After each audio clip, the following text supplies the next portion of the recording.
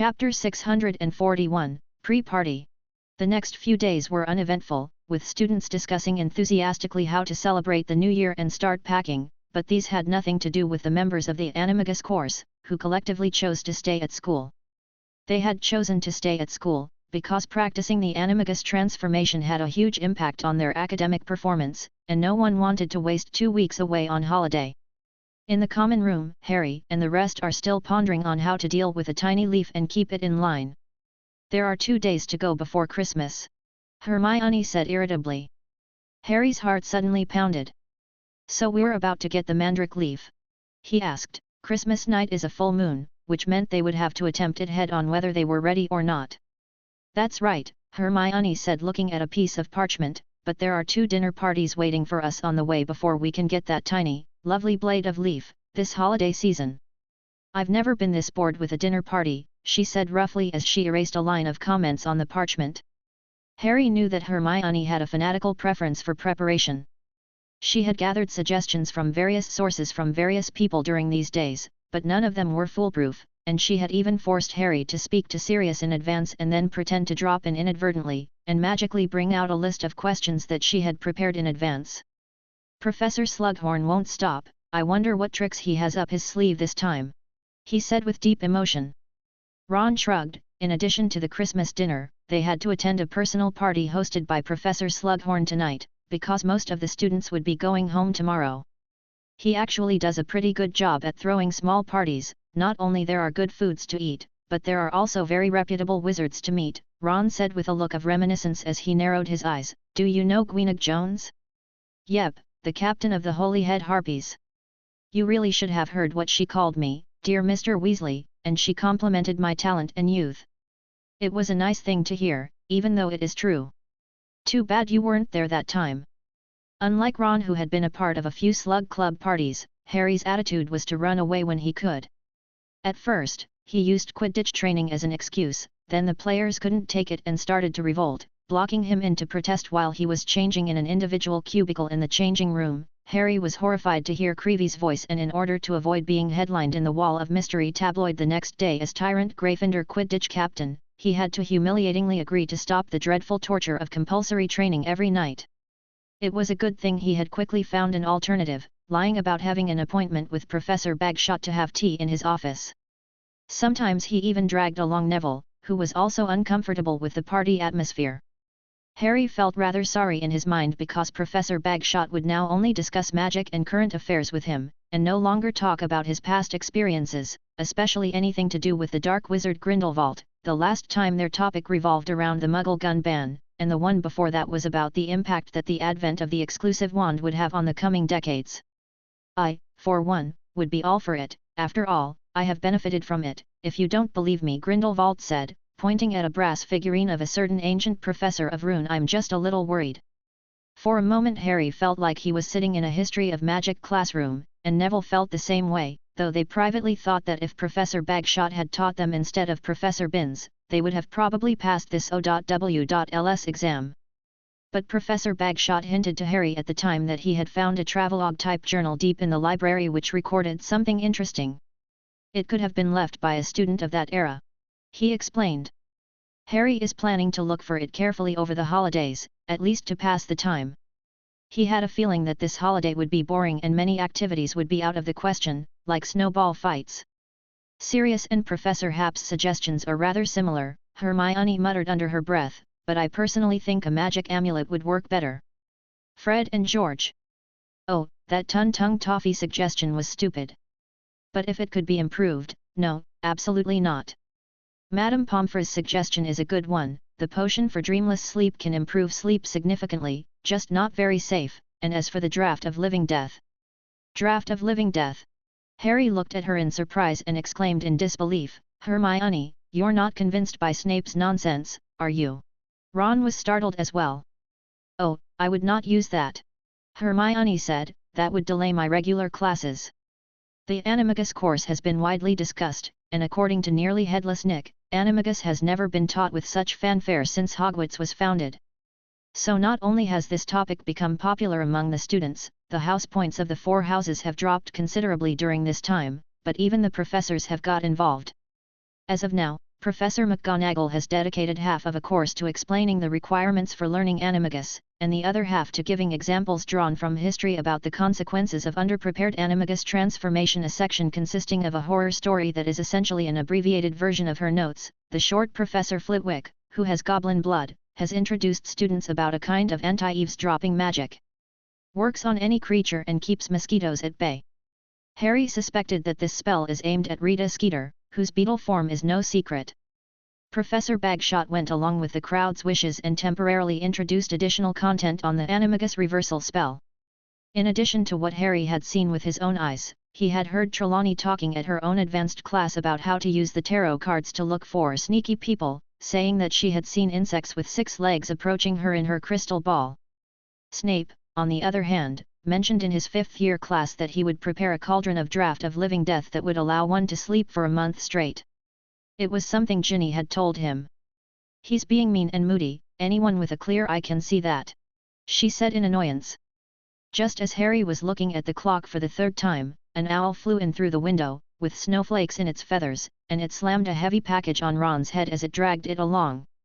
"A Christmas present? So early?" Harry asked, somewhat surprised. "No," Ron said as he tore open the wrapping paper, "it's Colin's. Didn't I tell you she is in Hogsmeade? I asked her to send me something, they're idle anyway." "Oh," he trailed off as he looked at the small card. "What's the matter?" "She's leaving, and that Carlotta Pinkstone really seems to be planning to spend her retirement at the Three Broomsticks Inn," Ron said. "After all, the Ministry of Magic can't afford to keep 2 Aurors wasting their time, can they?" He rummaged through the package and pulled out a couple of quill pens, magic erasers, and socks, as well as a few miscellaneous items that Harry was just about to look at more closely when Ron stopped him. "This has your Christmas present in it," Ron said guardedly. At 8 in the evening, they and Neville appeared in Slughorn's office.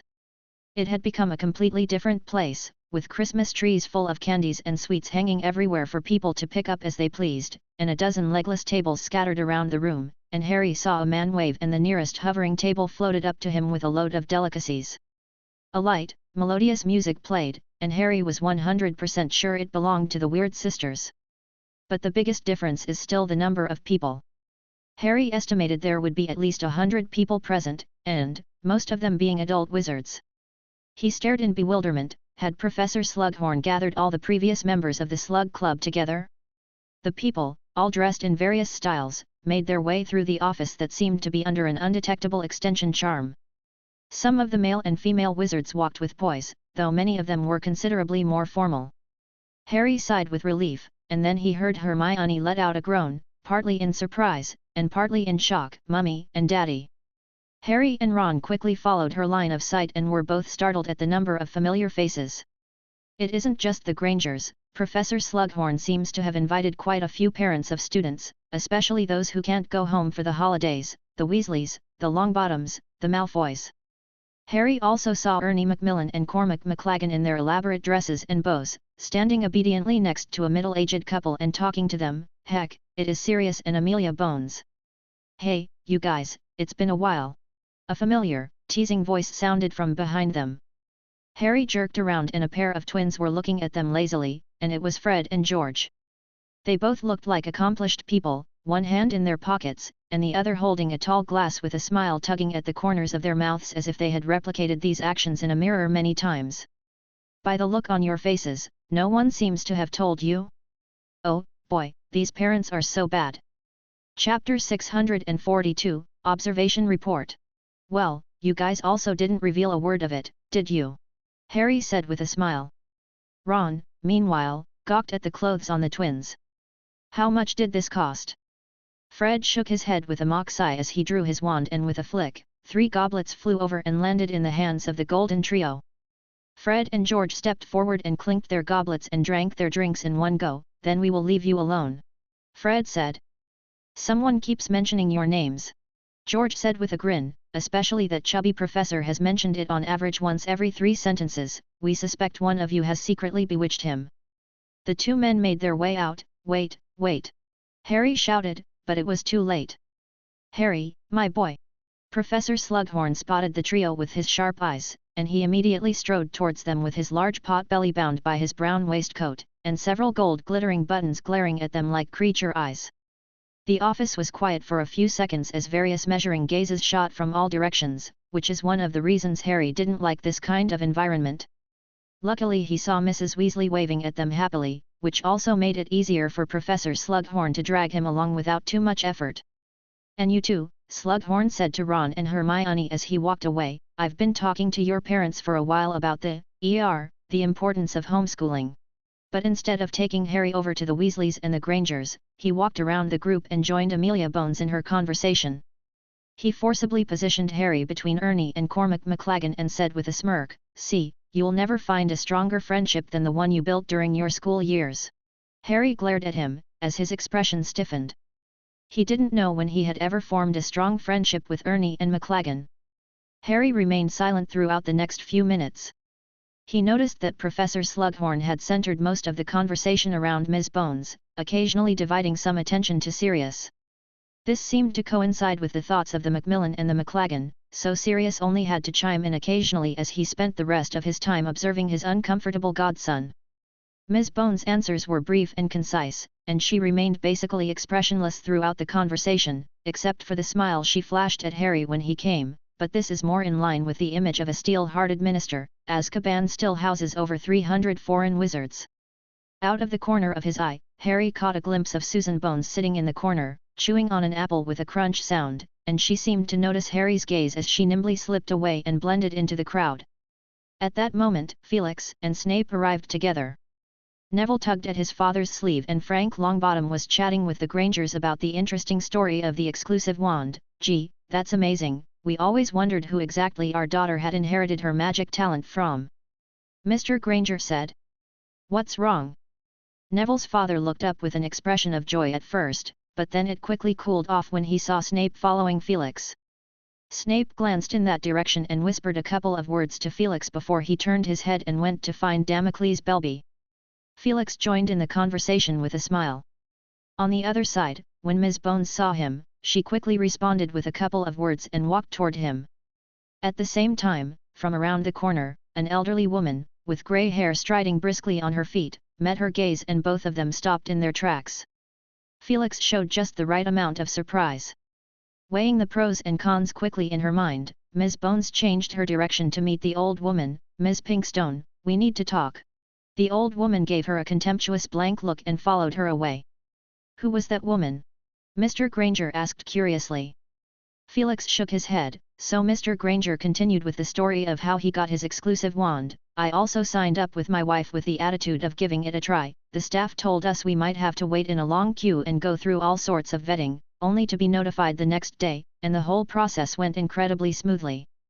Felix winked at Hermione, whose face flushed. "I don't think anyone would say no to give a small favor to an Order of Merlin winner." Mr. Granger froze for a moment. "Oh, really?" he said, abruptly feeling a little uneasy. "I heard that man has been arrested?" "We subscribe to several magic newspapers and keep a close eye on developments. It is said that the you-know-who, what a strange name, made a deal with the former Azkaban prison guards, trading human emotions in exchange for powerful spellcasting abilities." "Dad, I told you both to read the Quibbler less," Hermione shouted as her face flushing even more. "But this is the only publication that gives an explanation." Seeing his daughter's unhappy face, Mr. Granger changed the subject decisively. "Mr. Happ. You can call me Felix." "Okay, Felix," he said, "we bought a whole set of magic projectors. I especially like the immersive mode. It's amazing, it's like we're characters in a film too, but we have to lock the doors, windows, and put up a no visitors sign when we use it." "Hermione," Mrs. Granger said with a deliberate stern face, as she was concerned about something else, "look at your hair, didn't you send home a quick smoothing hair gel? And this cloth, do you wear them all the time?" Hermione yelped in annoyance and ran off in a huff. Mrs. Granger chased after her. "My daughter has, been rather stubborn since she was a child," Mr. Granger tried to explain. "I can understand that." On the other side of the room, a finally relieved Harry and Sirius skulked around the room, with food in their hands. "That woman is Carlotta Pinkstone?" Harry asked. "That's right, a total pain in the arse, don't bother with her, Harry." Sirius stuffed a piece of strawberry pudding into his mouth and vaguely said, "As if we didn't have enough trouble." What's wrong? Harry asked worriedly, thinking about Sirius's investigative mission, work not going well. Sirius gnashed his teeth hard. It went well, that's what makes it a big problem. He had a toothache look on his face, a lot of stuff is plainly laid out. And what's it about? You don't look like you are okay though. Ahem, I'm just validating someone's theory, actually, come this way, Harry. Sirius looked up to find the two of them unknowingly walking over to Felix, who was flashing his white teeth at him. He hurriedly dragged Harry in a different direction and continued, as I said, that was only a small errand, and the contents in Felix's books and report weren't too far off from what I saw. I did figure one thing out over the last few months though. Sirius became serious. Muggles, unlike wizards, can derive huge theories from some simple truths, and because there are enough of them, they can spare plenty of manpower to bring out the full potential of these theories, which they named basic scientific theories. This also means that the rate of Muggle development can be measured. There are exceptions, of course, but we can figure it out roughly, and I can sense more and more that there is a line that stops ahead, and once it is crossed, it will be very difficult for wizards to maintain the statute of secrecy.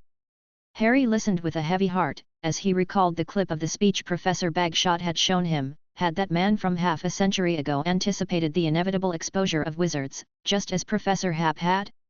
The only difference was that Grindelwald had chosen to start a war and try to enslave the Muggles in the end. He cryptically described Professor Bagshot's point of view to Sirius, who stopped chewing and looked at Harry thoughtfully. I don't know what Dumbledore was thinking, but since he picked this Mr. Bagshot as a professor for the Defense Against the Dark Arts class, it means he's aware of the problem as well. Do you think that Professor is hostile to Muggles? Not really, Harry said, searching his mind trying to find the exact words. I guess he thinks that wizards and Muggles are two different kinds of people and that once wizards are exposed to the outside world, there could be conflict, he said, his breath abruptly hitched. He imagined a war. Sirius caught the anxious look on his face and seemed to guess what Harry was thinking, and solemnly said, "Don't worry, it's not a big problem yet. I agree with Felix that we have at least a few more decades to prepare, and don't forget that the Minister of Magic has actually been in contact with the Muggle Prime Minister and hasn't completely closed off." He suddenly lowered his voice to speak, and Harry leaned in closer to hear more clearly. "Frankly, I have some admiration for Felix, but don't tell him, to save him from getting smug, both because he pointed out the problem and also because he did all those things without saying a word, to lay the groundwork for the future. Amelia already has a general idea." "What idea?" Harry asked, holding his breath as his eyes followed his godfather to Professor Hap in the crowd. "Gradually increasing the connection between the two sides," Sirius said, picking up a piece of rib in his hand. "The squib issue is a good entry point, and now with the exclusive wands, the number of squibs who can cast spells will definitely increase in the future. We haven't fully licensed it yet, but there is a trend towards that. Conservative estimates suggest that the number of squibs in the country is over 100,000, if not more, because squibs also have offspring. Amelia is going to wait for the situation to stabilize in a couple of years and use this as an excuse to negotiate in secret with the Muggle government to set up a special department, the kind that would keep it a secret from the general population." "Why should it be kept secret from ordinary people?" Harry asked in confusion. "One step at a time," Sirius shrugged. "Actually initiating a collaboration would mean more government workers would be aware of the existence of wizards, tearing a hole in the wall first, and deploying people from each side to jointly manage magical incidents that occur in the Muggle community. After some years of keeping it up, when both sides have a foundation of mutual trust, we can let the cat out of the bag little by little." Harry swallowed. "Don't think it is simple as I make it sound. It is very tedious to do and there are all sorts of details that need to be sorted out. For example, we have no clear legal framework, and both sides have to make concessions, which is a headache." "That's enough." Although he didn't know the full extent of the plan, Harry's tense mood relaxed. Just a moment ago he had felt that conflict would be inevitable, but a few minutes later things took a turn for the better, and for a moment Harry felt like he didn't understand anything. "You're still at school," Sirius smiled understandingly. "There's a lot of knowledge you can't learn at school. I strongly suggest you to travel for a year or two after you graduate before joining the Ministry of Magic as an Auror." Harry lowered his head in silence, seeming to ponder the feasibility of the plan. "What if the conflict is unavoidable?" he blurted out, and Sirius looked at him in surprise as Harry explained in a whisper, "I mean, we're all looking on the bright side now, aren't we? If there's an accident, like the Muggle government not recognizing the Ministry of Magic, they'd have to admit it, Sirius said lightly. Do you think the Ministry of Magic just keeps the wizards undetected? Who is the one that suppresses the power of dark wizards? Who is it that keeps the dark creatures in check and prevents them from going out to harm people? The Ministry of Magic can hide or even withdraw from Britain at any time, and then what? It would be a dark wizard's paradise, and you don't think dark wizards would be stupid enough to take the Muggle army head-on, do you? There was silence for a while. Harry opened his mouth several times, and he was unable to imagine what the consequences of this scenario would be if it happened. Let's talk about something happy, Sirius said with sudden cheerfulness. How is your animagus study going?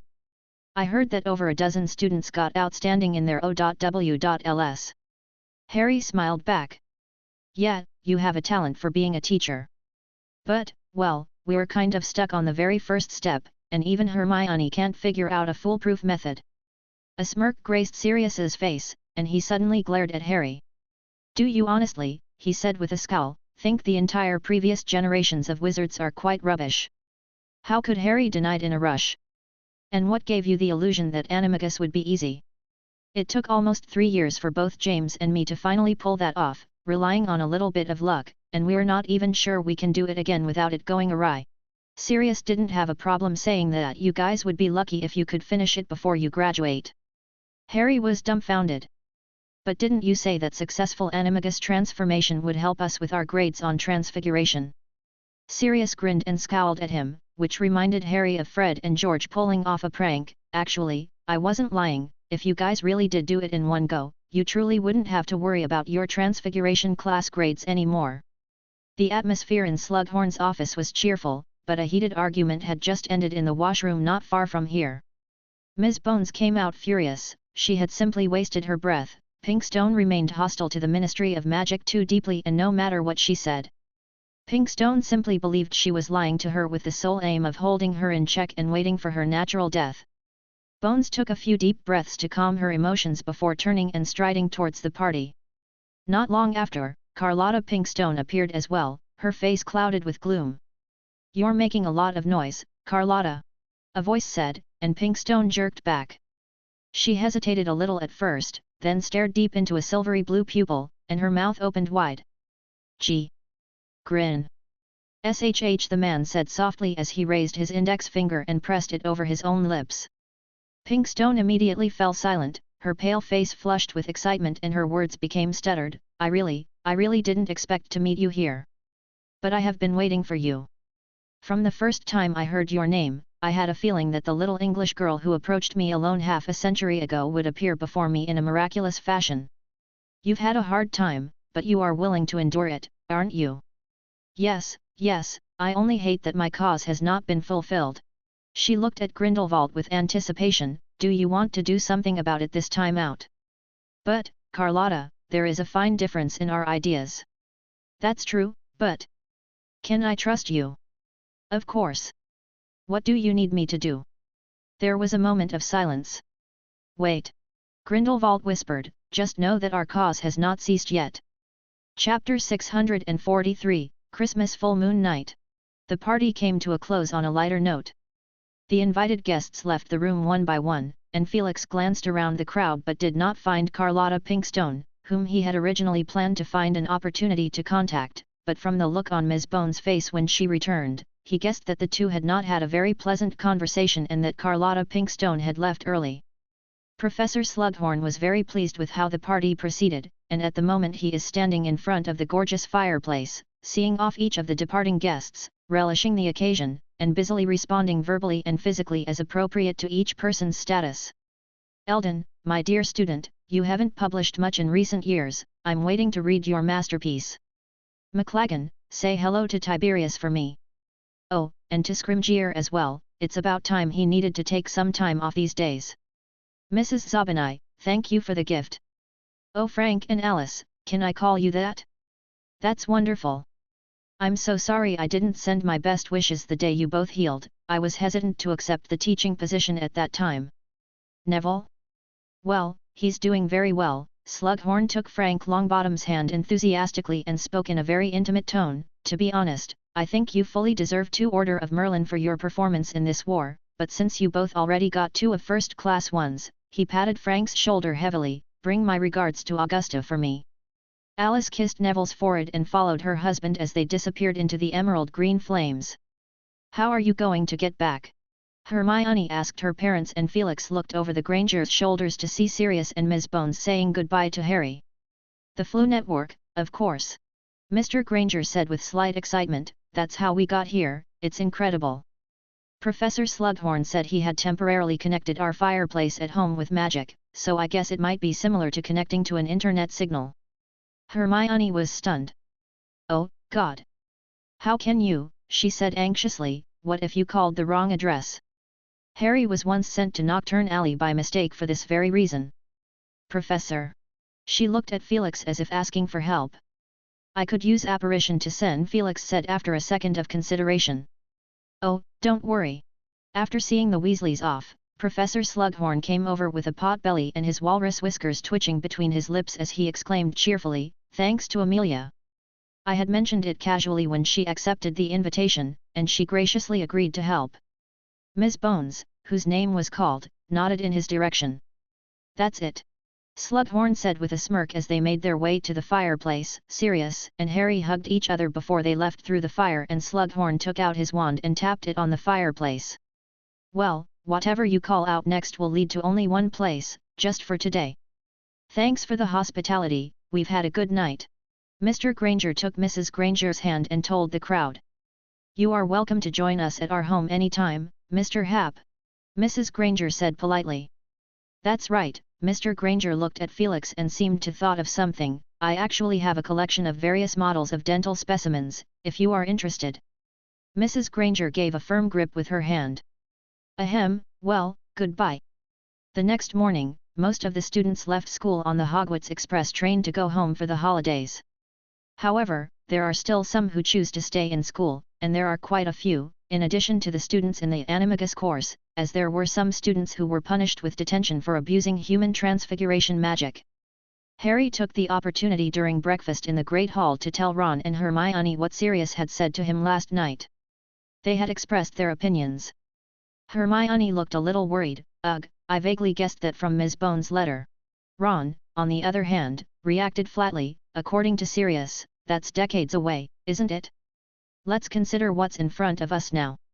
He frowned as he said, looking around, "The people who sat with them at the dinner table all took their time chewing in a way that made you lose your appetite.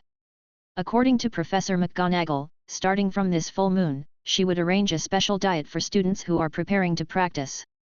It will prevent some of you from swallowing the mandrake leaf through carelessness."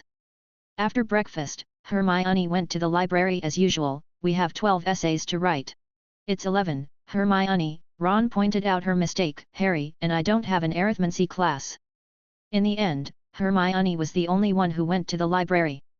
Harry and Ron decided to go out for a ride on their broomsticks. There were not many students in the school at the moment, so they were able to have a good time racing around the Black Lake. They ended up accidentally bumping into Valen, who was skating with her army of Snowman Niffler, and with a grin on their faces, they had a snowball fight with Valen.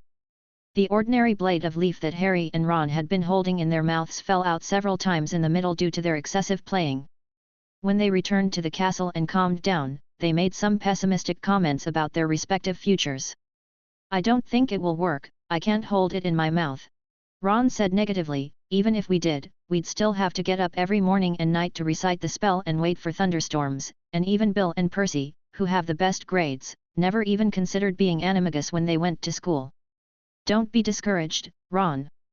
We even managed to survive the Voldemort hurdle," Harry said encouragingly, though he followed along and became depressed when Ron pointed out that he had to lead Quidditch training after the start of the new year and that couldn't be done without talking out loud. When they saw Hermione in the evening, she didn't look well either, but she still made a snide comment about the pair's lack of commitment and went back to bed early. It was not until the next day when Harry was opening presents under the little Christmas tree that he started to feel better. Harry received the usual presents, including a hand-knitted jumper from Mrs. Weasley, some candies and joke products from the twins, which included a boxing telescope, which Ron tossed aside in exasperation when he showed it to him. Because the twins had presented it to him for a beta test, which he had gifted to Professor Happ at the time to save some money. After remembering that it was from his two unreliable brothers, it had scared the hell out of him. Harry had also unwrapped the gift from Ron, a tiger hat. Collins picked it out, so if you don't like it, go find her, Ron said, while he himself put on a parrot hat and looked around in the mirror. Where did she buy it from? Harry asked with interest. It seemed to be a collection, and he wanted to ask if there is an antler version, which he wanted to give to Ginny next year. McHavelock's wizarding headgear, Ron said. It could only be there. Is Collins okay? Hermione asked as they descended the stairs. Aren't she and Tonks in charge of keeping tabs on Carlotta Pinkstone? Well, she managed to turn up at the party last night. It shouldn't be too much of an issue, Ron said slowly after a moment's thought. Their mission ended yesterday at noon. Who would have thought that woman would be connected to Professor Slughorn and be invited? On the other end of the castle, Felix had just finished opening his presents, which was quite a lot of work. Felix was most pleased with Luna's gift, perhaps because he had helpfully suggested it. She presented him with his life-size brightly smiling portrait, and Felix wondered when he had made that kind of impression on Luna, but he soon solved the mystery. A small slip of note contained Luna's well wishes. Merry Christmas, Felix. Love the gift you sent me, and I am going to take it home to show Papa. Plus, I got some inspiration from the magic portrait that is hanging in St. Mungo's when Papa was receiving treatment on the 4th floor. Valen likewise received a piece of art, but perhaps this is the one that suits Luna's aesthetic. It is a stone painting. In a foot-square frame, hundreds of small, carefully selected pebbles had been colored and arranged to create the shape of a niffler, with a green cape cut out of palm-sized leaves behind it, the edges of which waved majestically. Valen babbled about it for a long time, seeming to both dislike and like it. Only when Felix said in a sour tone, "We can swap."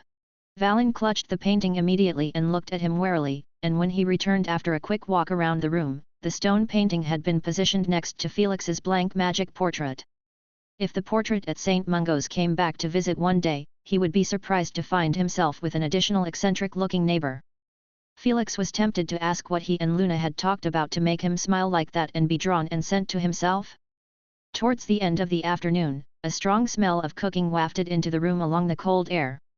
Valen, who had been nestled on the sofa couch watching a cartoon, sniffed the smell and quickly announced the names of a series of dishes, and she and Felix looked at each other for a while before agreeing to turn off the projector and go downstairs to the Great Hall. The Great Hall appeared very empty, with only one of the 4 house tables left, and every other seat occupied by a bulging bag full of wizard colorful poppers, from which various styles of hats and odd trinkets could be popped. They had arrived quite early, and it was not mealtime yet, but there were already students present. Bang! Bang! 2 sounds like cannons exploding echoed through the Great Hall, and a purple cloud of smoke filled the air as the figures of 2 students emerged, accompanied by a coughing fit and the few words, "It's your fault and you suggested it." Felix couldn't hold back his smile. It was 2 Hufflepuff students who had been punished with detention for tarnishing the name of their house by turning each other into a honey badger, only to accidentally wander off after the transformation, and Professor Sprout had mobilized half the Hufflepuff house to search the common room for half a day before finding the unlucky pair. One by one, the crowd grew, and Felix chatted with Valen in a hushed voice. "Those 4? I heard they were in the same dormitory and were planning to quietly study Animagus Transfiguration, and they even formed a secret study group for it. Only for the 3 of them on the scene to cower in fear because of the uncontrollable tiger roar that was heard from the next closed classroom. The 4 Ravenclaw girls shot them an exasperated glare as they passed by. The professors gradually showed up as well, scattered to sit at the long table. Dumbledore wore a moon-white robe and had a happy look on his face. "Merry Christmas," he said enthusiastically. "There are so many people this year that I've made a last-minute edition of colorful packet poppers, so sit down." Not many people were as happy as he was. Most of the students, either punished, in all 4 houses, Gryffindor mostly, or members of the Animagus course, and only a few actually volunteered to stay. He swept his gaze around the room, looked at the sad-faced students, and said, "It's Christmas, I think. Our task is to stuff our mouths with delicious foods, not a little leaf. What do you say, Minerva?" Professor McGonagall pursed her lips. "You're quite right, Dumbledore." As soon as the words left her mouth, half of the students immediately took the leaves out of their mouths with joy, and the atmosphere was suddenly heated.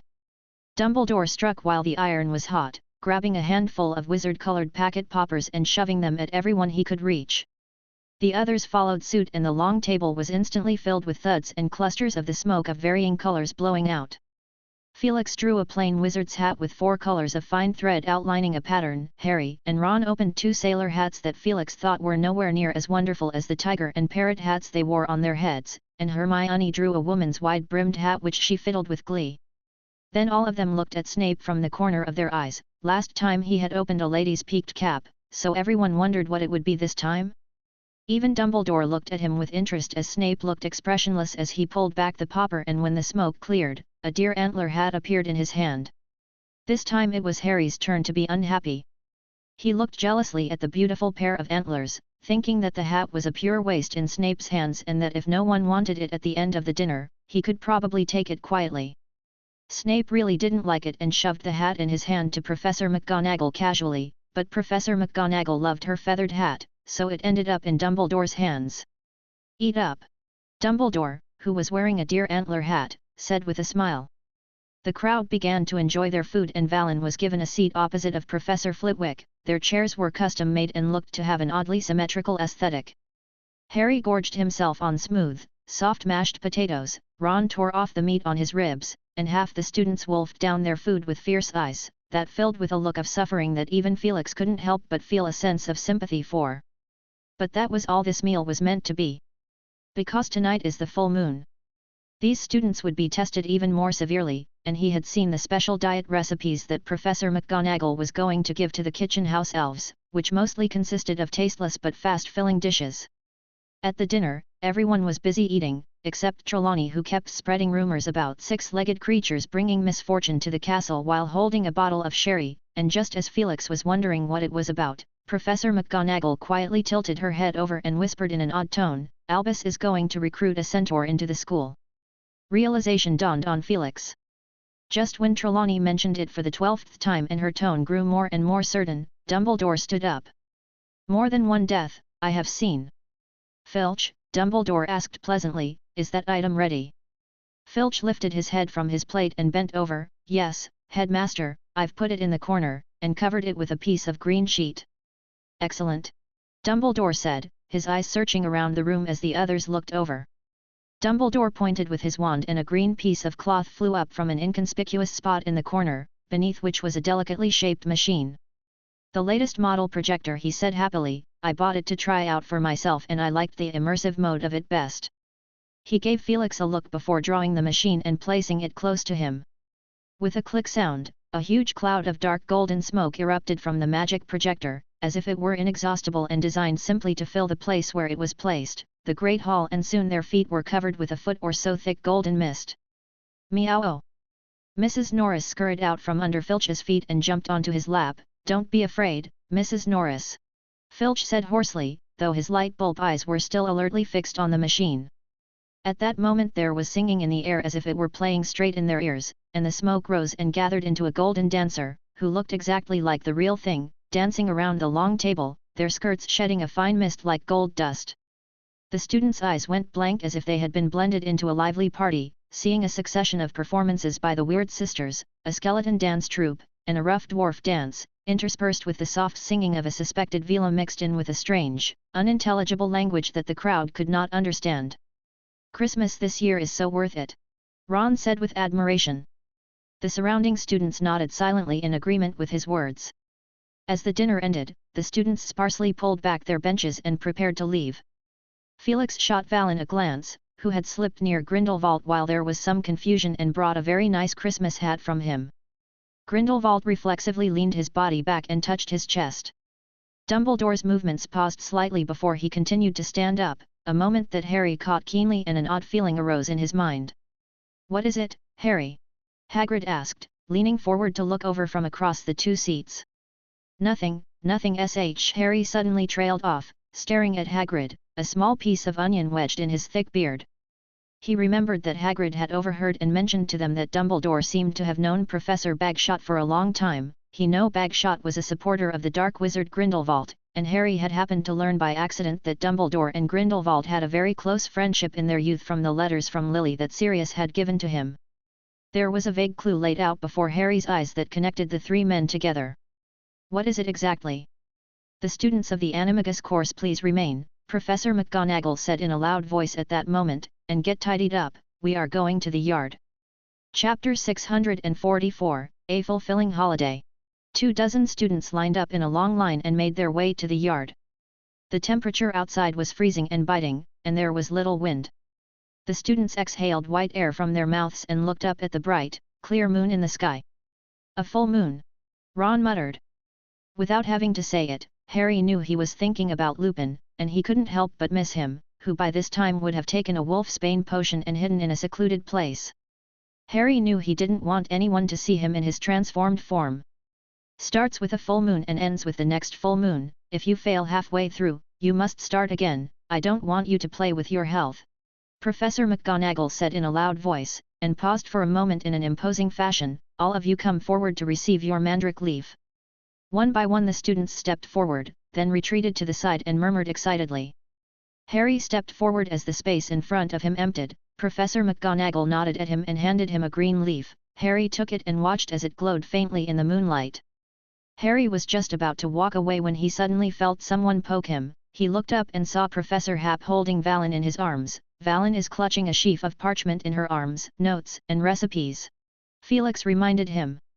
Harry took the parchment from Valen and stepped aside, reading the words on it with the bright light of his wand.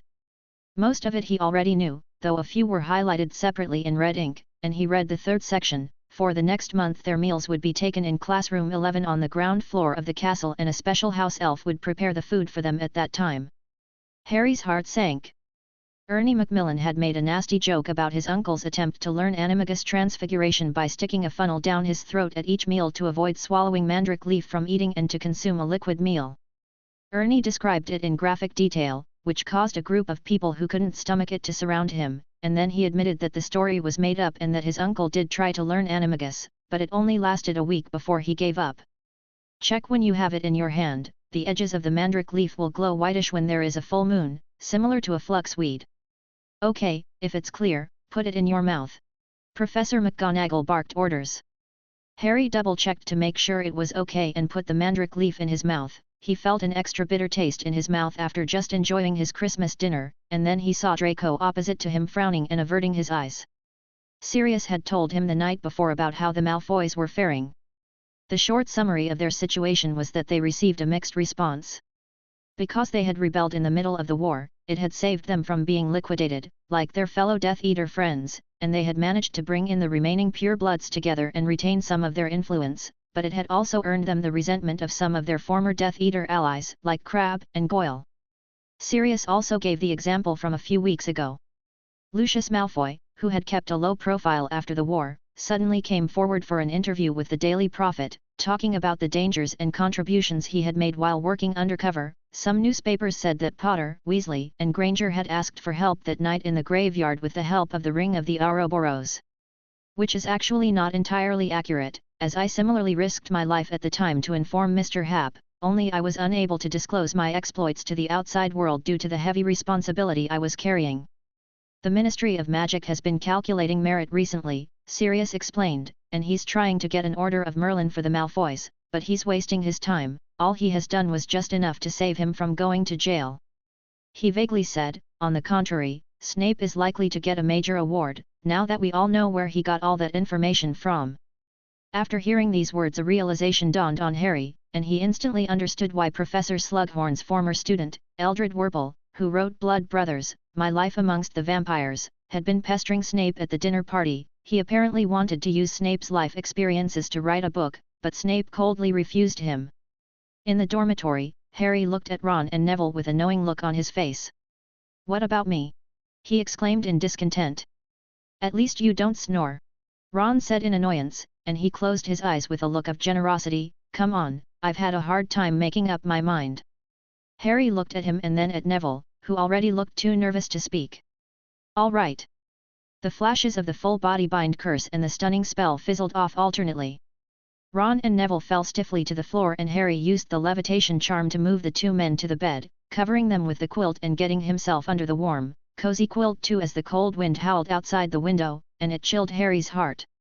He hesitated for a long time about whether or not to cast a stunning spell on himself. After all, not everyone had the courage to fall asleep in the face of two stiff bodies, and he tossed and turned in bed for a long time before finally pulling a roll of magic tape from under Ron's bed and sealing his mouth shut. The whole time Harry forced himself not to look at Ron's stiff face in the moonlight. He crawled back into bed and stared at the ceiling as he counted the numbers, and after an unknown amount of time, but it must have been the second half of the night, drowsiness hit him, and he drifted off to sleep.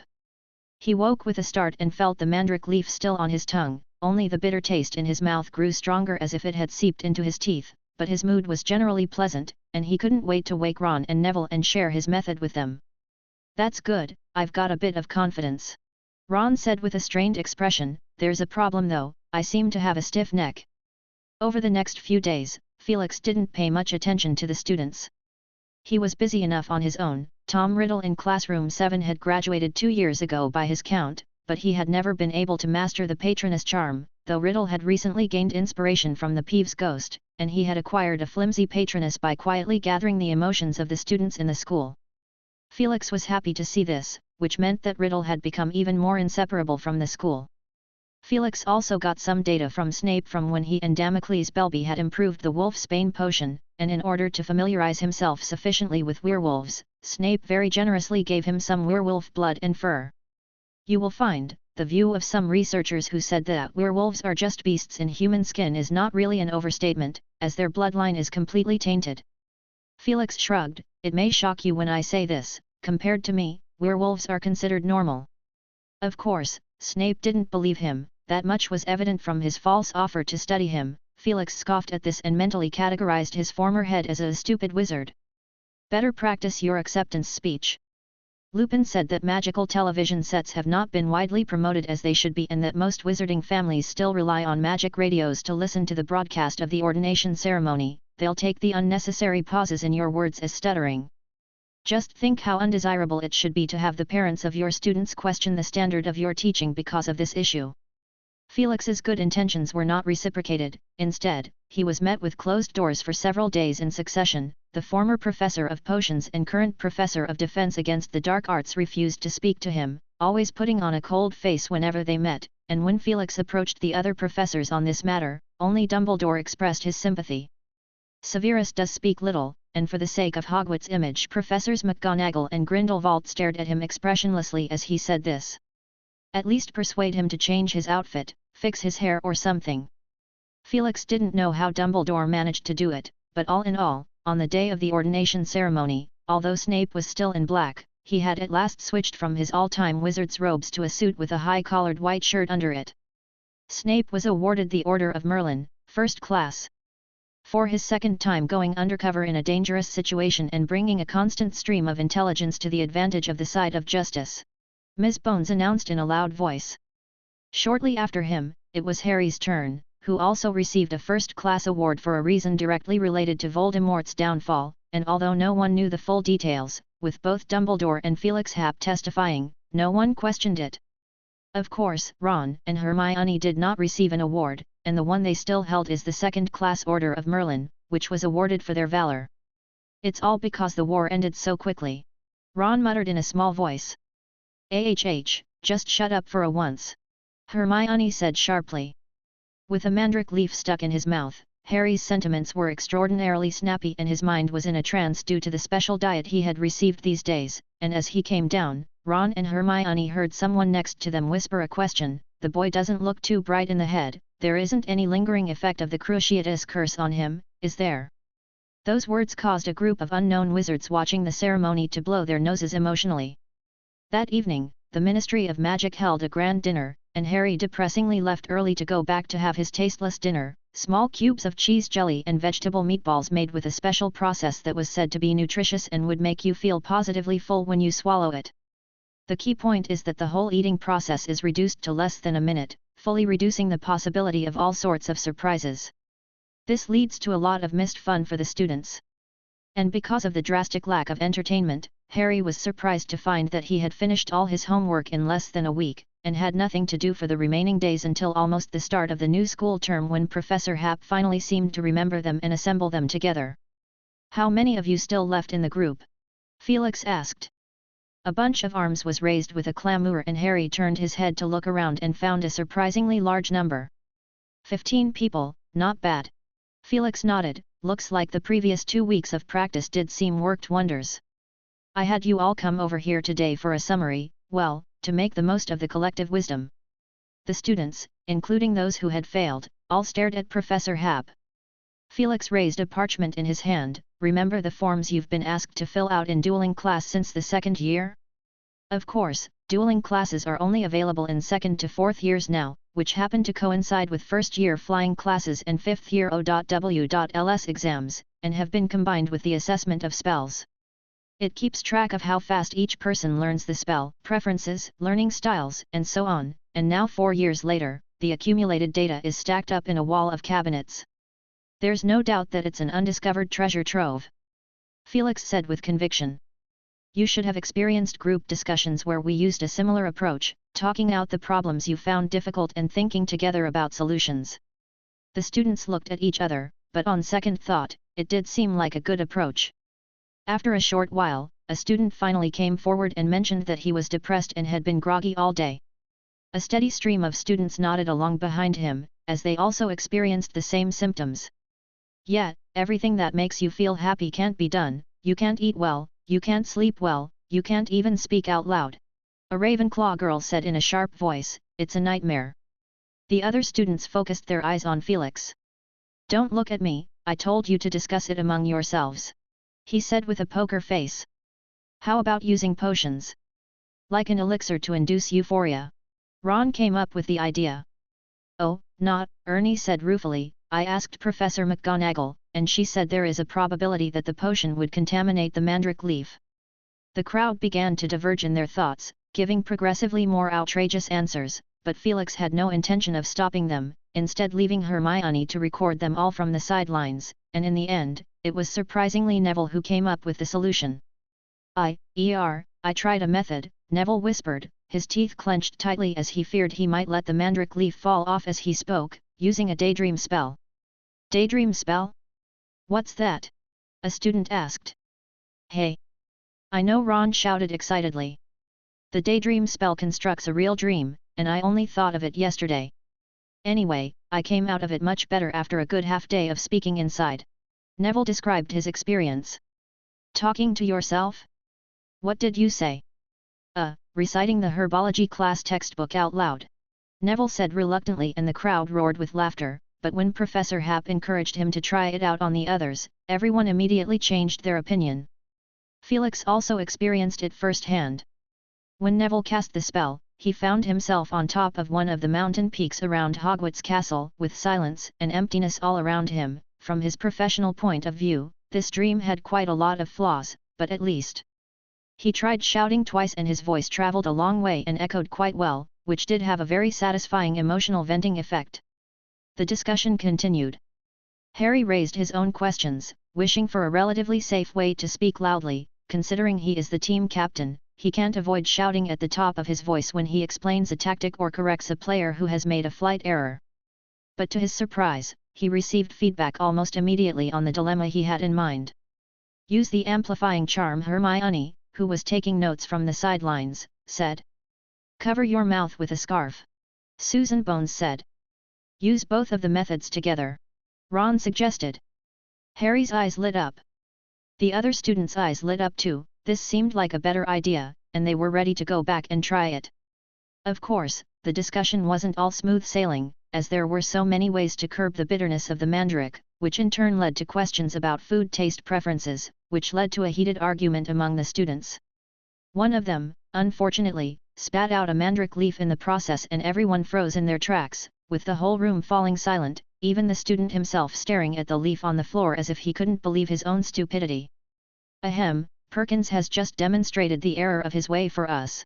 Felix said not quite comfortably, it serves as a reminder for us to remain calm for the rest of the session. Personally, I recommend wearing some kind of amulet with a calming effect. Just let it function at a minimal level. He added. Chapter 645, Success or Failure. When the new term started, Dean and Seamus returned. Harry was the happiest of all. He finally didn't have to face the deathly silence of his dormitory alone and was beginning to look forward to the first night. As it turned out, after dinner that day, Harry was called over to Professor Happ's office to add emotional nourishment to the Ouroboros serpent in classroom 7. After witnessing once again the intimidating and beautiful giant Ouroboros serpent swallowing his stag patroness, Harry had asked Professor Happ, "Is that riddle okay?"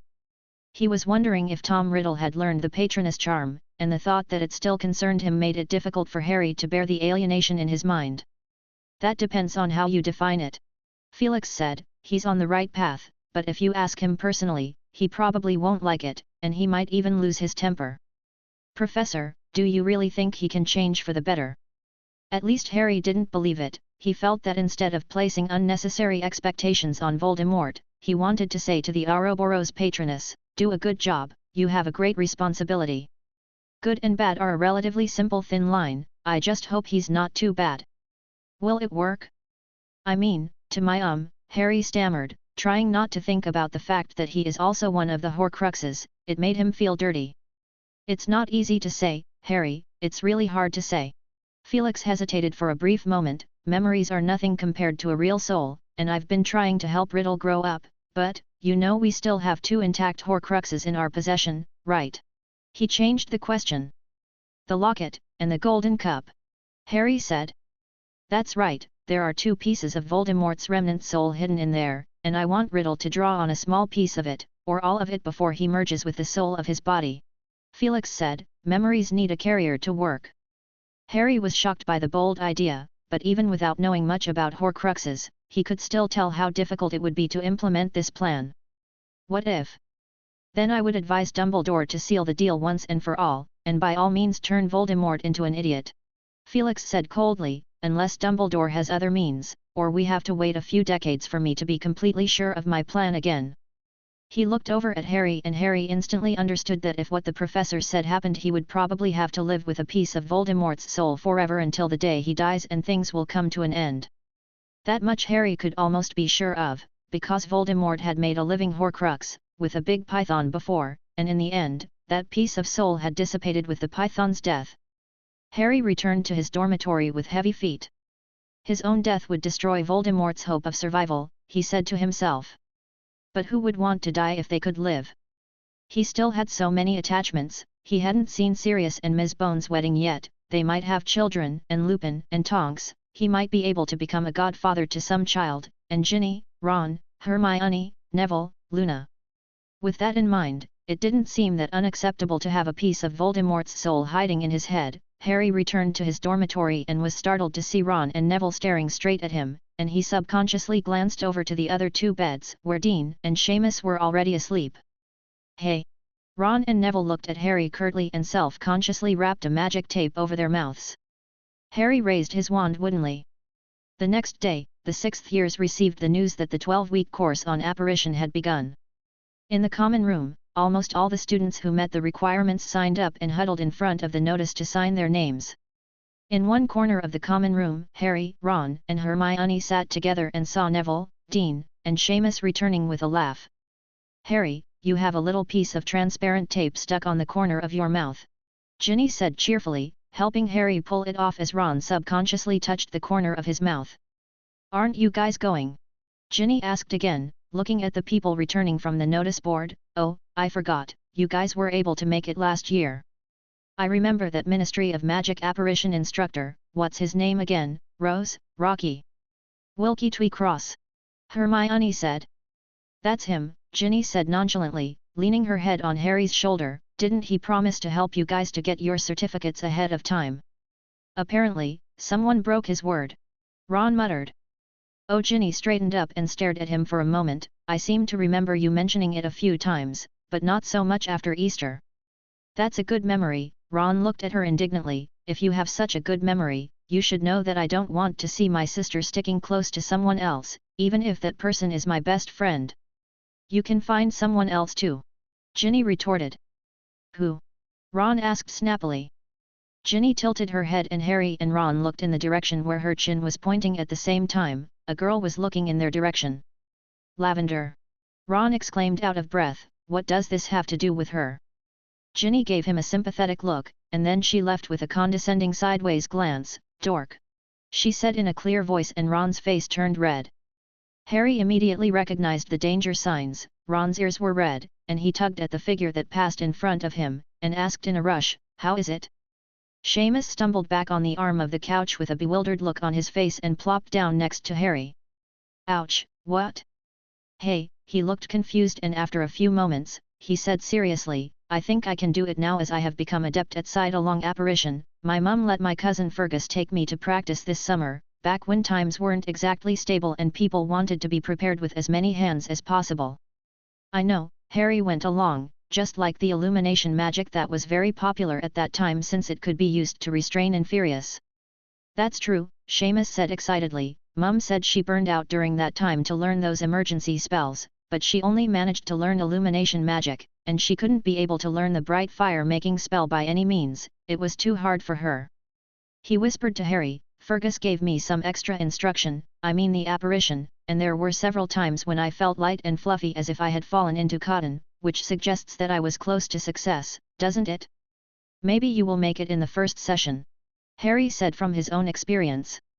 "Or maybe there will be a splinch," Ron said with a grin, and Seamus' face turned pale when he said it. Ron hastily tried to remedy the situation. "I mean, it's not really a big deal to get splinched, there is a professor in the room, so aside from some pain."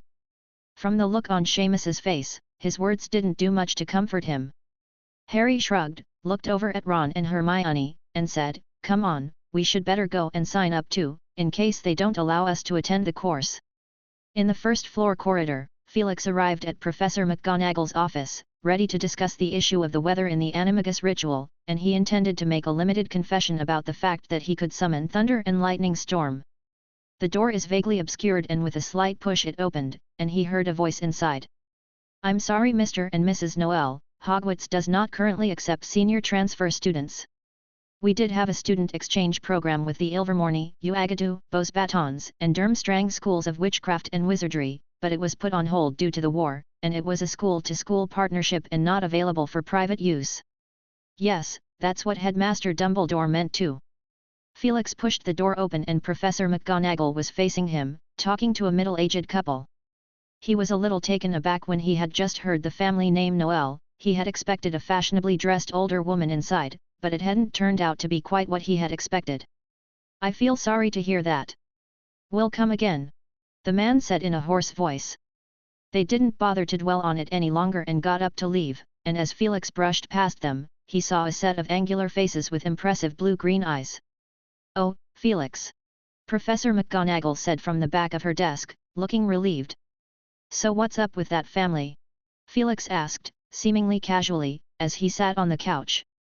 "They came from the United States and are planning to move to England in order to settle, and they are hoping to enroll their children here for the last 6 months. Professor McGonagall said, "They have been bugging me for a long time. This family is quite stubborn. Couldn't even wait half a year. I thought it was strange too, they said it wasn't too stable over there," Professor McGonagall said, and they spent the rest of the day discussing the weather issue, and when Felix made his intentions clear, she smiled in surprise. "I had intended to ask Dumbledore for help with that. No, it wasn't exactly stormy now, the next full moon is nearing, and the mandrake leaf after sufficiently absorbing and mixing with both salvia and pure moonlight, must need energy from a thunderstorm, but the weather has been a little cloudy lately." Professor McGonagall said seriously, "If the ritual fails because of the weather, I doubt any of these students will have the patience to do it all over again." Despite her grave tone, Felix could sense that she was in high spirits, which might have something to do with the recent succession of articles published by Snape and Professor Burbage. Let's not mention Burbage. Professor McGonagall and Snape, as the heads of the two rival houses respectively, are usually very competitive. Now Professor McGonagall is much more active than she was in the beginning. In the blink of an eye, 2 weeks had passed and the night of the full moon had once again dawned upon the world. The students of the Animagus course were gathered and headed towards the edge of a solitary forbidden forest. Felix brought some candles from the Great Hall and left them to hover in the air, the faint flames of which kept leaping, just as the students were feeling at the moment as they trudged deeper and deeper into the darkness. Nearly a month has passed and only 11 of the 23 students are left, which is less than half of the original number, but Professor McGonagall is very satisfied, saying that this kind of scenario is the very first she has seen in her teaching career, and the group finally arrived at their destination. She turned her back to the Forbidden Forest and faced the students. speaking in the ankle-length white cold snow. "Come forward in order, Weasley, you're first. Come on, get your hands off the ground," Professor McGonagall said sternly, and Ron did as he was told with a bitter grimace. "You're missing a corner of your leaf, so you are not qualified." "It really won't work?" "It's nearly there," Ron said desperately. "No, not unless you're prepared to have a horn growing out of your chest," Professor McGonagall said regretfully. "Next." Hannah Abo, a rosy-cheeked witch with 2 large braids, stumbled out of the crowd and held her piece of mandrake leaf out for inspection. "You are qualified," Professor McGonagall said gently. Hannah let out a loud whimper, unable to stop the tears, though her hands remained steady. Neville helped her to stand on the side and let the inspection continue. "Cormac McLaggen, not qualified. Susan Bones, not qualified. Draco Malfoy, qualified. Ernest Macmillan, not qualified." Soon it was Harry's turn. He spat the mandrake leaf out of his mouth and carefully wiped the saliva from it with his sleeve. For a moment he unexpectedly felt that something was missing in his mouth, and then he glanced over to see Ron's face stiffening as he crumpled his mandrake leaf into a ball. "Those who have failed will have a second chance. But if you give up, there's nothing to be gained," Professor McGonagall said as she glared at Ron. "Potter." Harry held his breath and stepped forward. His feet didn't seem to listen to him. Professor McGonagall didn't say anything. She moved closer and pushed her square glasses. Harry stared at the jumping candlelight reflecting off her lenses and suddenly forgot how to breathe. After what seemed like a lifetime, Professor McGonagall's voice came from a distance. "Meets the requirements, qualified." Harry became dizzy for a moment. Hermione, who was behind him in line, now turning pale with tension at the moment, and she constantly squeezed her arm. Only when she heard from Professor McGonagall that she had passed did she gasp sharply and step aside with a small sob. Those students who had failed long ago were sad, and they could empathize with them the most. After all, they had all been through the same thing, but it had to be admitted that those who had not been declared to have failed until now were undoubtedly the worst off. When the inspection was over, only Harry, Hermione, Hannah, Neville, Draco, and the 2 7th years met the requirements and were allowed to proceed to the next stage of the course. Harry looked up at the full moon. Every student who had succeeded here had paid a huge price, especially in terms of mental strain. Towards the end of the last few days, Neville had stopped sleeping, his eyes had become scarlet, and Hermione had been sickly all day, no longer answering any questions or wanting to talk. Hannah Abbott was on the verge of a breakdown several times and was the most diligent of all in seeking out Neville to experience the daydreaming spell. As for himself, Gryffindor's Captain Ghost has been making a name for himself lately, and his whispering with the amplification charm has been giving goosebumps to not only the players but also the audience in the bleachers. Professor McGonagall started to distribute the little crystal vials and told them to fill them with saliva and put the mandrake leaf in it. Hannah's hands were shaking so much that she nearly dropped the vial over a few times, and Professor Hap turned a few small square tables out of rocks and twigs on the ground. "The rest of you don't just stand around, all gather here. If you still want to continue learning Animagus Transfiguration, you will use it one day," Professor McGonagall shouted. The students came together to observe. Those who had been judged disqualified on the spot were too devastated, and Harry had no time to comfort a distraught Ron. He followed Professor McGonagall's instructions as he added a strand of his own hair in turn, together with a teaspoon of dew, provided by Professor Hap, taken from a place where there had been no sunlight or human contact for 7 whole days. When the 7 students had completed the final step, adding the chrysalis of a death's head hawk moth into the crystal vial, Professor McGonagall instructed them to screw in the stopper and find a quiet, dark place to hide the vial.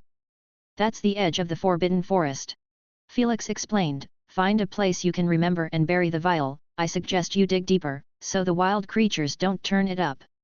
The 7 students went further into the Forbidden Forest, step by step, and Professor McGonagall waited until their backs disappeared from sight before turning to the remaining students and announcing, "Those who still want to try, come forward and collect their new mandrake leaf. The school will supply the leaf twice for free." Half an hour later, those who had gone before returned. Professor McGonagall breathed a deep sigh of relief, her clenched fist quietly released. "As of today, no one is allowed to come here to check it out. Also, even though you already know this, I'll repeat it once again. For the next period of time, the few of you should perform the following action every time the sun rises and sets. You must point the tip of your wand towards your heart and speak the following incantation, Amato Animo Animato Animagus. If all goes well, At some point you will feel a second heartbeat after reciting the incantation, sometimes stronger than the original heartbeat and accompanied by panic, palpitations, sometimes very faint. This is normal, and you must insist on reciting the incantation, without skipping it once, but after that, you must report it to one of us immediately. Did you hear me clearly? Professor McGonagall looked authoritatively at the crowd. I am not joking. The group of 7 in the center of the site nodded their heads in quick succession.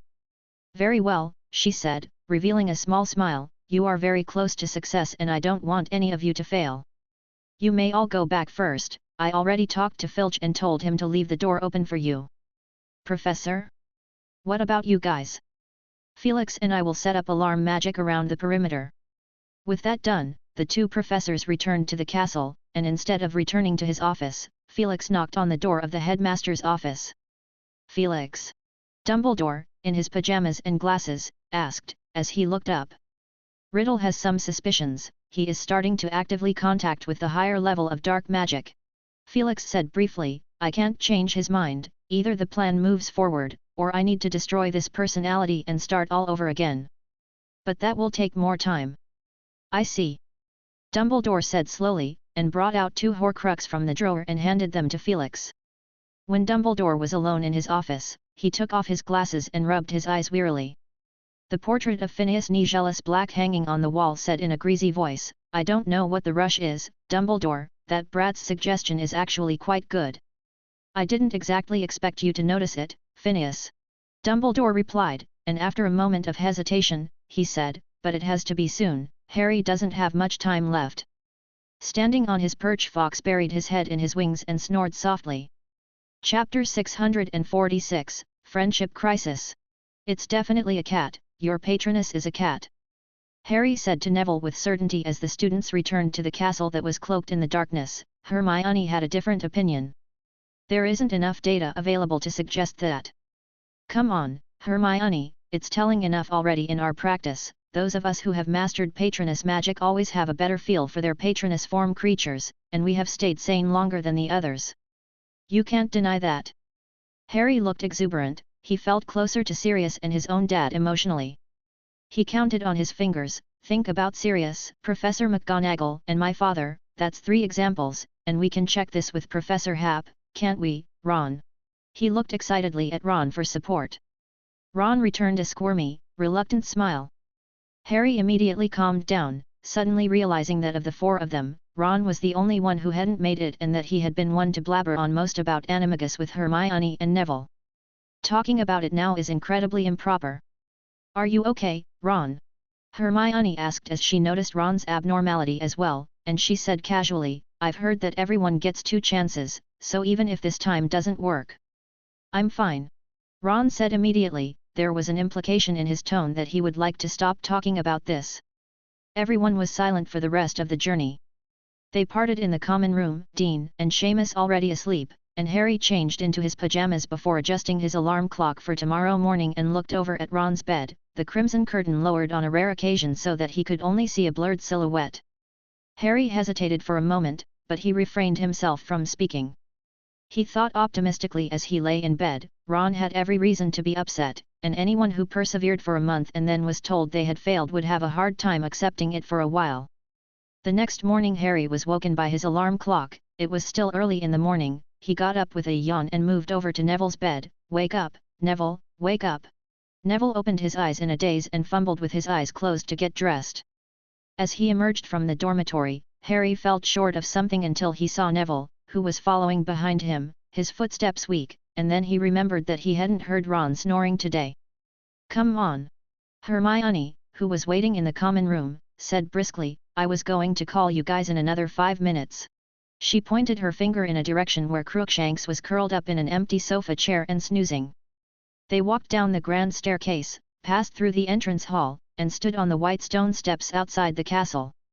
The air was cool at dawn, the morning light glowing faintly, the thin winter mist slithering through the forbidding forest. Good morning. A chipper voice said. The 3 of them were startled, and on closer inspection, they found it was Hannah Abbott. You're up so early? Neville asked calmly, fully awake. I've been up all night, without a wink of sleep. She said with a huff and struggled to keep her eyes open, her expression somewhat resembling Luna's. It felt like it was about time to head out, but it was all dark.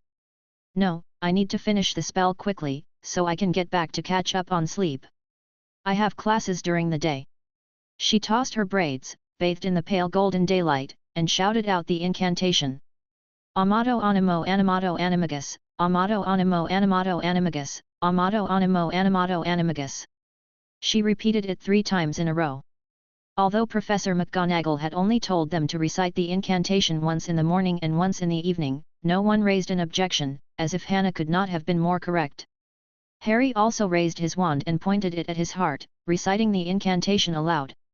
He had never found it so pleasant to speak aloud, his voice carried far out like an undulating wave, as if it blended in with the haze in the sky, though he had been unable to appreciate it yesterday because it was too late.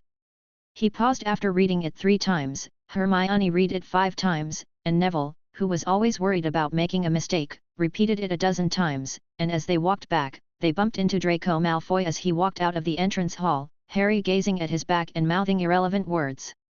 "You guys, Ron he." Wasn't his attitude a bit odd? Harry swallowed the words as soon as they were about to be spoken. However, he proved to be quite right. Ron was stern-faced throughout the class on Friday and didn't say a word after class. By the end of the week he had become even more offensive, making snide remarks about Ginny, who was doing her homework with them, ranging from picking on her clothes to cornering her by saying that Ginny had been thinking about falling in love with Harry since she was 10 years old, a comment that, in a way, Harry was pleased with. To the point where you are now kissing in public and have no sense of shame. You say that again? Ginny screamed, drawing her wand and seemingly ready to cast her favorite bat bogey hex. Take it easy, Ginny, and you calm down, Ron. Harry said stiffly, pulling Ginny away before things got completely out of hand and pushing the portrait of the fat lady away as soon as he could. Let's go outside and get some air, he said to Ginny. If you keep being so violent I won't ever open the door for you. The fat lady yelled at their backs. Harry and Ginny walked around the castle, and they returned to the yard. Ginny still had some lingering anger. He's just a child who hasn't grown up, Ginny said, inferiority complex mixed with arrogance, it's a wonder how he manages to live like this. Don't talk about him like that, Ginny, he's your brother. Harry said. Oh, you sound like my mother, but it won't solve the problem. Ginny immediately turned her aim to his head. You shouldn't accommodate him, he is somewhat famous, but it must be admitted that everything he has achieved so far has something to do with you. If you hadn't met our family that day but Neville and his grandmother, with his virtues. She suddenly froze and Harry felt a chill run down the back of his spine as he slowly turned around. It is Ron. The flush on his face slowly spread to his neck, then the color had a tendency to turn saucy. She was just casually saying that, Ron, Harry said in a hurry, as he stepped forward and tried to stop Ron, because Ron seemed to have the urge to rush up and give Ginny a solid smack in her face, or maybe Ron just wanted to rush over and have a face-to-face argument and spit in his own sister's face. Harry didn't want to bet on either of those outcomes. He found himself effortlessly holding Ron in place. Is that how you also feel? Ron asked, backing away continuously, mumbling, puffing, and gasping, his face so terribly menacing that Harry could even see the mandrake leaf twitching violently in Ron's mouth. What? Oh, of course not, Harry said. But even he could sense the perfunctory tone in his words, let alone Ron, so Ron gave him his odd, stiff smile and said, Hey mate, there's no need to look out for my emotions, I want to hear the truth. I'm telling the truth. Harry unconsciously raised his voice, he felt a little irritated. Is that so? Ron looked at him and then at Ginny. I'll tell you what the truth is. The truth is my sister and my best friend are talking about me behind my back, happily exchanging thoughts on how they despise me. I haven't. I've been speaking for you. Harry couldn't help but yell at him, if that's considered looking down. Yeah, you're right, I do look down on you. Ron's eyes went red and the muscles in his face twitched unnaturally. Ron, why are you acting all crazy all of a sudden? Ginny called out. You shut up, I haven't even talked to you yet.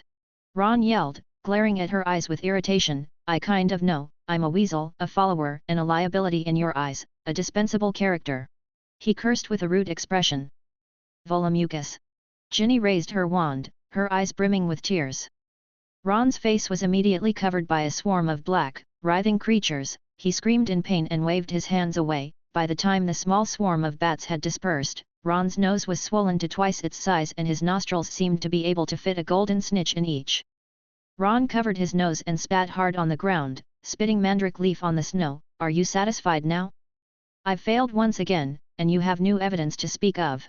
Ginny looked shocked as Ron pushed Harry away and stormed off towards the hospital wing.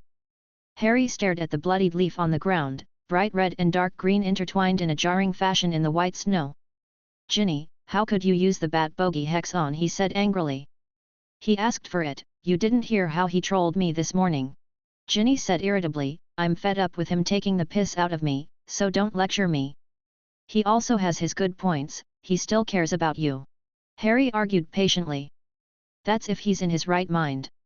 Seeing that it was about to turn into another argument, Hermione appeared just in time with obvious confusion and displeasure, and seeing Harry and Ginny, she took 3 steps over to them and asked in an exasperated voice, "What's going on?"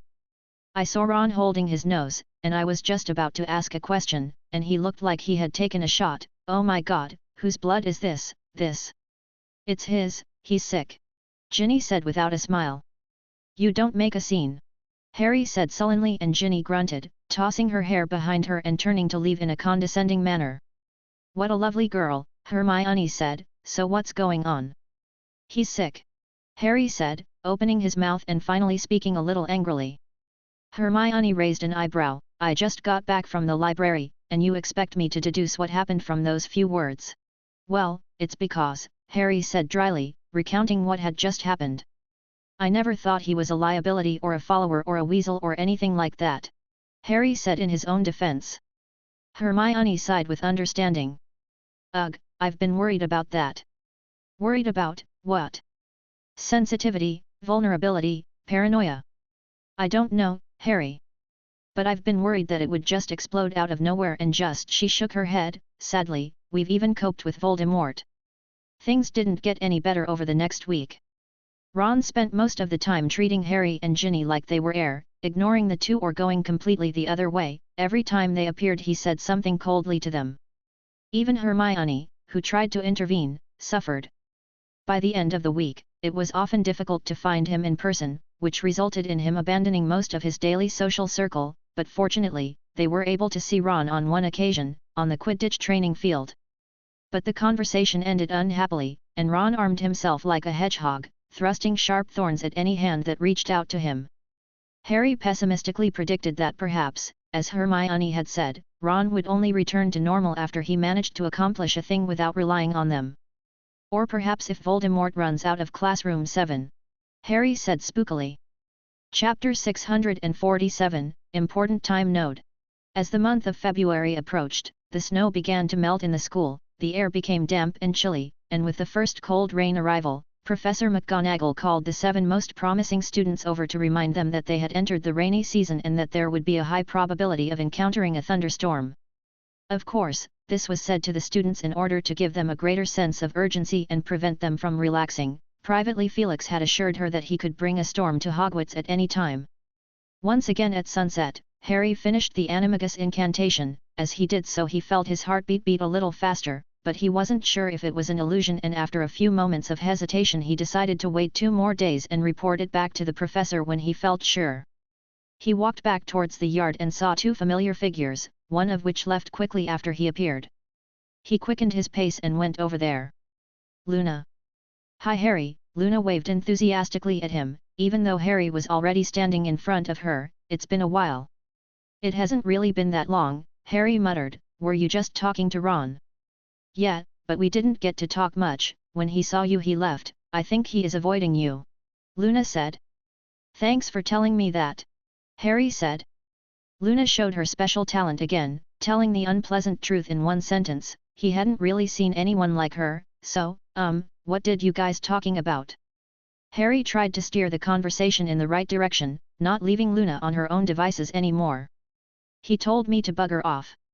"Not that, I'm sorry Luna, I apologize on his behalf. Ron hasn't been in the best possible mood lately and has been acting like a complete arsehole.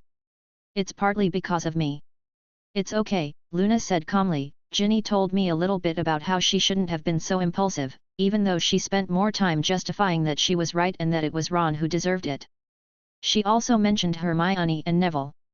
So my friends have been fighting behind my back. Harry felt squirmy inside, hearing Luna sound like this is a wholesome group activity, and they hadn't even bothered to include her.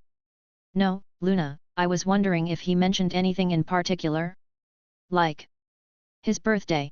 Luna said in a bit of a trance. He said he had messed everything up and told me to leave him alone, looking quite remorseful, but it's not unusual, is it? Well, it was a rite of passage. I remember your birthday being at the end of July. Her last sentence stopped being so dazed. That's right, Harry said distractedly, that wasn't what he wanted to know. Thank you, Luna, but I am actually wondering where he's been hiding all this time. Wait, a rite of passage. His mind spun quickly. He knew Ron's birthday is on the 1st of March, and he had long since prepared a present, he just hadn't made much of a connection between this and coming of age. Something suddenly dawned on him. Among the three of them, he, Ron, and Hermione. Hermione was the first to come of age, then Ron, and finally he himself, the 31st of July, just under 6 months from now. Not much time left. He thought longingly. Perhaps Ron had tried to perform the animagus transformation as his coming-of-age inauguration, and that was why he had reacted so badly when it had failed? Harry subconsciously made excuses for Ron. At that moment Luna started to answer Harry's second question.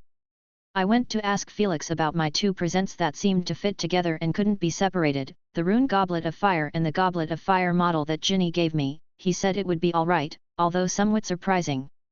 Ron was there at that time. You said you met Ron in Professor Happ's office. Harry caught the key point sharply. What was he doing there? Stuffing his mouth full, with chocolate cake. I almost didn't recognize him. Luna finished her sentence as if she hadn't heard him. That's all I've seen him do. But maybe he was there all the time. Harry went back with even more doubts in his stomach than before. He really hadn't expected Ron to be at Professor Happ's office, because as far as he was aware, the professor didn't seem to have had any contact with Ron individually. Even in detention, he was there with Ron, and what was the whole chocolate cake thing? On the other side, Ron had walked a long distance away, and he made a lengthy detour, turned to the front of the castle, climbed the grand staircase, and knocked furtively on the ancient rune professor's office. It was Valen who opened the door. Is the professor still in classroom 7? Ron asked in a whisper. Valen nodded woodenly, knowing from past experience that her snack is in danger again, and Ron dashed in impatiently. Inside, there was a cartoon playing. On the table lay a selection of fruit slices and the homework Professor Happ had left for Valen.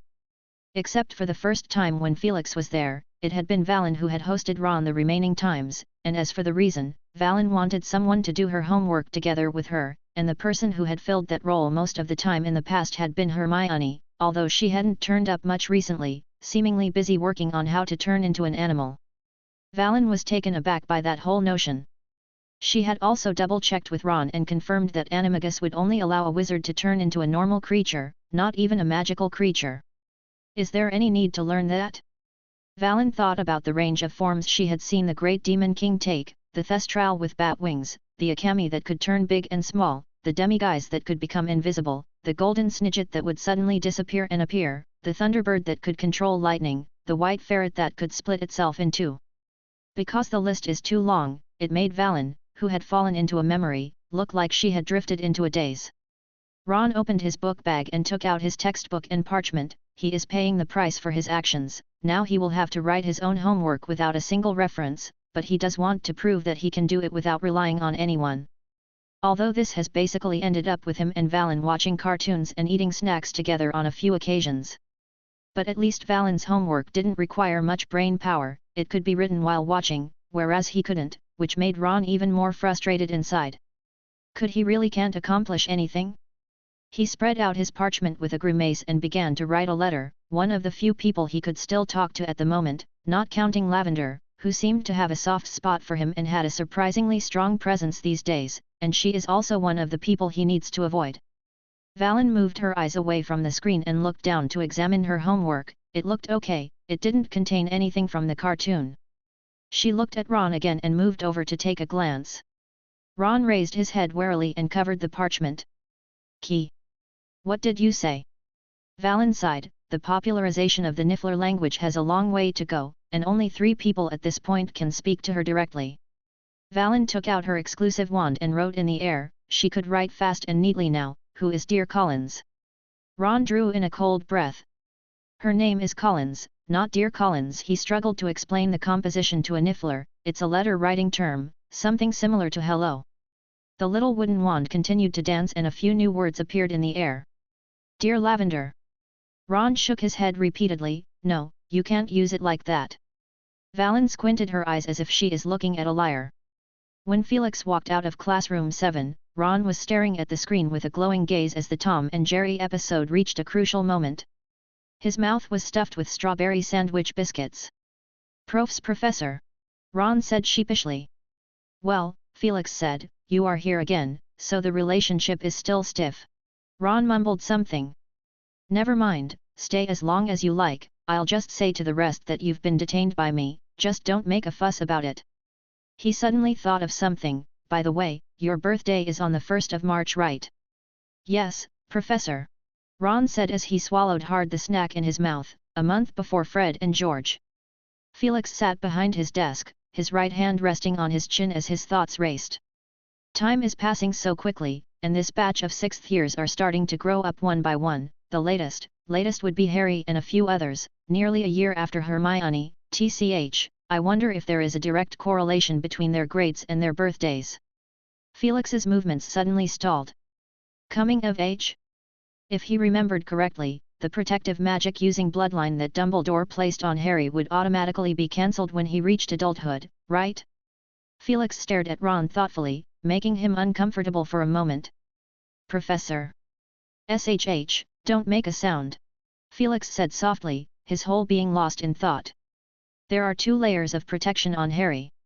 One layer came from Dumbledore, tied by blood kinship and would automatically expire when he reached adulthood. One layer came from Harry's mother, Lily Potter, solely targeting Voldemort's killing curse. Although the effect should remain permanent, there is a limit to every spell. Just how much more could Lily's protective magic be effective after resisting and bouncing off Voldemort's killing curse? Previously he and Dumbledore had similar concerns. But that was more because Voldemort's power was strengthening, indirectly causing the connection between him and Harry to deepen, and now with Voldemort's consciousness falling asleep, the impact had become minimal. However, this precisely shows that there will be an impact. And in almost another 6 months, Harry's own soul defenses would plummet. Felix couldn't quite tell, for a moment, just how many variables Harry's coming of age would add to the soul fragments in his head. But he did feel a long-lost tension as if time might not be as plentiful as he had thought. Thinking for a moment, he tore off a piece of parchment, and dipped his quill in ink, glancing at the calendar to find the closest weekend. February 8, in front of classroom 7, keep it confidential, and we will try to solve the problem at 8 o'clock in the morning. Felix folded the note and handed it to Ron. Pass it on to Harry for me. Ron's outstretched hand suspended in mid-air as he stammered, Professor, could you ask Hermione to pass it on? I'm now. That's fine. Felix didn't insist. Professor, what's the note about? Ron asked, with a gulp, suspecting that the professor is attempting to secretly give Harry a little lesson again, just like that Professor Bagshot does. Well, Felix looked at Ron with a measuring gaze, it's not really a big deal if I tell you, you should already know, you know what's being locked deep in classroom 7, don't you? The you-know-who. Well, it's time for Harry to face him. Splat! The cauldron cake in Ron's hand fell to the floor. Chapter 648, Riddle's Disappearance. Ron entered the common room from outside. He glanced in the familiar direction where Harry, Hermione, Ginny, and Neville were all present. He walked over to Hermione, who was fiddling with her book of runes, a long string of ancient runes wrapped around her wrist like a bracelet cord. The string of ancient runes has no real effect, Hermione simply pieced them together for fun. She glanced over to the table every now and then, watching the other 3 play wizard cards, a little wizard figure sitting feebly in the air in front of Harry, the 2 wizard figures from Harry's 2 opponent cards watching intently as if they might pounce at any moment. Ron stood at the side and Ginny saw him, but she ignored him and urged Harry to hurry up with his cards instead. Harry was still reminded by Hermione, and he looked back in surprise and said, Ron. He sounded fake when he said, come on, help me see how to lose this card, I mean, how to play it. Don't even think about cheating. Ginny said fiercely. Ron hesitated for a moment and pulled a note out of his pocket and placed it on the table. Professor Hap told me to give it to you, you better look at it seriously, I already inquired about it for you, it shouldn't be dangerous. What are you talking about, stupid? How could Harry be in danger? Ginny glared at him in discontent. Harry took the note and glanced at it, and he flinched slightly. So for what purpose the professor is looking for you, Harry? Hermione asked, not feeling quite comfortable with Ron's attitude. Nothing, it's about the patroness. Harry gave her a later look, he didn't want Ginny to know about it. He stuffed the note into his pocket. Well, thank you, Ron, how about? Nah, Ron said vaguely, I'm a bit tired. He trundled off towards his dormitory, and for quite a few seconds the sound of Ginny's urging came from behind him once more. Harry answered and began to play his cards, followed by a grunt of defeat from the little figure that represented him, as it was slain by Ginny and Neville's combined efforts. The next day, Felix and Dumbledore arrived early in classroom 7 and the two joined hands to complete the preparations. Not far below the Ouroboros, there was an area shrouded in magic that looked like a glowing cage, and this was the result of their work. It's about time, I'll go out and have a look. Felix said, and sure enough, he found Harry looking around outside the door, apparently expecting the professor and headmaster to only appear on either side of the corridor, completely oblivious to the closed door behind him, and Harry was quite surprised when Felix poked his head from inside and called out to him. It's for your protection. Felix said, pointing to the birdcage-like magical building in which Harry stood uncomfortably, looking up at an arc of magic hanging down from above his head and feeling like he is getting the same treatment as Hedwig. Felix and Dumbledore exchanged a glance and began to cast spells. The huge Ouroboros serpent moved slowly, its mouth opened wide and Voldemort floated out. His appearance hadn't changed much, he still had the same angry half-dead look. Two bright lights shot from Felix's eyes, and Voldemort snapped open his scarlet eyes and shouted in a voice that filled with hatred, Felix Hap. At the same time, deep in his memory, Riddle felt the world he had lived in for 30 years starting to crumble. Professor Riddle! A student shouted in alarm. Silence! Riddle said with feigned composure, even though he was horrified to the point of his mind slowing down by half a beat. He looked up and saw the clear blue sky from the Defense Against the Dark Arts classroom on the 4th floor. Hogwarts Castle split down from the middle. The next second, even the sky was split in two, and an oozing scarlet glow poured in through the crack, and Riddle saw an ugly, hideous snake face, from whose eyes the red light was coming. With it, he heard an unmistakable voice that seethed with wrath, Felix Hap. Who is that? Riddle froze for a moment. Then a sea of information poured in, and he knew everything almost instantly. Is he just a memory? Riddle thought that was ridiculous. Harry was so nervous he almost lost his breath, his fists clenched, and he didn't know what to do. In his eyes, Professor Hap simply looked at Voldemort for a second, and then Voldemort awoke from his slumber, bursting with powerful evil magic even as he remained bound by the Ouroboros patroness. The surroundings became corrupted and toxic, and it felt like the dead of night where he could not even see his own fingers. He remembered that Professor Hap had once said that Voldemort probably wouldn't be happy if he knew, and now Harry thought that was an understatement. Voldemort is simply beyond furious. Probably he had never suffered such humiliation in his life. The cage around Harry was the first to light up, followed by the Ouroboros patroness, and the figures of Felix and Dumbledore loomed in the darkness. Felix spread one hand out and the two Horcruxes hovered in midair, which Voldemort sensed immediately, and he jerked his head up, staring dead at the locket and the golden cup. Dumbledore? No, you're Felix Hap.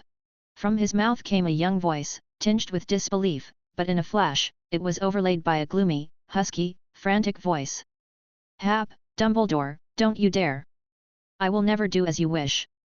While Voldemort is still restricted, he is not powerless, and for an archmage like him, if given time, no restriction is flawless and there is always a way to break and work around the restrictions. Especially since he had also been exposed to part of Riddle's research on Patronus, which is a godsend for escape, and for that reason he had even given up on simply obliterating the memory that in his opinion seemed completely false. Riddle, now it is your only chance. As he finished, Felix sent a thought out, to seize the power of the Horcrux and take over Voldemort with the help of himself and Dumbledore by fusing in the reverse order. And the Patronus knowledge that Riddle had studied for years had been used as bait for Voldemort, so that he would not immediately kill him. Felix's hand made a click-click-click sound as he squeezed the golden goblet. He used a purely physical force that would not harm the soul fragment within, even if Horcrux crushed to powder, but what he did certainly awakened the dormant soul fragment inside. Rolling black smoke emerged from the gap between his fingertips and coalesced into a young, handsome, sinister face. It hesitated, with the slightest hint of instinctive awareness, as it sensed its own body giving it instructions to return to its body. Voldemort's throat uttered a ho-ho howl of pain. Because Voldemort had consciously assimilated the knowledge of the Patronus carried by his newborn personality, and because they were originally one, Voldemort's deepest secrets were revealed to Riddle, where he saw the unbridled killing, brutal and bloody experiments, and a twisted and perverted desire for torture and domination. Riddle was appalled by the evil past of his other self. Is this the normal development of himself under the original trajectory? In a way, Felix's plan had worked. Under his influence, or threat, Riddle never left the school for an extended period of time, spending most of his time teaching students and dealing with the Ministry of Magic Horrors, apart from the occasional conception of what he considered to be his evil plan of domination. Whatever his innermost beliefs be, he had never put those cruel thoughts into practice, and at the moment he felt like walking through a haunted place, as an uncontrollable emotion arose from within him. A wave of black gas gushed out of Hufflepuff's golden cup and flew towards Voldemort. No, I don't regret it, never. Dumbledore raised the Elder Wand and recited a complex incantation, and Felix helped the frail Riddle with his memory magic, and with the combined efforts of the two, Voldemort's will was briefly overpowered and Riddle gained the upper hand for the moment, but he felt no joy. Dumbledore, is this all a lie? He questioned Felix harshly. Felix didn't say a word. What do I mean to you, a tool to be used at your disposal? He shouted again, his voice becoming a little clearer, apparently gaining some of his power from the soul fragment of the Horcrux, and the locket Horcrux gushed out a large amount of black gas as it was influenced by him. Without any warning, Harry fell to the ground, spasming. The scar on his forehead ached sharply, as if some being in his own body had sprung into life and begun to stretch, his brain churning into a tangle. The sensation was so painful that Harry pounded his skull as hard as he could, as he felt the being trying to lift his skull, and rolling black smoke poured out of his forehead through the scar, mouth, and nose. At that moment, the birdcage-like room he is staying in sheltered him, and a black jeweled ring gleamed brightly in the middle of the magic intersection. Tell me, Dumbledore. Riddle's questioning still echoed through the room. If you must know, Felix's voice sounded through the black mist, you are the most special student I have ever taught, and the warrior I have personally raised and thrust into battle. The black fog tumbled like an ocean wave. Harry could no longer hear their conversation at all, and the soul in the locket made its way to Voldemort first, but at that very moment, Voldemort, who had been repressed, chose to throw his life away in the midst of desperation. He obliterated the two pieces of his soul with his own hands. The black mist that poured from Harry's forehead returned back to Harry's body in the blink of an eye. Kill him if you can, kill the boy. Voldemort's snake-like face twisted and hissed, he's the last one, the last one. Dumbledore, Hap, you need to be ruthless, like me. Voldemort's counterattack came as quickly and viciously at once, and it caught them off guard.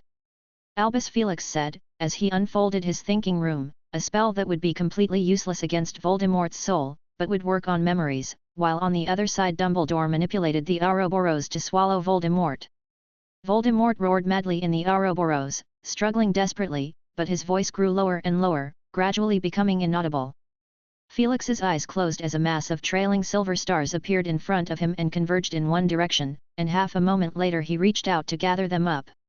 When he opened his eyes, he saw that Dumbledore is watching Harry's condition carefully. Is he still alive? Dumbledore asked softly as he examined Harry. He was referring to Riddle. Felix shook his head. Sometimes, we just don't have a choice. Dumbledore said. Felix smiled, no need to comfort me, I know what I'm doing, and I'm prepared to accept all the consequences. How is Harry doing? It's good to be young, never have to worry about lack of courage. Dumbledore said with emotion. Then he said solemnly, not that fine, the soul fragment is still there, Voldemort is too decisive, even if he hesitated for a little while longer, we could have succeeded. The problem now is that the piece of soul is still active and must be dealt with as soon as possible. We need to go to the hospital wing first. The old man gazed deeply at Harry. Wisps of darkness still seeped from Harry's forehead and the lightning bolt scar appeared as crimson as blood.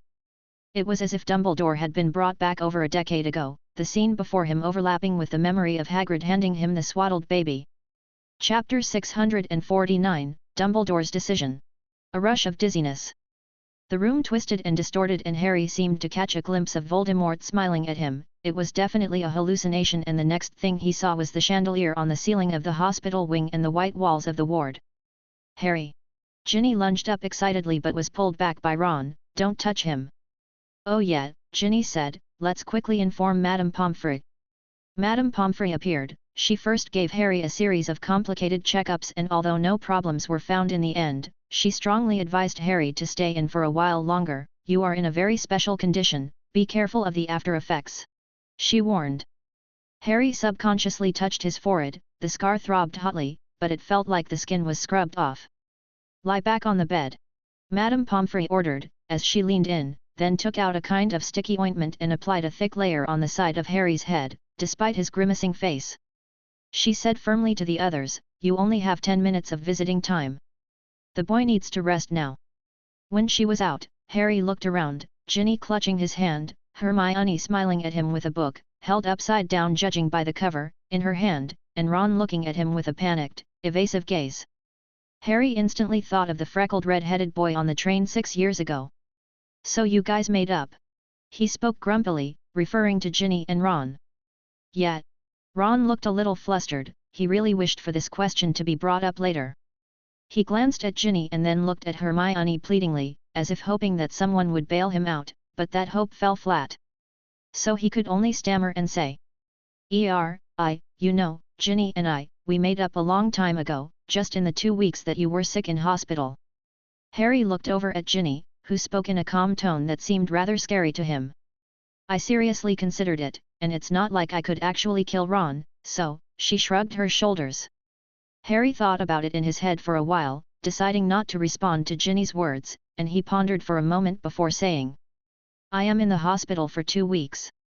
He looked at Ron a little skeptically and then turned his head to Ginny and Hermione, trying to verify whether it was a joke, but from the looks on their faces, it was clear that what Ron said was true. He really had been in a coma in a hospital bed for 2 weeks. It was frightening when you were first brought in, Hermione said afterward. The scar on your forehead kept dripping blood like it was a fresh wound. Ginny was crying as she wiped the blood from your face, and Ron was just standing there like a troll, without moving a muscle. Harry looked at Ginny and Ron and a warmth flowed through his heart. Everyone was actually worried about you. Ginny blushed a little as she whispered, Headmaster Dumbledore and Professor Hap had been in the ward the whole day, prohibiting anyone from coming in, not even Madame Pomfrey was allowed. We all freaked out and thought you. She gave Harry a careful look. Hermione was so nervous she scratched her face. Harry gradually mapped out what had happened.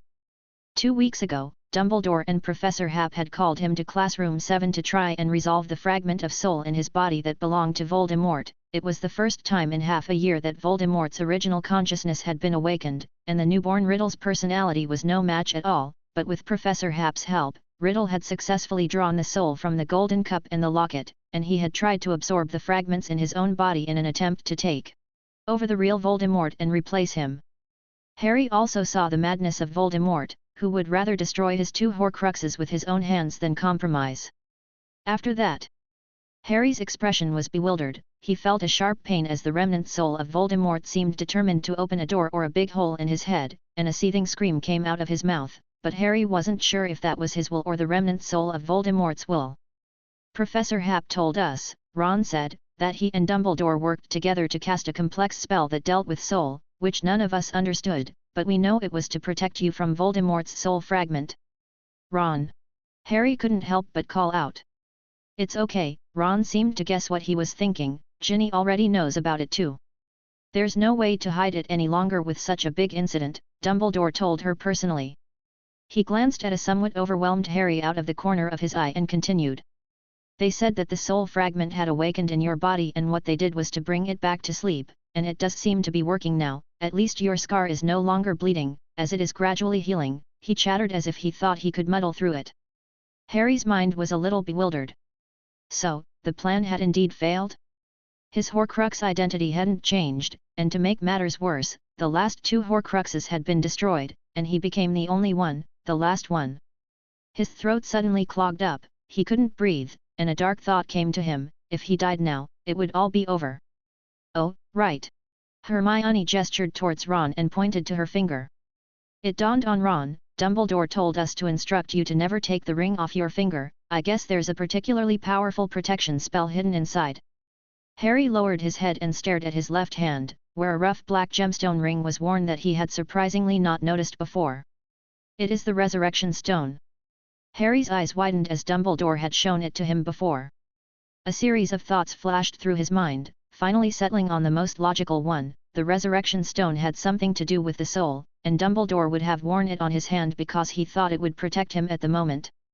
But what he craved more is another function of the Resurrection Stone, a function much similar to but more stronger than that of the Mirror of Erised. His heart thumped. Time's up, you lot better hurry up and head out. Madame Pomfrey shouted at them from the doorway, and Hermione, Ginny, and Ron stood up. Ginny kissed Harry on the corner of his mouth and told him everything would be fine. Ron turned his head sensitively, and then they said goodbye to Harry and headed for the door. Ron dawdled and stayed at the end, and Harry realized that Ginny and Hermione deliberately walked out first. When the others had disappeared, Ron turned his head to look at Harry with a hesitant expression. I think I owe you an apology, Harry. I know I've been. Forget about it. Harry said promptly. No, I'm going to say it. Ron exclaimed, and Harry looked at him, only to stutter himself instead. After a moment, Ron said slowly, there's some problem in my personality that sometimes makes me have certain thoughts, just occasionally, but when I'm in a particularly bad mood, I just can't help myself, and do you understand that feeling? I do, Harry said calmly as he lay back on the bed. Sirius has said that I have a stubborn temper and a tendency of making decisions alone, the kind that can't be pulled back, but that's just how I am, and it's hard to fix it. Even to the extent that I wouldn't most likely realize when it actually happened. He said to Ron, I'll tell you a secret, I felt the throbbing sensation when reciting Animagus incantation. You're joking, right? Ron exclaimed in surprise. It's true, I did feel it, but at that time I wasn't sure if it was a misjudgment, so I planned to wait until it was foolproof, and as you know, I slept in a hospital bed for 2 weeks. If I had reported it in time, Professor Happ might have postponed the plan. Ron was speechless. He opened his mouth to comfort Harry, but Harry didn't feel much regret in his heart. He just happened to think of it and used the incident as an excuse. Harry whispered. I just know that when I'm in danger, you'll be the first one to step up for me. Ron smiled silently at him, his expression relaxed. That's what I thought. I mean, if I ever ran into danger, like being captured by Voldemort, if the war wasn't over, I wouldn't despair, because I know that even if everyone else gave up, you definitely wouldn't. This truth struck me while I was watching cartoons with Valen. It's strange, isn't it? The door closed, the sound of footsteps faded, and the ward fell completely silent. Harry lay back on his bed and stared at the ceiling, his heart content and calm after a full meal. The Resurrection Stone ring he wore on his hand was not that attractive anymore. He felt that what he needed most now is a good night of sleep, and he gradually dozed off. He woke up and opened his eyes in a better state than ever before. The light of day outside reminded him that it is dusk, and the ward is unlit, the afternoon slanting sunlight shining at his feet, with most of his body hidden in the shadows. It was silent all around.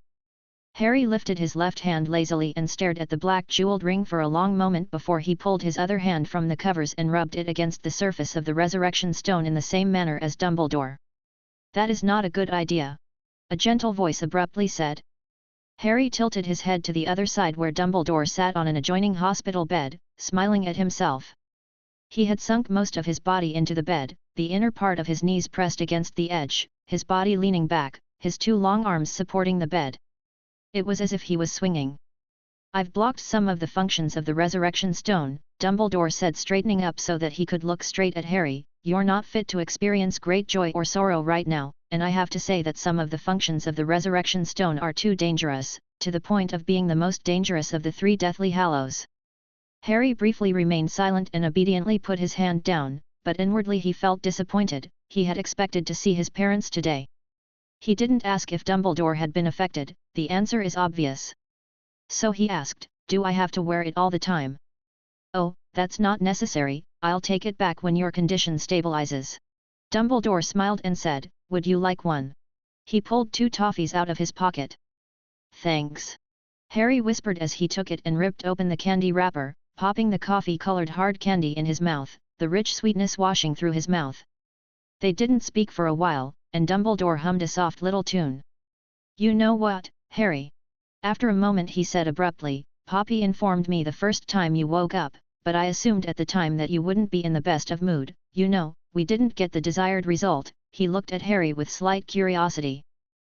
Harry trailed off. "Voldemort didn't run away, did he?" "No," Dumbledore said, "he was reset-led." Harry let out a low grunt in response. "Which means," Dumbledore raised his tone slightly, "it's time to try my method." "What method?" "You'll see," Dumbledore said with a small smile, handing Harry another piece of candy. "Drooble's best blowing gum?" Harry asked casually. Dumbledore winked at him. "It's also a password to the headmaster's office." Harry looked at the older man in confusion. "I intend to give you a private class, Harry, and yes, it is part of my method," Dumbledore said as he stood up. "How about we begin at 8 o'clock on the first Saturday night after you are discharged? I've done quite a bit of preparation and I hope you'll enjoy it." He was about to leave but then he paused again. "Forgive me for taking the liberty and telling Miss Weasley your secret, perhaps it goes against your intentions, but she cried so much that it might actually become detrimental to a relationship if you continue to keep it hidden." Dumbledore pushed the door open and walked out. Harry stared at the Drooble's best blowing gum in his hand, wondering if it signified a new ray of hope, but regardless, he did become interested in Dumbledore's lesson. It wasn't long before a bunch of bluebell-colored bubbles floated up through the ward. Chapter 650, Rare Gem. On the last weekend of February, in the Ancient Rune office, the owl delivered that day's daily prophet. Felix spread out the newspaper and read the foreign news headlines on page 6. Squib Group storms Woolworth Building after Magical Congress of the United States of America announced a temporary hold on the introduction of exclusive wands. He read it carefully and realized that the journalist didn't even know as much as he did. The living conditions of wizards in the magical world of the United States are very different from those of Europe and Africa. The British Ministry of Magic, for example, would prefer to maintain a one-line contact with the Muggle Prime Minister on vital events, and other European countries' ministries of magic had followed this lead. Africa is another story. Because of the prevalence of the local mystical culture and the slow distribution of information, many of the wizards there actually cloaked themselves as witch doctors, ritualists, soothsayers, and diviners. There are also some who operate semi-publicly. Like that in Britain, but they would never dare to be so rampant. The consequences of publicly casting spells would simply mean that they would become a second Carlotta Pinkstone. So Felix and Ms. Bones have decided that if the wizarding community is really compelled to go public, it is far more likely that something will go wrong in the United States and Africa than in Europe. Ms. Bones has therefore instructed the British representative in the International Confederation of Wizards to submit an early warning notice proposal. Felix has also come under a lot of criticism during this time because the invention of the exclusive wand would aggravate the already crippling secrecy, and it is no surprise that the Magical Congress of the United States of America, the most unstable magical community in the world, would be the first to issue such a policy. At least it is sufficient for him that more countries' ministries of magic have chosen to accommodate exclusive wands with caution. The chaos in the Magical Congress of the United States of America had actually been foreshadowed. Like recently, Minerva had hosted a number of American wizarding parents who wanted to enroll their children in Hogwarts, and who were themselves ready to relocate to the UK in the near future. The Noels are just the most perceptive and probably the least courageous. According to what Felix had learned from the information he had been given, it was not uncommon for such things to happen. A number of British wizards had taken refuge abroad during the First Wizarding War, and smuggling had been rampant during that time. Because it is much easier for a wizard to get from one end of the earth to the other than a Muggle. As far as Felix was concerned, many wizards didn't really have much of a sense of distance, and all the time needed to move abroad. From England to France and to America is nearly the same. The only thing they needed is a porte-carte, and a reminder of the difference between the galleons they would have to pay. Only at the end of the war did many of those wizarding families return to England, but some also decided to stay abroad. Now the Magical Congress of the United States of America and the Revolutionary Society, as well as other circles from all walks of life, have been discussing the matter with great fanfare, even to the point of making a fuss at the International Confederation of Wizards, causing a headache for the new president of the Confederation. Felix didn't expect that he would become the source of such disturbances. Valen was lying in front of the special pensieve, curiously observing the silvery substance inside, and with the wand in her hand, she glanced vigilantly at Felix, who did not respond much, so she stirred the substance inside with the tip of her wand. A young voice, with a little echo, sounded. "I'm not looking down on Hagrid, Professor Dumbledore. I just consider his act of raising an acromantula in the castle to be too dangerous. I am a prefect." With some surprise, Valen hastily pulled her exclusive wand back. The silvery substance in the pensieve swirled slightly, and from it, a voice of another person sounded. Valen's small dark eyes widened, and despite the similar echoes, she could discern that it was the great Demon King speaking. "I have heard that you are looking for the legendary Slytherin chamber? It's a mess there. I'm going to turn it into a playground, and you agree that the entertainment for Hogwarts students is too lacking, right? What do you like?" Felix looked out the window, and with a half-hearted glance at the calendar markings, he ticked off the March 10th and stood up to move his neck. "Come on, Valen. Let's take a stroll down to the Great Hall and see what those students have achieved in half a month. If we're lucky we might be able to see a splinch in time," he said lazily. "I have seen some students who have barely mastered apparition in these last few days. It's bloody gruesome." Harry was discharged earlier today and was surprised to see few familiar faces when he returned to the common room after having determinedly shaken off Madame Pomfrey's pestering. "Harry, you're out of the hospital." Coot, a member of the Gryffindor Quidditch team, said happily, as he announced loudly, "Hey! Everyone, welcome our wonderful Captain Ghost back to the team." The men in the common room gave a few obligatory claps and peeks. The beater blew a loud whistle. "Where are the rest of the group?" Harry asked. "In the Great Hall taking apparition class," he said. Harry thanked him, and waved at Peeks and Demelza Robbins in the distance, and went to his dormitory and wandered around. It was empty, and he was a little bewildered to find an apparition certificate on his bunk, along with a small bag of galleons, which he counted to be exactly 12, and he realized it is a refund fee that he paid for signing up for the apparition class earlier. Harry was a little surprised. Had it taken a whole year for the Ministry of Magic to even think of giving them the certificates? Couldn't they have just mailed them in? He felt sure that if he had gotten one himself, Ron and Hermione must have gotten one too. He made his way to the Great Hall, which is packed with students chatting in small groups and hundreds of wooden circles for practice on the floor. Harry turned his head and looked around, but there wasn't even a single professor in sight. What the hell is going on? Luckily, though, he saw someone familiar, and he walked over just in time to hear Ron sharing his experience of practicing his apparition with someone. Hermione and Neville are both there, along with Ginny, and it's obvious that she's holding her breath. "The more scared I get, the worse it will become, I swear. I had a couple of nasty splinches when I was learning to apparate. Yeah, Professor Hap helped once or twice, and after that, we worked it out ourselves, like losing an eyebrow or getting a small gash or something. It was really quite hard," Ron said. "I never got the hang of it." Harry was the one who was pretty good at it. To assert their renewed friendship, Ron didn't mince words when it came to praising Harry, knowing that normally the next topic of conversation would be Weasley's 100 thrilling apparitions. "Harry!" Ginny greeted him in surprise, jumping over and giving him a hug. "We were just talking about visiting you later." "I don't want to stay until Easter," Harry whispered.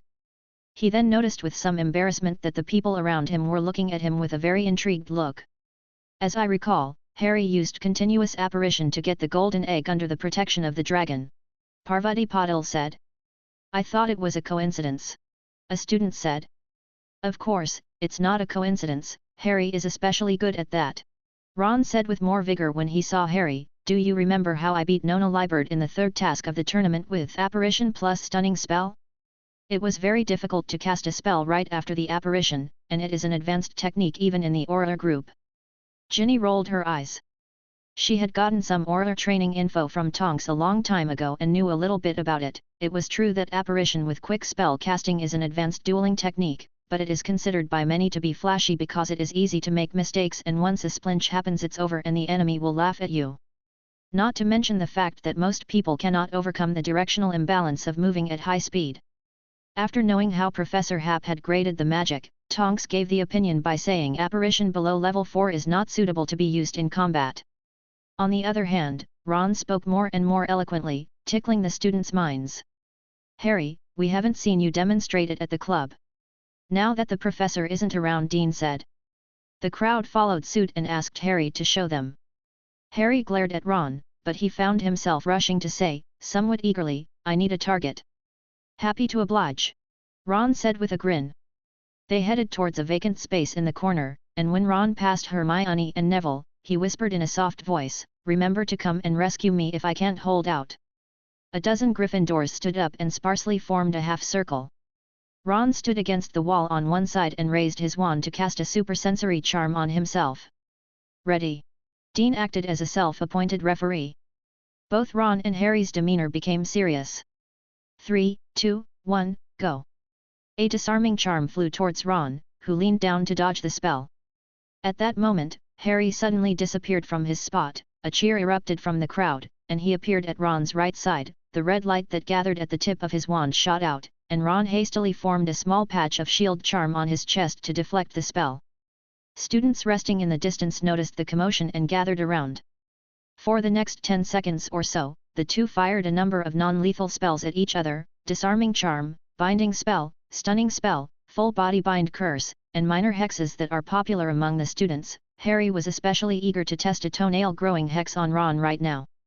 They're both so awesome. An underclassman said in awe. I'm not surprised by Harry's performance, but Ron, is he also this skilled in a non-verbal spell? He's below average in transfiguration class and still can't smoothly mask his freckles. All the non-verbal spells he knows are basically dueling spells. What kind of magic is that? Another 7th-year student asked in shock. The two men in the middle of the audience went back and forth, shooting spells at each other, their feet constantly moving, dodging the magic lights that flew in front of them when they could, and if they couldn't, they would gather a small halo of light in front of their bodies to defend themselves against the spell, and then immediately counterattacked, in a dizzyingly fast pace. It's one of the advanced techniques of the shield charm, just like the humanoid shield charm. Neville explained. Every now and then Harry would suddenly disappear and appear out of nowhere from around a corner to fire a spell at Ron, and as soon as that happened Ron quickly stepped back so that his back faced the castle wall and his eyes caught Harry's silhouette, or he would cast a full shield charm in the opposite direction, concentrating on the one side, and with the heightened senses from the supersensory charm, he was always just barely able to cope. The students watched in awe, though they didn't see the continuous apparition. Harry, give some extra effort. Dean shouted. Harry held his breath and met Ron's gaze, and the two exchanged a silent look. They're all waiting. Ron said with a wide grin. The next second Harry suddenly disappeared, his wand stabbed straight out and the disarming charm shot out with a sharp whistle. Then he disappeared from his spot and appeared in the air near the ceiling of the Great Hall as if he had merged with the clear, wavy blue sky overhead. With a flick of his wand, a dozen candles came crashing down on him, while onlookers were still looking around for Harry. Only the students who had just approached in the distance and a group of professors who had just come out of a meeting in the staff room saw the scene.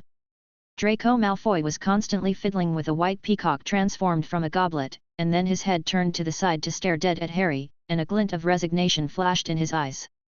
Oh, dear! Professor McGonagall said, covering her chest. The other professors stared in confusion as well, and only Felix had a small smile on his lips. Harry's attack didn't end there. He disappeared again on his way down, appearing to Ron's right side. Actually, normally he would have appeared behind his enemy, but now he is just putting on a show, and with a continuous flick of his wrist, a red and gold spell combined in the front to form a continuous attack, like a tidal wave towards Ron. A cry of surprise erupted from the crowd. Ron, who had been alerted in advance, is casting his spell unhurriedly at the moment, aiming for a rather theatrical effect before allowing a spherical magical barrier to protect him at the last second. Bang bang bang bang, Harry's spells hit the barrier one after the other, sending ripples and the candles popped to the ground, breaking into 2 or 3 pieces. The students' eyes followed the candles on the floor as they tiptoed, and the great hall fell silent. A series of rapid footsteps approached and the crowd turned back, and couldn't help but cower as Professor McGonagall came striding over. She made her way through the crowd to appear in front of them and asked sternly, "What's going on?" "We're demonstrating apparition," Harry said honestly.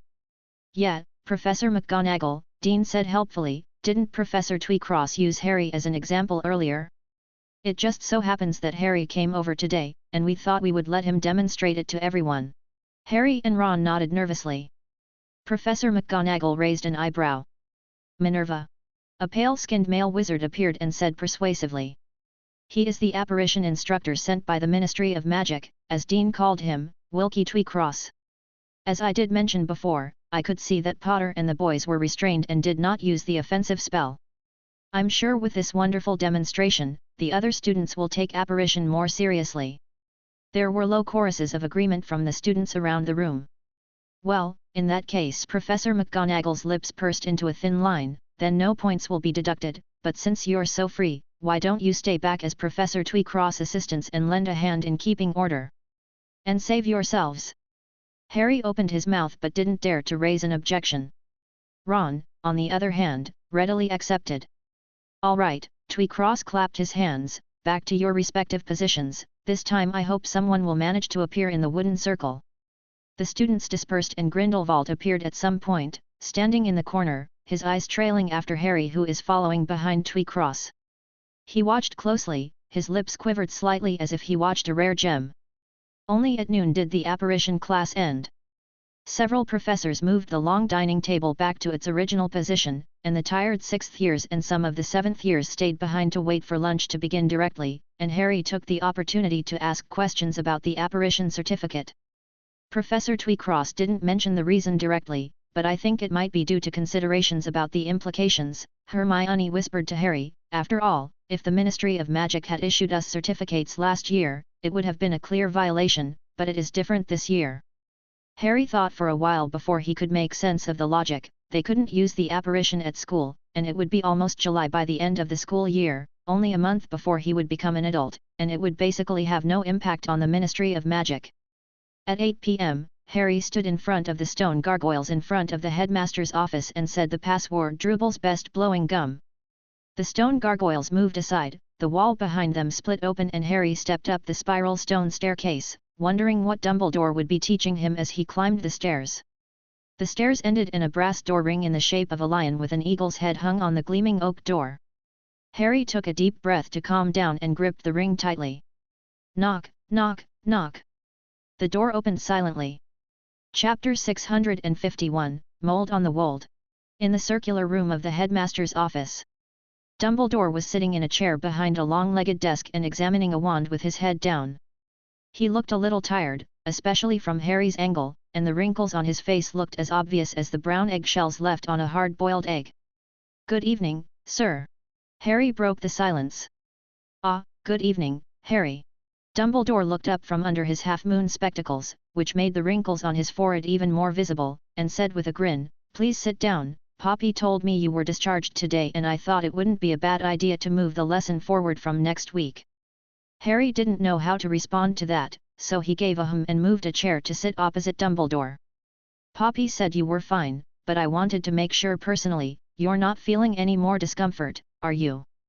"No," Harry said hurriedly, ruffling the hair that was blocking his forehead where the scar had a thin scab of blood. "It hasn't given me any trouble since I woke up, instead my nose has been itching and Madame Pomfrey kept careful records for 2 days until I later found the gnome cattail Ginny had left under the bed. I thought it was due to the resurrection stone." He took the black gemstone ring off his finger and placed it on the table. "I don't need it anymore, sir." Dumbledore smiled and listened with interest. "The time at the hospital wing certainly must have been quite rough. Is that why your friend brought you a travelogue?" "I read a couple of pages, and it seems to record things from a very long time ago." "Well," Harry said cautiously, "I found it from the library during Christmas break.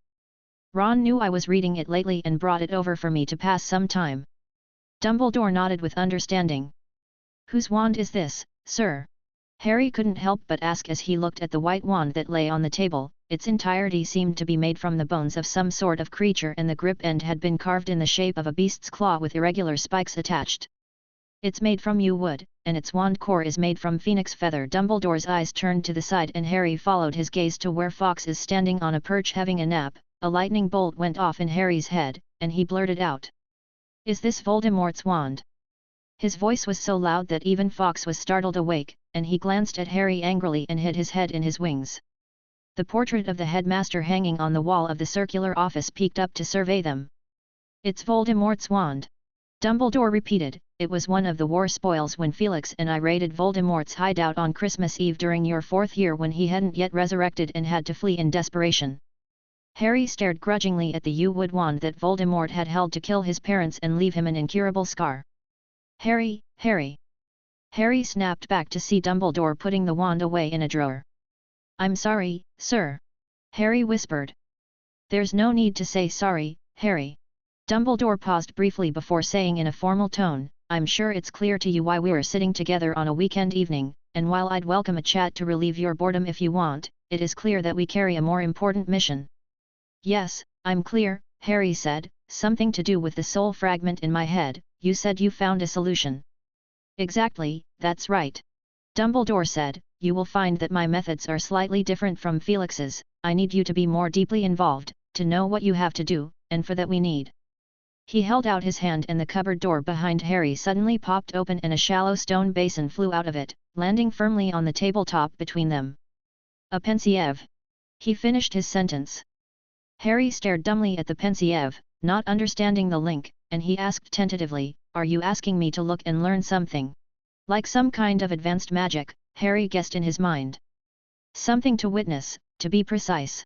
Dumbledore said, wagging his finger at him. A small crystal vial about the thickness of his thumb appeared in the raised hand. He swung open the wooden stopper and poured the silver-colored memories which swirled and floated like cotton wool inside the pensieve. Whose memories are these, sir? Harry asked curiously. Mine. Dumbledore said briefly, let's talk inside, I need to reserve enough time for discussion. You go first. Harry took a deep breath and dove head first into the memory in the pensieve. As he continued to descend he found a solid sensation of touch coming from beneath his feet, his eyes opened and his gaze kept searching. From past experience, he knew that the owner of the memory must be nearby. Then, he saw it. In front of him, there is a small, grey, dusty village with low, dilapidated, time-worn houses and patches of green and brown color everywhere around. But that wasn't the point. He spotted a little boy with reddish-brown hair, about 8 or 9 years old, under a large tree, and he was staring very intently at his palm. Harry took a few steps closer before realizing that he had mistaken and that the boy had a leaf floating in his hand. Harry was quite sure that the boy hadn't recited any incantations, but the leaf kept changing color. That's me. At that moment, Dumbledore appeared next to Harry and introduced his past self. They watched in silence for a few minutes. The scene never changed, which caused a slight impatience in Harry's mind, and thus he discovered the boy's, or rather childhood Dumbledore's, first virtue, patience. The boy had obviously been here for a long time, which was evident from the pile of leaves of various colors at his side. But he hadn't shown any sign of impatience, and now he had settled for the color of the leaf between red and brown and constantly adjusted the subtle color changes. Harry suddenly realized that the boy was aiming to turn the leaves the same color as his own hair. Albus! Albus, dinner time! Another little boy appeared. He looked 2 or 3 years younger than Albus, who was sitting under the tree, and the two were dressed in about the same style of clothes, but the latter one had gotten himself dirty and his hair, although also reddish-brown, just looked messy and unkempt. That's my brother, Aberforth. Dumbledore chimed in a timely manner. Aberforth ran all the way over, panting and his face turning red. Albus, dinner! He shouted at the top of his lungs. Just a moment, it will be finished in a moment. Albus said, and after 10 seconds or so he finally stopped. A small smile of satisfaction spread across his face. The leaf finally matched the exact same color as his hair now. Let's go. He said briskly. Ah, you're practicing magic in secret again. Aberforth shouted as if he had just reacted, I'm going to tell Mum and Dad, just wait until you get a lecture. Then you won't get the colored leaf. This is for me. Aberforth asked in surprise and was about to reach for it, but Albus evaded him. I've prepared several brightly colored ones in pure colors, but, let Ariana pick first. Albus said as he stood up, and together they walked along a dirt road towards the village. Let's follow suit, Harry. Dumbledore said softly, and Harry noticed that his voice had a slight unnatural tremor to it. I'll introduce you to my family.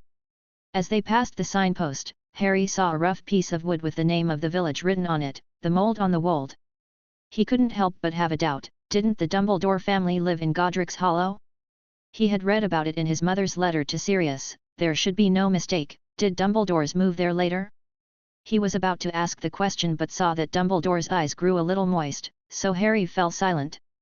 They followed the young brothers at the front in silence, and Harry couldn't help but speculate on where they lived, and as he looked around, he spotted the one that best suited his aesthetic from the various small, grey, worn-out houses, and he swore that the exterior of the house showed many features of a wizard's home in many areas.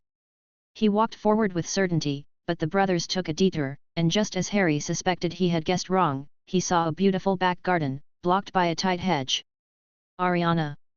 We're back!" Aberforth shouted. Harry heard a rush of footsteps, and he couldn't help but pick up his pace, almost alongside the two brothers from memory, and a rustling sound was heard as the tall, thick hedge was parted with a narrow gap and a pair of timid eyes appeared. "Sir, this is..." Harry turned back to find Dumbledore stopped far away, his face sporting a strange mixture of flinch and longing. A strange thought suddenly crossed Harry's mind, perhaps Dumbledore had called him over on purpose because he was afraid to face the scene at hand alone. Felix sitting in the Three Broomsticks Inn with a glass of iced lemonade on the table. He had been here for a while already when the owner of the inn, Mrs. Rosmerta, approached him and said through clenched teeth, "Mr. Happ, you can't bring those guys here, I have a business to run." "But I paid for it, Madame Rosmerta."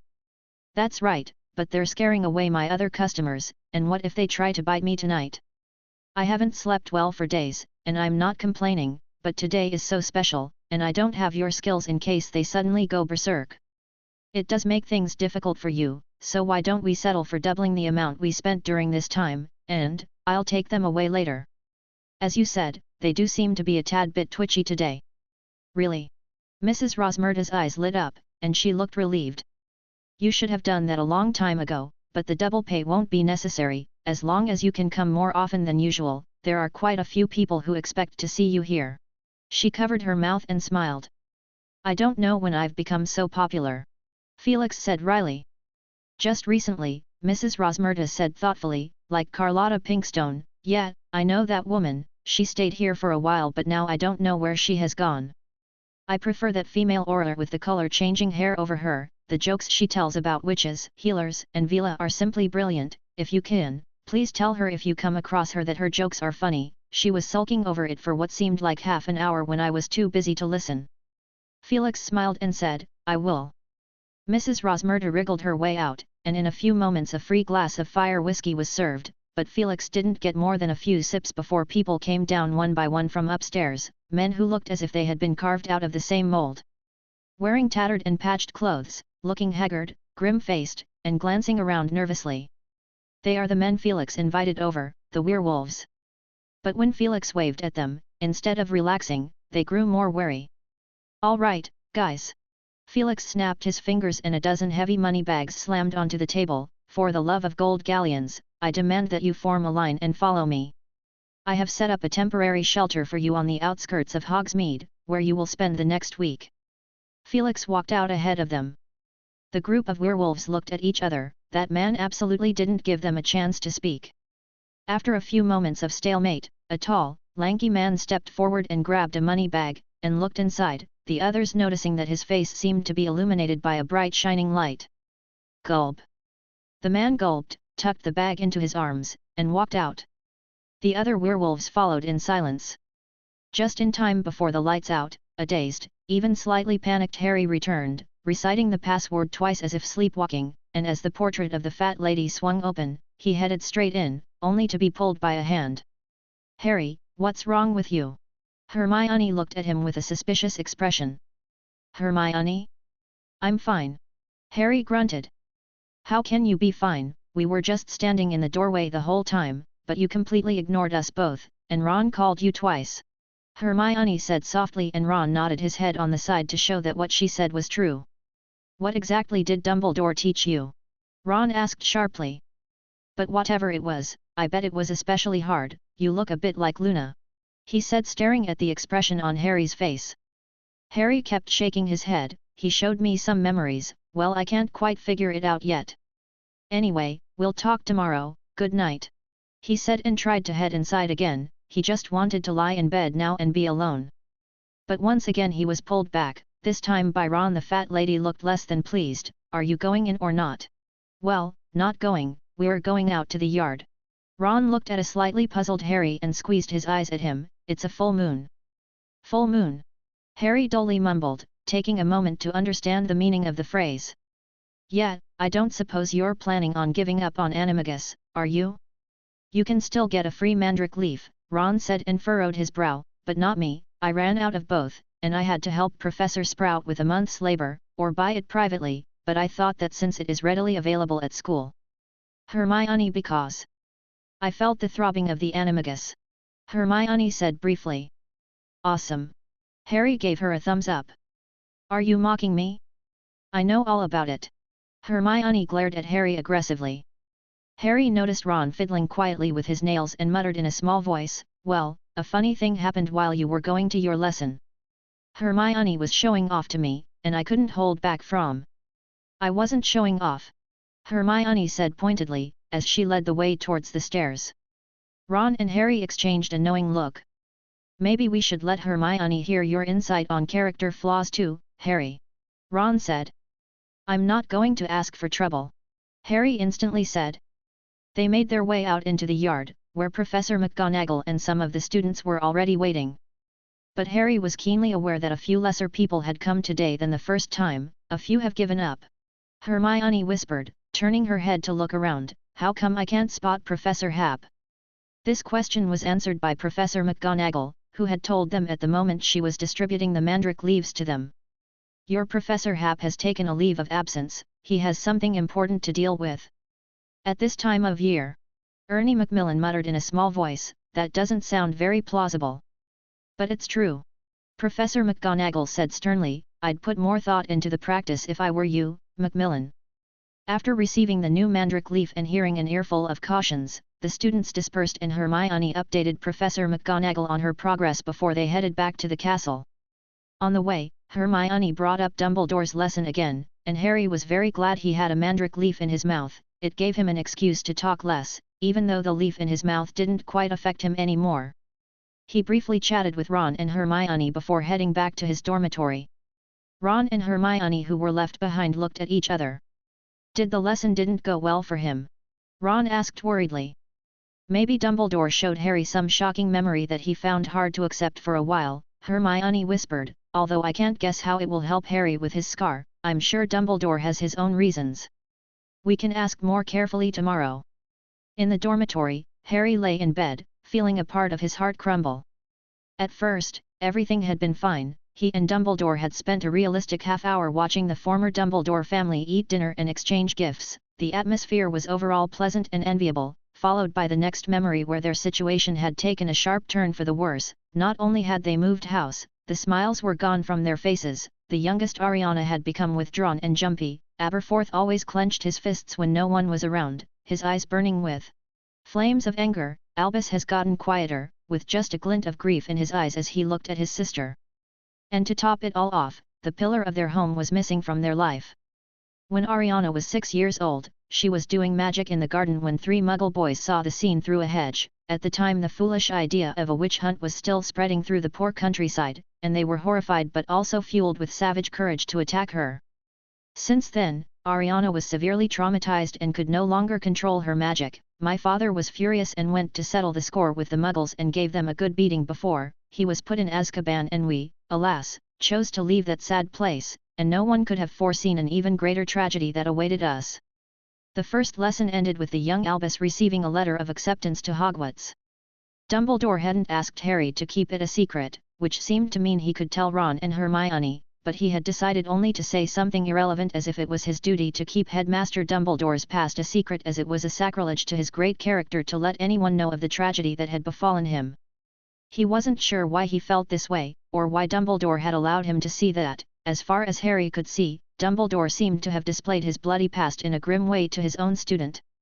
He stared at the full moon outside the window and seemed to hear wolves howling. Of course, Harry had no idea that a dozen werewolves are undergoing a mass transformation in the distant outskirts of Hogsmeade. Chapter 652, Solutions. On the outskirts of the village of Hogsmeade, a group of people bathed in the silvery moonlight shed by the full moon. Felix looked at the werewolves, with a piece of parchment in his hand, and scribbled on it. 2 of the 14 had already completed their full werewolf transformation and currently had collapsed on the ground breathing heavily. Although 2 of them had turned into werewolves at the moment, their eyes remained lucid, as they had been taking wolfsbane potions consistently for the past few days.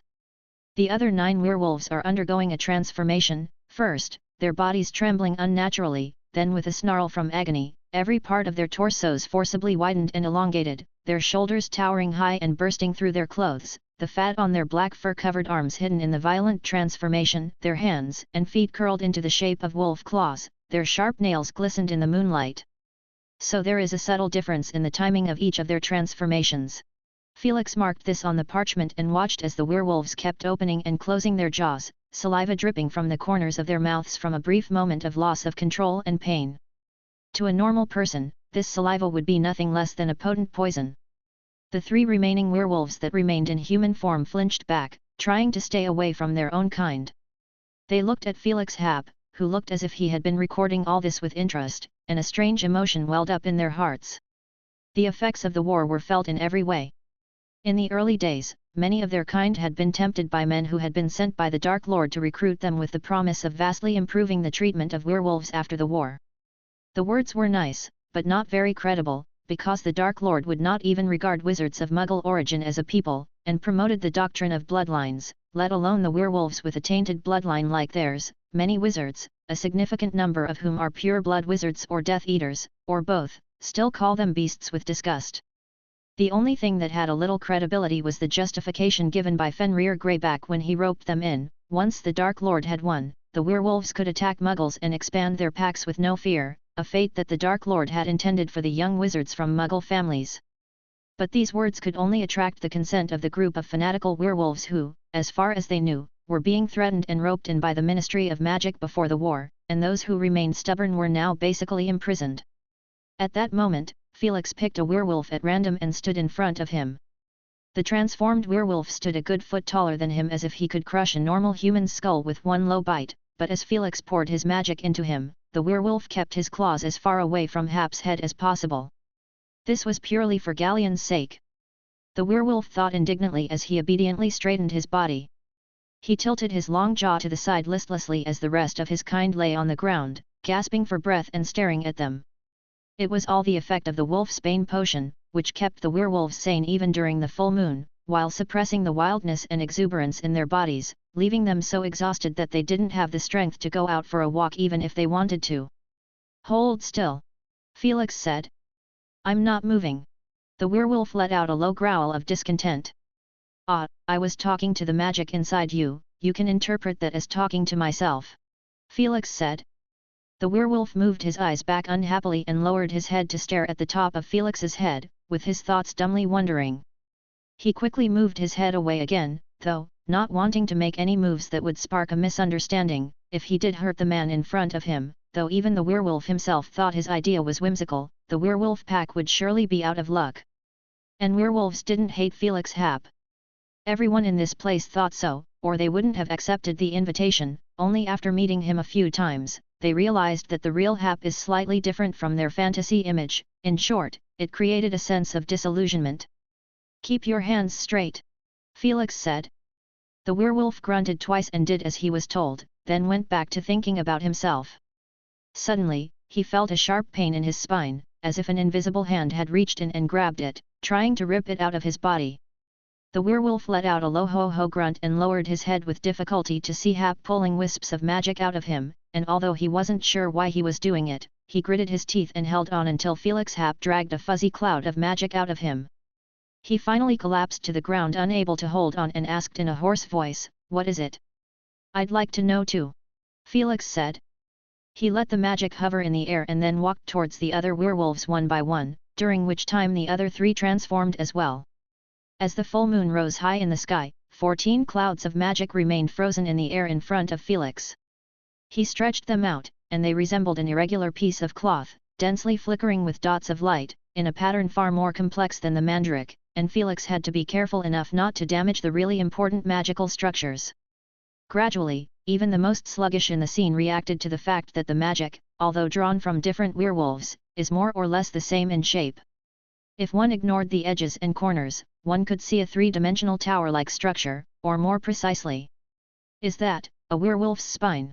the werewolf asked with difficulty. Felix paced between the fallen werewolves, lost in thought. His face was reflected in a pale bluish hue, and he seemed to be talking to himself, and to be delivering a speech in the moonlight. Magic, in the body of a wizard and the body of magical creatures are distinctly different from each other. Magic in magical creatures tends to operate along specific patterns, related to their own constitution, and operate through virtual circuits carrying magic, that is, their magic-like innate talents. A wizard's magic is, however, free, flexible, and unrestrained.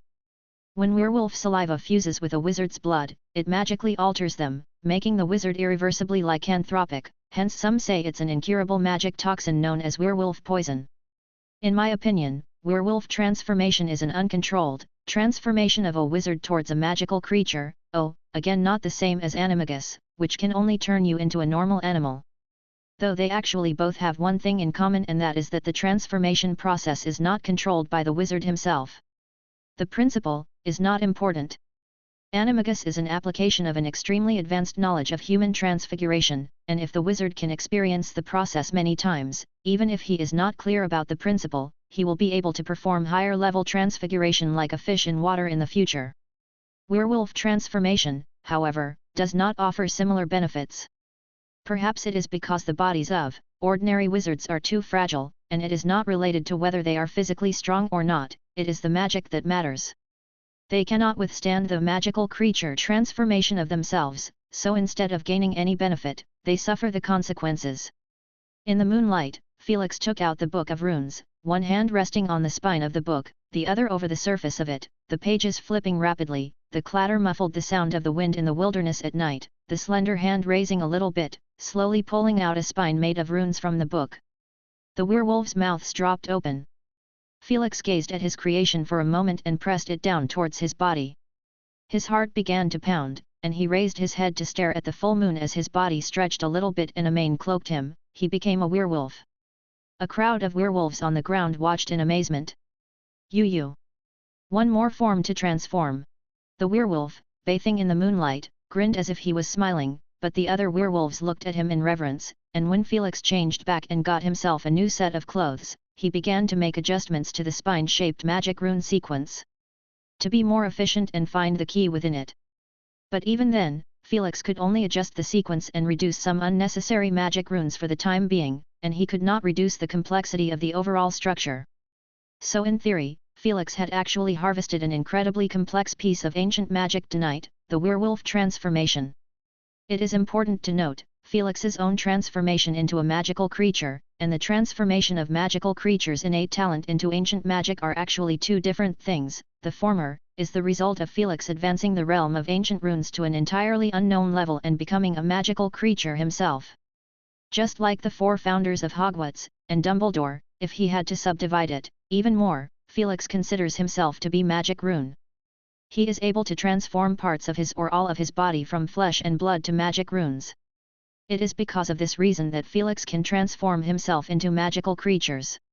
He thought that Dumbledore could do the same, but not by relying on magic runes, but by using transfiguration.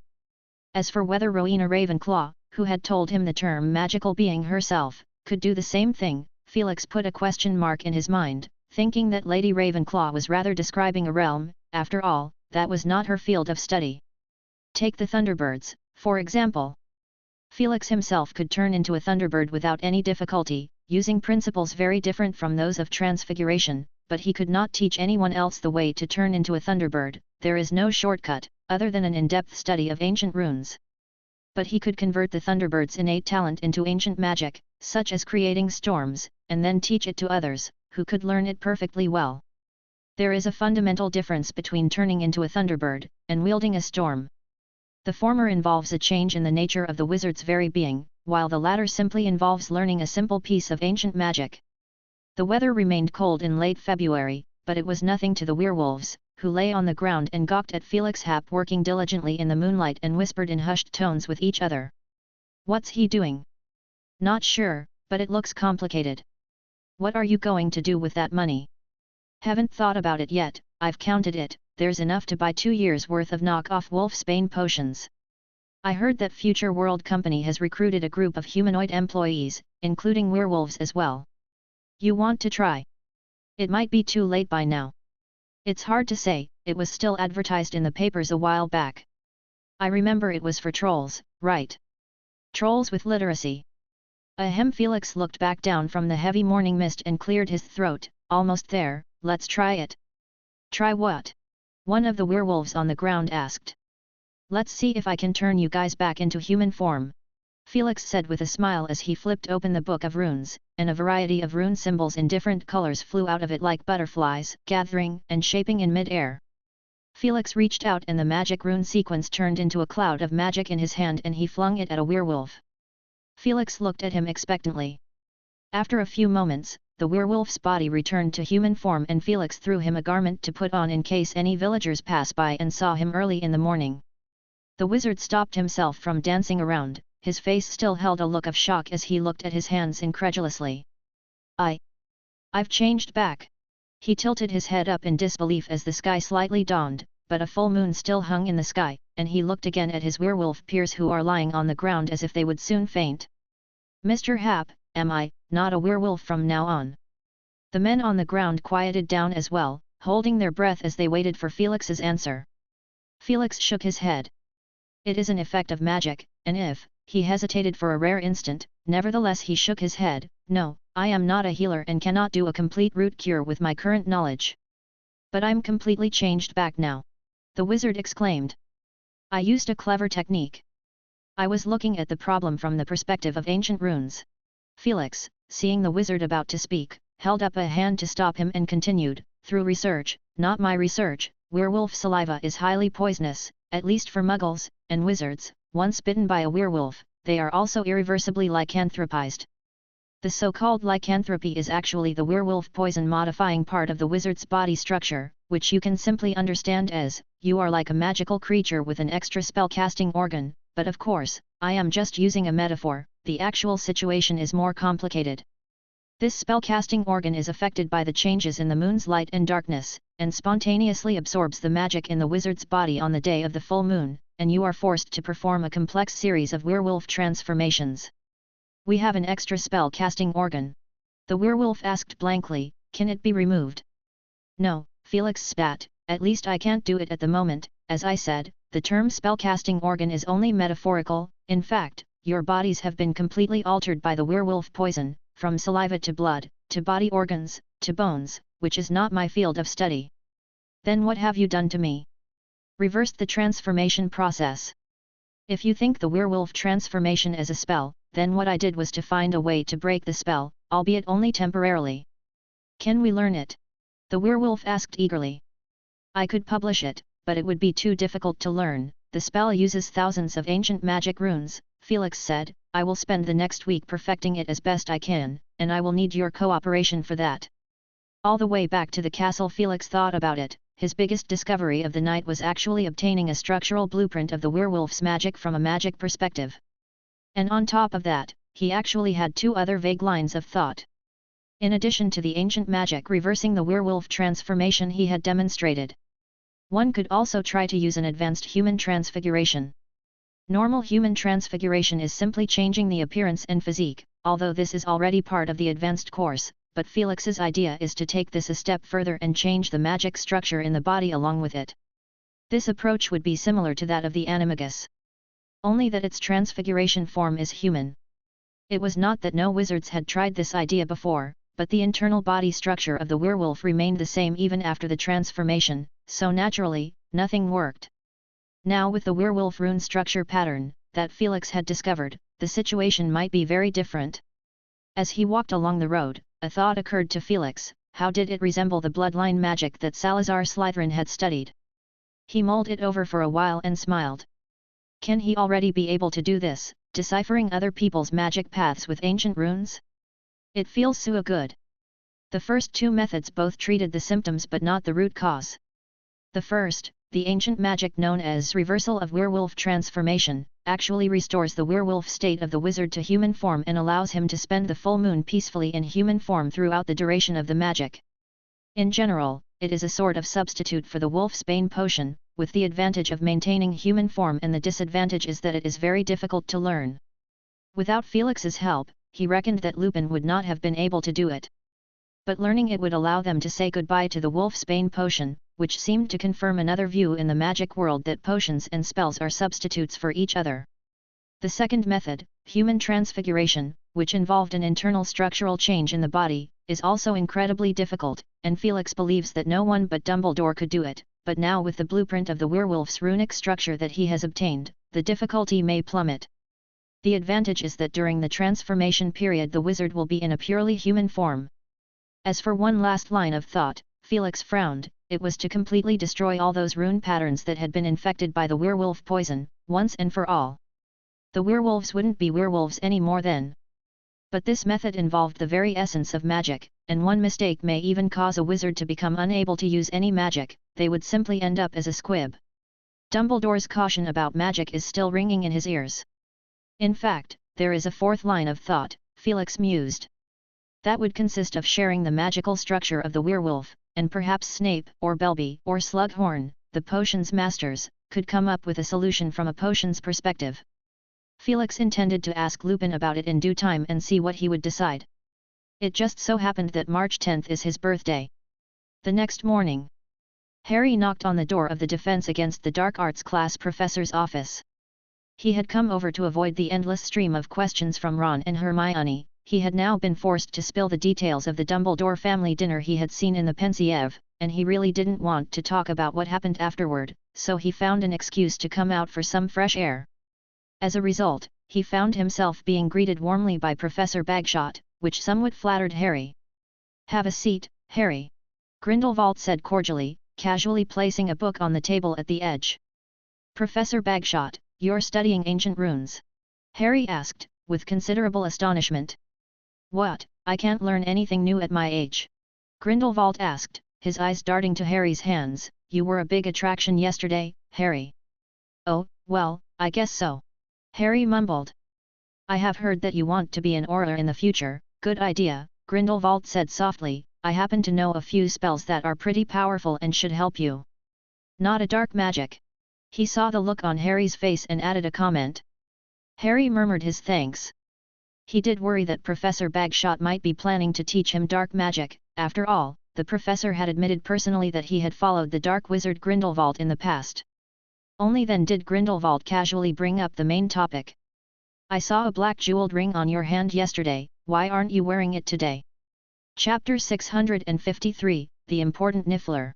"That's not mine, I just borrowed it temporarily," Harry said after hesitating a moment. "I had returned it to Headmaster Dumbledore last night." "Returned it to Dumbledore last?" Grindelwald looked at Harry in bewilderment. "You mean it was originally his?" "Yes, Professor," Harry said stiffly. "Why did Dumbledore lend it to you?" "I think it's because I have a bit of a health problem and that ring would help me with that." "But I don't need it now," Harry said vaguely. Could it be that Professor Bagshot had guessed something? It was him who had taken the initiative to bring up this topic. Perhaps he recognized the Resurrection Stone? But how is that possible? Just as Harry was thinking about it, Grindelwald lightly brushed off the subject. "Yes, you haven't been in class for a while," Grindelwald said after a long while as he stared blankly at the fire in the fireplace. It turns out to be because of that." Harry suddenly felt a strange sensation. Professor Bagshot had probably known all along that the stone embedded in the ring is the Resurrection Stone, one of the 3 Deathly Hallows, and perhaps it was due to his own negligence, as he had worn it to the Great Hall after leaving the hospital wing yesterday, and during that time it might have been recognized by Professor Bagshot. It seemed that Professor Bagshot was more concerned about who owned the ring than the ring itself. "Well, what you are thinking is right, Harry, I have a rough idea of what it is." Grindelwald snapped back to his senses and said in an increasingly calm tone, "Decades ago, Grindelwald had sent some people to investigate the whereabouts of 3 Deathly Hallows, and I was one of the people who was involved and knew more about it. I was worried that you had simply obtained it by chance, or that it had been given to you by someone with an ulterior motive, but since it was Dumbledore..." He didn't continue any further, as if he had thought the Resurrection Stone would be safe in Dumbledore's hands, and he raised his tone slightly. "Well, let's skip this interesting interlude. Harry, have a biscuit." Harry picked up a biscuit. "I have heard that your Patronus is quite unique, and it's not only incredibly powerful, but it can also launch physical attacks." "Yes, Professor," Harry said as he slightly cheered up. He tried his best not to think about his half-written book about Patronus Charm, which had been mostly written and is currently stalled in progress as he had lost interest. Then you must be aware of the importance of a strong belief to a wizard. Is that, what? Harry looked at him uncomprehendingly. Belief, Harry. Grindelwald repeated it slowly, and said, wizards who dwell deeper into magic, at a certain point will all move from specific spells to thinking about some very broad concepts, but that is only an outward appearance. In fact, they are interpreting their own understanding of the nature of magic. An interpretation of the nature of magic. Harry repeated thoughtfully. That's right, the magic that we are born with. So if you want to achieve something, then everything that has anything to do with it, things such as the amount of magic, the control over it, the way it transforms, the integration of beliefs and intents, these are the things you should pursue for the rest of your life. Grindelwald explained in a soft, measured voice. Harry let out a light breath. He suddenly became enlightened, and he felt that many unclear questions from the past had been solved. It is love. All the mysteries of magic are hidden in love. In the headmaster's office, Snape closed his eyes, as if he was bored with this rhetoric. I'm tired of hearing it, Dumbledore. What I would like to know more is that, for what reason did you call me into your office, once again after 8 months of not hearing a word from you? Dumbledore shook his head slightly. I can hear the complaints, Severus, and you know there is no way I would agree to let you enter the classroom 7. Ah yes, you are afraid that I will kill him on impulse. Snape said coldly, he's still useful, that is what you told me, but I didn't see any progress. About Harry. He's still a Horcrux. I went to visit him, at the hospital wing while he was in a coma. Snape's voice became slightly agitated. I remember you saying that you are working on it. What did you manage to achieve? As a matter of fact, Dumbledore said calmly, I've got full assurance of dealing with it. The question is, when, and what else preparations are needed? He lowered his head and looked at his hands. Full assurance. That's right. Snape seemed completely baffled as he looked at him coldly, and then he stood up and walked around the table to Dumbledore. Prepare? What preparations? Snape asked after some time. And, he glared at the white wand in Dumbledore's hand with obvious distaste, why didn't you destroy it? I'm afraid it's still useful, Severus. Snape's expression changed to one of apparent vigilance. Who do you want to give it to? It belongs to the Dark Lord, not some little snotty kid. That question doesn't trouble me, Severus. It's the other wand that's really giving me a headache, and I can't make up my mind yet. Well, perhaps it's too soon to even think about it, and I'm barely holding it together. Dumbledore said as he shot a look at Snape as if to say, yes, I'm using it as a measure against you. Snape's face darkened, and he wanted to swear a couple of profanities now. What has Felix been up to lately? Dumbledore changed the subject. He borrowed the research materials on Wolfsbane potion from me some time ago. Snape said, looks like he's ready to tackle one of the many problems that plague the entire wizarding community. An exuberant thirst for research, Dumbledore commented with appreciation, where's Valen? The Niffler. Snape glared up, is it vital and important enough information to you? Dumbledore winked at him happily. She is perfectly all right and well loved by all. Snape said simply and dryly. Seeing the satisfied look on Dumbledore's face, he opened his mouth, Dumbledore, I don't understand why you would care about a. Oh Severus, it's a hard feeling to describe, I suggest you try getting a pet yourself. My recommendation would be a parrot, you could teach it to talk. Snape turned his head with a blank expression and followed Dumbledore's amused gaze over to Fawkes, who was pecking through the fish bones and said with an odd expression, I don't know if I am making an exact comparison, but I did try to name a few billywig insects after you when I was handling them, and I have to say I got an indescribable sense of satisfaction. The new week started with a clear sky and a beautiful day. The Ancient Rune Classroom. Rule number 12, the same ancient magic has the possibility of fusion under certain conditions, the fusion is unchanged in its effects with an increased range of action. Felix smiled, your task in this class is to test this theory and to record your personal insights during practice. The students moved around and divided into groups of 3 or 2. With what ancient magic? Ron asked.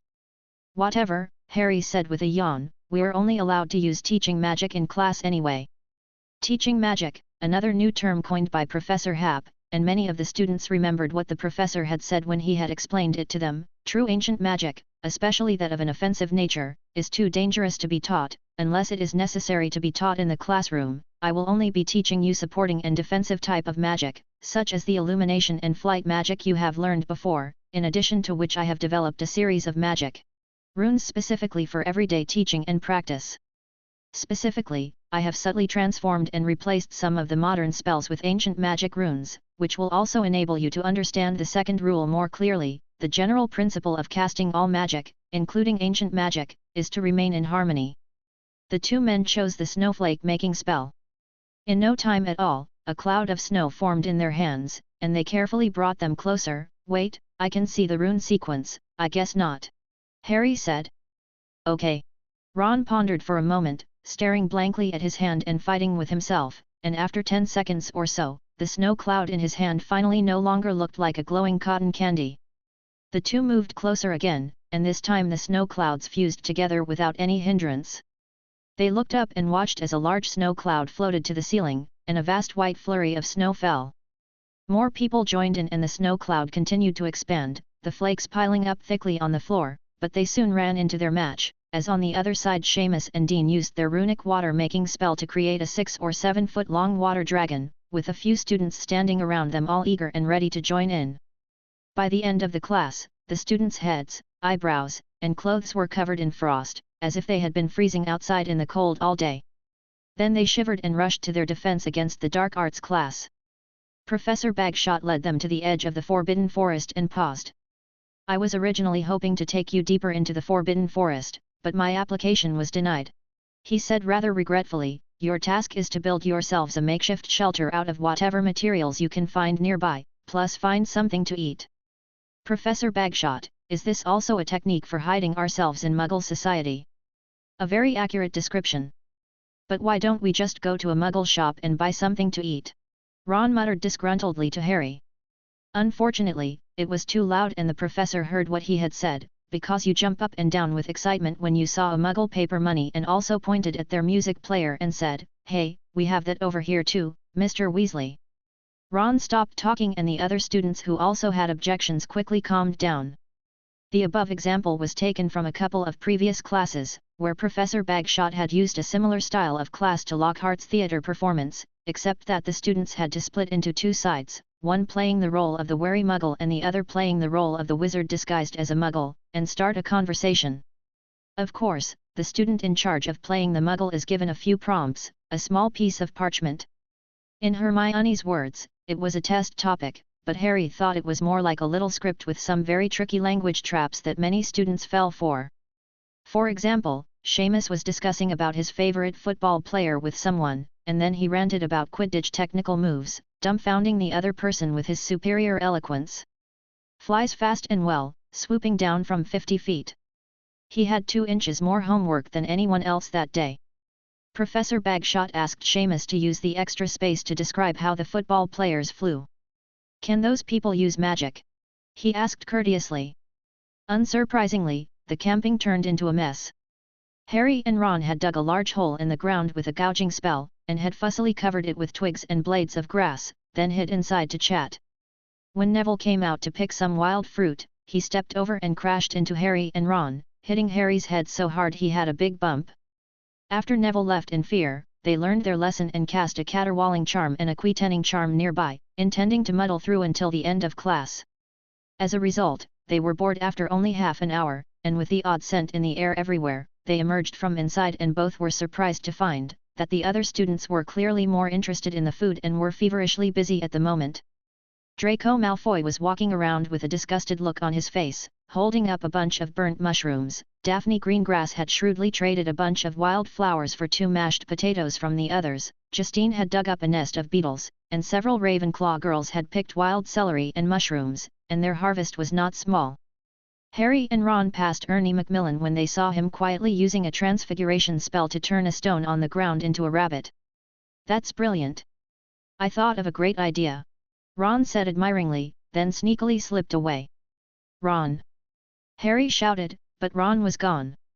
Worried about attracting attention, he had to call it quits and wandered around the area twice more without spotting the professor, so he found Hermione. She was irritably dealing with her mushroom soup. Harry darted a quick glance towards the contents of the pot and immediately lost his appetite. What do you think? She asked with an expectant look on her face. Well, Harry stammered, it looks pretty good." Hermione sighed and was just about to speak when someone shouted in the distance, "Found a stream, it's nearby, and there's fish in it." With a loud clamour, half of the students dropped what they were doing and ran in that direction. Harry tried his best not to look at the grey-brown mushroom soup beneath his eyes and politely suggested for Hermione to tag along to check it out, who looked sadly at the thing she had made and agreed without further struggle. Harry and Hermione hadn't gone more than a few steps when they heard someone call their name from behind them. It was Ron, who came running over in a panic with a huge pumpkin in his arms, and panted, "That's too horrible, I got caught by Fang while I was leaving, and I heard Hagrid and Professor Bagshot talking." "You didn't get a glimpse of their faces, did you?" Harry asked apprehensively. Ron recalled it carefully for a moment, but he couldn't remember it clearly. At lunchtime, the students were wolfing down their food, and they had a much better appetite than usual. "Hey, Harry!" Luna called out cheerfully as she approached them when Harry and Ron were fighting over a serving of mashed potatoes. Her eyes lingered on Harry's hand for a few seconds, and she asked curiously, "Where's that beautiful ring of yours?" "Ring, a ring?" Harry choked out. He was surprised to see Luna curling her eyes pleasantly and pointing to his left hand, which is now empty. "Beautiful!" Ron called out.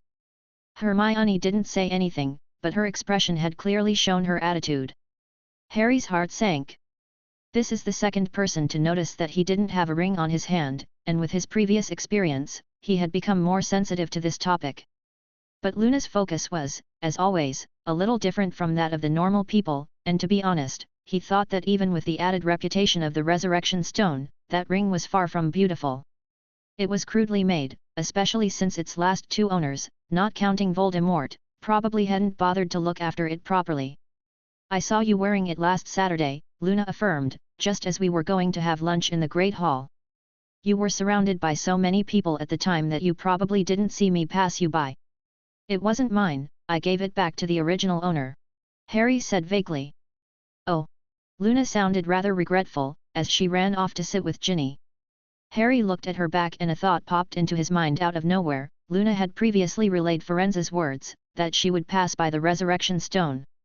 Now it looked perfectly in line with the Centaur Firenze's divination. Luna had indeed passed by him when he wore the Resurrection Stone ring. But Headmaster Dumbledore had had it for a long time, hadn't he? Harry wondered, as he ate, about how many times the headmaster and Luna had probably passed by each other before him. But Harry soon realized that he rarely seemed to see Dumbledore wearing that ring in public, especially this term. Hiss! He suddenly sucked in his breath. "What's wrong?" Hermione asked. "Nothing," Harry replied at once, and was surprised by his own thoughts. Could it be that Dumbledore had deliberately tried to hide it from Professor Bagshot? The information he had forgotten a long time ago was now resurfacing and constantly reminding him that the two men knew each other. In the evening, Felix brought food to the werewolves who had been staying temporarily on the outskirts of the Hogsmeade village and made his way to the Three Broomsticks Inn just before 10 o'clock in the night, and after a small drink, he noticed that the atmosphere was not quite right. A tall man with an angular face and conspicuous blue-green eyes sat down opposite to him, and at the same time, a dozen pairs of eyes turned either explicitly or implicitly in his direction. "Hello, Mr. Hap," the man said. "Mr. Noel." Felix smiled and looked around the room, moving his hand away from his goblet as he tapped the tabletop lightly. "So, a lot of parents like you got together to try to convince me to help your kids transfer schools? Well, you've come to the right person." Chapter 654, Secret Talk. The mood in the inn suddenly changed and Felix saw two men reach into their pockets, and he acted as if nothing had happened. Then the man sitting opposite cleared his throat and a few sneaky hands repositioned themselves on the table. "Mr. Hap, I assure you there will be no fighting tonight. We've come for peace." "It doesn't look like that," Felix inclined his head slightly, "at least Madame Rosmerta wouldn't agree. At the moment, the lady owner of the inn is staying quietly behind the bar, busy with her own business, seemingly completely oblivious to the dark tide that is swirling over here." "She'll be all right," said Noel, in a strong voice after a pause, "just to avoid trouble." "Then undo it, or I'd think you are all harboring malice." Felix smiled, but his tone held an insistence that could not be refuted. After a few seconds of silence, Noel nodded slightly as a bright light flashed in the corner and Madame Rosmerta's eyes went from confusion to clarity, but they were immediately replaced with fear. She let out a yelp. Madame Rosmerta, I would like to order another glass of ice-cold lemonade. Felix said gently, and Madame Rosmerta glanced around carefully this way and said with some panic, "Oh, okay, Mr. Happ." She calmed down as she reached the end of her sentence. There was a clinking sound at the bar that seemed a little harsh in the quiet space. "Mr. Happ, I've been abroad for the past few years, and I've heard your name every so often, but none of it could possibly match the invention of the exclusive wand, the impact of which surpassed even the fall of Voldemort. Would you like to hear about it?" the man asked. At that point, Madame Rosmerta brought over the lemonade and placed it on Felix's side so that he would have 2 drinks.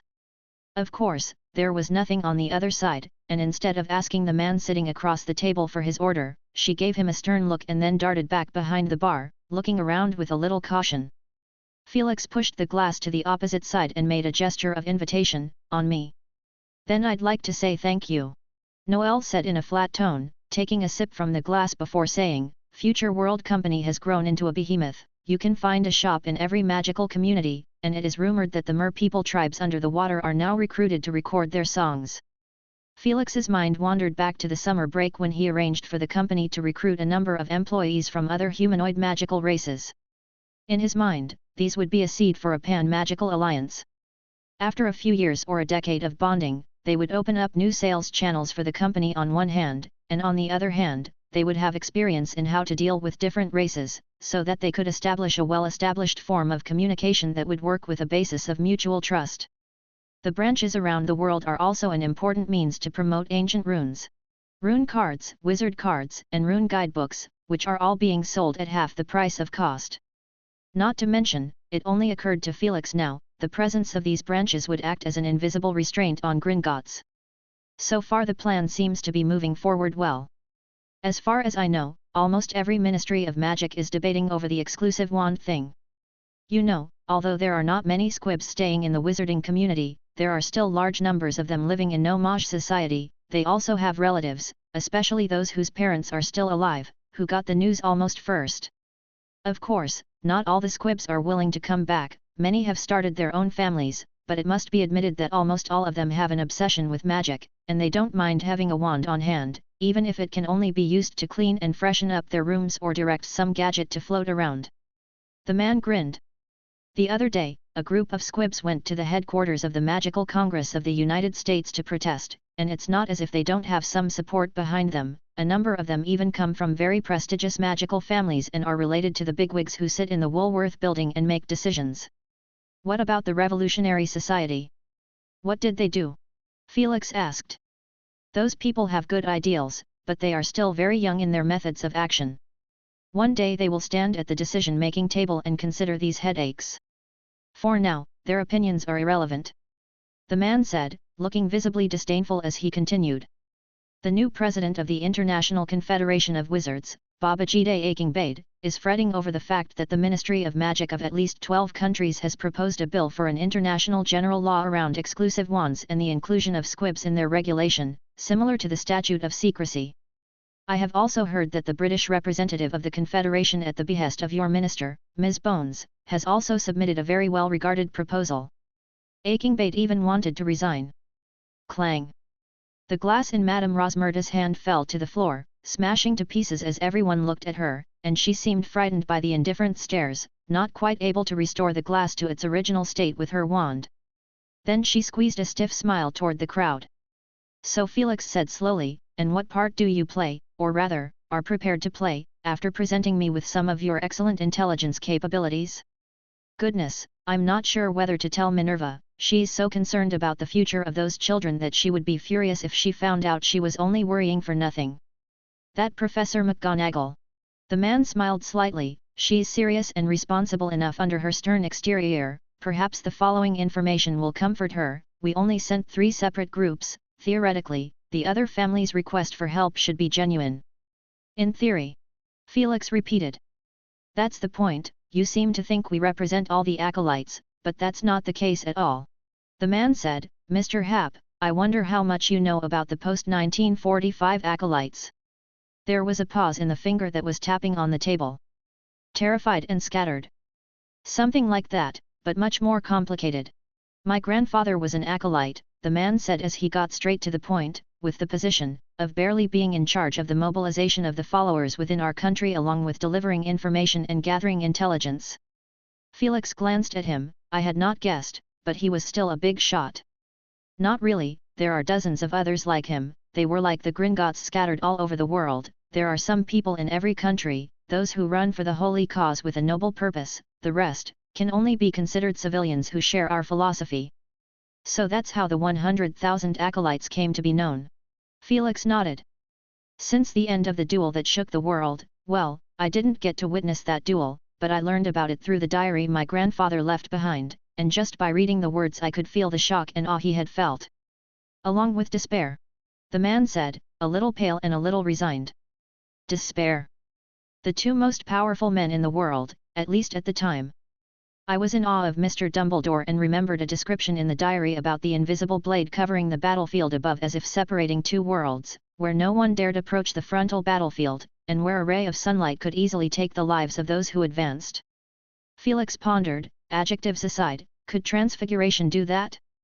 Of course, it could. You just need to replace the transfiguration object with the all-pervasive air. It would be a scary sight to think from an ordinary wizard's perspective. After Mr. Grindelwald's failure, several protests erupted around the world at the time, and perhaps it was for this reason why my grandfather was not held accountable, but from the people I visited after following the diary when I was growing up, it seems that these former acolytes were either in hiding or under the local Ministry of Magic's key focus. Mr. Noel, I don't think your purpose is in any way to complain to me and elaborate on how your family was suppressed by the Ministry of Magic, both explicitly and implicitly. Felix interrupted. Of course, Mr. Hap. The man promptly said, in a way, no one since Grindelwald has been able to gather such a large force, and the few who were not willing to accept defeat could only start small riots, which did not end too well for them. It can be said that they went from being a formidable force capable of shaping the history of the magical world to a scattered bunch of pearls. Moreover, they were manipulated by ambitious people, all because of a lack of a leading figure. I seem to understand that you want to rescue your former leader. No, Mr. Hap. The man said softly, not even Mr. Grindelwald set foot on British soil at the peak of his power, let alone a dozen of us, I would say. If Mr. Grindelwald had simply stayed in Nurmengard, the world would have only gradually forgotten him, but from the moment he stepped out of Nurmengard Castle, whether he wanted to or not, he had returned to the limelight, or to put it another way, had the power to sway the magical world once again. Even if he does nothing and now has changed his name, the world will move because of him, and we are just the first batch. You can expect a steady stream thereafter. Sounds like some kind of implicit threat. No, the man said seriously, just a word of advice. The two largest wizarding organizations in the world, the Acolytes and the International Confederation of Wizards, are not exactly ironclad, and it is almost inevitable that word will eventually leak out, and then the eyes of the world will be on Hogwarts, even if Mr. Dumbledore.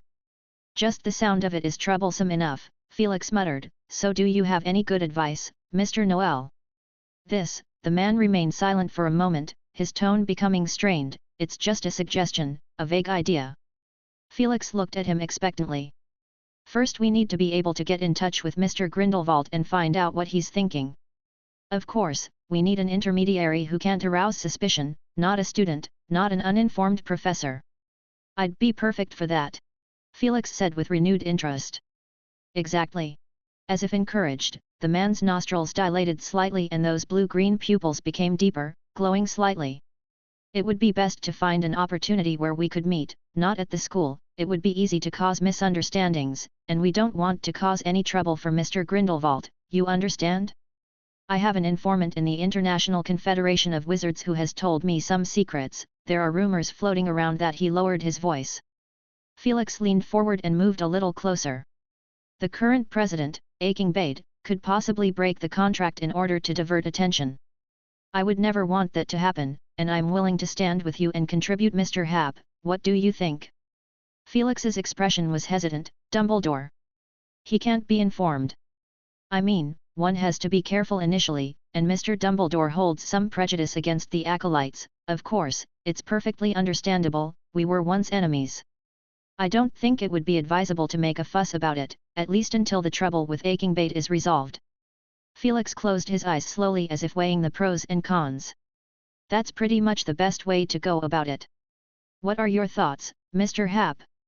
My thoughts, well, I need to make sure the truth of it first.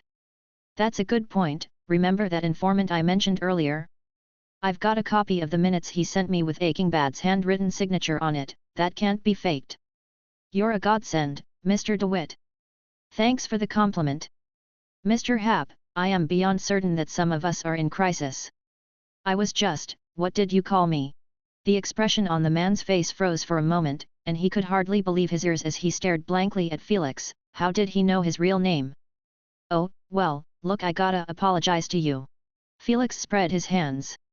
I'm so insensitive. Compared to me, Dumbledore is pretty good in this regard. He rarely invades people's minds directly, even those who are hostile to him. But I can't. I have to control myself from using it in my daily life to avoid losing too much fun, and listening to students explain their reasons for not finishing their homework is one of my favorite forms of entertainment. But curiosity gets the better of me if I encounter blatant hostility, especially when it's a stranger I'm meeting for the first time. This curiosity is even stronger if the person is still chattering in my ear while acting like they are thinking about me. What have you done to me? That man's expression gradually darkened as he heard this, and finally, his face paled, and he cried out. Not you, though I am most curious about you now.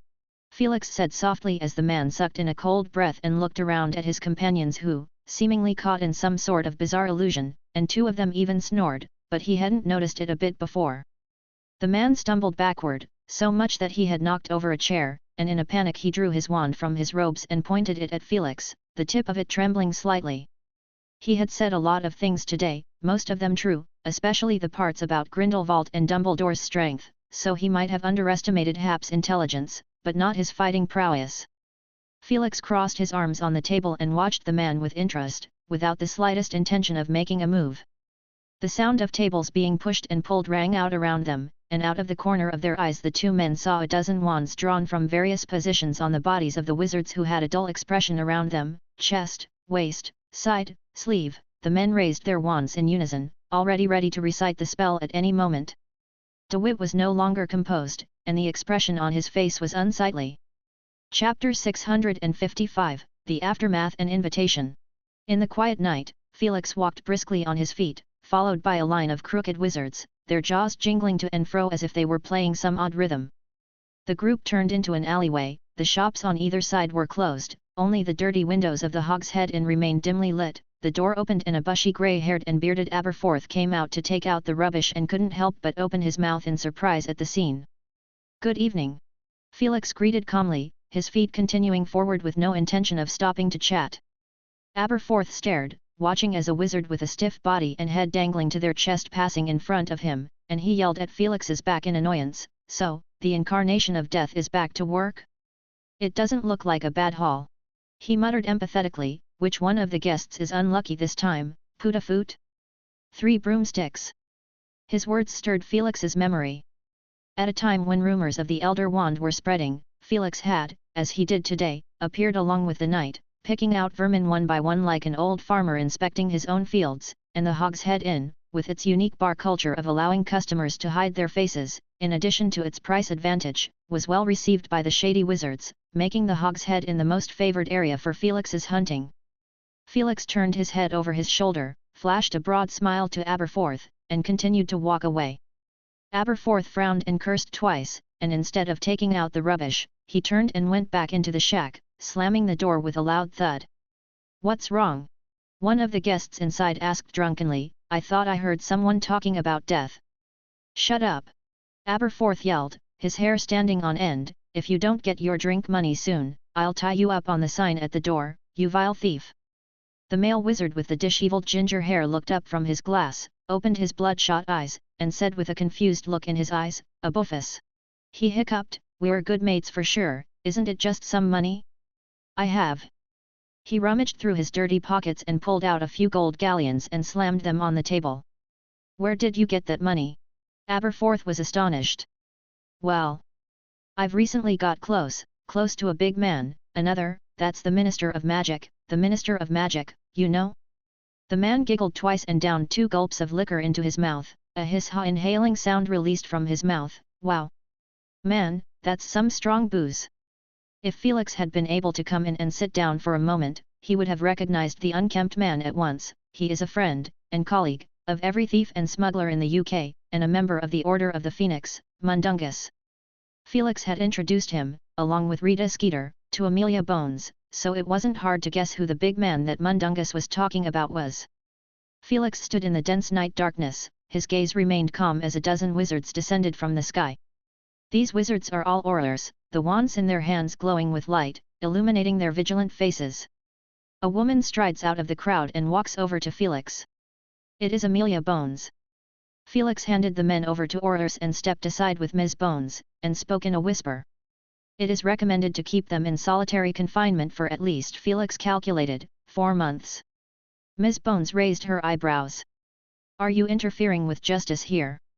Oh come on, I'm your advisor, you'll know how serious this is once you've interrogated the leader, who's a really clever man. I've seen the plan and there's a real chance he'll succeed with the lack of transparency of information. Felix gave a brief rundown about the men and Ms. Bones' jaw dropped in shock. In a nutshell, this man, Mr. DeWitt, who went by the name Noel, had planned to move around, gain Grindelwald's trust, use rhetoric to trick him into working for him, and then receive the old man's political legacy through a series of meticulous plans and tactics. The key link in the plan is the recent riots in the US and Grindelwald's teaching at Hogwarts.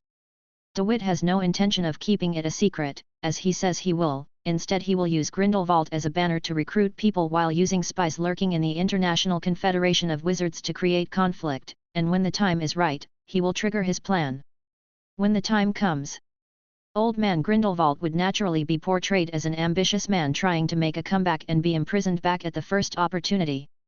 DeWitt may be at that time rightfully crowned as the number 2, self-appointed, head of the acolytes under the banner of being Grindelwald's heir. Not to mention, the inevitable fall of Dumbledore's reputation that would accompany this affair would also drag Felix into this mess. Pretty good planning, it is just a shame that he didn't practice the occlumency well.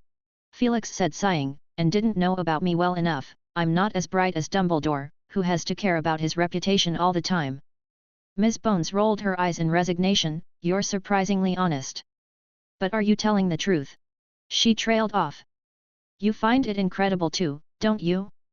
But there's never a shortage of ambitious people in this world, let alone ambitious people who gamble heavily, Felix said, so when I confirmed he is an enemy, I breathed a hard sigh of relief, because frankly, if all that suspicion and malice later turns out to be just personal, you know, like corporate rivalries or something, he shrugged, I would have found it tricky too, but of course, now they're your problem.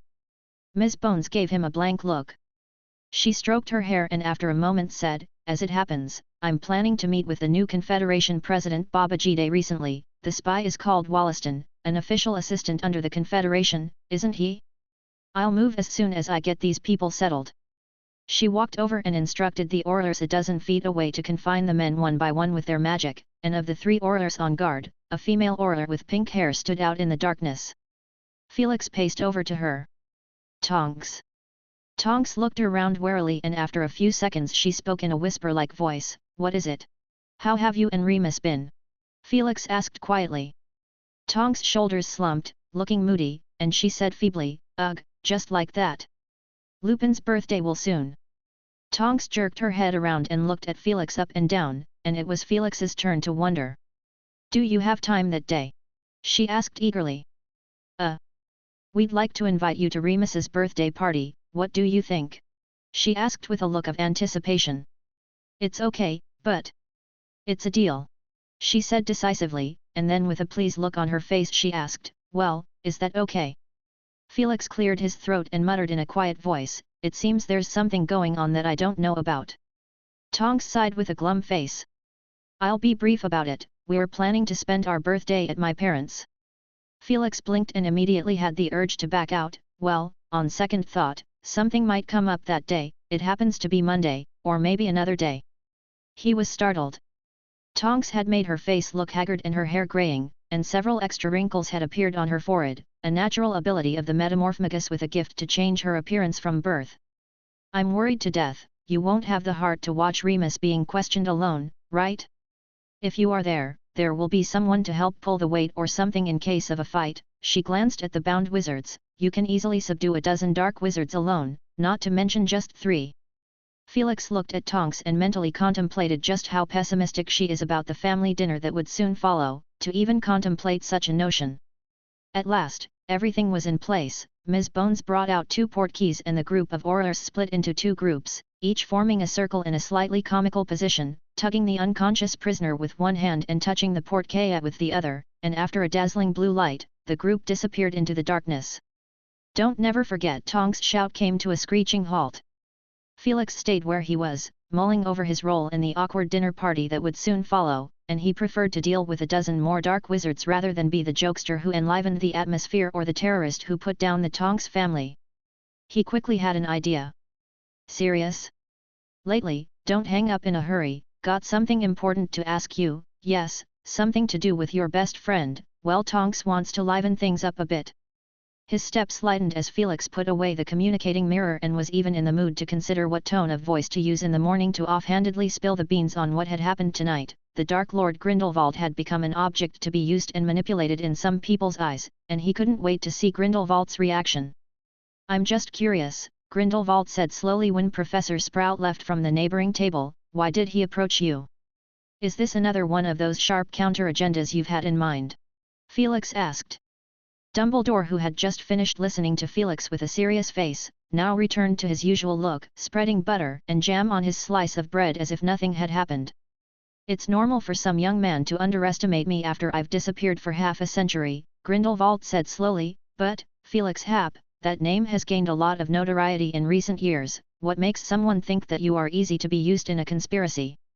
The implication of his words seemed to imply that Felix should reflect on himself and what impression he had made on the public.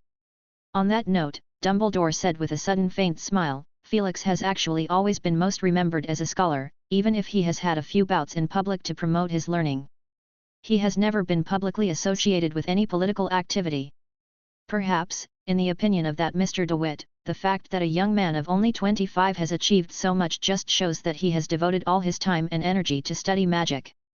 Grindelwald chuckled, "So the man sitting next to me is someone with an incredibly simple mind." Felix was pensive. "It does sound a lot better than the title of Dark Lord or Dark Demon. I mean, how come more and more people have been writing to me with salutations since school started, especially this month during the festive season when greeting cards and chocolates could fill a bedroom? Albus, you must have the same experience, right?" Grindelwald's expression froze, and he paused, looking at Felix and then at Dumbledore. Dumbledore's wrinkled face flushed slightly, and he coughed lightly twice. "Not quite comfortable, Felix. Minerva asked me to tell you that 3 students have felt the throbbing of the animagus. It will be difficult to change that number in the short term." "Okay, I understand." Felix thought for a moment and said, "Tonight then, in fact, I'd like to think that in another week or 2 there may be a new student who will succeed." "Why do you say that?" Dumbledore asked curiously.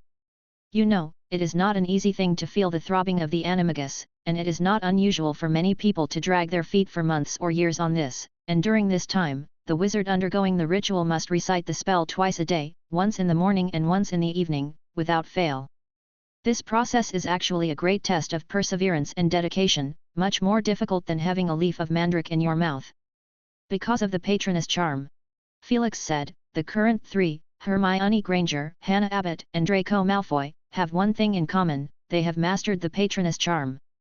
The first 2 are members of the Frontline Lookout Club, and Harry has spent a lot of time in the club teaching this spell, and as for Draco, he's not a member of the club, but he's secretly mastered it as well, probably to try and compete with Harry." Felix thought the boy was a bit of a dolt, because even if he had learned it he didn't get to use it, for the reason that his dad, Lucius, was working under Voldemort at that time, but, stupid people have stupid ideas. All in all, the incline is still pretty obvious. The fact that those 2 7th years in the Transfiguration Club haven't received any feedback so far just backs that up. When Minerva and I were discussing this, we thought that the patroness charm tapped into the wizard's spiritual powers, which happens to fulfill the requirements for the 2nd stage of animagus practice." Dumbledore thought quickly for a while and nodded his head. "That's a reasonable conjecture. Some magic affects others, possibly in a gainful way or in reverse," he said with a smile on his face as his pupils dilated slightly, "and it's a massive research topic." He glanced thoughtfully at Felix. "Perhaps it is only by relying on a student population as large as Hogwarts that magic can be pushed forward to keep progressing, no wonder those in the Ministry of Magic have been studying it for decades without much results. At 9 o'clock in the evening, the wind was howling and the rain was pouring down. Chapter 656, Happiness. Outside the Forbidden Forest, Felix, Professor McGonagall, and several students looked at each other through the thick curtain of rain. They held their wands up, and from the tips of their wands a thin stream of air poured out, forming a vague umbrella-shaped layer of air above their heads to keep the rain out. The few people present tried to control themselves from looking at Professor Hap or giving any odd expressions. Because it was not the professor himself who was holding up his wand, but a Niffler. Valen sat on Felix's shoulder, as her eyes darted between the three students, Draco, Hannah, and Hermione, who the great Demon King said would turn into little animals in a short while. Harry and Ron are also present, and the excuse they made at first to observe the animagus transformation process was sternly rejected by Professor McGonagall. There's no need for that. But the two played the emotion card. We're Hermione's best friends and are really worried about. Surprisingly, Professor McGonagall looked at them critically for a moment before nodding her head in agreement. Harry and Ron mentally hailed their good luck. You can start now, Professor McGonagall said the moment the first lightning bolt cut through the sky. Above the heads of the group, above the thick black clouds, a huge thunderbird in a magic form spread out its wings and circled and soared above the clouds little by little. Hermione, Hannah, and Draco staggered into the Forbidden Forest when they heard the voice, scattered and ran in different directions, disappearing in the blink of an eye into the range of the raging storm. They needed to get the crystal vial of potion that had been hidden at the edge of the Forbidden Forest as soon as they could. Professor McGonagall held her wand tightly in both hands, the rain blown by the wind wetting her hair and trickling down her somewhat pale cheeks, her knuckles whitening from the force of her clenching. They will be all right, she murmured. Felix looked further into the depths of the Forbidden Forest. The rainstorm and darkness did not obscure his view as the three glowing silhouettes continued to fade away in the grey and white background, at which point Felix suddenly turned back to look in the direction of the castle from which they had come. A flash of lightning streaked by, and he seemed to see a blurred silhouette standing on the castle balcony. Felix narrowed his eyes. Harry also followed Professor Hap's line of sight, then opened his mouth wide in surprise and exclaimed out loud, "Neville!" In the darkness, a blurred figure darted towards them, appearing and disappearing in the chaotic flashes of lightning. Professor McGonagall jumped to her feet in surprise. "You Longbottom, why are you?" she asked speechlessly. Neville was breathing heavily, his face and body completely wet from the rain and covered in mud, as if he had tripped and fallen more than once midway. With a panting voice, he announced, "I succeeded, at sunset today, I felt." "You felt the throbbing of the animagus?" Professor McGonagall finished the sentence for him. "No, yes, that's right," Neville said amidst the rain. "Then move as quickly as you can, it is still not too late," Felix said. Neville nodded heavily and excitedly turned and ran towards the Forbidden Forest. Professor McGonagall looked at his back and uttered in a low voice that filled with excitement, "This is incredible, counting Longbottom, there are 4, all 4 of them have mastered the Patronus charm. This discovery is sure to be one of the most groundbreaking transfiguration theory in this century." She suddenly turned to Harry and Ron and said seriously, "Potter, Weasley, you should never give up, it's totally worth a try. I'll have to talk to Virgil and Jamelin and suggest that they should take some time to learn the Patronus charm." Virgil and Jamelin are the 2 7th-year students from the Transfiguration Club who are still insisting on reciting the spell each day at sunrise and sunset. Harry and Ron nodded wordlessly, feeling the mandrake leaf in their mouths become a little more important. The two exchanged a silent glance and made up their minds that it would be best to eat in the special canteen for the next period of time. Felix looked up into the sky, dark clouds completely obscuring the moon, black clouds pierced every now and then by a flurry of blinding lightning bolts, leaving behind solid patches of light on the retina as thunder rumbled. They waited in silence, and finally, the first person came back. It was Hermione, her once fluffy hair now plastered to her face, her trouser legs stained with mud, and she was shivering from the cold, but she still clutched a small crystal potion vial in her hand tightly, the mixture of multiple ingredients in the vial now transformed into a blood-red potion. "Professor, I did it, the potion," she said excitedly. Felix raised his hand gently with a smile on his face, and in front, behind, and left and right side of Hermione, 4 walls rose up to her neck and closed around her to form a space that joined together. "Miss Granger, you are only 1 step away from success." "Kiki!" Valen cheered her on. Hermione took a deep breath, pointed the tip of her wand at the spot where her heart should be, and with a trill she recited the incantation, Amato Animo Animato Animagus. Then she drank the potion from the vial in one gulp and closed her eyes as she waited.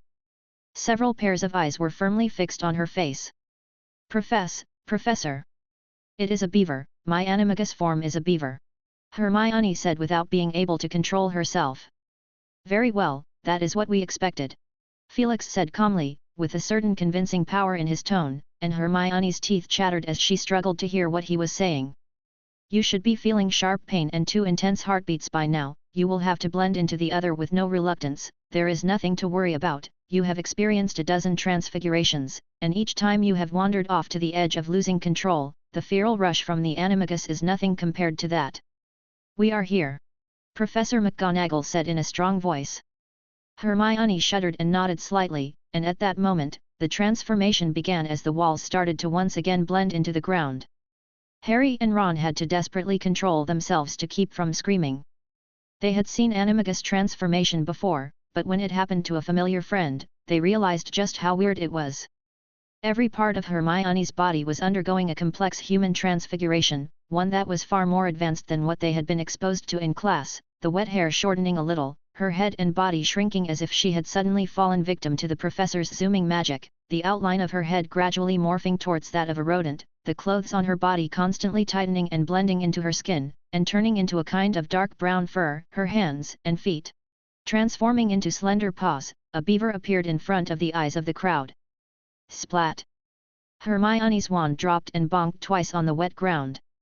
Now, don't forget, you have to figure out how to properly place your wand before you transform. Professor McGonagall warned in the pouring rain, to which Harry and Ron obediently nodded. Felix's eyes lit up as he stared unblinkingly at the creature in front of him. It was about 2 feet long, which made the beaver relatively large compared to rodents of the same genus, but it was still dwarfed compared to the other creatures. It was a good thing that no one in the scene cared what form of animagus they might be. The significance of the magic itself was all that mattered. From the view of magic energy, the creature in front of him was nearly devoid of any magical fluctuations. All magic was converged in the deepest part of its body, nearly solidified, and it was surprisingly somewhat similar to a squib. There was a momentary flash of trance in the beaver's eyes as it let out 2 short grunts. Snort! The beaver glanced reproachfully at Ron, who had laughed out loud, and Ron apologized with a serious look. Sorry, Hermione. I was looking for the wizardly features on you, and I thought it might be those big pair of teeth. Harry desperately tried to hold it in to keep himself from laughing out loud along with Ron. Whoosh! Valen jumped off Felix's shoulder and stood in front of the beaver, gesticulating excitedly. The beaver barked twice, but unfortunately, they still couldn't speak the same language. The rain parted above Felix's head, and he leaned expressionlessly against the suddenly raised wall.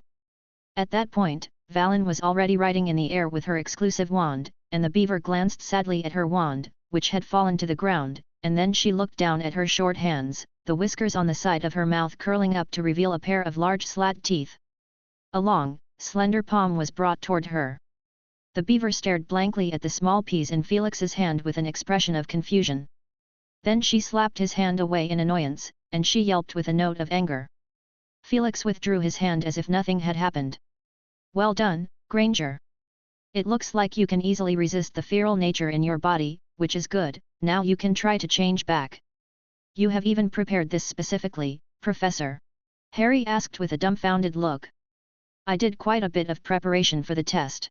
Felix said calmly. In addition to the peas, there are insects and pears that peacocks like to eat, plant seeds that squirrels prefer, and of course, I didn't prepare Neville's share, but his patroness is a cat, and I happen to have dried, salted small fish here. In the time it took for them to talk, Hermione finally found the trick to change herself back, and she smoothed out her messy hair. As she picked up her wand, she glared at Felix in dissatisfaction.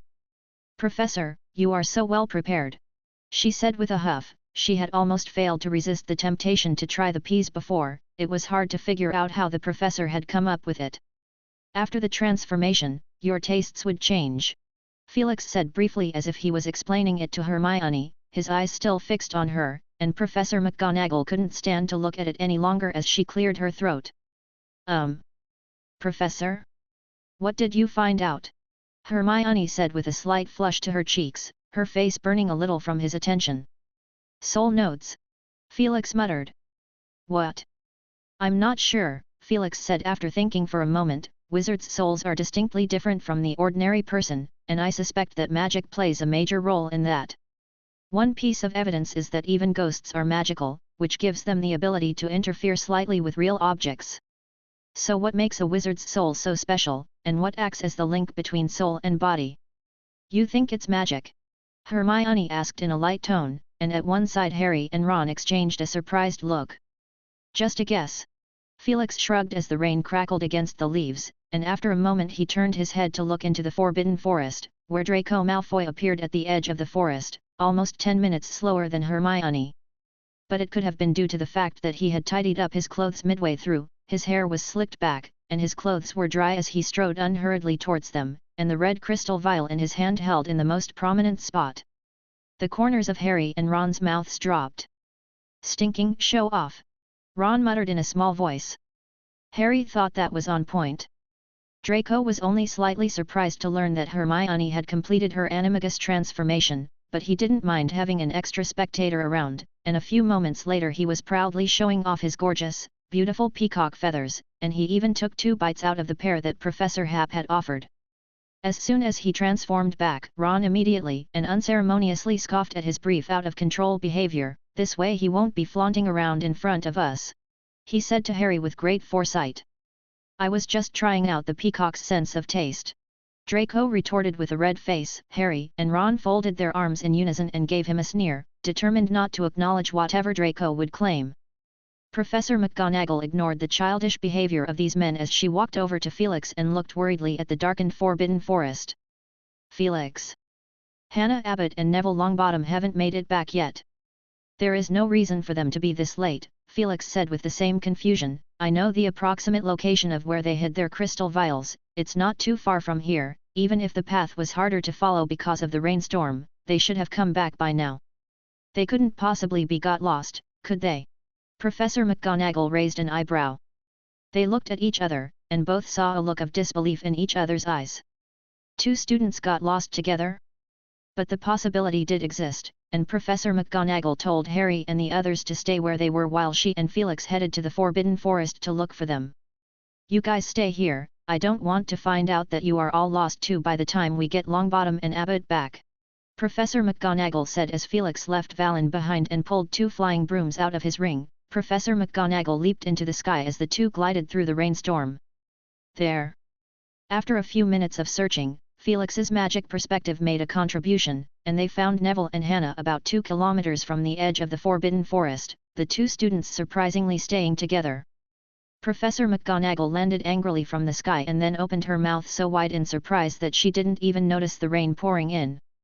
The 2 students, only one person on the scene, to be precise, and Neville trudging through the mud with a red squirrel in his arms, and the rain trickling down his hair. When he saw Felix and Professor McGonagall, Neville seemed to breathe a huge sigh of relief. Oh, thank goodness, Professor, you're here at last. Hannah's here. He showed the 2 professors the red squirrel that lay peacefully in his arms. Longbottom, what the hell is going on here? Professor McGonagall cried out, as she glared at the red squirrel. Is this Hannah Abbott? She took her magic potion in advance? Didn't I tell you that you must return with the magic potion and take it under the supervision of the professor? The red squirrel shuddered. All right. Professor McGonagall sighed and compassionately took the red squirrel from Neville's arms and stepped aside to carefully reassure Hannah. Neville, meanwhile, stammered to explain what had just happened. After I got the potion, I was going to head back, when I saw Hannah walking past in the distance. That was in the direction further inside the Forbidden Forest, and I thought I was going in the wrong direction. So you decided to follow her to make sure and confirm? Felix asked. Yes, Professor. Neville said softly. Hannah was running fast, and my vision was so bad in the rain that I almost lost her a few times, but I probably guessed she was lost. We could guess that too, but why did she break the rule and take the potion? Oh, Professor, at this point, Hannah, who had managed to regain her human form under Professor McGonagall's guidance, said with a sniffle, I'm so sorry, I lost my way. And was worried I wouldn't make it in time, so I decided. decided to transform in a corner where no one was around. Professor McGonagall said in a stern tone. Yes, that's right, Hannah cried, I'm sorry, I was so scared and worried that my months of hard work would be wasted, so my head got confused and I did well on the controlling feral side part of the lesson. Miss Abbott, the lesson that Professor Happ and I prepared was not meant for you to use as an excuse to take risks. Professor McGonagall said sternly. Professor McGonagall, Neville said, mustering up his courage, Hannah actually regained her own sanity, and it was me who felt that it was time to go back to the site. That's very thoughtful of you. Professor McGonagall said with a grunt. She looked up at the sky. Almost an hour had passed, and the clouds began to grow thin, and the silhouette of the Thunderbird faintly became visible. You have delayed too much previously, Mr. Longbottom. I suggest you to transform here, with Professor Happ, and I am watching. You do have your magic potion with you, right? Neville nodded his head hurriedly. A few minutes later, he transformed into a tortoise-shell cat, identical to his patroness form. The tortoise-shell cat meowed twice, and a small smile appeared on Professor McGonagall's tense face, but it was gone in the blink of an eye. So by the time Felix and Professor McGonagall returned from the Forbidden Forest, all 4 students had completed their animagus transformations. Professor McGonagall didn't mention Hannah's blunder in front of Harry and the rest and simply told them that Hannah and Neville, the 2 of them had completed their transformations in the Forbidden Forest because of time constraints. That's cool. Ron said enviously. The atmosphere on the way back was very relaxed and Ron kept asking Neville and Hermione how they felt when they transformed. Is it any different from normal transformations? By the time they returned to the castle, Hannah was already talking and laughing normally. You guys have a good night's rest tonight and don't try to transform in private, Professor McGonagall said. Come to my office tomorrow morning, and I'll use the 2 days of the weekend to get you familiar with transformations as quickly as possible, and, you have a bunch of forms that you need to fill out. She used her wand to summon a few cups of hot cocoa, and after watching them finish it, she let them go back. Minerva, don't be too harsh, at least it turned out well, Felix stammered, seeing a sudden smile spread across Professor McGonagall's face as she leaped up and said with joy, what a day to remember, Felix. I must go back for a drink. Chapter 657, Strength and Memory. Happy birthday, Ron. The next day Harry woke up with a yawn, and subconsciously closed his mouth halfway through it, alertly sensing the mandrake leaf in his mouth with his tongue. He looked around the dormitory. Seamus and Dean had gone out and Neville was not there, which he found odd, but then it occurred to him that Neville was going to Professor McGonagall's office this morning to receive guidance on animagus. With pleasure, with pleasure. At that moment, Ron said in a daze, stepping on a small pile of packages as he put his feet on the floor. In an instant he became awake. Presents. Ron yelled at the top of his lungs and started to open the presents without even changing out of his pajamas. Harry tossed a fancy wrapped box onto his bed. Your present. Then began to change. It only took him 2 minutes to remove his pajamas and change into his robes, and when he had finished this he glanced at his watch and breathed a sigh of relief. Thankfully, he had made it in time. Where are you going? Thanks Harry, this is a great present. Ron said as he waved the Quidditch keeper's dragon-hide gloves that Harry had given him. He sat on the floor with a pile of wrapping paper scattered around him and said with a raised eyebrow, this year has been a bumper harvest, all the presents I've received have gone up a notch. I really hope to be an adult again next year. Where are you going? He asked again. This time he finally averted his eyes from a heavy gold watch. I've got an appointment with Professor Bagshot. Harry muttered. Oh what a bummer, I was hoping to go to Hogsmeade with you, Ron said. If Fred and George had a shred of conscience, they would consider giving their brother a discount on his coming-of-age day. He counted the presents again and said disgruntledly, maybe I'm overthinking it, they didn't even send a present. Maybe they are planning to personally hand it to you. Harry reminded. Ron thought about it and cheered up again. You're right, but it's best not to get my hopes up, they've been quite busy lately. I guess they just dropped off a box of dung bombs at the Hogsmeade branch. Harry and Ron parted at the castle gates. I'll bring you the Honeydukes sweets. Ron said, walking towards Filch as Harry descended the stone steps and made his way to the edge of the Forbidden Forest. Grindelwald was already waiting there.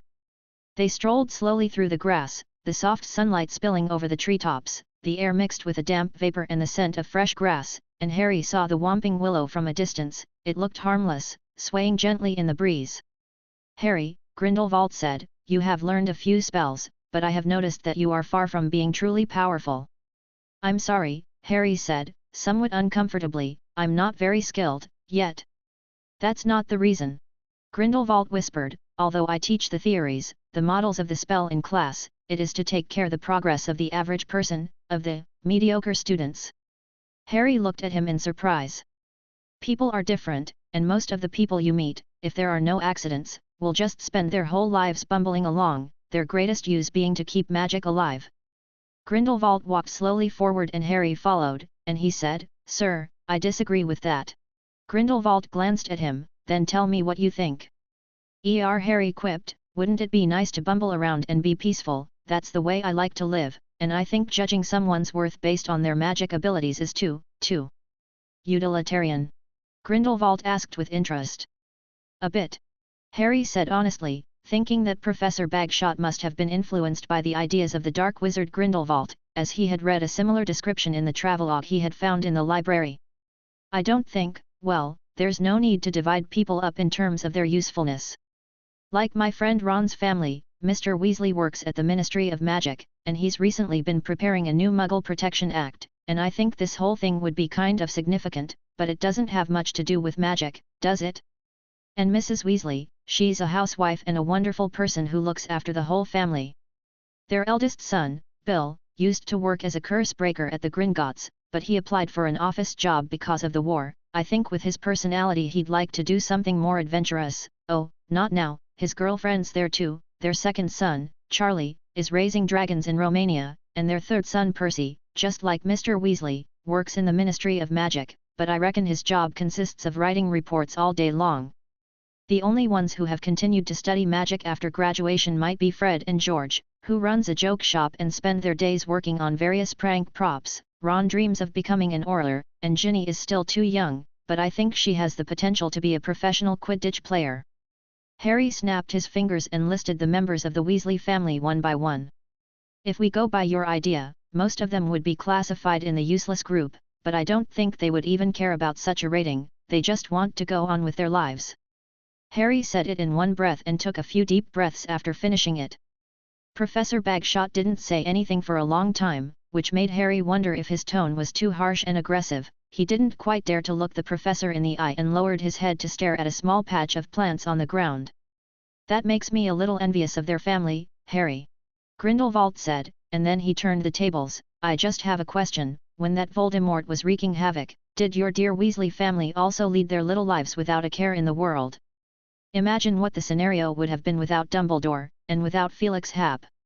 Oh, if I remember correctly, the Weasleys are pure bloods, and if they displayed compliance to Voldemort, they should be able to lead a good life. They wouldn't submit to Voldemort's evil rule. Harry retorted in a loud voice. Then they would be killed. Grindelwald said faintly, as weak as this little plant. He walked over to Harry and crushed the plant Harry had been staring at earlier under his feet. A surge of anger welled up inside Harry, but then he suddenly thought of something. It was the scene where he was practicing the Patronus charm in Professor Happ's office. To inspire the will to fight, he had entered a vision set up by the professor, in which he had seen many terrible events, where everyone had fallen and Voldemort had won, and it was that time that he had inspired the immensely powerful Patronus.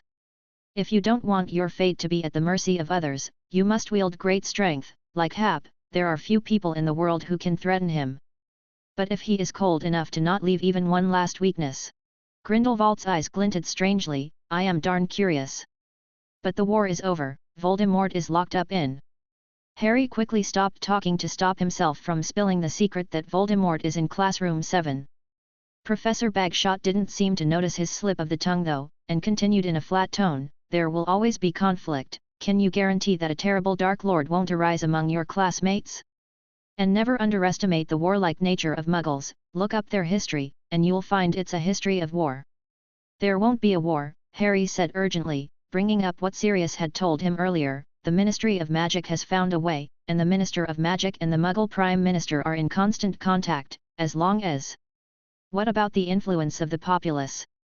Both sides are able to, what? Harry asked, a little confused. You're ignoring the influence of the populace on the Muggle government. I know how those politicians roll. They may deceive, incite and seduce the masses, but they will never allow themselves to be put on the wrong side of them. and if a significant number of Muggles are in opposition towards the wizards, there is absolutely no shortage of despicable politicians that do not have the ruling position. They will use that opportunity to stand by them and to speak for them. It would only take a small spark, puff, with the careful design of a thoughtful person, the so-called peace you are talking about would instantly be reduced to ashes. Grindelwald stated icily, "It's all too easy, and it is bound to happen." Harry listened in shock. They had discussed the subject of Muggles and wizards before, but never with such a blunt and even bloody tone as today. He gulped and tried to speak, only to find that he seemed to have lost his vocal cord. "Wizards are the true peace-loving community. For thousands of years we have not needed strict order to be at peace, we have mastered great powers without abusing them. On the other hand, Muggles, their civilization was born out of war. However, it is absurd that wizards, when they should have established order, chose to stand back because there were always foolish Muggles who would harm our children when we weren't looking. This made the Muggles arrogantly think that they are the masters of the land. The wizards have become the outliers in turn." With Professor Hap, Harry said in a hoarse voice. "Do you think he'll succeed?" Grindelwald glanced at him calmly, making Harry wince as he feared the professor would say something even more dreadful, but Professor Bagshot simply said gently, "Well, maybe he will." "Is that why you're planning to pin your hopes on someone else and close the door yourself and pretend everything is peaceful?" "Sounds good. I remember that's what that potions class professor did." He was referring to Slughorn. Harry's face burned, a little ashamed of himself, but it was more mixed with fear. Because he knew that even Professor Hap was not certain, so theoretically what Professor Bagshot had said was entirely possible, and at that moment he thought of the Dursleys, of Uncle Vernon, and if wizards were really exposed to the world at large volume, would they allow a wizard to come into their lives openly and brightly? Harry didn't need any hesitation at all to answer that question. When he thought about the way Uncle Vernon treated the bums on the street, the way he treated himself, well, he would have absolutely blown up the government hotline. How many people like him are out there? If they got together, there would be protests accompanying them, and after that would things go the way Professor Bagshot had predicted, with some of the government officials taking the lead in compromising and the situation going in an unknown direction. Harry recalled the Muggle parade in the first Defense Against the Dark Arts class, and those icy stares seemed to fall on him again as if they had crossed the time. Harry's expression became heavy, and his limbs felt like lead as he followed the professor in a daze. He couldn't think of any good way out of it, and then he suddenly noticed Professor Bagshot stop and say, "We are here." Harry looked around in bewilderment. They are standing deep in the Forbidden Forest, surrounded by tall trees, but it is only March and the foliage is not exactly that thick yet, so he can see the sky overhead through the sparse foliage. "Remember the magic I taught you, try it," Grindelwald said calmly as if those previous conversations hadn't ever happened. Harry waved his wand carelessly and the spell hit the trunk of an enormous tree and the trunk shook for a moment. Which he didn't consider decent enough. "Oh, sorry, I will try again." He tried to calm down and waved his wand a second time. This time the powerful spell broke the thick bark of the tree in two. Harry looked over at Professor Bagshot with a touch of satisfaction. The professor's earlier words had still worked, and Harry still hadn't come up with a foolproof solution, but he felt that he would never stand by and hide if things did go in the worst possible direction. Not to mention that Harry thought he might well be Auror at that time, with his loved ones and everything he valued standing behind him, and there would be no turning back. "Not enough," Grindelwald said aloud, looking unimpressed. "You can do better than that." "I did my best," Harry said. "Do you think I'm playing house with you?" Grindelwald reprimanded him. "Why didn't I find that little Muggle-born girl who does so much better than you in class?" "I wonder about that too," Harry said stiffly. "If you didn't have the potential I wouldn't have bothered wasting my time at all. There aren't many in the whole school that could surpass your magic power, and that's including the professors. Your biggest problem is that you never once considered how far you could go. Magic isn't a rigid thing, you're shackling your own powers." "I don't have." "Then show some real power, or go back and pray that bad luck won't befall you and pray like a coward that you will be shown mercy by the big man." A sudden explosion came from the forest. The tremendous impact churned hundreds of huge trees into pieces as if there had been a massive explosion. The space within a radius of 200 or 300 feet was flattened, and further away the trees swayed east and west as if they had experienced a violent typhoon. Broken wood and branches were falling in droves, and Harry stared in disbelief at what he had done. "Look at that, Harry! Look at that!" Grindelwald said in a loud voice, his eyes sweeping over the vast expanse of the debris before him. That's what you're really good at. In the evening, Harry showed up at the headmaster's office. Harry, you're here. Dumbledore said gently. As usual, Harry noticed the pensieve placed on the table, the silver substance inside swirling rapidly, and he guessed that the headmaster had probably just used it. Dumbledore held his wand against his forehead and drew out a new memory, and placed it in the pensieve, before attempting to grab Harry's hand. We have to speed things up, we have a lot to do today. Harry avoided it. He lowered his head to not look at Dumbledore and gazed into the pensieve. But, sir, I'm not sure of the point of doing this. I know it's a lot of trouble to deal with the soul fragment in my head, but I can't figure out, what's the point of just looking at all these things that have happened when I can't even use magic? There was a moment of silence. Ah, Harry. Dumbledore said in a slightly distressed tone, it seems I must reveal some information so that what we are doing now will become more valuable in your mind. In short, I want you to have the ability to know right from wrong, and the courage to make the right choice when it matters. Harry sat there staring dully, feeling insulted. What image did he really have in Dumbledore's mind? Don't get me wrong, Harry. Dumbledore said, you are one of the people I have ever met who have come closest to possessing saint-like qualities, one of a kind even. Given that I've seen too many students in my fairly long life, that's actually quite a remarkable assessment.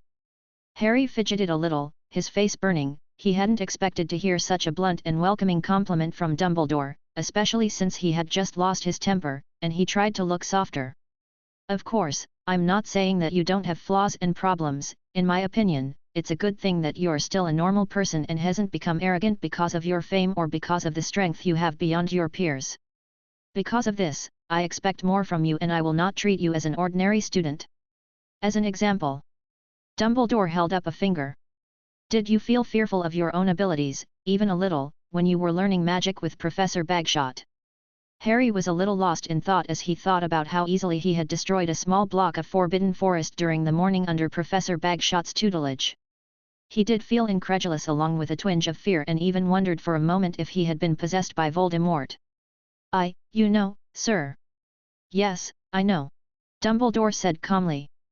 That is an ability you have in your own body, he said, seeming to read Harry's thoughts, and I'm sure Professor Bagshot has relieved you, although I'm not sure what reasons he used, but his ideas are not necessarily suitable for you. Not necessarily suitable for me. Harry muttered and repeated. Only you can find the answer to your question, Harry. Dumbledore said seriously, I can't help you on that point, other than borrowing Alastor's mantra, constant vigilance, Harry. Force without thought can easily devolve into violence. Harry was struck by a flash of clarity. So you're showing me those memories because you want me to harness my power? That's a question we can leave for the later part of the discussion. In fact, I would prefer for you to pay more attention to the choices made by the different people in my memory, and especially to the situations they faced at the time. It would be nice to generate some useful reflections. Dumbledore said, the reason for using my memories, forgive my arrogance, is that I have seen too many men and women in both their sorrows and joys. As he watched Harry fall into contemplation, Dumbledore said cheerfully, so, let's get into today's lesson. He stood up and bowed slightly as if preparing for a magnificent feast. I shall have the pleasure of sharing with you the insights I had as a student. You will find them slightly trivial as more than one person is involved, some of whom I still keep in touch to this day. Perhaps you have even heard a name or two. Let the adventure begin. Chapter 658, Big Connections. When Harry returned to the common room, the students were almost gone, and he spotted Ron and Hermione who were still there, and went over to them. Ron was staring at the box in his lap with a shocked expression on his face, and when Harry was about to speak, Hermione suddenly slammed her risen book on the table with a loud thud. What's wrong with you, Hermione? Terrible. It's the first time I've ever experienced this feeling, it's like my whole being is out of control. Hermione said with annoyance, and Harry looked at Ron uncertainly for a hint. Transfiguration. Ron muttered, not sounding quite happy. Well, it is. Hermione said to Harry, though she didn't elaborate, and pulled out her wand instead as she pointed it at herself. Watch, my reasons are telling me that I can't do it because I haven't figured out the principle yet, but... Harry stared at her and for a few seconds he thought Hermione was joking with him, but he slowly opened his mouth wide. Hermione's face began to change. Not the kind of change that was particularly noticeable, but every detail was modified a little. The curves of her face became smoother, her eyebrows got evener, the tiny blemishes on her cheeks disappeared. In a word, what they had learned and not learned in Transfiguration class during all this time displayed perfectly. Hermione showed her teeth at him, whereupon Harry noticed that her slightly protruding front teeth had also shrunk by a fraction, and her whole face looked particularly nice, almost like a different person. "Wow!"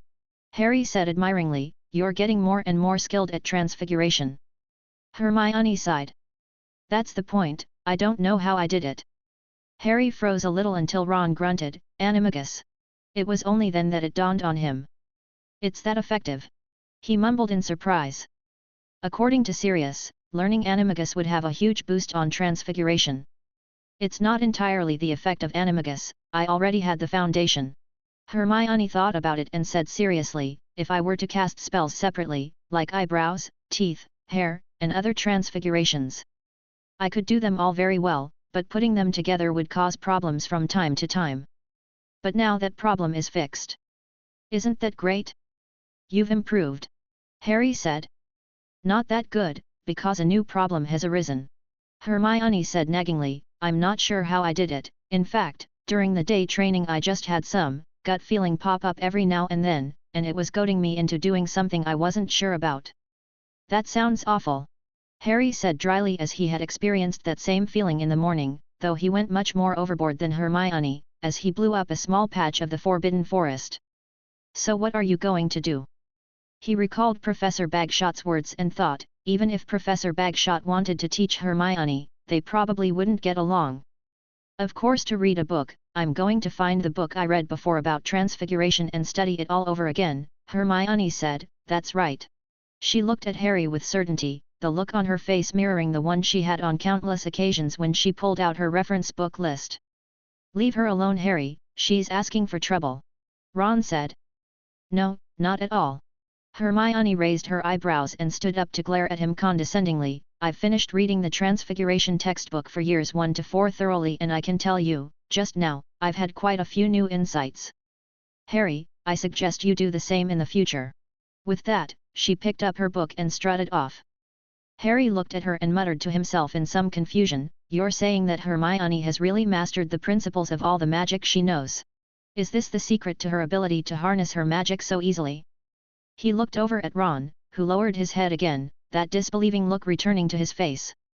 Harry stared at the contents of the box in his lap, and inside the colored padded cardboard lay some sort of knitted fabric. "I've been meaning to ask for a while now, what's that?" "Oh, it's nothing," Ron said in a flat tone, but Harry bet he definitely wished for him to ask more about it. "It's a present from Fred and George. It amazes me that they even remembered my birthday," he said.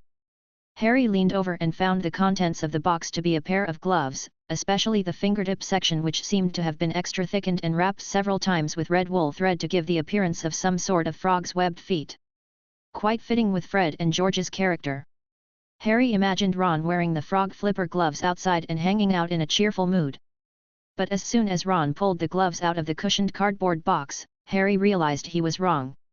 This birthday present is going to be even more exciting than he had imagined, with the 10 fingertips of the gloves being the heads of delicate tiny figurines. Ron put the gloves on and stared at them for a few seconds by himself, then showed them to Harry woodenly. Harry's eyes fell on the only anomaly above the 10 fingers, at the left thumb. The hair on the little figure's head was not red, but black. "That's me?" Harry asked in surprise, staring at it for half a second, not noticing any resemblance to himself and only being able to make a wild guess based on the color. "That's right." Ron moved his left thumb and the little figure on his glove, making it look like it was dancing and swaying from side to side. "That's Ginny." He gestured to his right thumb this time, and Harry could only make out a hint of Ginny from the long hair of the little figure. He surveyed the other fingers some more and vaguely made out the shadows of Weasley family members. Mr. Weasley, Mrs. Weasley, Bill, Charlie, Percy. Harry was half touched, half jealous, and he thought a little greedily that it would be nice if this could be his gift, but the fact that Fred and George had thought to put him in it made his heart well up with warmth. "Look at this. Fred and George have added a new feature," Ron said, flexing his left thumb. The little figure that represented Harry, in a loud voice suddenly cried out. "Snape, Snape, Severus Snape, the big greasy bat. Harry jumped in shock and looked sheepishly from side to side twice.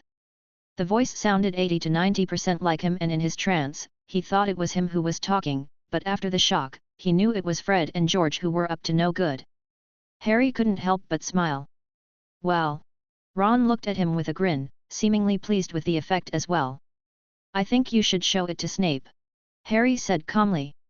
Oh, Ron pouted, deciding not to take that up. Look, Ginny, Fred and George didn't tell me exactly what it was and let me come back and try it myself, but with their character he flexed his right thumb. A new voice sounded.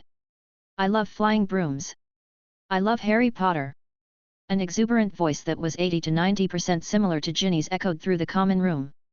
Harry and Ron stared at each other, looking at each other blankly. Oh, Ron trailed off, looking caught off guard. He cleared his throat. Let's try Fred and George figure once. I don't suppose it'll be anything good, though, that would fit. He raised an eyebrow and raised two middle fingers at Harry. The little figure on the two fingers made a gesture of taking off their hat, this time uttering a sound that sounded most like themselves. Fred, George, sends you his regards and wishes you a good life. Harry could just picture the twins standing in front of him smiling mischievously. How about it, mate? But it's not me giving you the middle finger, I guess that's Fred and George gesturing at themselves. Ron said defensively, while Harry looked on with glee. Brilliant. The next morning, at mealtime in the Great Hall, Hermione's book bag was even more bloated, and she suddenly asked, by the way, Harry, I haven't asked you how Professor Dumbledore's lesson went, any new developments? Meeting a lot of friends that he made when he was at school. Harry muttered, holding the mandrake leaf under his tongue and taking small sips of pumpkin porridge, a maneuver he had become quite adept at. At that moment, the Creevy brothers passed by them, exchanging friendly greetings, before circling around and sitting with their friends. Like Alpheus Doge, who enrolled in the same year as Dumbledore, I personally think he's an avid admirer of the headmaster. Harry's eyes followed the Creevy brothers until they were seated, before continuing, and Nicholas Flamel, Bathilda Bagshot, Adalbert Waffling. Who's that, Adab or something? Ron interrupted, he was chewing his food carefully with the right side of his teeth. Adalbert Waffling, an expert on magical theory. Hermione blurted out quickly, and who else, Harry? Harry hesitated, and Dumbledore's little brother. Ron choked, he hurriedly covered his mouth and after a short while he whispered, the Hogshead's owner. He made an effort to look like he was thoughtful with wide eyes. Tell me more, Harry, I'm curious, did they look alike when they were at school? Harry thought back for a moment and nodded lightly. I think they were quite similar. Think about it, a younger Dumbledore looking like a sloppy slob. Ron said pleasantly, looking over to the faculty table. To be precise, Harry couldn't resist the urge to explain, you can tell the two apart at a glance, they have very different personalities. Aberforth, I mean Dumbledore's brother, he's not much of a study lover and always has a provocative expression on his face. If it weren't for Dumbledore being his brother, he would have gotten a lot of beatings. But from our brief encounter, they don't seem to be on very good terms. Hermione said softly. Yeah, Harry said, also looking over to the long dining table where Dumbledore was talking to Hagrid, with Professor Hap and Professor Bagshot listening from the side next to him. He changed the subject and said, Hermione, I wanted to ask if you've ever tried to use your magical powers at full power and, then blown up a piece of Forbidden Forest. Definitely a nasty thing, Dumbledore. Hagrid lowered his voice and spoke in a buzzing tone, I found it when I got up this morning to patrol the Forbidden Forest. A large chunk of the Forbidden Forest suffered. I can't imagine what kind of creature did it, even a giant couldn't do it, it must have been some dark wizard with bad intentions. Felix and Grindelwald, who were listening closely at the side, had thoughtful expressions. Hogwarts has upgraded its defense system with new ones, so if an outsider infiltrates, he will definitely be discovered. Felix said lightly. That's right, Dumbledore agreed, I'll take care of this. He glanced at Grindelwald, it could have been caused by one of the professors practicing magic in private, I'll warn him. Oh, I thought. Hagrid shook his head, you really should have seen it, the scene was even more terrible than I said, the centaurs were worried, and it was very close to their tribe. When his eyes turned to Felix, he was dazed for a moment, and showed a witty gaze. Not me. Felix instantly said. Of course, how could, Hagrid stammered, though from the look on his face it was clear he didn't believe it all. Use your head, Hagrid, Felix said suggestively, we've known each other for over 10 years. Grindelwald flipped through a page of the booklet. Who will dictate ancient runes without a moment of hesitation?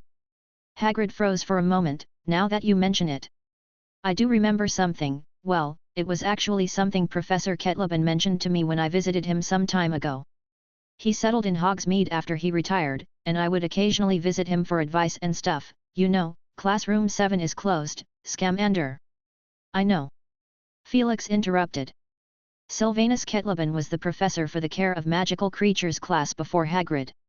He has taken you to the Forbidden Forest a few times. Hagrid abruptly caught his throat. Ahem, the years you stayed in school. Kettleben thought you'd develop a career towards magical creatures, but it turns out you were only partially interested in knowledge like the Manticore's ability to withstand spells with its hide, and inquired where to find a place that sold clothes made of that material. Just satisfying curiosity, Felix said dryly. Sounds like Kettlebone took it seriously, and he moved the Sphinx immediately after that to a more isolated location. Hagrid said gruffly, it took a lot of effort. Everyone has unrealistic fantasies when they're young. At least I don't need them now. Yet, I remember Kettleben even saying that his greatest hope for a while was to retire in one piece. Hagrid lamented. Unfortunately, he only managed to get half of his wish. He muttered, one arm and one leg less. Dumbledore asked amiably, is Sylvanus's leg still in one piece? I gave him a full set of enchanted wooden prosthetics when he retired, but I was told he developed a habit of visiting the Dragon Sanctuary shortly thereafter. Felix turned his head the other way and asked a slightly more uncomfortable Slughorn, because he is sitting next to Grindelwald. Professor Slughorn, I am planning a gathering and will be inviting a number of potions masters. You are the undisputed leader. Do you have anything scheduled lately? Slughorn hesitantly wiped his mouth with a velvet handkerchief. Oh, I've been very busy lately, son, but, he said promptly, since you've invited me, I'm sure I can find some time. Can I ask who you've invited? Let's see. Severus, Damocles, Dorothea Bonham? Slughorn asked in surprise. You could invite her? Yes, I think I can. There's also the head and some members of the most extraordinary society of Podiwhunters, some people from the St. Mungo's Magical Medical Society, a few Ministry of Magic officials. Felix said slowly, I'm thinking about inviting the members of the Alchemy Society. It doesn't feel too relevant, and the foreign masters of potions as well. You're sure about that? I mean, you know that many people? Slughorn asked, his eyes bulging with astonishment. Well, not too well actually, but I have people I know in the local Ministry of Magic who can extend the invitation on my behalf. There's also the fact that I'm confident in what I've come up with would be worth their time. Felix said relaxedly. Slughorn was out of breath for a moment and said as if dreaming, I'm starting to get curious about your gathering. Dumbledore, who was whispering to Hagrid, looked up, the corners of his mouth curling slightly as if he had just hit a brilliant shot at a 10-pin bowling. I hate ancient rune. Grindelwald whispered with a grimace as he stared at the booklet he held in his hand. Chapter 659, Persuasion. On the afternoon of March 10, Felix appeared with a small slip of paper with an address written on it. In front of him was a beautiful small house. He stood on the steps and looked around. The surroundings were very empty and Felix could smell the faint scent of flowers. He reckoned there must be a nice garden behind the house. Felix knocked on the door. The door was opened by a man with blonde hair and a large stomach who looked at Felix with a puzzled look. Hello, who are you looking for? The man asked, and then he was suddenly stunned. Oh, you're Mr. Happ, Felix Happ. After receiving an affirmative reply, he led Felix into the house, and they made their way to the living room. Sorry, didn't recognize you. I must say, you seem rather too low profile in person compared to your enormous fame, not that I have seen you in the newspapers more than a few times. Yes, Dora told me you would be here, but I didn't expect you to come 2 hours earlier, Dromeda. We have a guest. The man stood in the living room and called out towards an aisle, then he looked at Felix and held out his hand in a friendly manner. I'm Ted Tonks, Dora's father. Hello, Mr. Tonks, Felix Happ. Felix shook hands, looked around the cleaning tools in the living room, and said with a hint of embarrassment, I think I may have misremembered the time. Oh, that's all right, Mr. Tonks said, picking up the Mrs. Scour's all-purpose magical mess remover at his feet and placing it next to the potted plants on the table. Dora and the others won't be here until 7 in the evening. She's an Auror and has a lot of responsibility. Is this a leafless orchid? Felix asked, staring at the potted plant. It is a perennial evergreen rhizanthella gardneri herb with the nickname spider's egg because its berries look like spider's eggs as well as because its underground rhizome, when exposed above the soil, resembles a spider. It's also known as an underground orchid. Yes, Mr. Tonks was interrupted by the sound of footsteps, and both Felix and Mr. Tonks turned around at the same time as a strange woman appeared at the entrance to the living room, with a distinct resemblance to Bellatrix Black, though her hair color is of a soft light brown rather than black, and her eyes were larger and more gentle. There was no doubt that this woman is Andromeda Tonks, from the Black family, the sister of Bellatrix Lestrange and Narcissa Malfoy. She currently looking at him as Tonks' mother, who is worried about her daughter's well-being. Mrs. Tonks smiled at Felix and then exchanged a look with Mr. Tonks. "This is Mr. Felix Happ," Mr. Tonks introduced. "Oh, hello Mr. Happ, Nymphadora has mentioned you a bunch of times," Mrs. Tonks said. "I have just started cooking in the kitchen." "Nevertheless, you are quite early." And so Felix brought up the excuse of remembering the wrong time as a pretext again. Mrs. Tonks nodded and accepted the reason reluctantly. "Have a seat," she said. "I'll go and prepare the tea. Ted, you come and help me." Oh, yes." Mr. Tonks turned his head to Felix and muttered, "I do remember collecting some rare tea leaves, we'll be right back. You can look at the newspaper for a while, it's on the table." Felix nodded gently and watched them disappear down the corridor aisle, as he leaned down to pick up the newspaper beside him, and pricked up his ears to listen. Unsurprisingly, there was a minor argument coming from somewhere in some corner of the house, probably the kitchen, or the bedroom. "I know why, he is acting as a lobbyist. Don't mention the war to me, it's over. I warn you, Ted Tonks, if you dare make any rash promises." Felix fidgeted and shook open the newspaper. The news of some notable significance was the return of the Minister of Magic, Ms. Bones, from the headquarters of the International Confederation of Wizards, during which she had participated in several important meetings with representatives of the world. The exact details of the meetings had not been released to the public yet. The newspaper made some speculations, suggesting that one of the biggest possibilities had to do with the law on exclusive wands, which would likely to become a reality perhaps within a few years. The newspaper also carried a moving photograph of a dozen dull figures standing together, with the new Supreme Mugwump Babajide Akingbate who had a tired look on his face. A few minutes later, Mr. Tonks returned with his head slumped down, with an expression that surprisingly resembled the Babajide in the newspaper. He bumped into the table as he walked over and stifled a yelp of pain as the potted plant wobbled, and he rushed to hold it up. "Bumped a few blades off." He glanced over and whispered as he sat down, Mr. Tonks," Felix said as he put the newspaper down, "something just occurred to me on the spur of the moment." As he said this, he held out his hand and the two fallen leaves from the potted plant turned into two beautiful invitations. "I'm planning a sort of small press launch this weekend, a gathering kind of thing, so if you guys are not busy you can come and check it out." Mr. Tonks took the invitations and muttered, "A press conference? That would be at Future World Company headquarters? I think, well, there might be a bit of a problem, it's not very convenient." His voice lowered, and he began to concentrate on reading the blurb on it. After a short while, he raised his head. "Mr. Happ, I don't quite understand. Witness the birth of a new healing technique with a crowd of guests, and discuss the causes of some of the diseases that plague wizards." He read out a paragraph, then asked, "Sounds like a serious academic presentation." "More or less. I've invited quite a few Podiwunners and healers of considerable repute in their respective fields, and even some alchemists." Felix smiled, "But it's still essentially a gathering, as I don't expect these people to figure out what I'm going to say anytime soon. The presentation will last a week, but of course, what you're attending is a dinner on the first day, the main purpose of which is to socialize. By the way, I overheard Tonks mention that you know something about Muggle medicine." "Ah, you mean that," Mr. Tonks said cheerfully. "My uncle was a surgeon, I used to go to his house when I was a little boy," he went on enthusiastically. "He had a study at home with all sorts of surgical models in every corner of the room, and I was very scared." Felix listened with a smile and said, "That's a coincidence. The new healing techniques I mentioned might introduce the concept of Muggle surgeries, and to my surprise, wizards seem rather averse to the idea of putting a knife in their body." Mr. Tonks slapped his thigh a little excitedly. "Gee, I thought of that too. When I was at school I always thought Madame Pomfrey could only deal with minor injuries and illnesses, and it was only after I had been to St. Mungo's a few times after graduating that I realized that wizards just didn't have that concept.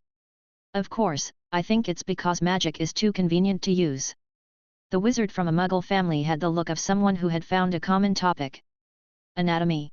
Felix said softly, this discipline has not gained any application in the field of healing, because, for wizards, the problems that plague Muggles can be solved with a simple spell. On the contrary, it is in the field of potions that some of its applications are still in use, and when they work on new potion materials they do detailed mapping and potion testing. But would that really work? Mr. Tonks asked curiously, I mean, in terms of healing? I've talked to some wizards on this subject, and they think Muggle doctors are a bunch of crazy people who cut people open. Felix nodded and said, personally, I think it's a matter of localization, given the differences between the two societies. The surgical knowledge that is so important to the common people might simply serve the role of a supplementary means of furnishing the wizard's healing methods. But having it and not having it are different concepts. For example, dragon pox, a disease that is only spread among wizards and carries a fatal threat.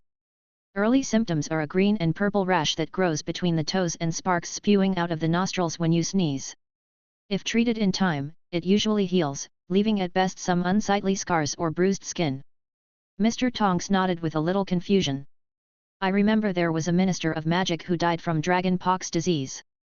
Eldritch Diggory, he had been working all day even with the disease and ended up dying in his office. The disease is more widespread among the elderly population and is more subtle, and as a result, it is more dangerous when the disease is contracted. A portion of healers believes that dragon pox was originally caused due to having contact with the Peruvian viper-toothed dragon. Felix was ready to say more. The fangs of the Peruvian viper-toothed dragon are highly poisonous. Mr. Tonks reminded. To the average wizard, it is indeed true. Felix explained, so it might have been a diluted toxin, or saliva, or a parasite or pathogenic bacteria that have not yet been discovered in their bodies. In short, the verdict is still not conclusive yet. Then he changed his words, but I once found a patient with advanced dragon pox disease in St. Mungo's, and out of curiosity I probed him, and unfortunately he was then beyond medical treatment. He was bruised and swollen, of course, that was only a minor problem. What really killed him was that his magic had also become a mess, some kind of unknown mutation occurred, which rendered all available treatments ineffective. The man must have been in a lot of pain. Mr. Tonks muttered. I suspect that there are many hidden wounds within the bodies of late-stage dragon pox patients. In fact, those wizards may already be riddled with holes inside their bodies. Felix said slowly. Hidden wounds. I found a more similar example. The body structure of magical creatures is totally different from that of wizards. Their magical abilities rely more on special semi-virtual veins within their bodies, which are integrated with the flesh and blood tissue of their bodies and are difficult to detect, but nevertheless, they are the channels where their magic power flows, or, you can just refer to them as magic circuits. And for this reason, magical creatures do not need to acquire the ability to cast spells through study, as the young wizards do. So that is how it is. Mr. Tonks said in a daze. But such different kinds of pathological mutations are undoubtedly harmful to wizards. Some have a haphazard pattern and the end result is life-threatening, such as that of dragon pox. Some small number of such disease has reached a bizarre coexistence with wizards and have an extra influence on their bodies, but they are not nearly as potentially harmful, as in the case of werewolves. Mr. Tonks drew in a deep breath. There was a shriek from the entrance to the living room, and it was Mrs. Tonks, who dropped the teapot she was holding. Felix waved his hand and let the teapot fixed like time rewound and landed on the small table. Oh, thank you, Mr. Happ. Mrs. Tonks said in a not very natural tone, as she had been listening from the entrance for some time. She came over carefully and placed the cups down. So, is the werewolf issue going to be cured? Good question. I have discovered and separated the very lesion pattern that affects werewolves, and combined with what I said earlier, there is actually great hope for a breakthrough, but of course, I am no expert in this field, hence the whole gathering this weekend is arranged. That sounds very convincing, Mr. Happ, and I can't find any holes in it. In the middle of the sentence, Mrs. Tonks said in a flat tone, but you can't deny that it's all just a theory, a castle in the air. Even if the theory is correct, there's no telling how many years will have gone by before it becomes reality. Even though the conversation was close to the core and both sides knew it by heart, neither of them mentioned the name. I have to agree with that, Mrs. Tonks, Felix said in a tone tinged with a bit of cheerfulness, as if it seemed to him that everything was going well. I may not be able to step in and do anything pioneering in the field of healing, especially the part related to potions. But let's not forget that I am an expert in ancient runes, and I will always approach the problem from the perspective of ancient runes. And fortunately, some results have been achieved so far. Although it is extremely difficult and not suitable for mass replication, it is still possible to use it on 1 or 2 people and solve some tricky issues. Would you like to hear about it? Mrs. Tonks pursed her lips for a long while before she said coldly, "You're a good lobbyist, Mr. Happ, I'm more than happy to listen." Half an hour later, Felix was accompanied by Mr. Tonks on a tour around the rooms in the house. "These are Dora's toys from when she was a child." Mr. Tonks pointed to a row of stuffed dolls on a shelf. There were originally quite a few human dolls, but when we realized she was intent on mimicking the expressions on the dolls' faces, we replaced them all with small animals, mostly rabbits and bears. Still, her aesthetic was a little off, and she clearly preferred violet or pink hair over her own grey-brown hair, he said, a little hurt. It was clear in Felix's mind that Tonks' original hair color had clearly been inherited from both parents, a balance between light brown and blonde, though it was obvious that she herself was not too happy with the color. They made their way to the garden in the courtyard. Mr. Tonks dutifully described the various plants. "You've seen the pinks, and the purples are here, we've got quite a few violets, of every kind. See that hollow in the middle? It's not very pretty now, it's a bit ugly, but once it fills up with water in the rainy season we'll choose to plant some aquatic plants like hyacinth, and oh my god, they're purple again, I just realized."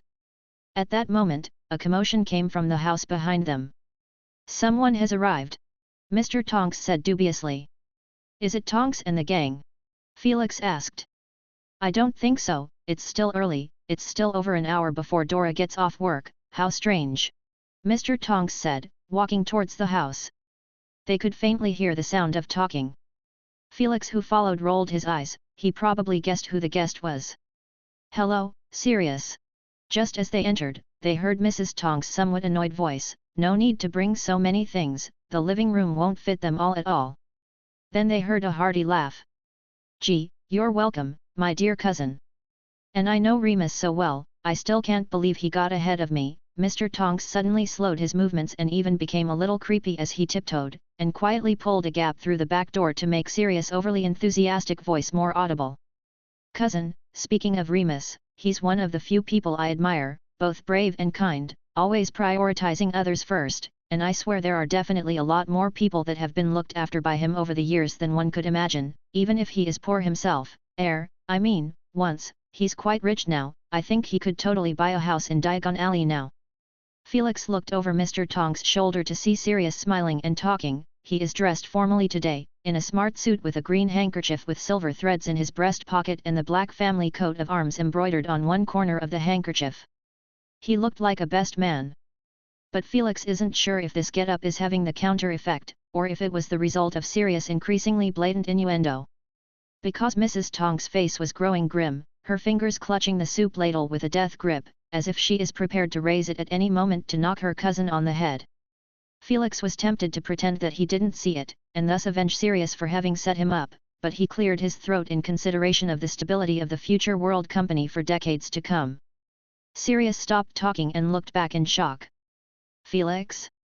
What are you doing here so early?" "What else could the reason be?" Mrs. Tonks said teasingly, with a scowl. "Of course, for the same reason as you." When an anxious Tonks returned an hour or so later with a formal-looking Lupin, the two were surprised to find that they had been treated not quite warmly, but definitely not coldly either, and even a small smile spread across the corners of Mrs. Tonks' mouth when Sirius deliberately mentioned their childhood past. After dinner, they said their goodbyes and departed. Lupin walked out of Tonks' house with a light step, his face filled with half incredulity and half thankfulness that he had survived. As they parted, Sirius patted him on the shoulder, and for a moment, Lupin seemed to understand something, his eyes moistening. He hugged Sirius fiercely for a long time before letting go, and then he turned to Felix. "Felix, this birthday is my work hard," Felix said in a tone that quite spoiled the mood. On the side, Sirius rolled his eyes. Chapter 660, Blood Pact. Today is a practical class. Felix said as he stood on the podium. With a wave of his hand, hundreds of wooden jars appeared in the air, which floated in mid-air. Then he waved his hand once more and the space in the classroom began to stretch out in all directions, widening in the blink of an eye to the size of half a great hall. The students exchanged excited looks and whispered to each other. Then a big, ancient-looking book appeared in Felix's hand, and he opened the first page, from which a tidal wave of brightly colored ancient runes poured out, each half an inch in size, tangled and linked together like some kind of tiny flying creature, resembling a long, unfurled scroll or a long, gorgeous carpet, only instead of being woven out of thread, they were pieced together with ancient runes. Felix silently looked at the wall-like runes that surrounded them for a moment with the students, and then said, "Some of these runes are special enough that they don't blend well with the elements around them, and all you have to do is single them out, a test for both the eye and the hand, since the slightest miscalculation will destroy the nearby structure. If you successfully pick one off, you will receive 1 point, and you can use the chestnut jar to hold the runes you collected. A note, the final score will be related to the length of your homework for the day, so let's begin. Oh, and by the way, no wands are allowed. This will be considered a general rule for future practical classes as well." One by one, the students came forward to take their preferred jars, while Felix himself sat in a soft chair, reminiscing about the academic conference that had just ended. There were many people had shown up, from all over the world. As originally planned, the evening party on the first day was a sort of reception, serving to provide an opportunity for networking and meeting, something that could not be avoided as many people's impressions of each other was limited to the names and contents in academic journals, which did not reflect the real individuals.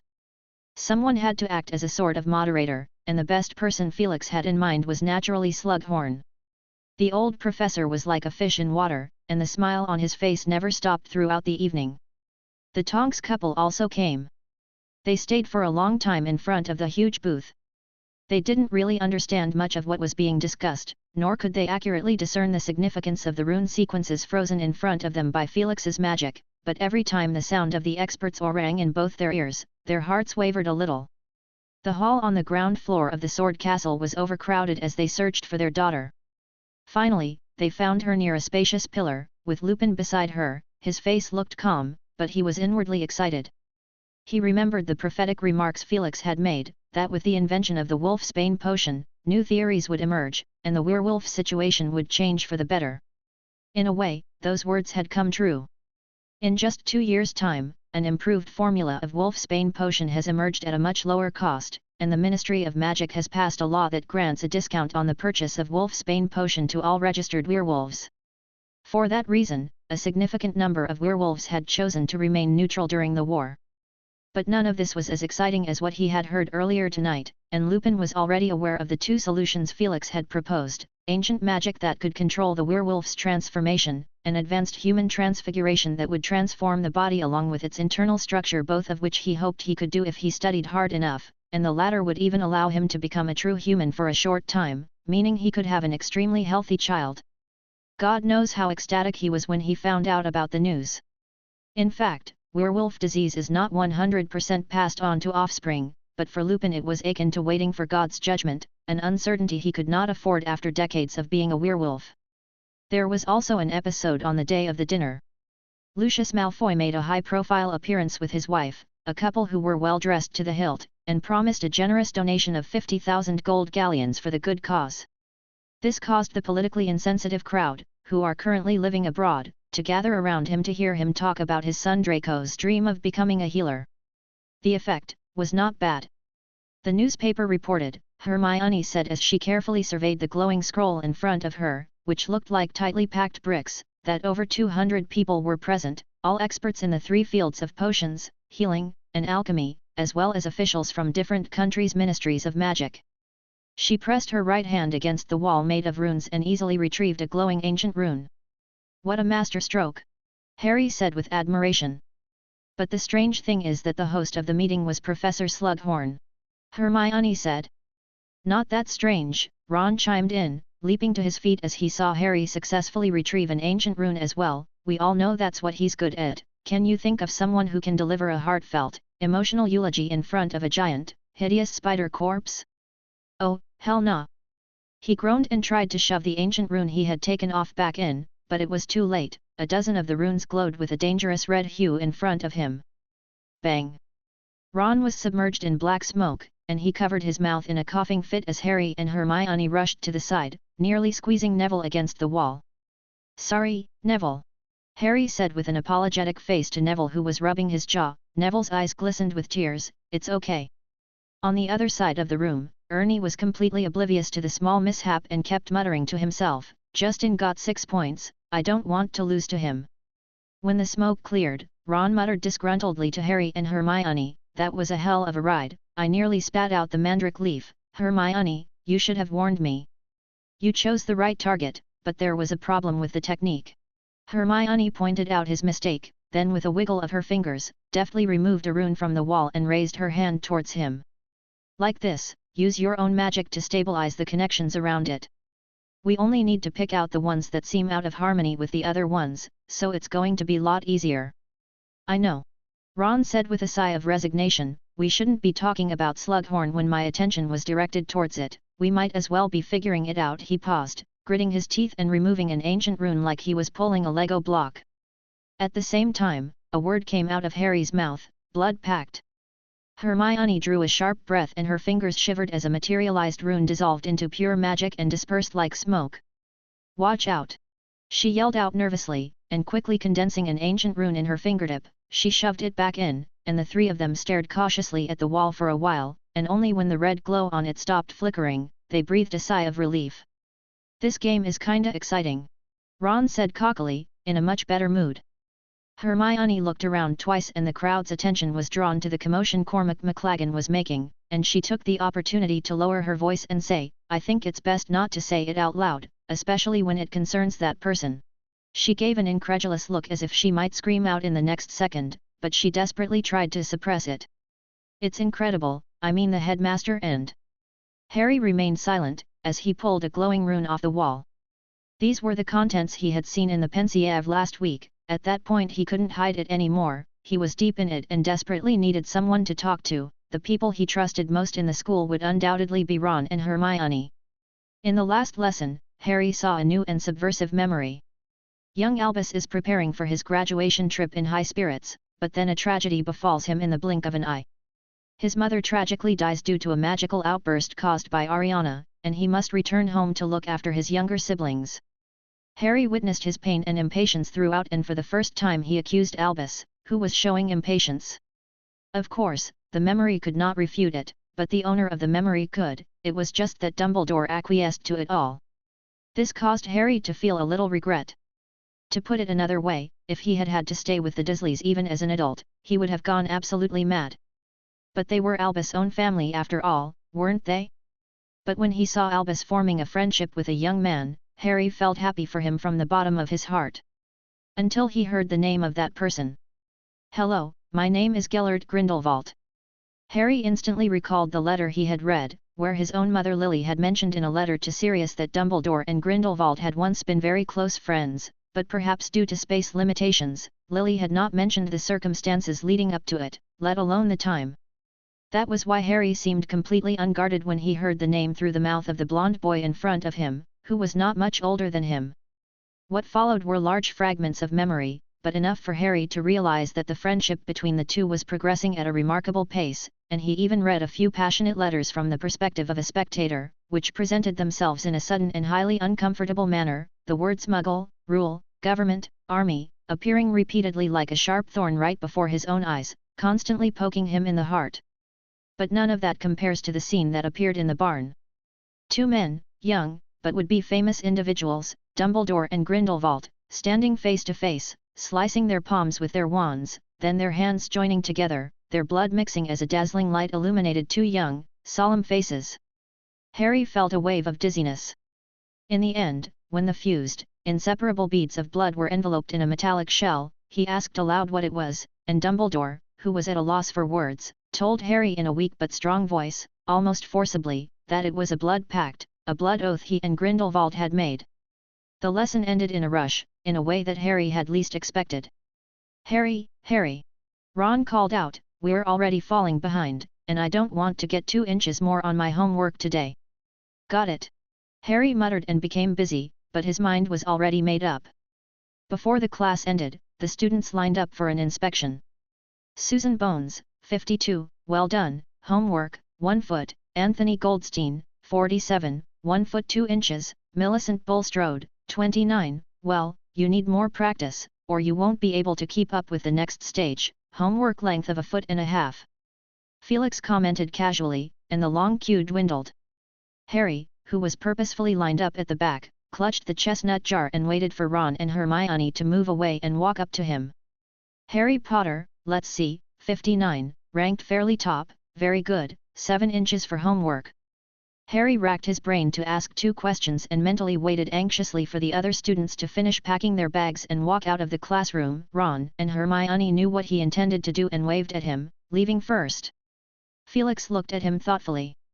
It seems your real problem can't be heard by anyone else. Well, yes.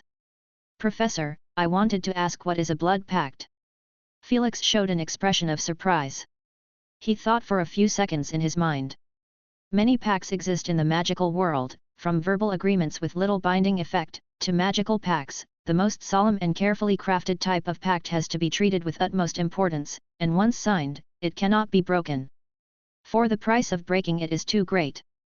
Death? Harry asked softly. Yes, like the unbreakable vow, and of course, there is the blood pact.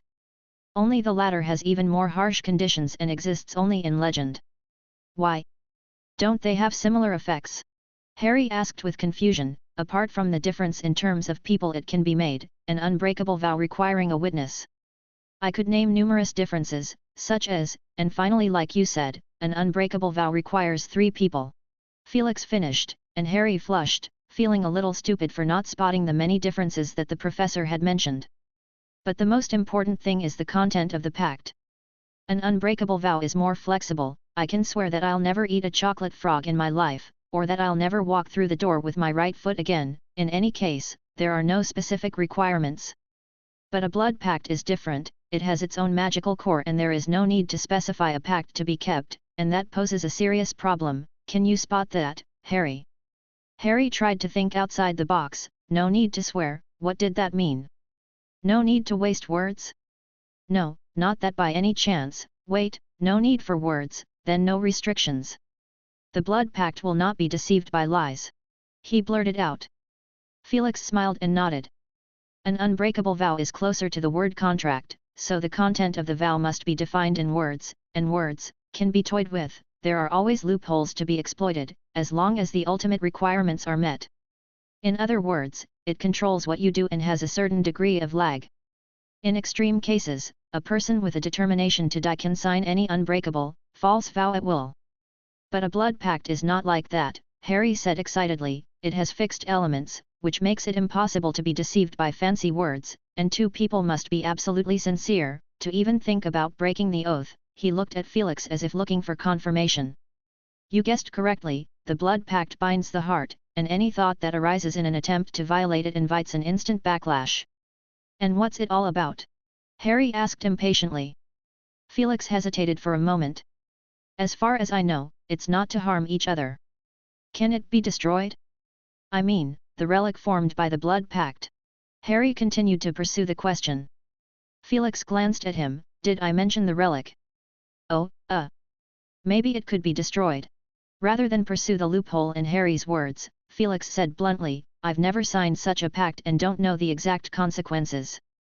In fact, all the pacts he had signed had one feature in common: he could tear them up and twist them at any time. But of those that he is not that certain of breaking, whether it be an unbreakable vow or a blood pact, he has no half-hearted interest in touching it. There is also an extremely limited scope of knowledge. Harry left, with a heavy heart.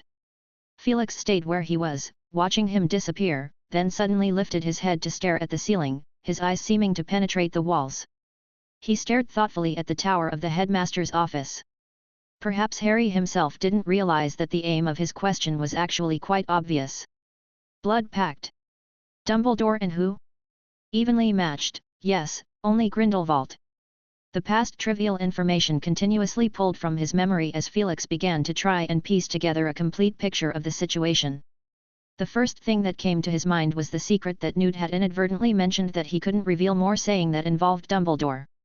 Chapter 661, Moonlight. Felix had known about Grindelwald since back when he was still studying in school. The introduction on Dumbledore's chocolate frog card stated the following. Professor Dumbledore is particularly famous for his defeat of the dark wizard Grindelwald in 1945. But back then the defeat of Grindelwald was only one of Dumbledore's widely known and well-recognized achievements, a footnote to his legendary exploits. Anyone who saw that chocolate frog card would only have been in awe of Dumbledore, and would not have been able to spare the slightest bit of attention to the failure known as Grindelwald the Dark Lord. Of course, his infamous reputation would probably be passed on from one child to the next, using their imaginations to the fullest when discussing questions like how bad is this man? Felix had every reason to suspect that, as many young wizards who grow up in the magical world, sometimes compelled to play the role of Grindelwald the Dark Lord as bad guy in dueling plays, in which they would eventually fall at the feet of the good guys. It was only after hearing Newt's words that Felix really became curious about Grindelwald as a person. I can't reveal much more, it involves Headmaster Dumbledore. Grindelwald was very arrogant or confident and very charismatic, though I didn't like him that much for creating a lot of havoc at the time. Apparently, the short one-line description on the chocolate frog card was actually spectacular, dramatic, and even thrilling, when they were played out in reality. And Newt's silence backed this up. Later on, Voldemort secretly captured a group of wand makers and experts in the history of magic, Mika Gregorovitch, the famous wand maker, and Florian Fortescue, the owner of Florian Fortescue's ice cream parlor in Diagon Alley were among them, and with the information provided by these people, Voldemort fabricated the narrative of 10 powerful wands, which propagated the legend of the Elder Wand along with its reputation of being the invincible wand that would never lose was thus spread. It gained the title of the Invincible Wand, and Felix was rumored as a current wielder of that wand. Subsequently, all indications suggest that perhaps Voldemort has long given up the hunt for the Elder Wand back then, and has instead investigated the whereabouts of the Snakewood Wand passed down from his ancestor, Salazar Slytherin.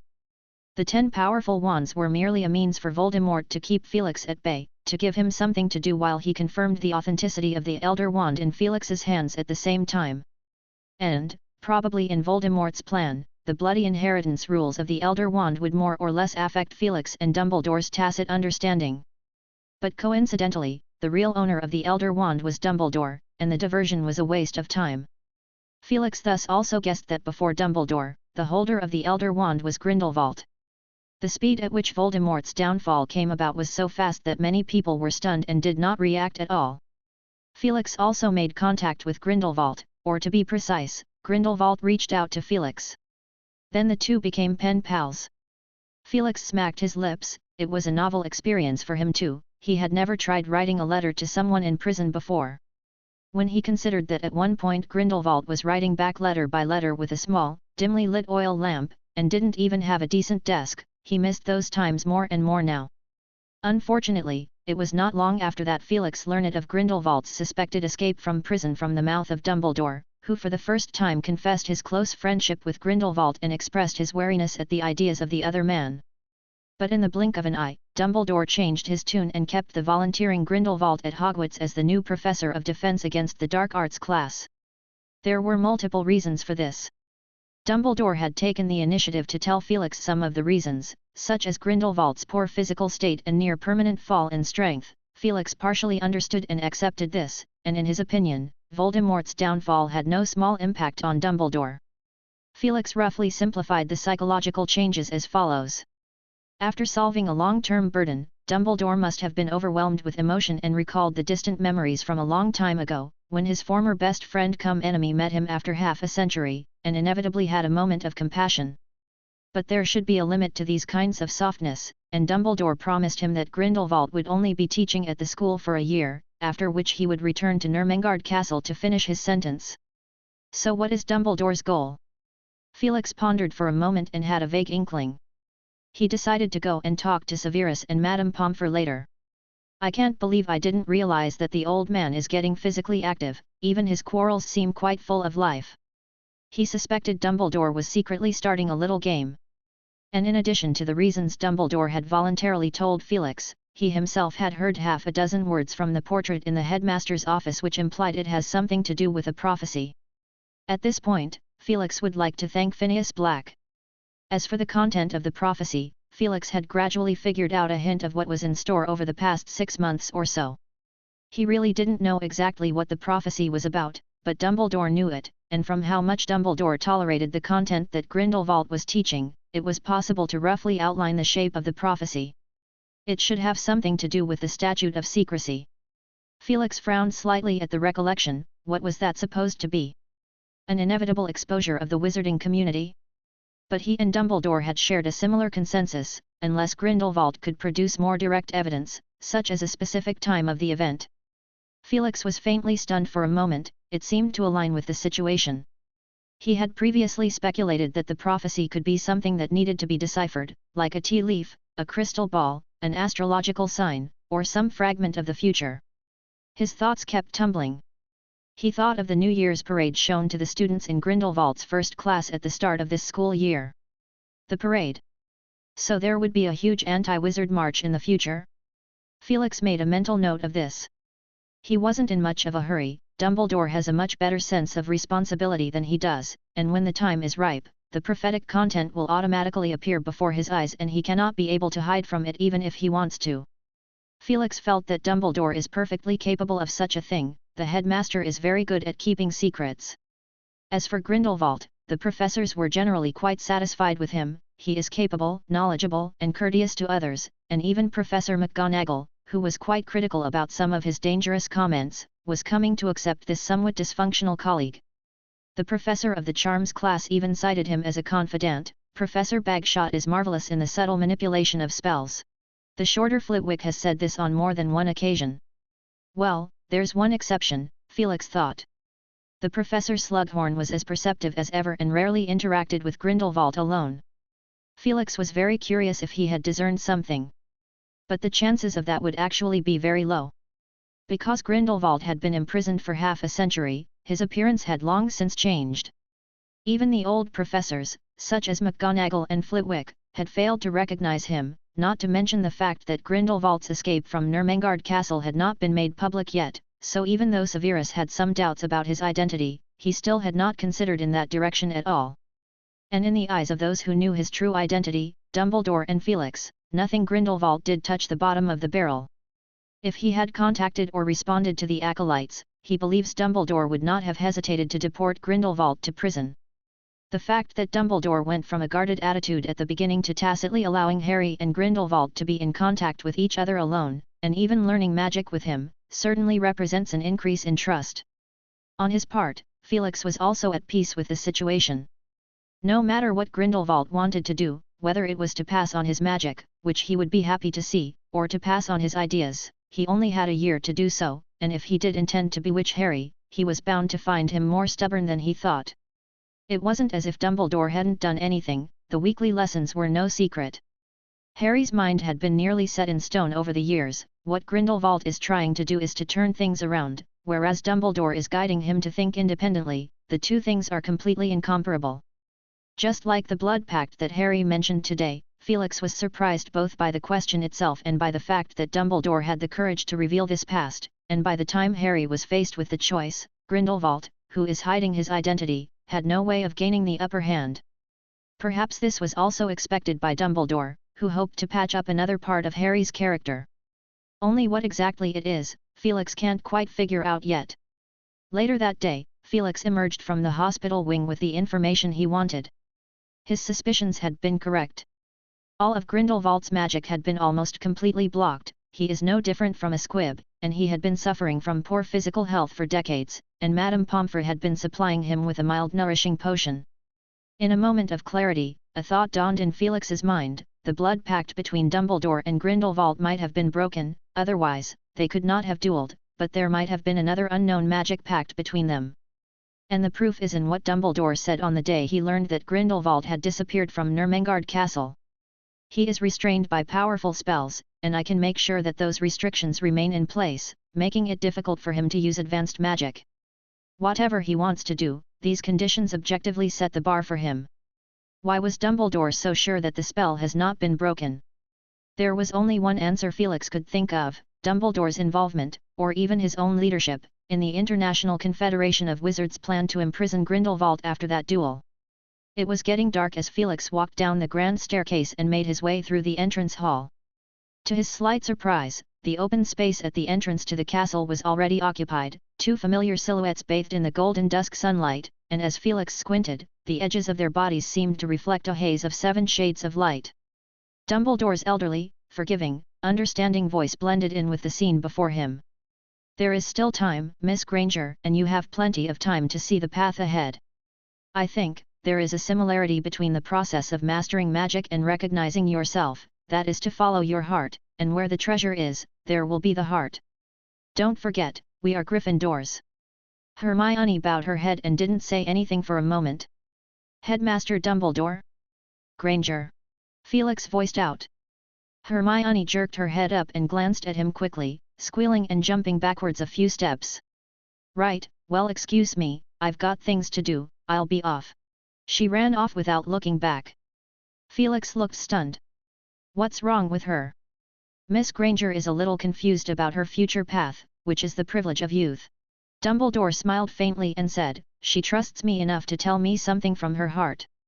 "Oh," Felix said with a slight task as he looked back into the silent entrance hall, "I thought she had set her goals a long time ago. Amelia expects a lot from her and a whole lot of confidential information has been shown to her." Dumbledore blinked and didn't say anything. His azure eyes reflected the last rays of sunlight in the sky and his long silver beard seemed to glow.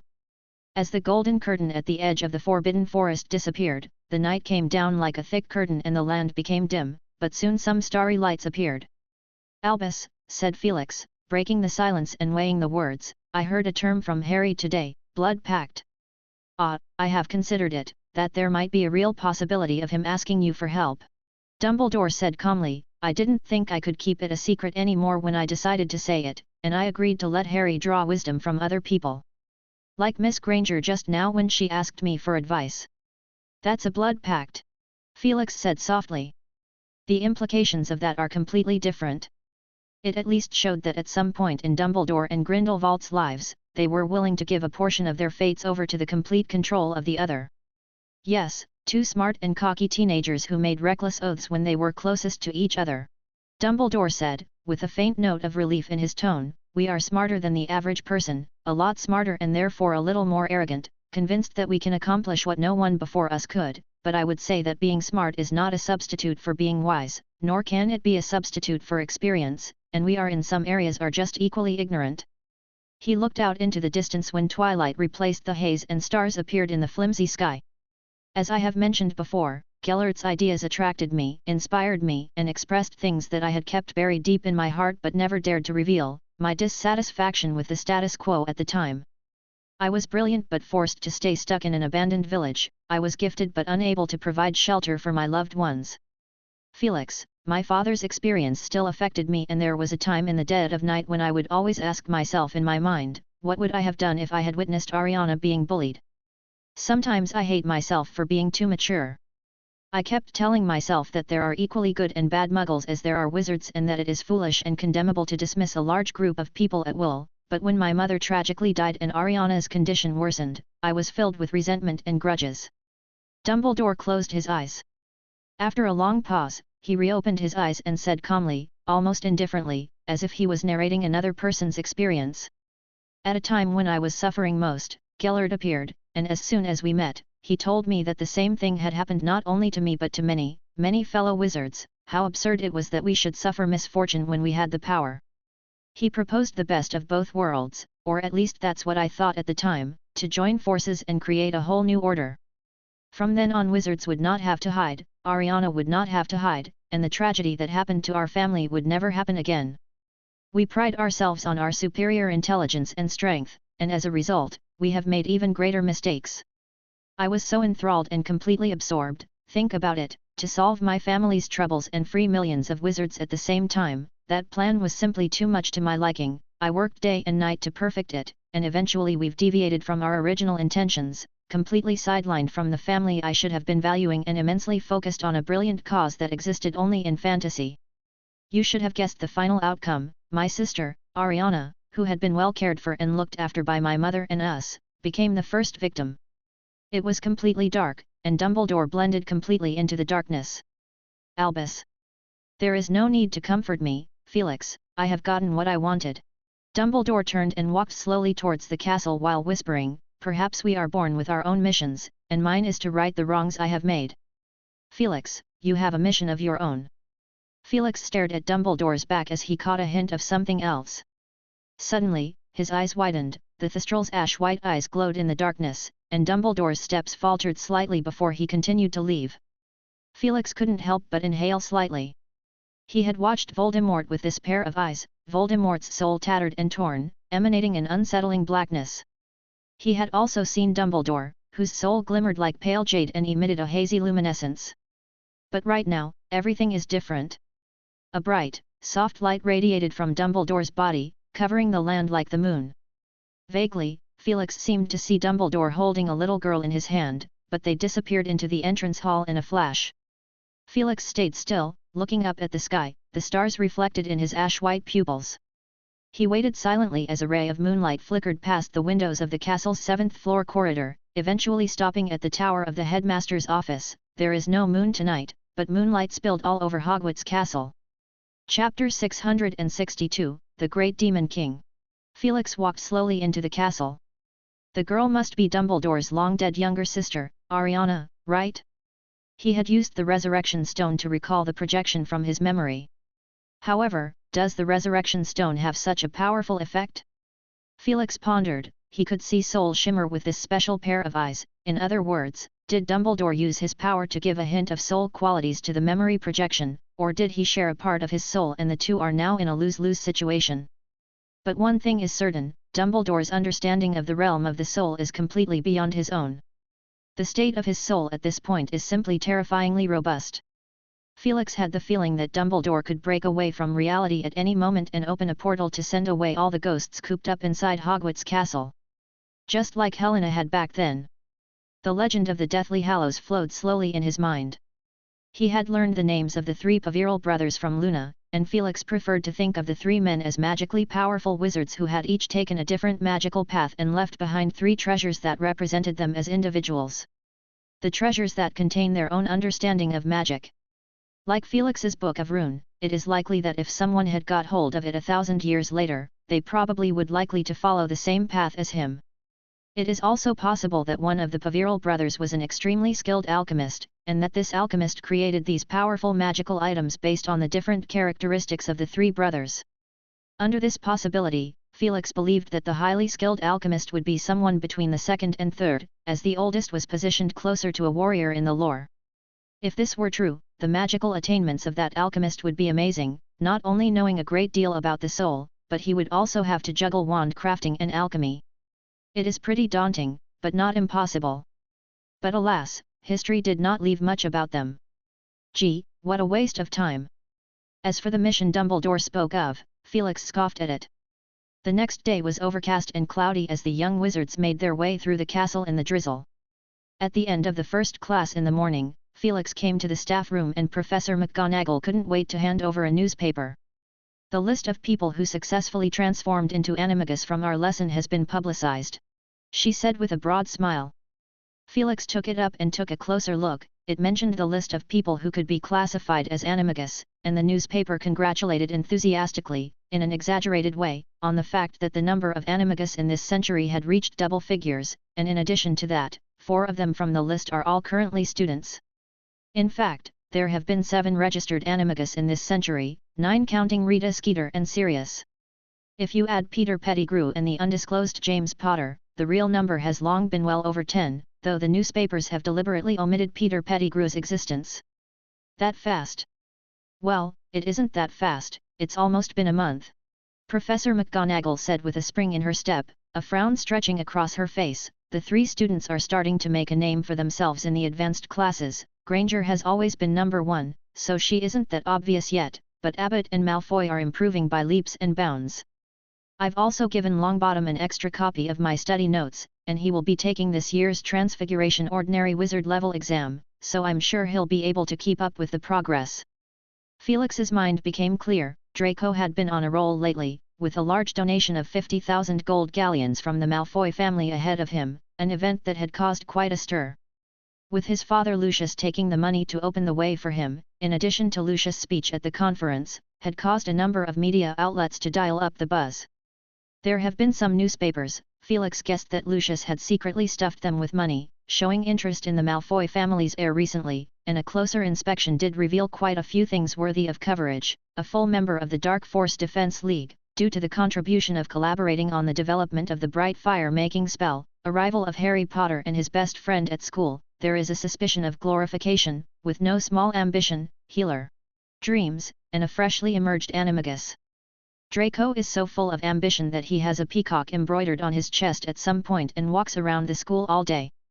Of the original batch of 7 who qualified, Harry was the first to feel the throbbing of the animagus, but also the first to fail. Of the remaining 6 people, only 4 had successfully practiced the animagus, and they were all in Harry's year, and to be more precise, they are all members of the Frontline Lookout Club who have mastered the Patronus charm. On the contrary, the remaining 2 7th years, Virgil and Jamelin, were still struggling, both to keep up with reciting the spell incantation in the morning and evening, and also to learn Patronus magic. This was the advice given to them by Professor McGonagall. Such a pain in the arse. Ron said. If you count from the time we mastered the Patronus charm, we are the slow ones.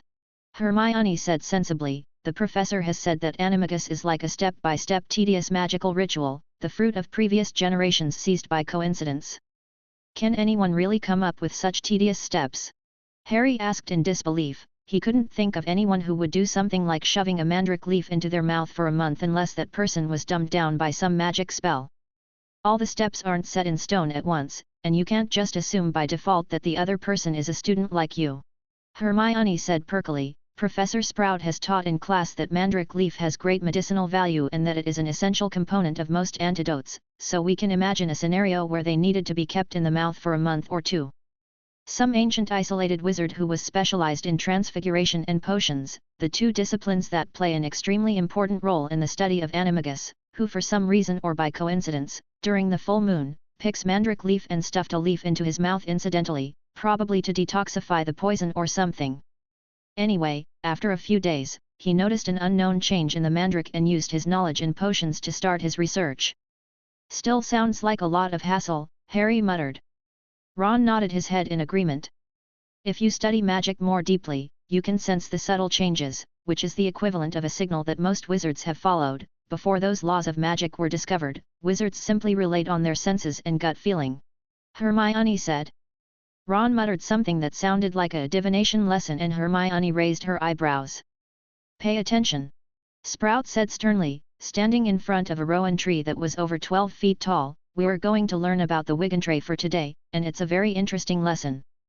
The 3 of them hurriedly stopped talking. Sprout had said this to more than just them, and out of the corner of his eye, Harry caught a glimpse of Draco Malfoy putting a newspaper away and puffing out his chest, making the peacock pattern on his chest shirt even more prominent.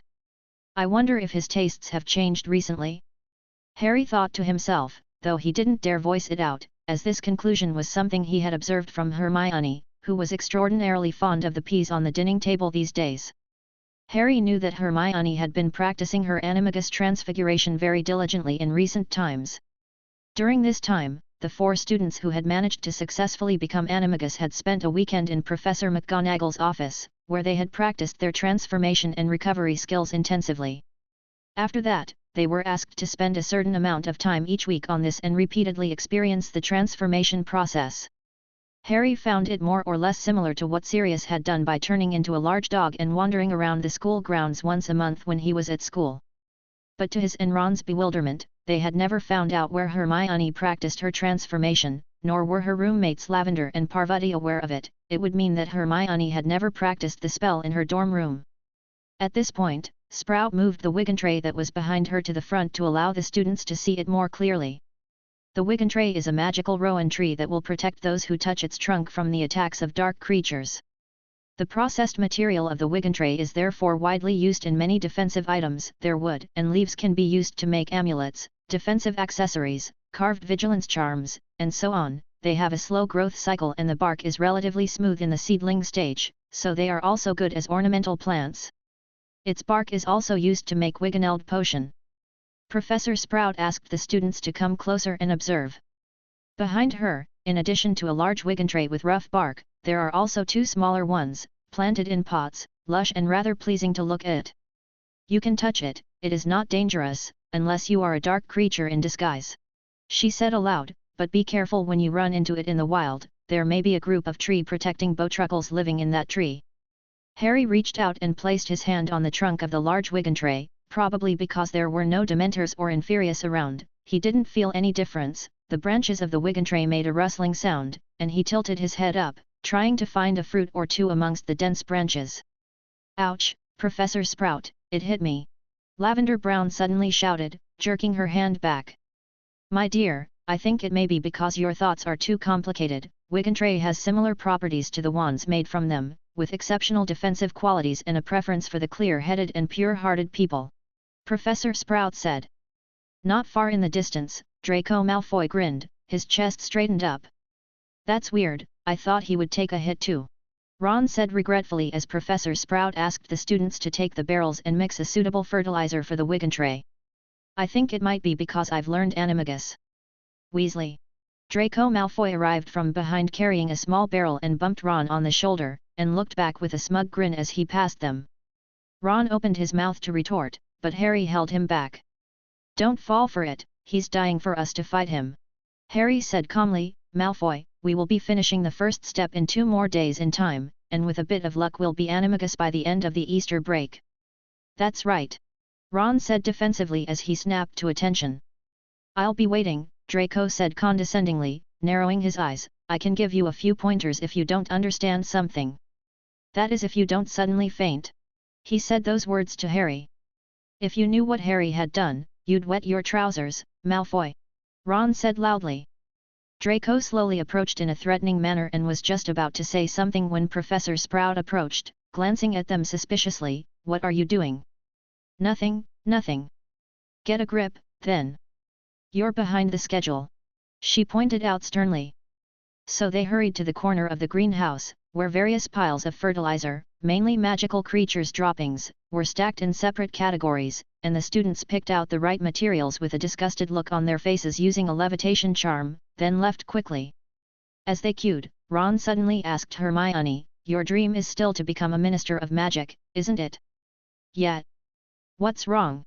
Hermione asked, in confusion. Then you should definitely work hard and get promoted early to kick him out of the Ministry of Magic.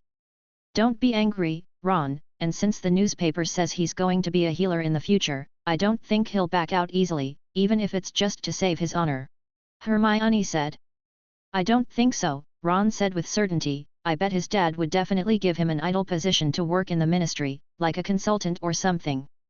How about this, you can make a law saying that all the Ministry of Magic titular must commute to work on time. He spoke up with gusto as Draco returned with the materials, and gave him a smug glance. To that Draco just patted himself on the chest, the peacock symbol on his chest suddenly shook in Ron's eyes as he strutted away. Ron muttered that thing looked like a fried pheasant, and Justin behind them wasn't too happy to hear that as his patroness is a pheasant. But his good friend Ernie Macmillan said Justin's favorite food is a chicken leg and the two got into a scuffle. Sprout, who had rushed over, gave Hufflepuff and the Gryffindors a 5-point deduction. Get a grip! She shouted again. Oh no! Hermione suddenly called out when it was Harry's and their turn. What's wrong? Harry asked in a whisper, he had to hold his breath, the smell around him was just too bad. My wand is missing. Hermione said. Harry and Ron inhaled sharply, their eyes widening incredulously. No, it's not what you think, I think I know where I dropped it. She looked odd as she pulled a small wooden stick out of her pocket. At first glance it looked similar to a wand, but combined with what she had said earlier, Harry noticed the difference. An exclusive wand. Valin's. Hermione said briefly. Oh, Ron trailed off for a long while. Hermione's face flushed. It was Valin who invited me, she was very interested in Animagus, and I thought, it does get a bit boring to transform alone, so I thought I might as well follow Valin for a walk outside the castle. Looking at everything from an animal's point of view, some of the accustomed scenery has actually become quite fascinating, and Valin is an expert in this area. No need to explain, Hermione, Ron said with a big grin. Sirius has also managed to make friends with Crookshanks, maybe this is an invisible application of the Animagus, I should have thought of that. In the end, Harry used his own wand to help Hermione pick out the right materials. Hermione had wanted to try it herself with the exclusive wand but was stopped by Harry. This is not the right time, in case Hermione made a mistake and left all sorts of fertilizer flying around. One by one the students returned to a large, spacious workbench and began to mix the fertilizer. Take 1 part of the soil from rotting melons and 1 part of manure from a mooncalf. Gosh, this smells is really something. In no time, the smell in the greenhouse became more and more overwhelming. The bubblehead charm came in handy at this time. I don't advise you to use the spell, because the smell is equally an important part to judge the good and bad manure, but of course, it is not necessary, so if you really can't stand it, Professor Sprout said in a dry tone.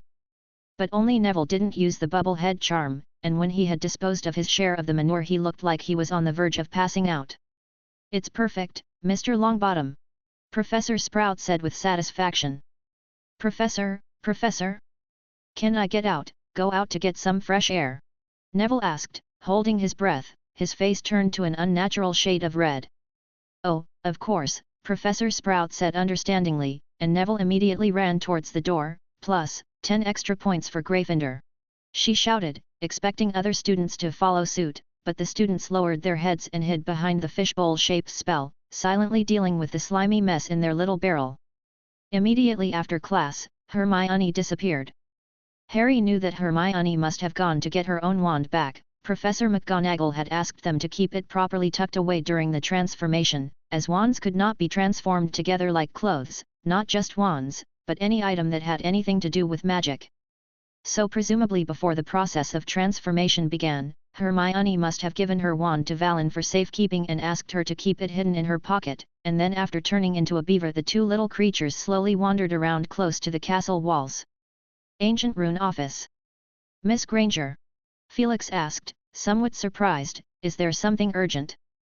Hermione panted, holding out a finger, yes, sorry Professor, I'm looking for Valen. Felix turned his head, how odd. Niffler, that was in the midst of drawing on parchment, looked up and blinked, pointing at herself in confusion. Hermione waved at her, which meant yes, that's you. Valen jumped down from the sofa and came over without a fuss. Hermione picked her up with a hug. Sorry, Professor, we'll be right back. After a short while, Valen came back alone. She had her little hands behind her back, and she shook her head for a while. Hermione was so careless, that she would have to make fun of her the next time they met, but not now, her size was completely out of the equation. What was she looking for you for? Felix asked curiously. Valen shook her head in a huff, she couldn't talk about it, she couldn't let the great Demon King know about her quest to secure an ally.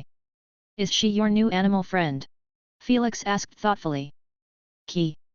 I didn't peek at your diary, Felix curled his lips, you were the one who was talking in your sleep at night and talking about uniting and defeating the great Demon King. And how did Grindelwald provoke you? Valen stared at him, a little dumbfounded. Chapter 663, Easter Holiday. For Felix, he has to take care of a few things during the Easter holidays. After the war, the Future World Company has grown once again and now more than a third of the staff are new faces, and he is going to use this holiday to get to know the new employees, in which there are a considerable number of humanoid magical races. As you requested, we have recruited half a dozen employees in each group from the Vila, vampire, werewolf, goblin, and even 2 trolls, though no one is happy to spend time with them, Lupin said, his eyes carrying 2 dark circles beneath them, but he is in a very good mood. Most of them are half-bloods, able to use wands and communicate easily, and I've given them the task of suggesting modifications to existing products, as well as traveling to their different gathering places to promote our products, mainly through bartering. Felix nodded. What about the centaur and mer people? Well, it's moving in slow progress, the centaurs are quite xenophobic, and the mer people, it's very rare for them to have any mixed blood with wizards, and if they do, they don't want to walk around the wizarding world. Lupin said. Oh, well, any interesting reports? The werewolves adore you. When he saw Felix's somewhat surprised expression, Lupin flashed him a smile, didn't you once recruit some werewolves over at Hogsmeade? They saw your transformation and were greatly amazed, and now the news has spread. They don't think I'm a werewolf too, do they? A small group of werewolves did think so, Lupin said with an odd expression, but after the conference, such rumors were not that marketable. Quite a few foreign experts in the field of potions stayed in England, and they assembled a few loose circles of their own and began to study the werewolf's magical structure map. There are also healers. They suspect that many incurable diseases are related to mutations in one's magic power in the body. A lot of conjectures have been raised accordingly. Very energetic, Felix said with satisfaction. He had spent a week in Sword Castle, going from room to room, and had been warmly welcomed by the house elves, who, by the looks of things, enjoyed their working environment and liked living in groups. He also saw Dobby, and although Dobby is the house elf closest to him as far as Felix is concerned, Dobby is still very much involved in the actual work. Unlike the wizards, it is generally considered disgraceful for house elves not to work. Even Dobby was only asking for a modest salary and didn't try to avoid work. "Sir, we have a present for you," Dobby said in a pointed voice as the little ones stepped aside to reveal a huge Easter egg that Felix reckoned would allow an elf to inhabit and live in, the name of each house elf carved in chocolate on every part of the eggshell. Felix expressed his thanks again and again. "I have gifts for you too," he said, and out of his ring flew hundreds of round chestnut wood sheets, shimmering with gilded writing, engraved with each house elf's name and a sentence similar to "Excellent Staff," and on the back of which was a relief design of a sword castle. Harry and Ron had completed the first step in their animagus preparations a few days before the holiday, hiding the little crystal vials at the edge of the Forbidden Forest, after which they recited the spell in the morning and evening without fail. Word spread among the students about how well animagus boosted transfiguration progress, and they gradually came to a consensus that if they wanted to learn animagus, they had to learn Patronus first. The professor of the charms class went along with this idea and covered this part of the lesson in the last class before the holidays. "I heard that Professor Flitwick intended to include Patronus charm within the scope of the spells taught in class," Ron said. "It's not an easy spell to practice," Harry said, thinking of how he had practiced the Patronus charm. Even if he didn't include himself, the others had practiced it off and on for a good 6 months, but in the end, he could count on 2 hands the number of those who had mastered the spell. "There's always a way," Ron responded optimistically instead. "Where's Hermione?" "Probably gone to see Valen?" "With the professor not around, Valen is even more out of control. Alas, if we wander around the outskirts of the castle, we might be able to stumble upon a niffler and a beaver. Or we could go and watch some cartoons, the one I told you about last time." "Never mind, I'll just work on the Quidditch tactics. Since you guys spent 2 weeks freely because I was stuck in the hospital wing, we lost 1 game, the score was tight, and the last few games are crucial," Harry said thoughtfully. "Won't Dumbledore use this holiday to give you lessons?" Harry shook his head. "Headmaster Dumbledore said he has some family business to take care of." "Family business?" Ron's eyes widened. "Doesn't he have only one family member left?" "That's right," Harry said softly, "Aberforth Dumbledore of the Hogshead Inn. That's a pretty bad place for him to spend this holiday," Ron said with a shake of his head and feigned a sigh. Felix had also made a trip to the Ministry of Magic during the holiday, and Ms. Bones, who was intrigued by the recent rumors, lifted her monocle from a stack of documents. So Felix transformed his arm into a werewolf arm and grabbed and shattered a glass right in front of her. "That's my favorite water glass," Ms. Bones said with a raised eyebrow. Felix shrugged and recovered the arm along with the glass. His eyes settled on a puzzle hanging on the wall, and he asked in a lazy teasing tone, "I thought you liked this one best." He ended up being chased out because he had told the truth. Before he left, Ms. Bones told him something. "Akingbade would like to see you for a moment." The new Supreme Mugwump of the International Confederation of Wizards. Ms. Bones gave an affirmative look and handed him a business card, a faint trace of magic circulating through the card. A hint of interest passed through Felix. "I see, but not now. Probably in the summer." "Suit yourself, everyone's pretty busy," she said, glaring at Felix with no small amount of jealousy. "Maybe I could consider teaching at Hogwarts for a few years after I retire, at least you have some time to do research." Felix wasn't too happy to hear that. He retracted his right hand that was gripping the door handle and decided to let this woman know how much work he is truly doing. The reason he looked so laid back is entirely due to the time he scrambled and squeezed out for himself.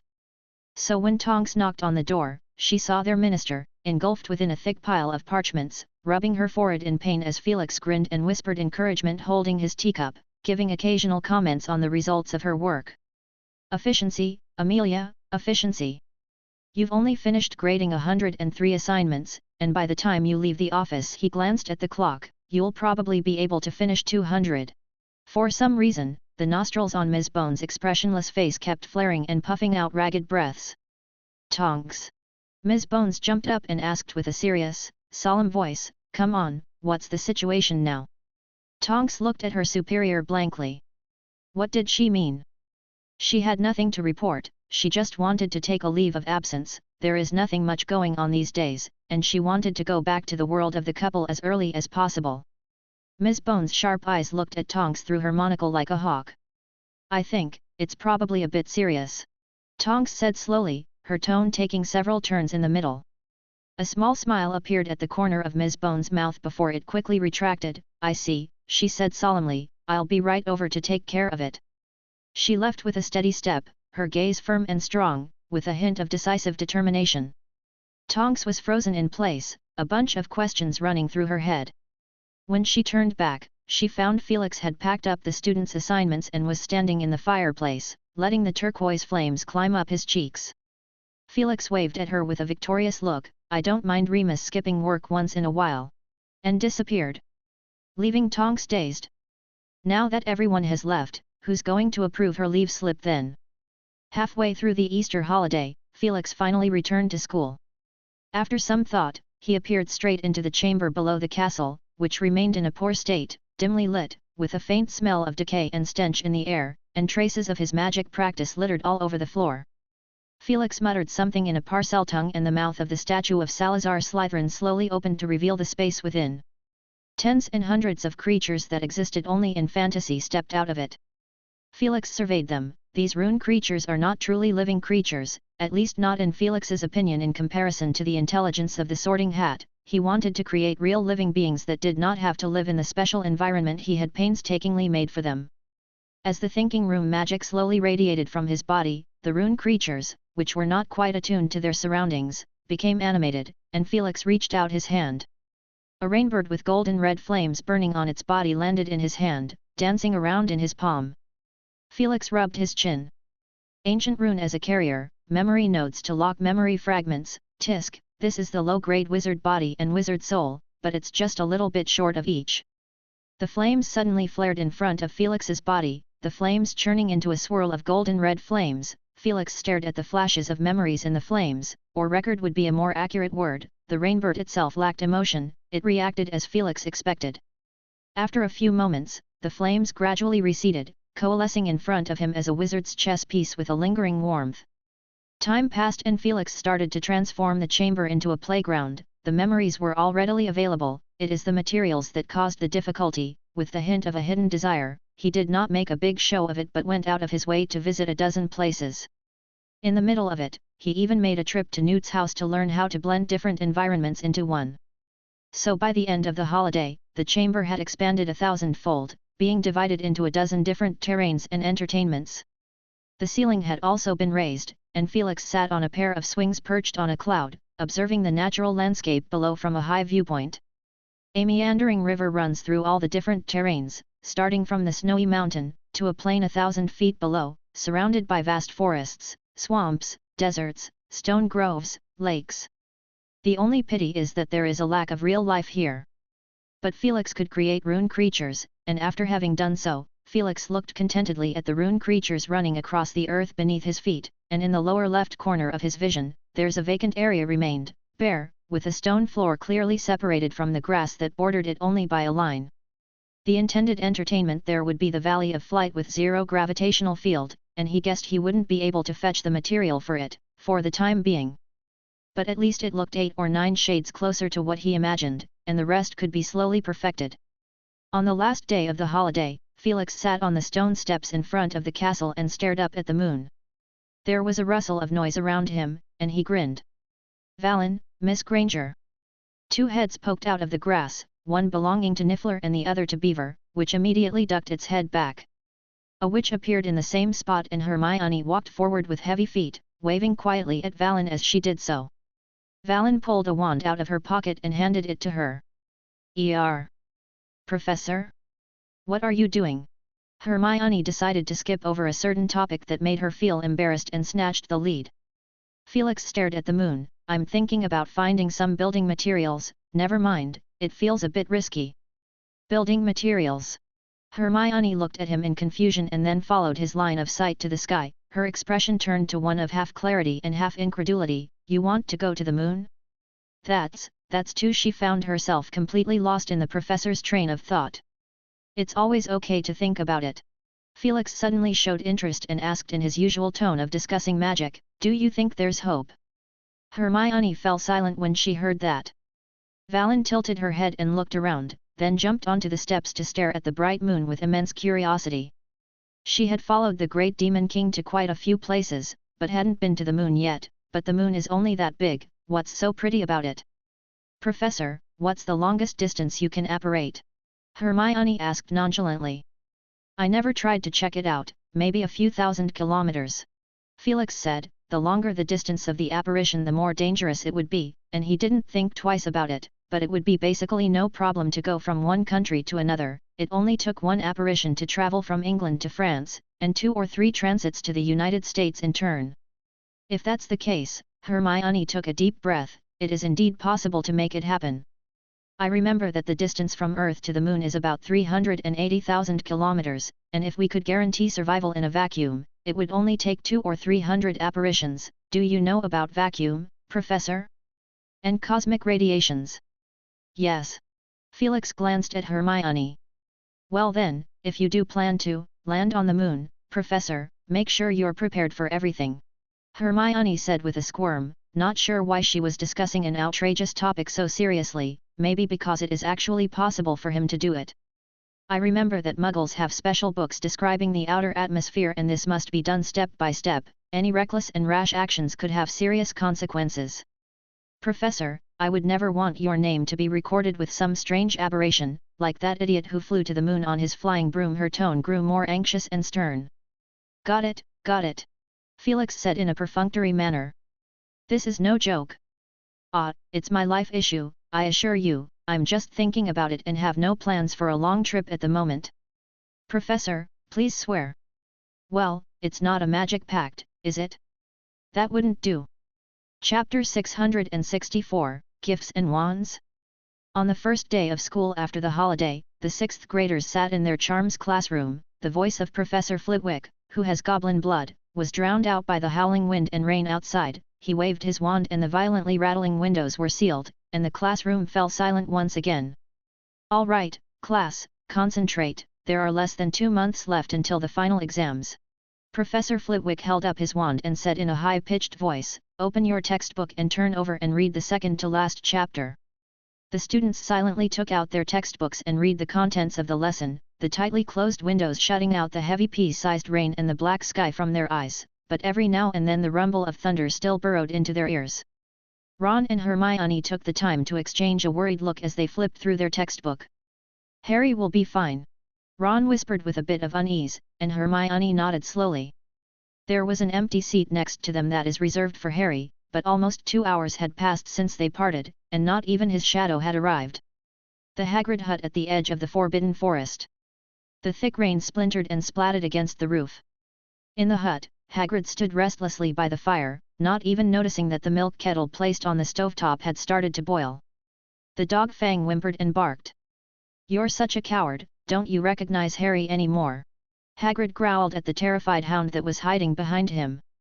In front of them, Felix, Dumbledore, and Professor McGonagall were circling a tall stag, checking its condition. Are you all right, Harry? The stag gave a couple of yo-yo sounds, then it seemed to realize that it couldn't speak the human language and shook its head, which had antlers. But Felix and Dumbledore didn't let their guard down, Felix's eyes turning grey and white as he walked slowly around the stag. Dumbledore also looked at it intently, his sharp gaze seeming to penetrate the brown-grey skin of the stag. It took a good 10 minutes before the 2 men stopped moving. Felix and Dumbledore exchanged a look. I didn't spot any issues. Felix said, and Dumbledore blinked, neither do I. But it needs to be observed again to make sure. I'll stay, I don't have any classes in the morning. Felix said with understanding. Dumbledore and Professor McGonagall left in a pair, and as they pushed open the door, a bolt of lightning cut through the open space in front of the hut, illuminating Professor McGonagall's somewhat confused expression. Dumbledore, I don't understand why we have to do all this. The door slammed shut behind them. It's been raining really hard. Hagrid said in a muffled voice, then looked on in amazement as the stag's massive antlers slowly shrank, and its body stood upright, transforming into a shape of a human. Hagrid walked over and wrapped his thick arm, which rivaled the size of a thigh, around Harry, then shoved the piping hot mug of milk into Harry's hand. "Have some warm milk, you are probably exhausted." "Thank you, Hagrid. If you were asking me, I do know how this storm came about," Harry muttered, at which point Felix stuck his head out the window. Then they heard a high-pitched chirp ring out from overhead. The rain gradually dwindled. Harry took a small sip of the boiling milk, and his mood started to calm down after having just experienced his first animagus transformation in his life, and some new thoughts came to him. It had been 2 weeks since the last full moon, and he had once again felt the throbbing of the animagus, and everything seemed to fall into place. He had learned his lesson from the last time, and the first thing he did after that was to find Professor McGonagall and report it, fearing that a stunning spell might pop up on the way and he would repeat the same experience again. It was evident that Professor McGonagall seemed to have the same idea, and she quickly informed Professor Hap. What happened next was beyond Harry's expectations. Along with Professor Hap, Headmaster Dumbledore, who had been missing for the entire Easter break, appeared with a pleasant twinkle in his eye, though the smile on his face narrowed slightly when he saw Harry. "I happened to run into Hap," Dumbledore explained briefly, "and I offered to help gather some clouds." The reason sounded reasonable, as there were only 2 or 3 thin puffy clouds hovered in the sky. If there had been no unforeseen events, it would have been a sunny day, but after 20 minutes the sky clouded with dark clouds, and a huge shadow separated from Professor Hap, which Harry recognized as a thunderbird. In just a few moments, lightning and thunder flashed above, and a torrential downpour poured down outside. After retrieving the potion that had been hidden, Dumbledore did not let Harry attempt his transformation immediately, and brought him to the area near Hagrid's hut, where Harry had taken the red potion in the vegetable plot. Hagrid looked confused at the unexpected arrival of the group. His place was in a state of disarray, and he was surprised when he saw Harry transform into a big stag. He didn't know if it was an illusion brought on by the animagus transformation, but Harry actually felt a little nervous from the intense stare of a few of the professors. It wasn't something that hard to understand when it came to Professor McGonagall's gaze, as a caring heart for her students was hidden under her serious face, but it was very strange when it came to Professor Hap and Dumbledore. Especially when he had compared it to the experience of Hermione's transformation. The way Professor Hap had looked at that time was as if he was out for a walk, and the way he pulled out various snacks from his pockets made a deep impression on Harry. He was afraid that the professor would follow suit this time and pull a handful of wild grass out of his pocket and stuff it into his mouth as well. After successfully transforming into his new form, Harry was led to the hut. He left the pumpkin patch rather reluctantly. The green pumpkin seedlings held a different attraction for him, and he realized that he hadn't eaten breakfast today, where several professors took turns checking him out. It seemed that his animagus form was not a stag, but a delicate and fragile piece of porcelain. There must be something in between that he had not considered yet, Harry thought indignantly. Before he knew it, the glass of milk had reached the bottom. "It's more or less enough rest, Harry, let's try again," Felix said as the rain had completely stopped and a beam of sunlight was cast down into the hut. Harry listened and put the empty glass down, standing up silently. "Why don't you rest a bit longer and have a sausage or something?" Hagrid said from the sidelines. "Hagrid, we have limited time, let's get our business done first," Felix said. "When the training is over, I think Harry would prefer a vegetable-based meal." After saying that he gestured for Harry to begin. Harry took a deep breath and pointed his wand at himself. His heart throbbed powerfully as the image of a tall animal appeared in his mind, and Harry embraced the sensation with all his might. His body began to morph, his clothes and glasses melting into his body like liquid. He felt a bout of discomfort, but it was so much better than the excruciating pain he had felt the first time. He even managed to control the sudden urge to break the window and escape as quickly as he could. In his stag form, some of his human features had been preserved. A patch of fur around his eyes had a dark-colored circle, and on closer inspection, it could be associated with the glasses Harry usually wore. His wand was dropped on the floor. Felix examined Harry carefully. There is a pale ring of bright light around the outside of the stag's body, which is flawlessly white, but beneath it lies a dark aura that seems to blend in with the fur on its body, making it difficult to be detected. It took a full 10 minutes before Harry was allowed to change back. He was panting, and as the relief of his second transformation took hold of him, he felt the pressure from the professor's eyes. "Professor, Is there something wrong? Harry asked. Well, I haven't noticed anything so far. Felix said.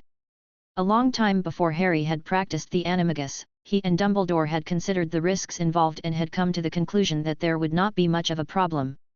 Voldemort's soul fragment is actually attached to Harry's soul, not a part of his body, so in theory, animagus transfiguration would not affect Harry that much. But there are many strange unexpected things happening in the world, so it is always a good thing to be careful. After all, there is magic in the soul fragments, and no one can say for sure that this magic will not be mixed up in the transformation. But judging by the fact that the soul fragment had been in a state of slumber, the chances of this possibly happening would be very slim. The next step is to test whether repeated transformations will activate the dormant soul fragment. It was well past noon when Felix left the Hagrid hut, and Harry, after checking the time, decided to stay and enjoy lunch with Hagrid, and in no time the iron pot was overflowing with the smell of mushrooms and wild vegetables. Knock, knock. There was a knock at the door. Harry and Hagrid looked at each other. Harry walked over and opened the door. There was Ron and Hermione standing outside. Just as he was about to speak, Hermione impatiently made a quick comment. I ran into Professor Hap on the way. What a coincidence! Harry said with a smile. So the four of them stared blankly at the mushroom gumbo. Not enough portions, Hagrid muttered. I remember there was a bit of biscuit. Hermione hurriedly took out a bunch of snacks from the little beaded bag, and Harry and Ron urged Hagrid to stop being so busy and relax a bit. You are pretty well prepared, Hagrid said in a low grunt, as he stirred the food in the pan with a spoon. I'll roast some more sausages then, moist and oily, your favorites. Harry felt a sudden pang of nausea. Professor Hap's words have unfortunately come true. Well, when he goes back he is going to find out what the stag usually likes to eat, but maybe he won't need to, he will just have to follow his senses. He can't stop thinking about the pumpkin patch at the back of the hut at the moment. So, everything went well with your transformation? And Dumbledore also showed up? Ron asked purposefully. Hagrid's attention was drawn away, and Harry mentioned that the reason Dumbledore had shown up was to make some clouds, which Ron and Hermione felt slightly dubious about. But since the professors all said it is fine, that means you can practice animagus from now on, right? Ron whispered, that's nice. I don't know when I'll ever get to experience that feeling. He couldn't help but feel sorry for himself. Well, this is my second try, so it is natural to be a little faster, Harry said. Hermione, on the other hand, suggested for Ron to practice the Patronus charm more often when he had nothing else to do. There's never enough time, Ron said bitterly. Professor Flitwick only told us this morning that we only have 6 weeks left before the exams, and then he assigned a 2-foot assignment. They quickly skipped over this topic as the pot on the stovetop boiled, and the four of them happily enjoyed a feast of mushroom and vegetable gumbo and grilled sausages, which Hagrid alone had eaten 3/4 of it by himself. After they had eaten and drunk, the topic of their conversation became more and more divergent. Professor Bagshot is also very knowledgeable about Patronus charm, and he has claimed that the higher-level Patronus can have extra magic attached to it, Harry said after swallowing a mouthful of chocolate cauldron cake and patting his bulging stomach, which was propped up quite considerably. At the mention of magic, Hermione instantly became quite eloquent. It's just a possibility, she said as she slowly analyzed the matter. Remember? Professor Hap could fuse ancient runes into his Patronus, but he had used memory nodes to nearly reconstruct this magic to do that. Speaking of Professor Bagshot, Hagrid seemed to think of something. I forgot to give him his Easter eggs, poor man. I remember him saying he was from abroad, so maybe no one gave him a present. Dumbledore had sent him some, Harry promptly said. I saw the wrapped box and the card in his office. Well, me and Neville sent some as well. Ugh, that's good, Hagrid said in what seemed like a relieved tone. Dumbledore was indeed thoughtful enough in that regard, and he also sent Snape a present. It was the morning after Easter, I guess. Wait. Harry interrupted hastily, you said the morning after Easter. Yeah. Hagrid looked at him in confusion. But Dumbledore isn't. Harry was a little confused. All Dumbledore had told him was that he would be staying at his brother's place for the entire holiday and that he had some important business to take care of. Maybe he came back in the middle, Hermione guessed in a small voice. Yeah, Hogsmeade is so close to the school that he would be back in the middle of a morning walk, Ron said. Harry was almost convinced, although there was still a twinge of doubt in his mind, so he asked Hagrid. Did you see them? In school? What did they talk about then? I don't know, I was just coming back from the depths of the Forbidden Forest and little Grop will be building his own house now, ahem, I walked away when I saw them talking.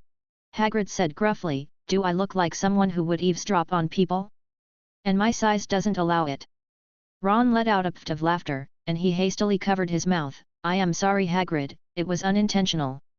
And what about their actions then? I thought you said Snape received a present. Harry continued to press on. You are quite curious, Hagrid shot him a look, but he still had a look of reminiscence. Well, I just caught a quick glimpse, Snape was not looking very well at the time. Dumbledore, on the other hand, was talking in a lighter tone, and he was trying to persuade him to take something. I suppose it couldn't have been anything other than a present, could it? Harry looked down and pondered. So, you didn't see Snape holding a round Easter egg at the time, you just heard a word or two. Could it have been Dumbledore trying to get Snape to accept something else? What could it be? Hagrid asked rhetorically, tugging at his beard. I don't know, maybe a Christmas hat. Harry guessed wildly. He suddenly became acutely aware that his memory of Snape had faded quite a bit. He hadn't seen him more than a few times in the last 6 months or so, and his most vivid memory was still stuck at Christmas. They discussed it for a while longer, but they failed to come up with any useful thoughts, so they said goodbye to Hagrid and headed back toward the castle. Maybe it's just a normal present, Ron said to Harry, seeing that he was still distracted. Come to think of it, there aren't many people I can think of that would send Snape a present. I think apart from Dumbledore, it's probably just Professor Hap, and maybe Malfoy too. He said thoughtfully. Or maybe, it's Voldemort's wand. Harry abruptly said as a jolt of electricity seemed to rush through his body. He had just been thinking about what Dumbledore had that would be important enough to be given away, and he thought of Pensieve, Horcrux carriers, Resurrection Stone, silverware on the table that made funny noises, maybe even a book, but they were either ruled out or didn't make much sense to him. But then he suddenly remembered the wand he had seen being placed on the table and examined by Dumbledore during the first lesson. Ron and Hermione looked at each other in disbelief. Harry, however, spoke away with gusto. Headmaster Dumbledore got his hands on that wand a long time ago, before Voldemort even brought back to life. At the time, Barty Crouch Sr. was under the influence of Imperius Curse and Confundus Charm and was controlled by the spell to serve the frail Voldemort, while his son, Barty Crouch Jr. was undercover at the school in place of the mad-eyed Moody. In the end, on Christmas Eve, the headmaster and Professor Hap teamed up to raid the Crouch mansion, and the wand was one of the spoils of war. He went on excitedly. And the wand itself is of great significance. It was Voldemort's first wand, the phoenix feather in the wand's core came from Fawkes, and he probably wouldn't have even wanted to replace it if it hadn't been lost in that accident. But why? Why would Dumbledore give Voldemort's wand to Snape? It's not like Snape can use it. Ron asked. Yeah, why? Harry muttered. Harry, you could actually ask Headmaster Dumbledore personally, you have plenty of opportunities. Hermione advised, referring to the time when the two of them would be alone in the headmaster's office. Harry hesitated, his mind wavering, unsure of what to do. I'm not sure if Headmaster Dumbledore had sneaked back in, but he obviously didn't want a third person to know about his conversation with Snape, didn't he? I might not be able to get any answers even if I ask. He stopped talking abruptly, and his eyes widened as a large silvery creature with long horns flashed past them and rushed straight towards the castle. Chapter 665, Disarming Charm. Harry stared dumbly at the creature. A stag? That's your patroness! Ron exclaimed in shock and looked around, then as if he thought of something, he took a short breath and said, Could someone have used the time turner? We used a time turner. No, I don't think so. Harry said, in half certainty and half doubt, it wasn't a stag, but, rather some other creature with horns. At that moment, Hermione tugged on his sleeve and said in surprise, Harry. Ron. Look over there, that's. They looked in the opposite direction of the castle and saw a small, blurry grey figure through the gap in the castle's iron gates. Dumbledore. Ron's eyes bulged. No, Harry said excitedly, though he didn't know why. It's Aberforth. Come on, let's go over there. He jumped down the slope that they had climbed halfway up, and galloped as fast as he could. As he ran, the previously somewhat vague thought took shape in his mind that perhaps Aberforth knew something about Voldemort's wand, and if Headmaster Dumbledore really did intend to give it to Snape, it must have something to do with him. Harry thought eagerly. So far he knew nothing about how to get rid of the soul fragment from his body. At the gate of the castle, Harry and Aberforth faced each other. "Is that you, boy?" Aberforth growled grumpily, suspecting that his patroness had sent the message to the wrong person. "It's me." Harry gasped, a mixed feeling welling up inside him. He knew what this old man had been through. "What's the problem?" Aberforth asked impatiently. At that moment, Ron and Hermione came running towards them, out of breath. "Well," Harry racked his brain, "we just saw you, your patroness, the big guy with the horns." "The goat, yeah, the goat," Aberforth said distractedly, the same azure eyes as Dumbledore's gazed up towards the castle. "You're looking for Headmaster Dumbledore, aren't you?" Harry suddenly understood the purpose of Aberforth. "Unfortunately, I don't know the method to open the gate. There's a protection spell cast around Hogwarts." His words proved to be like stirring up a hornet's nest. "I don't want to go in, not even a little bit, understand?" Aberforth suddenly growled, and the Golden Trio was taken aback. "This place makes me sick, I can't believe he's doing this. After all that happened." "Mr. Dumbledore?" Hermione tried to speak nervously. "Don't call me that!" Aberforth roared. Ariana, he gasped violently, his eyes horribly widened and his wand spewing out a flurry of flame as if he might commit murder at any moment. The trio, who are just separated by a door, are stunned. After a few moments, Aberforth calmed himself down. "Don't be nosy, you lot." "But," Harry gathered his courage, "if you don't like this place, why did you even come? And you're still spending your holidays with Headmaster Dumbledore." The muscles in Aberforth's face quivered one by one. "You want to know?" "Because my vile, shameless brother threatened me and forced me to make a choice. Look, here he is," he said viciously, and Harry jerked his head back as Headmaster Dumbledore suddenly appeared a short distance away and is striding towards them. "Headmaster Dumbledore!" Harry murmured, feeling ashamed that he might have entered into the conflict between the Dumbledore brothers by mistake, or perhaps he had failed to defend him in a decisive manner. Dumbledore merely nodded slightly and said, "You all go back first."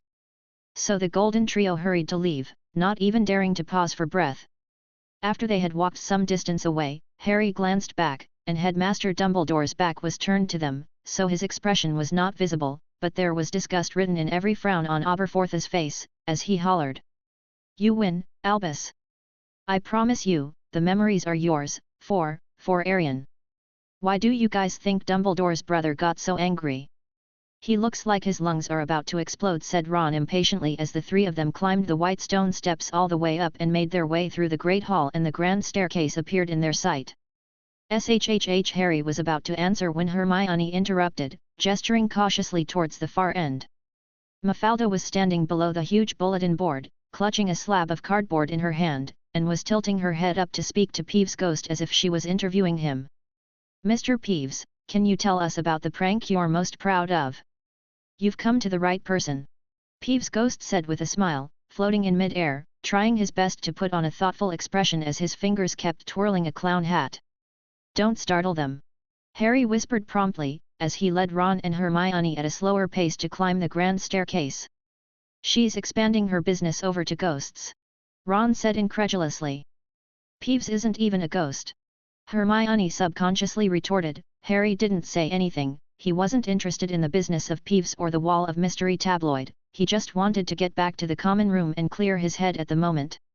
Harry quickened his pace, stepping up 2 steps at a time, and as he neared the first floor, there was a loud, chaotic noise heard from downstairs. "'S most glorious prank is certainly this one." Peeves' excited shout came from below, followed by a rain of crackles. "Chalkhead," Ron said with certainty as he stopped in his tracks, "Mafalda's in trouble." But then there was a rapid chanting sound coming from downstairs, Wingardium Leviosa. "Langlock." The whine of the Peeves followed. "Mr. Peeves, I've come prepared." Harry and the group went up another flight of stairs, and Mafalda's smug voice became faint, and eventually faded. "I'm massively impressed by Mafalda," Ron said admiringly. "Harry, have you figured out anything?" Hermione asked. They slowed down at this point, and she looked up and down the stairs and left and right corridors for a while, without seeing anyone else. "A bit," Harry said, sitting on the stairs. "The gift Snape received, Headmaster Dumbledore's unusual behavior, and Aberforth's anger. By the way, they also mentioned Ariana. All of these must be connected, and he paused. I think it has something to do with me. Ron glanced uneasily at the portraits on the wall. Several of them had quietly opened their eyes, and he waved his wand threateningly. Don't try to eavesdrop, go away. The portrait figures cursed and left the frame. You are the prefect. Hermione turned to Ron in annoyance. Yeah, I'm the prefect, Ron said. This is a really nice place, we can hear footsteps when someone comes by. Hermione stopped paying attention to him and cast a Muffliato charm in the vicinity, and turned her head to Harry with a grumpy look. I also noticed the anomaly when you said that, although we've known for a long time that Headmaster Dumbledore and his brother didn't exactly get along, and the fact that Aberforth is part of the Order of the Phoenix means that the two have eased up a bit, but now they, well, look like enemies. Harry said with a nod. Could it be that our headmaster did something? Ron said, as you heard, Aberforth is quite repulsed by the family name Dumbledore and it must have something to do with the headmaster. Harry thought Ron had hit the nail on the head. He has even developed a distaste for the school as well. Wait, Harry, listen to this, Hermione said slowly. I can't believe he did that. After all that happened, that's what Aberforth said then, remember? Hermione, you're just repeating my point. This proves once again that Aberforth's attitude has something to do with Headmaster Dumbledore. Ron pointed out. No, there are nuances. Hermione mused. After all that happened, what do you think that refers to? She didn't give them any time to answer, and continued, I think it's that tragedy, Harry, you told us about.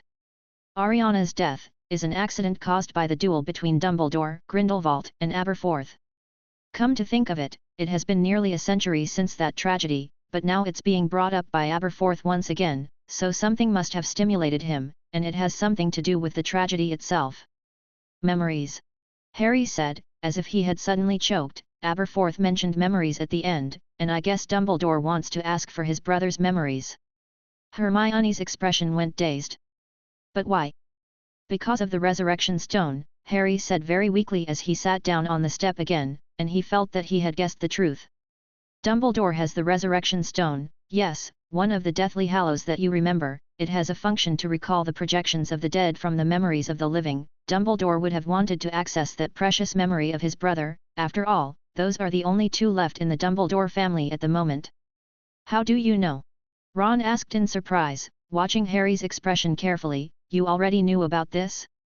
Then you followed us to the Chamber of Secrets and looked for the Resurrection Stone. I guess Headmaster Dumbledore asked Harry to keep it a secret, didn't he? Hermione asked, staring at Harry, who nodded silently. Hermione continued, so it's not surprising that Dumbledore asked for the memories. After all, Ariana is closer to Aberforth, and he has more accurate memories, but that should be a good thing for Aberforth, so why is he angry? Wait, I'm not clear yet, Ron protested, you're skipping a crucial part of the puzzle. What's the point of these memories? Harry opened his mouth, but Hermione beat him to it. Classroom 7. Harry stared at her with a startled expression. What? Isn't that what you thought? Hermione asked in surprise. I thought Dumbledore wanted to resurrect his sister, Harry mumbled. That's not possible, Harry, Hermione said strongly. How many times do I have to state this? Magic can't bring people back from the dead, at least not in the way you want it to happen. Because the conditions simply can't be met. Dead wizards either become ghosts or their souls step into the world of the dead and move on. Oh, so you think Dumbledore is trying to extract the memories of two people and then use the power of the Resurrection Stone to make Ariana somehow live in Classroom 7, just like those memory bodies? Ron understood. I do, Hermione said, it would be the most likely method to succeed, but I don't think Dumbledore would do it. He should be smart enough to tell the difference between real and fake. What are you talking about? Harry asked sensitively. Do you think the ghosts are alive? And there are also magic portraits. Hermione asked rhetorically in rapid succession. They do have the intelligence of a living person in some ways, but if you really consider them as living, you will be absolutely disappointed, and even worse, you will become increasingly desperate the closer you get to them. Harry listened with a pang of discomfort. He thought of the second brother in the tale of the three brothers, the story in which the second brother received the Resurrection Stone from death and in doing so he summoned the projection of his beloved, but he did not live a happy life. Did he realize this too, that the projection of his memory is ultimately not the same as the real person, and that is why he finally lost all his will and chose to commit suicide? What you are saying is only an assumption, he said stiffly. We're talking about guesses, Hermione said.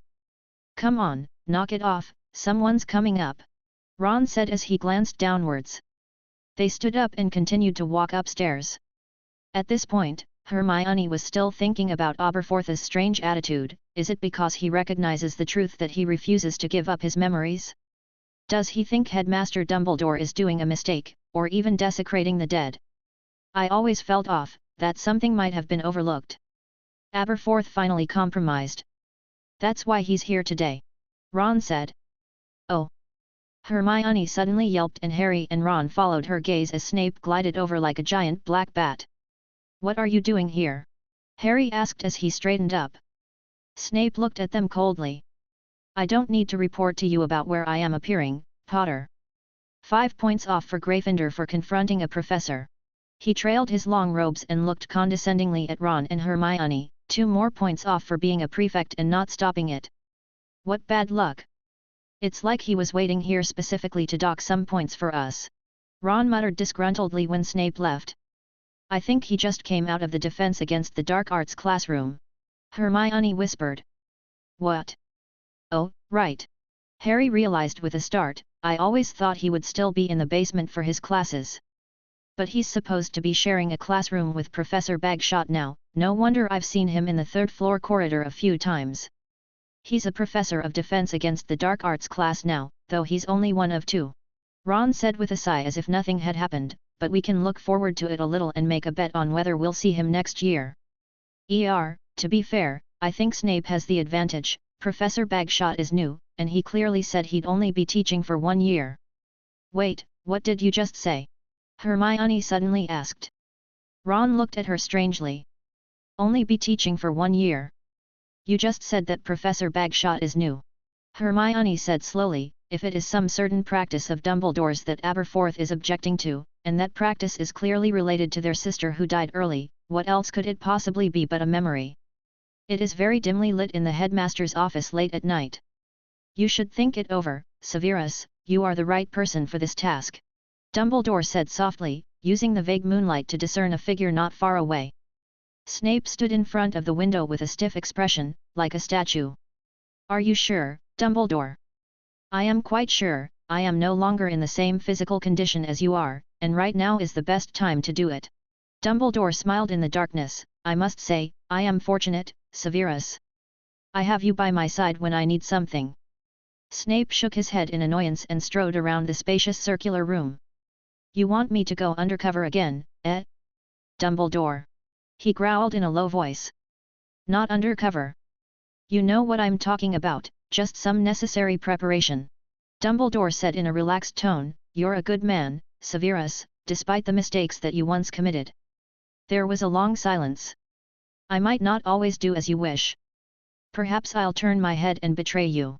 Snape said threateningly. Not a bad choice, Severus, but I trust you to make the right call. Dumbledore said with a pleasant twinkle of trust in his eyes. Snape glared at Dumbledore and the 2 men stared at each other, one with a frown and the other with a smile on their faces. After an unknown amount of time, Snape compromised by raising his wand and pointing it straight at Dumbledore. Expelliarmus. The Elder Wand instantly broke free from Dumbledore's hand. Chapter 666, Contents of the Practical Assessment. Snape caught the Elder Wand in one hand, his eyes still filled with incredulity. He could feel the magic inside him coming alive, his magic power increasing, and the Elder Wand seemed to be silently urging him to fire off some spell. After restraining the urge to do so, he slowly walked over with the Elder Wand and placed it on the desk. The wand rolled around the desk a few times, hitting the silverware stand on one side and twitching for a moment before gradually quieting down. That's all.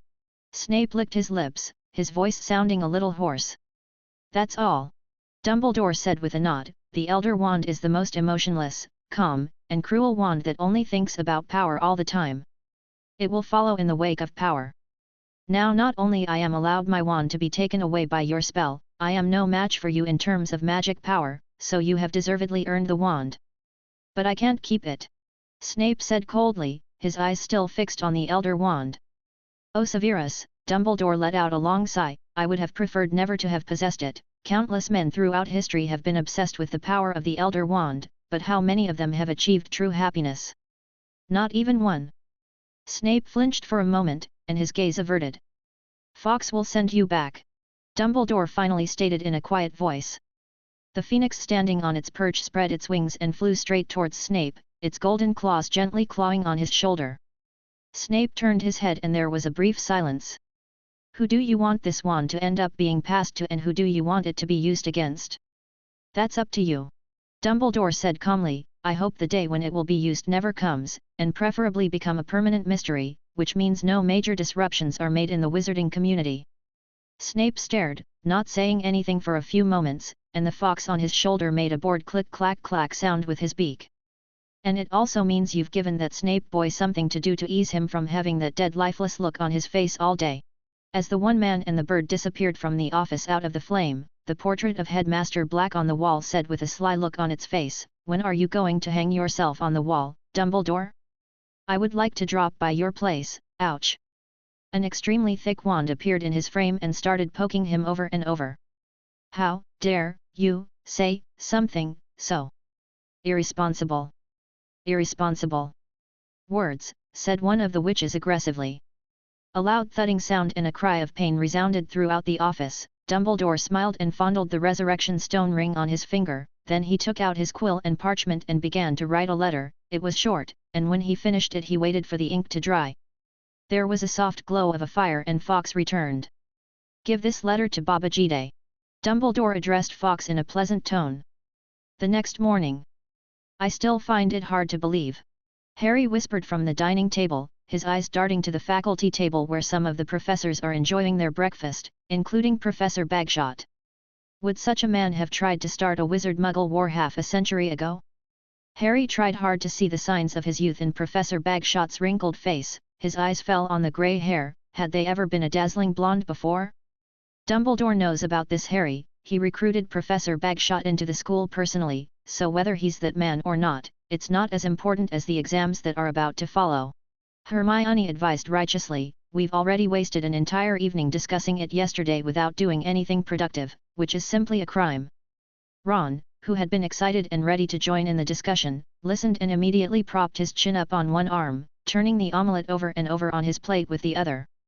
But Hermione didn't plan to let them off the hook as she said with a high spirit, "We must review properly during the weekend. We're already 2 weeks behind normal schedule because of Animagus. Speaking of which, I have to fill out my forms in Professor McGonagall's office tonight," Harry said dejectedly. "Oh, well, that will take about 2 hours, Hermione said in an experienced tone. "Professor McGonagall will be giving you a series of guidelines on behalf of the Ministry of Magic, such as occasions and places where the use of Animagus is forbidden. There are a total of 47. "Stop it, Hermione, I'm going to have nightmares," Ron muttered. He suddenly looked across the long dining table. "Hey, I don't know when they got that close." Harry looked up to see Neville and Hannah had their heads close to each other, eating and talking. Hannah lent Neville her Transfiguration class notes and probably helped him catch up on his lessons or something in the meantime. Hermione said nonchalantly. "Neville wasn't good enough to qualify for an advanced class in Transfiguration this term, but he has plans to take a make-up test for that this year. Neville can borrow the notes from us," Ron said immediately. "Oh, Ron, you idiot." Harry regretted that the conversation had been forced to stop. Perhaps he could have given Ron a tip on how not to be so direct in his words. They finished their meal and headed off to their last Ancient Rune class for the week. Before leaving the Great Hall, Harry took another furtive glance at the faculty table. Hermione followed his gaze and said in a sad tone. "Ugh, how sad Neville would be if Professor Bagshot really turned out to be that guy." "Well, yet, growing close to 2 dark wizard professors in a row would also make me uncomfortable too," Ron said whatever had come to his mind. "When you look at it this way, Professor Slughorn has no flaws other than a bit of a power-hungry eye." "What an amazing discovery," Hermione said. At the table, another war of words had just ended and Felix had just shared his teaching tricks with a few professors. "Thank you so much, Felix." Professor McGonagall had held back her tongue a few times, but she couldn't hold back any longer as she protested, "I don't think it's really responsible to ask senior students to grade the questions of the lower grades." "But we have to admit, Minerva," said Slughorn, who seemed to be persuaded, "the lower grades lessons are simple, and the content is nothing new, from an efficiency point of view." Professor McGonagall immediately glared at him intently and Slughorn wiped the sweat from his forehead. "Minerva," Felix said nonchalantly, "a large portion of the 6th and 7th years are now adults, and we can't simply treat them as students, they need to experience certain things, take some responsibility." "At the cost of giving up some of the responsibilities you have as a professor? That really amazes me," Professor McGonagall said with vehemence. Felix shrugged and turned his head to see Grindelwald, who had a mocking look on his face, so he immediately turned his aim at his head. "Professor Bagshot finished working on his final exam question paper, I presume? After all, he only has 1 grade questions to prepare." It is a well-known fact that Grindelwald only teaches 2 grades, 6 and 7 year, in which the 7th year N.E.W.Ts exams will be handled by the Ministry of Magic, so he only has to prepare for the 6th grade final exam. "I'm going to hand it in with the probation report," Grindelwald said. "What's a word for that? Fine-tuning, right? Professor Burbage." Charity Burbage looked up and pointed at herself in puzzlement. "I've written a few papers on Muggle research, and I'm going to get someone to correct the formats and I can't think of a better person to ask for than you," Grindelwald said, bowing slightly. "Oh, yes, I would love to help," Professor Burbage said enthusiastically. "Can I have a look?" Dumbledore suddenly interjected. "No problem," Grindelwald said lightly, "I have to admit that some of my views have been biased in the past and there is room for correction. Muggles have their own merits. Like the recent gun ban bill they came up with, can you pass me the raspberry jam?"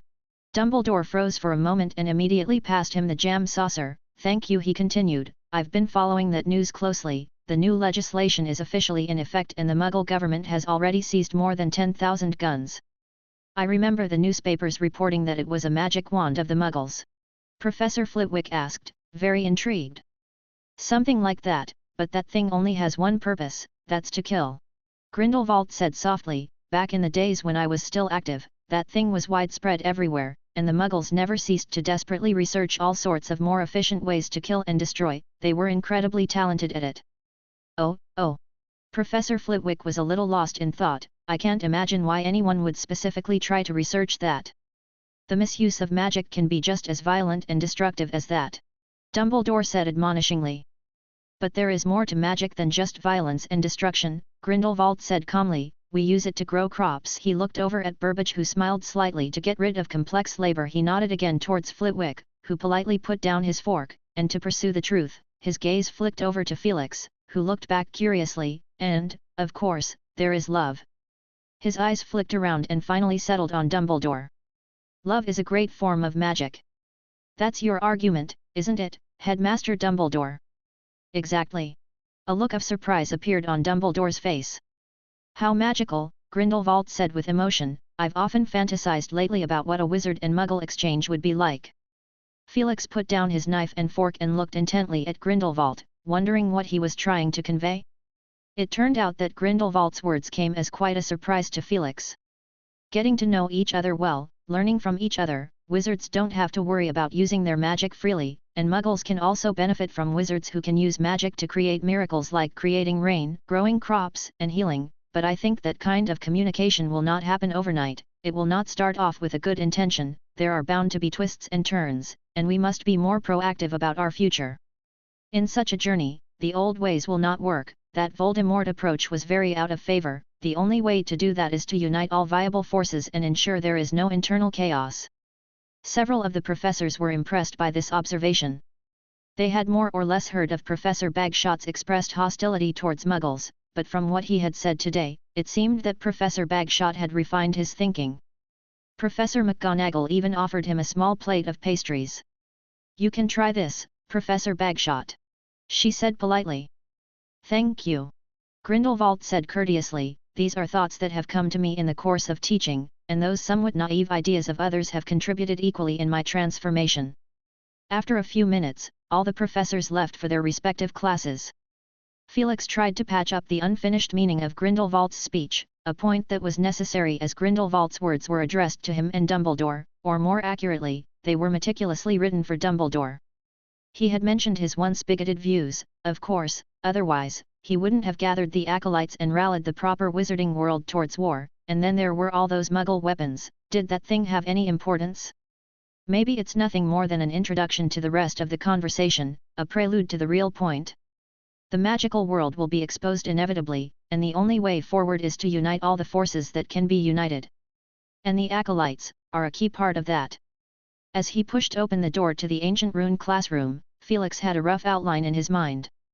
As the school year approached its end, Grindelwald's brief period of release would be coming to an end, and he would have to carry out a self-help campaign if he did not want to continue to serve his sentence back in the cold Nurmengard castle. Even though Grindelwald had spent most of the year in a peaceful manner, he is very conscious of his situation. It had also been more than half a year, enough time for him to see how much Dumbledore had changed in half a century. He also finally came up with his own leverage on this day in late April. He is willing to accept Dumbledore's offer to be a major force in stabilizing the wizarding world. The question is, what would Dumbledore do? At the foot of the podium, the students whispered. Professor Hap has gone off to another world again. Ahem, keep your voice down, beware of getting overheard. Do you guys think that the professor knows the truth? Harry asked quietly. Definitely knows. Ron said with certainty, maybe he's thinking about it right now, but unfortunately I don't know how to look into his thoughts. What do you think, Hermione? Maybe the professor is thinking about how to fly to the moon. Hermione said with a soft hum. Haha, you're getting a bit humorous. Felix cleared his throat and the students quieted down. I suddenly thought of a practical exam topic for this year's finals, would you like to hear it? The students stared at him, slightly at a loss for words. Hermione held her forehead. I don't think Professor McGonagall will be happy if she hears about it. Who cares?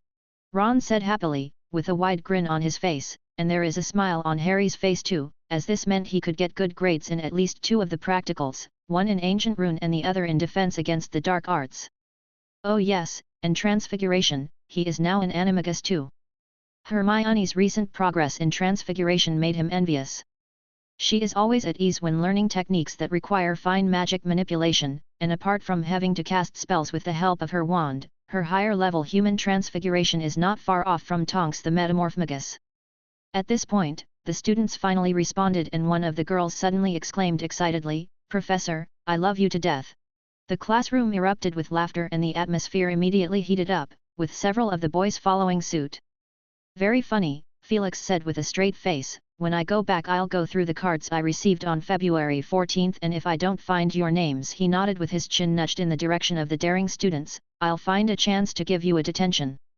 Let's return to the main topic, he said as he took a black wizard chess piece from his pocket. I don't mind withstanding the pressure from the Ministry of Magic's Wizard Examination Authority to give more than half of the students an exceeds expectations evaluation, and as for the criteria for outstanding it is quite straightforward. With the date of the exam as a deadline, improve yourself to a certain level that would meet my satisfaction within that period. The topics will naturally be more difficult, which is the price of knowing what the question will be in advance. But the students looked dead on at the knight's piece in his hand, consciously ignoring Felix's words. In their minds, it is simply too good to be true. Felix spread his palm and the piece burst out with a blaze of flame, and a rainbird with golden red flames burning on its body appeared. The students watched in amazement as it hovered overhead, and after a moment, the raindrop returned to the professor's hand and reverted back to a wizard piece. That's just cool. Ron's eyes lit up with excitement, and he couldn't help but groan lowly, I would offer 100 gold galleons in exchange for a wizard chess piece like that. No, I'll give 200. Harry and Hermione smiled, the professor had sort of poked Ron's fancy with this demonstration. Felix continued the lesson. You don't need to do it to the extent I did, but the idea is the same. Use ancient runes to piece together a completely self-contained structure, which simultaneously must show 1 or 2 magical ability. Let's review the 14th law of magic. Several students raised their hands. Miss Greengrass. That's excellent, Slytherin plus 5 points. Ancient magic is a combination of characters with magical powers that have a special order and a special magical function, known as the rune sequence. This means that there are still a large number of combinations of characters in the world that have no real meaning. They can't really be called rune sequences and have nothing whatsoever to do with ancient magic.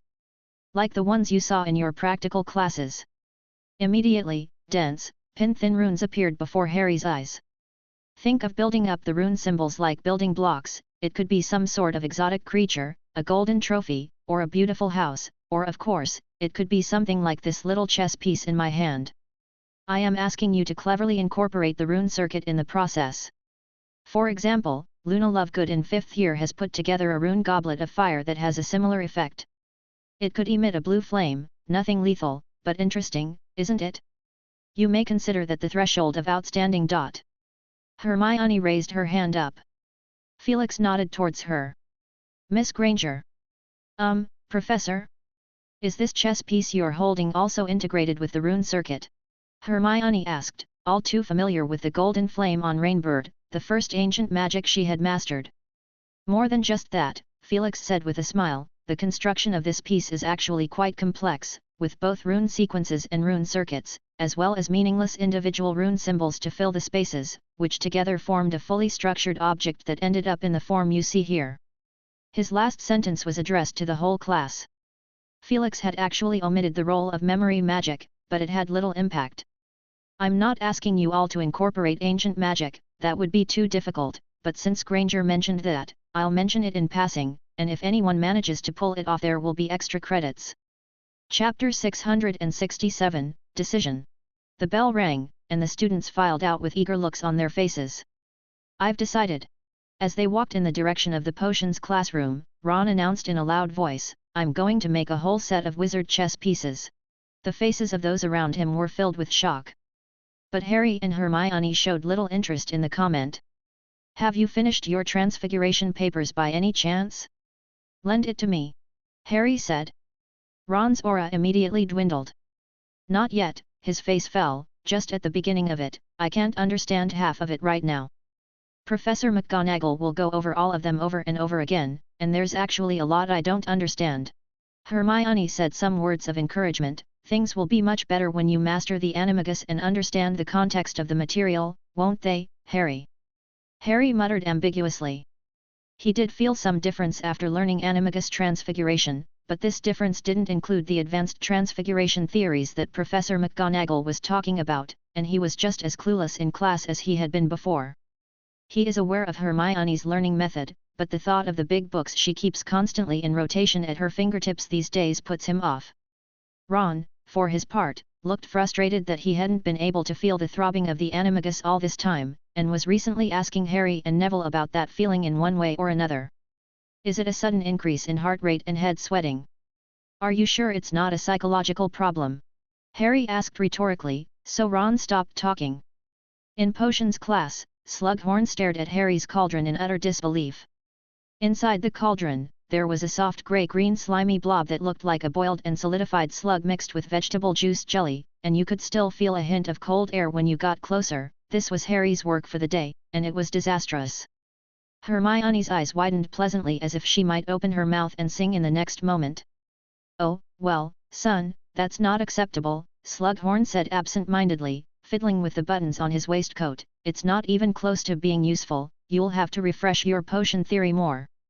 He said nothing more, and walked up to Ron instead, pausing only for 2 seconds before being forced back by the pungent smoke. There's no hint in that book, is there? When Slughorn walked away to check on the other students, Hermione's eyes shone brightly as she said, even Snape and Professor Happ's combined notes couldn't teach you how to solve a complex compound toxin in just a few lines.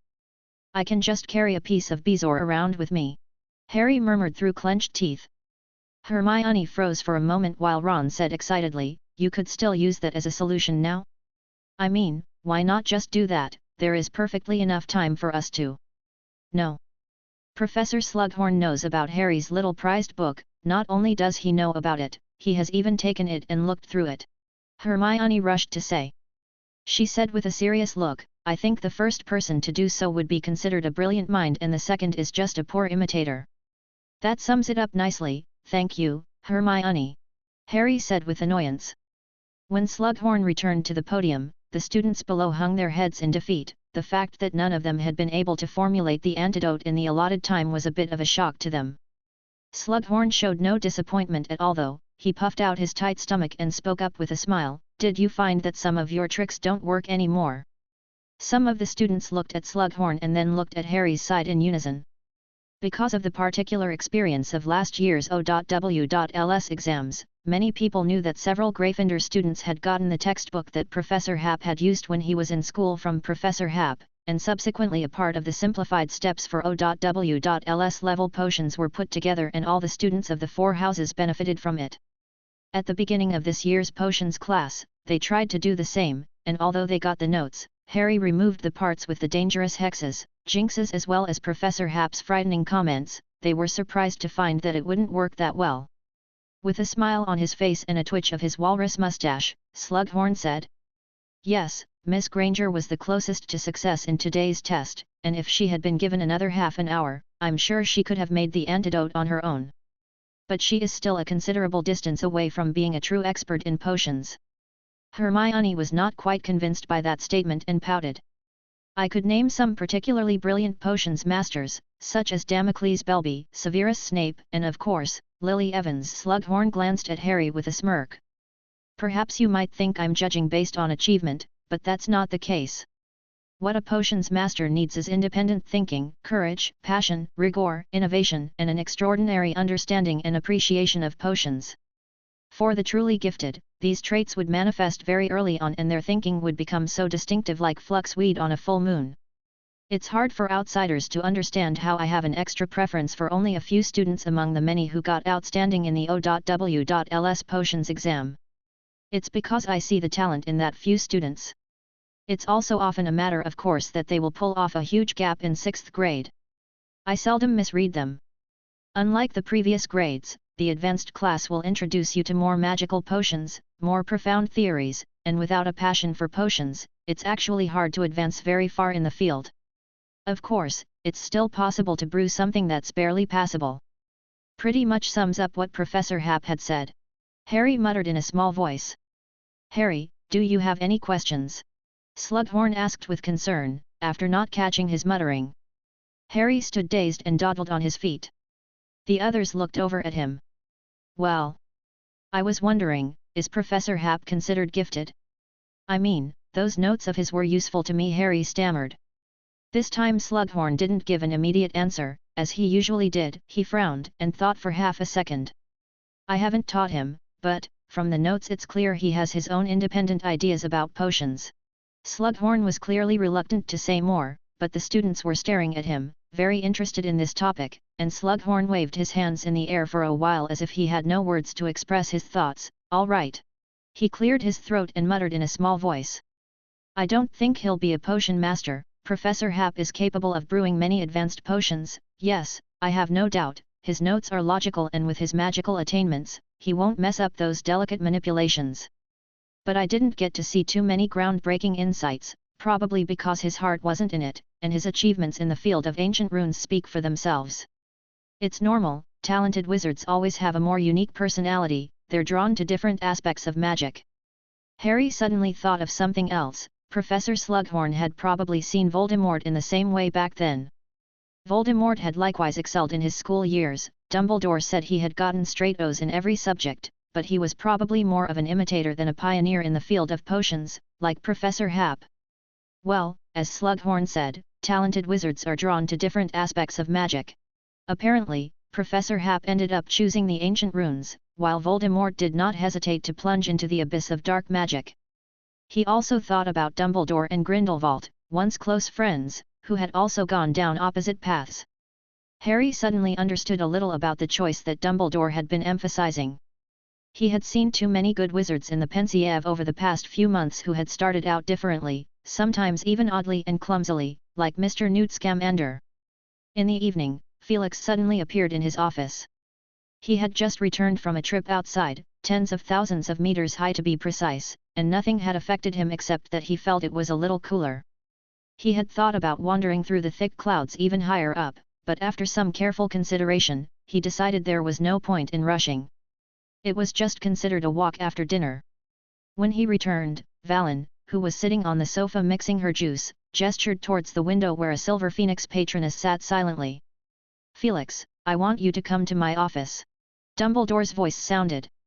So Felix turned and walked out of his room. "I'll take you out for a walk some other time." Valen waved her hand at him. In the headmaster's office, the spacious room is brightly lit, and the windows are covered with thick night darkness. Dumbledore sat behind the long-legged table and immediately dropped the newspaper he was holding when he saw Felix and walked around the desk to stand in front of him. "I need to show you something," he said bluntly.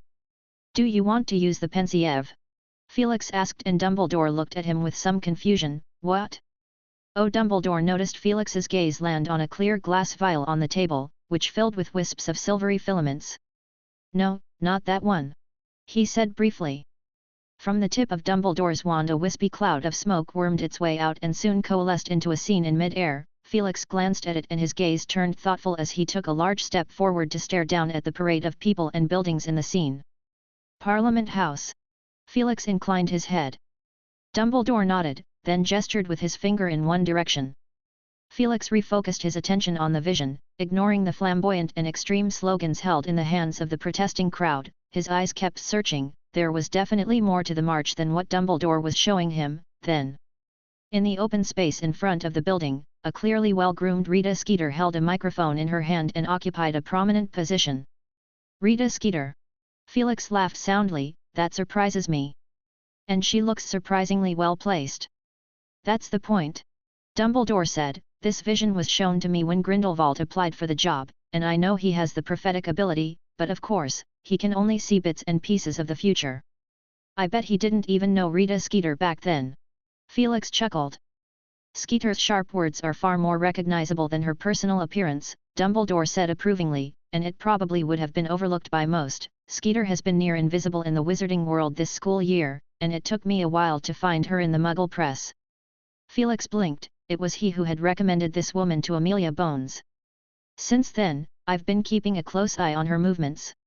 I don't think that particular newspaper is exactly a good place to be. The work environment there is far more complicated than in the Daily Prophet, but she's certainly adapted well, and with a series of articles on the gun ban movement, she has made a name for herself and is on track to get what is said to be a very prestigious journalism award.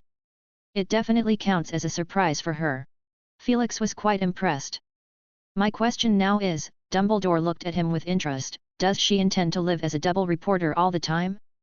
I know some wizards have separate identities in Muggle society, not just a name, but a more specific profession, but these people basically lean towards one side, and it's actually rare to find one as active on both sides as she is." Felix hesitated for a moment. "Amelia gave her an assignment for only a year, but as far as I know about Rita Skeeter, she wouldn't be able to part with the reputation she has worked so hard to build on the other side, so she might actively maintain that life even after the assignment is over. For exactly how long no one can predict." "Yes, no one could have predicted that," Dumbledore said softly, sinking into deep thought. After a moment, he came back to his senses and said, "Felix, there is another, more important matter." It was Felix's turn to be curious.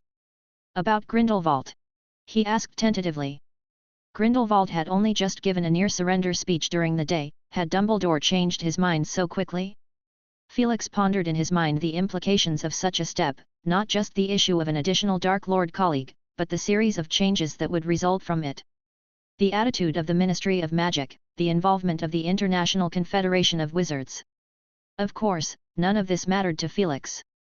What is significant is that if Grindelwald is allowed to stay at Hogwarts for a long time, the risk of his identity being revealed will increase significantly.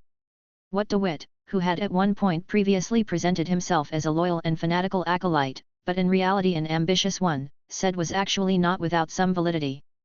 At the end of the day, it is almost an inevitable thing that word will leak out, and then the eyes of the world will be on Hogwarts, and even in Dumbledore's present-day reputation he will find it difficult to resist. "I have spoken to my successor, Mr. Babajide Akingbade, the new Supreme Mugwump of the International Confederation of Wizards," Dumbledore said in a quiet voice, "and when this year's exams are over, they will send men to bring Gellert back to Nurmengard Castle." Felix looked at him in surprise. "When did this happen?" "Just last night." Felix looked oddly at the old man in front of him. This is so much more decisive than he thought it would be. Dumbledore had just decided to throw old man Grindelwald back in jail? Well, he had assumed Dumbledore had gone soft after he heard about the existence of the blood pact from Harry. So, what do I need to do?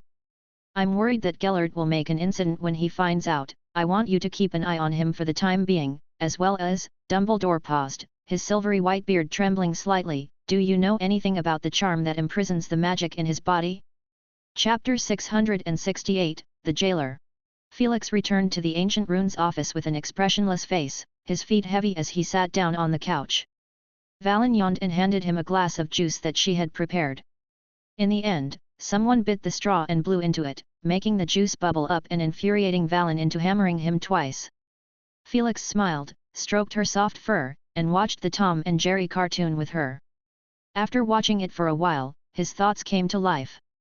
He was surprised to find a resemblance between Spike the Bulldog and Dumbledore. It was definitely a psychological similarity, and if so, who was Grindelwald? It couldn't be the unlucky Tom Cat, would it? Valen looked at Felix strangely. The Great Demon King is smiling so brightly.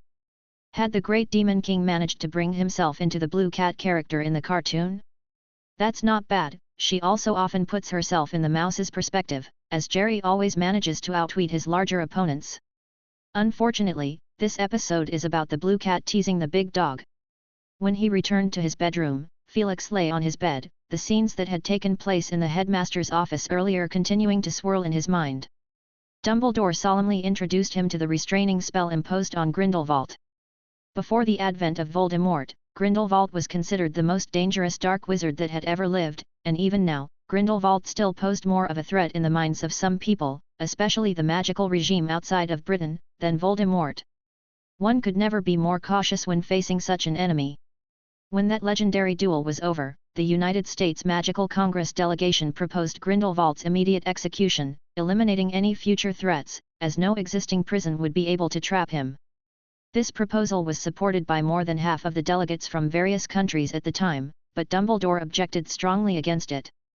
He argued that the reason this duel even happened was because, before the duel, they promised each other that the loser would automatically become a prisoner and completely, or passively, renounce his ideas.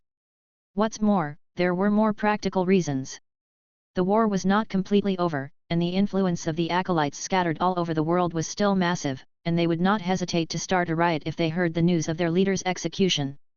The magical world had only barely seen the hope of peace, and it was right to take a gentle approach, rather than actively intensify the conflict. Therefore, not only Grindelwald must not die, but the International Confederation of Wizards must actively spread the news that he is alive so that the acolytes cannot elect a new leader. Dumbledore's reputation was as strong as it could be at that time, and with the times being truly turbulent, this method was later adopted. But a new problem arose. It became clear to the ministry officials that Grindelwald could not be imprisoned by simply confiscating his wand or using a magical barrier. They had to devise new and powerful methods of imprisonment to prevent Grindelwald from breaking out of prison again. An African wizard had a solution. The Uagatu school of wizardry in the African lands had preserved the ancient practice of using magic through gestures, so the loss of their wands did not render the dark wizards their defenseless, and they naturally had a unique solution, such as a restraining spell that targeted the knuckles. But Grindelwald was far more powerful than the average dark wizard, and naturally, he received extraordinary levels of attention. The African wizard had mentioned an extremely powerful restraining spell, which had a notoriety that was widely rumored among their local wizarding community, and it ranked highly among their horror legends. Felix thought about what Dumbledore had said about it. It's not so much a sealing or restraining spell but rather a malevolent curse of some unknown kind. Once inflicted, it clings to a wizard's flesh and blood, drawing magic from the recipient and rendering them unable to cast spells, and effectively reducing them into a squib. I improved it, by removing the pointless, penalizing pain and adding a key, a window, so that if Grindelwald ever tried to break the spell, I would know it immediately. Again, because of the use of my own magic, I can still sense his location and state roughly. Of course, the further away one gets, the more vague that sense becomes. So the imprisonment at Nurmengard Castle was just a front. You personally have served as the jailer guarding the prison. Felix had a sudden epiphany, and he hit the nail on the head. Dumbledore did not reply, but lowered his eyes and surveyed his hands. Half a moment later, he continued to murmur. In order to research the secrets of the Resurrection Stone, my soul and magic have undergone unforeseen changes. I am no longer suitable, to use your term, to serve as a jailer, and a new man must be found to replace me. You're too obsessed with the Resurrection Stone, Albus, even if it is for Harry and Ariana. Dumbledore interrupted. One would even say that the whole plan started out entirely for her, and has been gradually taking shape in my mind ever since I got the Resurrection Stone. I kept suppressing the idea every single day after that, because Voldemort was still around, and I had to desperately convince myself not to wear that ring. I held off for a few years, and when Voldemort finally fell completely, I got the courage to let loose. Felix glared at him. This thought was too well hidden. Dumbledore smiled wryly at him. So you thought of me? Felix raised his volume slightly. Dumbledore's eyelids fluttered a few times, and he said in a deep voice, I know you hate restraints, Felix. I can assure you that the transfer of the charm will not cause you any bother, rather, there will only be benefits. After that, Gellert's force will never become a concern to you. There was a short silence. Felix wavered between being moved and resisting, having a hard time deciding for a moment. If Dumbledore was telling the truth, and he had confidence that Dumbledore wouldn't lie to him, and it wasn't just out of trust in the other man, becoming the new jailer would mean that Grindelwald's fate would be entirely in his own hands. Not much good would come of it, but it would remove a huge pitfall. At least Felix wouldn't have to worry about waking up from a nap with an army of 100,000 acolytes surrounding him. The reason why he couldn't stop thinking about it is actually due to that threat being real and tangible. The old man once implicitly threatened him about it after a disagreement, just as badly as the woman who went by the name Noelle. Felix trusted that he would not be overwhelmed and captured alive. His fighting system strongly favored fighting against a huge sea of people, but there are limits to everything, and just because he could survive an army of wizards didn't mean he could withstand a continuous barrage of magic from thousands of people at once. And, without realizing it, he had grown to regard Hogwarts as a part of himself. He could run and destroy them little by little, but Hogwarts could not. Not even with the addition of Dumbledore. In the darkness, Felix's blue eyes stared at the ceiling. Valen was smacking her beaks in her crib, talking mindlessly in her sleep. Fox? Catching fish? Seems like fun. Some thoughts surfaced in his mind once again. Why not accept the offer Grindelwald made? From what he said at the table this morning, he seems to have repented or at least taken the initiative to signal a compromise, and I can't believe you can't see that. I hope that's true. I hope he feels how utterly awful and shameful what he has done was. Perhaps, he wants to make amends for what he once did, but we are too deeply entangled, Felix. I cannot judge the truth and cannot afford to misjudge it, nor the entire magical community can bear that price. These words pretty much pronounced the possibility of Grindelwald's future comeback. Well, I probably see where you're coming from. Why did you choose me to transfer the charm? The average wizard can't handle the power.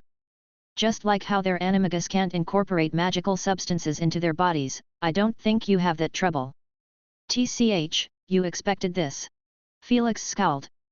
You can think about it for a while longer, Dumbledore said sincerely at last, and I hope you will agree, it's not a command, but a plea.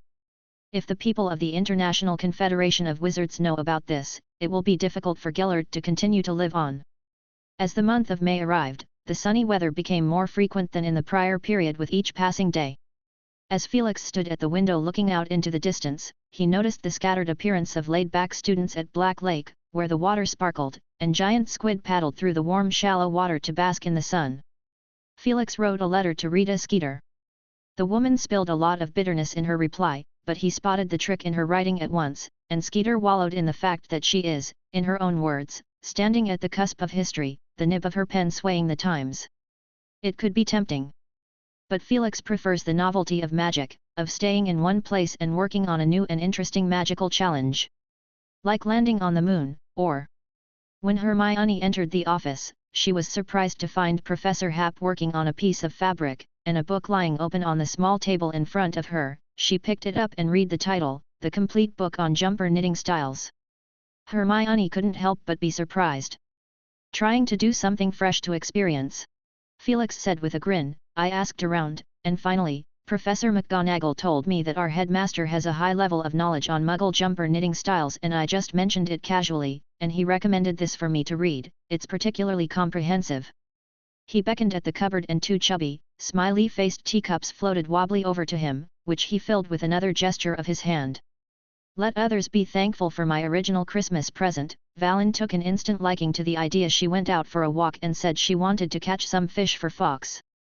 While he worked on these things, a few crochet needles remained methodically busy. Hermione thanked him and went around to the other side to sit down, and that was when she noticed something unusual. The wool used to knit it wasn't quite what she had expected, and the end of the thread extending from the crochet needles wasn't a ball of wool, but the book of rune. Is this the ancient runes?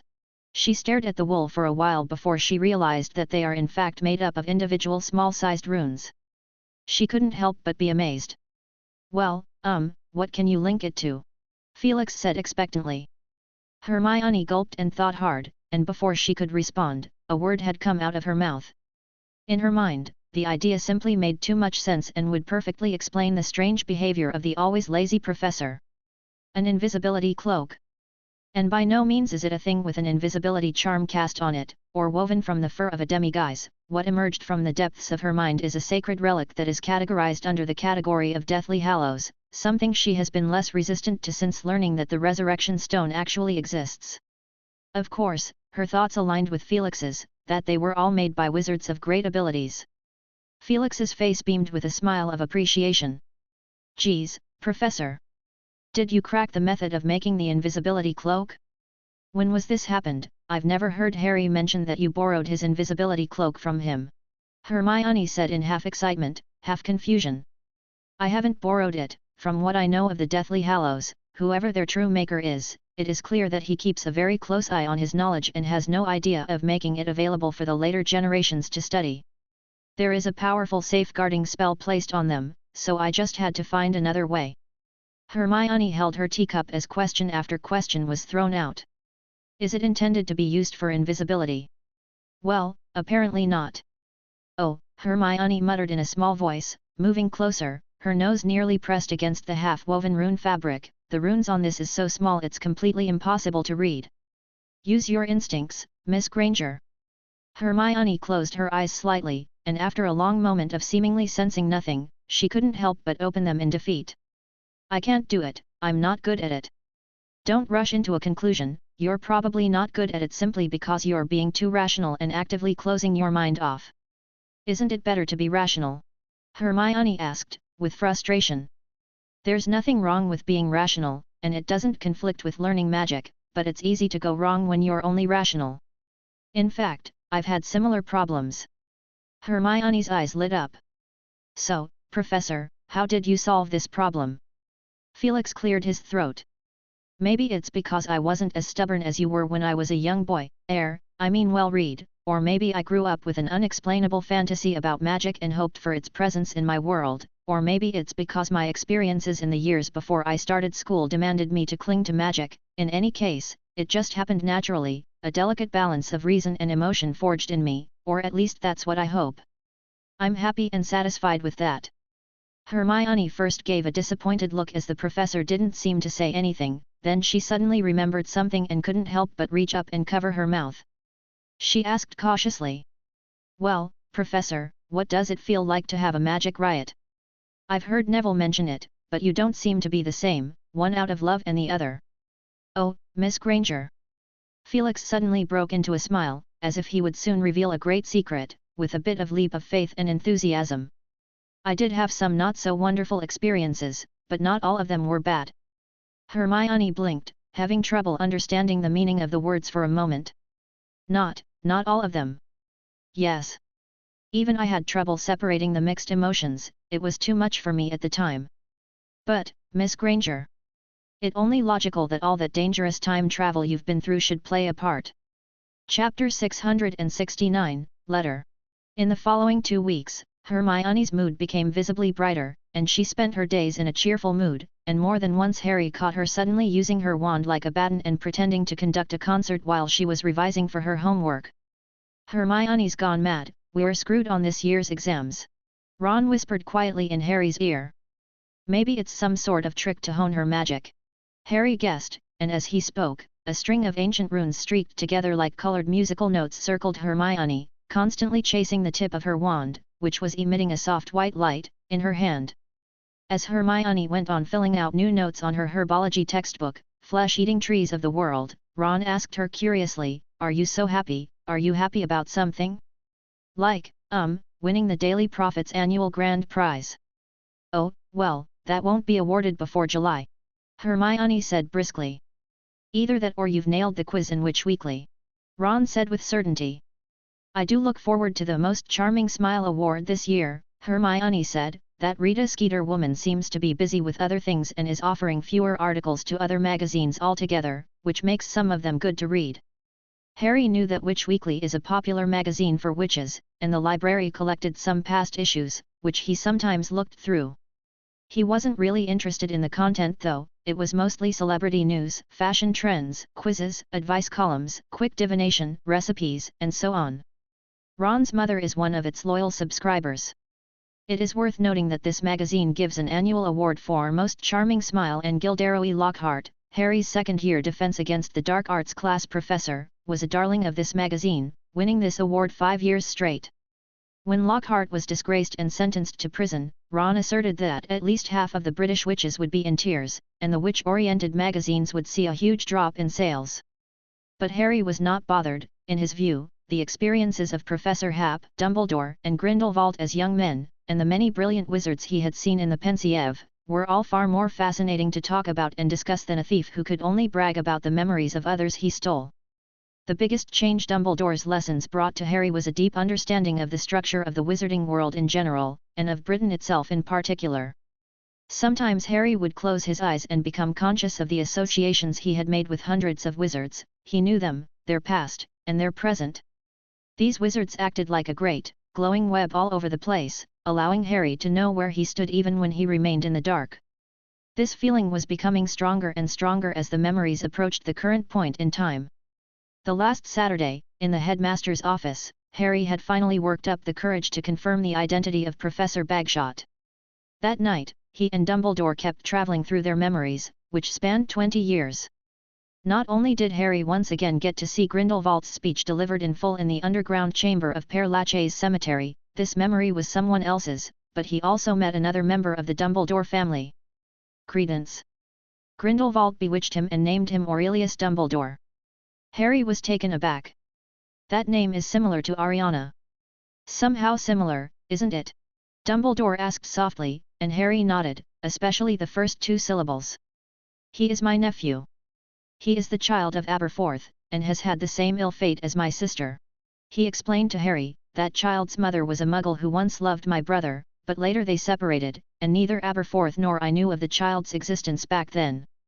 He was later adopted by a Muggle institution that loathed magic and had to repress his magic and ended up like Ariana, an obscurial." Harry fell silent. He wondered how Dumbledore could say all this calmly with a very heavy heart, and he was reminded of another incident. It was about the day they had seen Aberforth at the school gates. According to his private discussions with Ron and Hermione, Aberforth had compromised because of his sister and had chosen to give up his memories. But now he wasn't sure if they had mistaken, and perhaps in addition to Ariana, another person with a similar name had taken up quite a bit of weight. Yet another weekend day, Felix returned to the office after washing up to see Phoenix Fox and Niffler Valen sharing a can of fresh fish on the small table next to the sofa, Fox's sharp-pointed beak poking a hole in the tin can. Valen, who had just tried to help, flinched in fright and patted her chest heartily. Fox cocked his head and looked at her rather innocently. It remained a bit chilly for a May morning, and as Felix donned one of his coats, he wondered in his mind how he could convince Fox to bring the Sorting Hat out for a stroll next time. He must be quite lonely, with few friends, and perhaps a confidence charm filled with good intentions would remind him of those pleasant times he once had. Godric Gryffindor, Helga Hufflepuff, Rowena Ravenclaw, and Salazar Slytherin. The years when the 4 founders of the school lived in harmony were also, in theory, a wonderful childhood for the Sorting Hat. At that point, Fox's beak, which originally worked on opening the lid of the can, suddenly made a clicking sound, as he signaled for Felix to come over. Felix walked over, sat down on the sofa, and met the big fiery red bird eye to eye. The clenched claw on its belly loosened. The black resurrection stone ring fell onto the table, tinkling, and there was a small piece of paper rolled around the ring. A long, crane-like leg brushed the ring and flung it into Felix's hand, and Fox gave a low purr at him. "Oh, so it's because of this. Felix snapped to attention, Headmaster Dumbledore sent you. He picked up the ring and removed the note, unfolding it to read a short little line, as we agreed before. So, Dumbledore didn't need the resurrection stone for a while? Felix thought.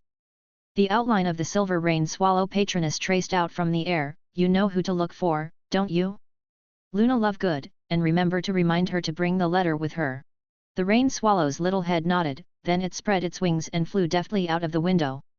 Felix once again focused his attention on the phoenix who had his head down eating a fresh small fish. Tell Dumbledore for me that I will return the resurrection stone to him as soon as Miss Lovegood is done using it. When he finished the main task, he asked with a touch of curiosity, Fox, how old are you? Phoenix cocked his head at him and blinked in confusion. Don't remember? Lived too long or under the influence of nirvana? Felix muttered. The room fell silent. After finishing the can of small fish, Fox shook Valen's hand with one talon and spread his wide wings intending to leave, so Felix hastily asked the question on his mind, I assume you knew Grindelwald? Back in the war years. Fox's pretty eyes flickered for a moment as it looked at Felix reproachfully, and tilted his head back to cry out as his body disappeared in flames. Bright sparks of fire spilled down. Felix crushed the sparks into embers and tsked in his mind at the fact that he actually saw a reflection of another person in the phoenix's eyes, a young male wizard with dark hair. It turned out that Fox hadn't followed Dumbledore from the start. Felix remembered an unconfirmed rumor he had read in some book about an old wizard family. The legend had it that the phoenix would respond when a member of Dumbledore's family has a dire need. In the other corner, Harry had gotten up a little later than usual because it is a weekend, and when Harry appeared in the common room properly dressed, he saw Ron sitting there with an unsettled look on his face. Another one missing, this time it's Elvira. He said grumblingly. Who is it? Harry asked. Don't you remember? She's part of the Animagus class. Plus I've seen her at Creevy's club. Ron said. Harry blinked and an image of a very fidgety girl who asked a lot of questions came to his mind. As far as he could remember, Elvira has good talent, it was just the fact that every time she saw him she would ask all sorts of nonsense questions that caused him to be a bit overwhelmed. What's wrong with her? Harry asked casually, only to find Ron glaring at him with anger and retorting, are you listening carefully or not? Harry threw his hands up, sorry, just woke up. She didn't turn up this morning, I asked Susan, and she said Elvira had failed, Ron rambled, as if that wasn't enough. First Macmillan forgot to get up early to recite the incantation on the day of the apparition exam because he was so excited, then Virgil, Zob and I heard that only 4 students registered on the last full moon session. Harry didn't know how to comfort Ron, who had been stuck on the second step of Animagus transfiguration for over a month now and hadn't made any progress so far. Hermione looked up from her book and said without mercy, leave him alone Harry, he's asking for it. Harry was a little surprised by her attitude. He expected Ron to speak up and retort, but Ron didn't, he just seemed to have gotten into an even worse mood. What's going on? Harry asked as they went downstairs to have breakfast. He's a bit resistant to his transfiguration form. Hermione said before Ron could. Ron blushed a little less than normal and whispered, I don't think I would look majestic in my patroness form. Harry instantly understood his concern. Based on the previous few successful examples, the Animagus form generally remained the same as the Patronus form. Because Patronus tended to be associated with the heart of a wizard, a few exceptions existed. It was for this reason that Harry, Hermione, Neville, Hannah, and the others seemed comfortable in their Animagus practice. But I think the dog looks pretty cool, don't you like Fang a lot? Harry asked in confusion, you didn't think that way when you summoned your Patronus though. Oh, surely you wouldn't have been influenced by Malfoy, right? Don't listen to him, just think of Sirius. Ron was somewhat persuaded. Okay, maybe I took the wrong turn. Are you supposed to go to Dumbledore's office today? Exams are coming up. Harry nodded. I saw Rita Skeeter in the Pensieve last time, maybe I'll see my parents soon, oh, and Professor Hap. That's weird, you still haven't learned anything else. Yeah, He got so engrossed in what he was saying that he collided straight with a figure running towards him. Harry fell to the ground, rubbing his head in pain, tears streaming down his face from the pain. When Harry staggered to his feet with stars popping in front of his eyes and shaking his dizzy head, he muttered in surprise, Luna. Oh, Harry? Hello. Luna said in slight pain as well, one hand covering her forehead and the other one clutching a cardboard box. "Are you okay?" Harry asked groggily, suddenly feeling some different texture in his hand. He lowered his head and found an envelope stuck under his hand. No, there are half a dozen letters lying within his sight, and with a quick glance around him, he notices that they seem to be surrounded by a flood of envelopes. Ron helped Harry up and Hermione knelt to help Luna gather the letters scattered on the floor. Harry curiously picked up one of them. The envelope had oddly drawn floral patterns, very much in Luna's personal style, probably some kind of plant that existed in her imagination, he thought. In the middle of the floral pattern, it read, "To my dear wife Pandora." "Thank you, Harry," Luna said, looking over at the envelope in Harry's hand which Harry handed to Luna. Luna put the last envelope in the box and then said, "I have things to do, so I'll leave first." She waved at the three of them. "She's sending that many letters at once?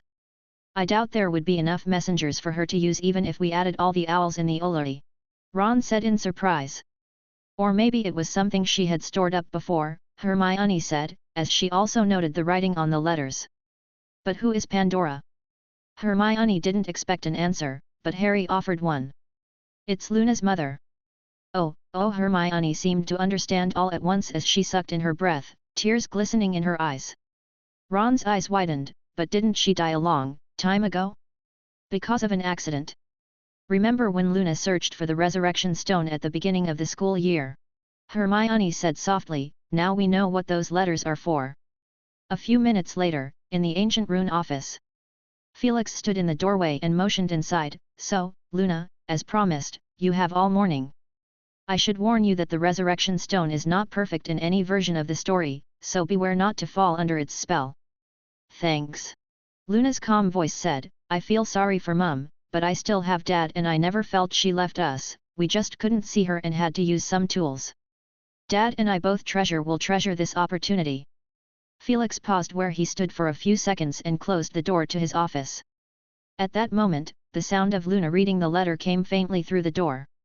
Outside, the weather became muggy and Felix made his way to the yard with Valen, who stood on his shoulder, where the shrubs growing in abundance and the strong scent of flowers could be smelt, and finally, June arrived. Chapter 670, Final Exams. June weather at Hogwarts is bright and sunny, but for the young wizards of Hogwarts, June means exams. As the whole system of ancient runes became more and more refined, the corresponding system of assessments also became well established. Felix believes that the 3rd and 4th year students are still in the stage of training their basic skills and developing their interests, so the assessments that are set for them should not be too difficult, nor should they be as heavily focused on practicals as the senior years, and rather they should have an equal emphasis on both theoretical and practical ancient runes.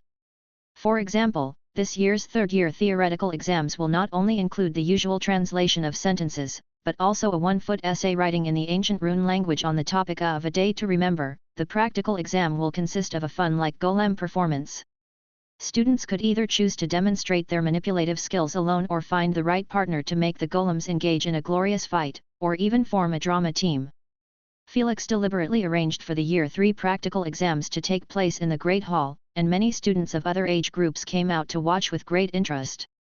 Judging by the envious expressions of the young 1st and 2nd year wizards in the audience, part of his purpose had been achieved.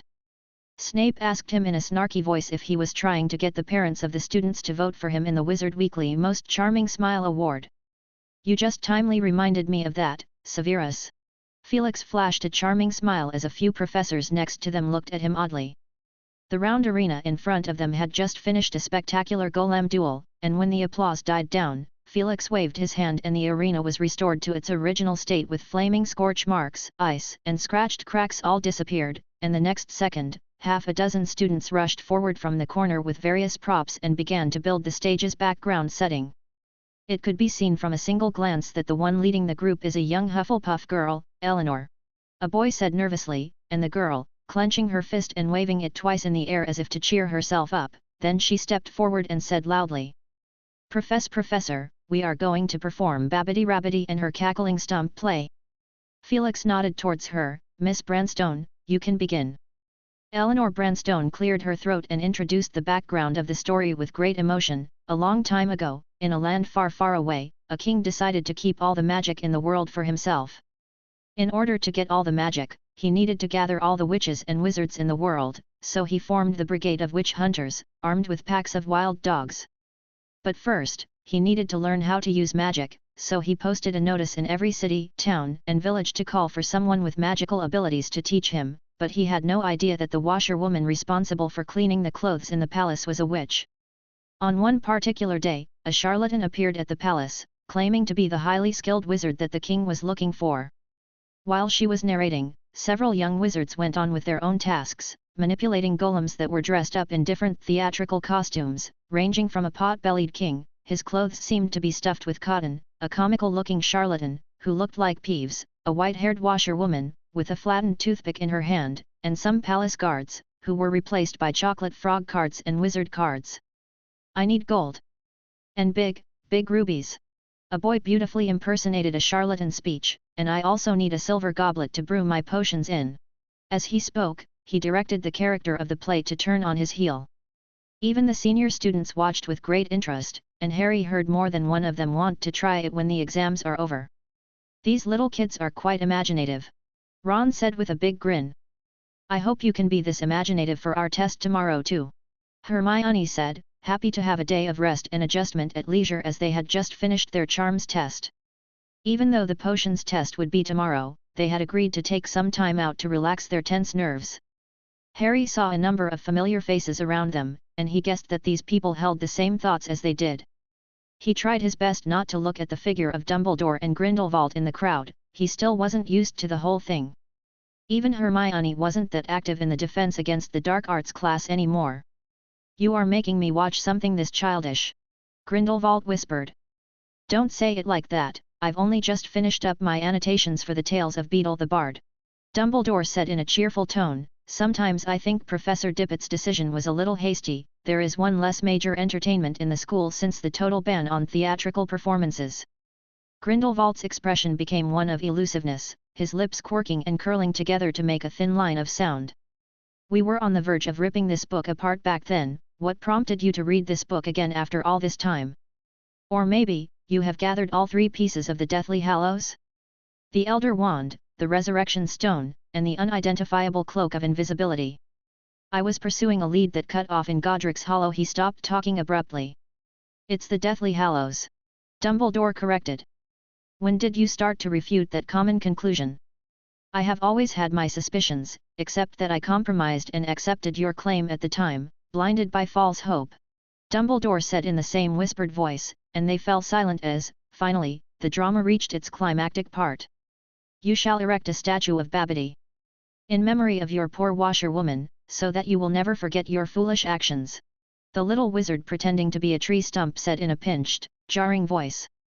Then out of the stump, a fat old rabbit leaped out, and after a puff of smoke, the washerwoman appeared.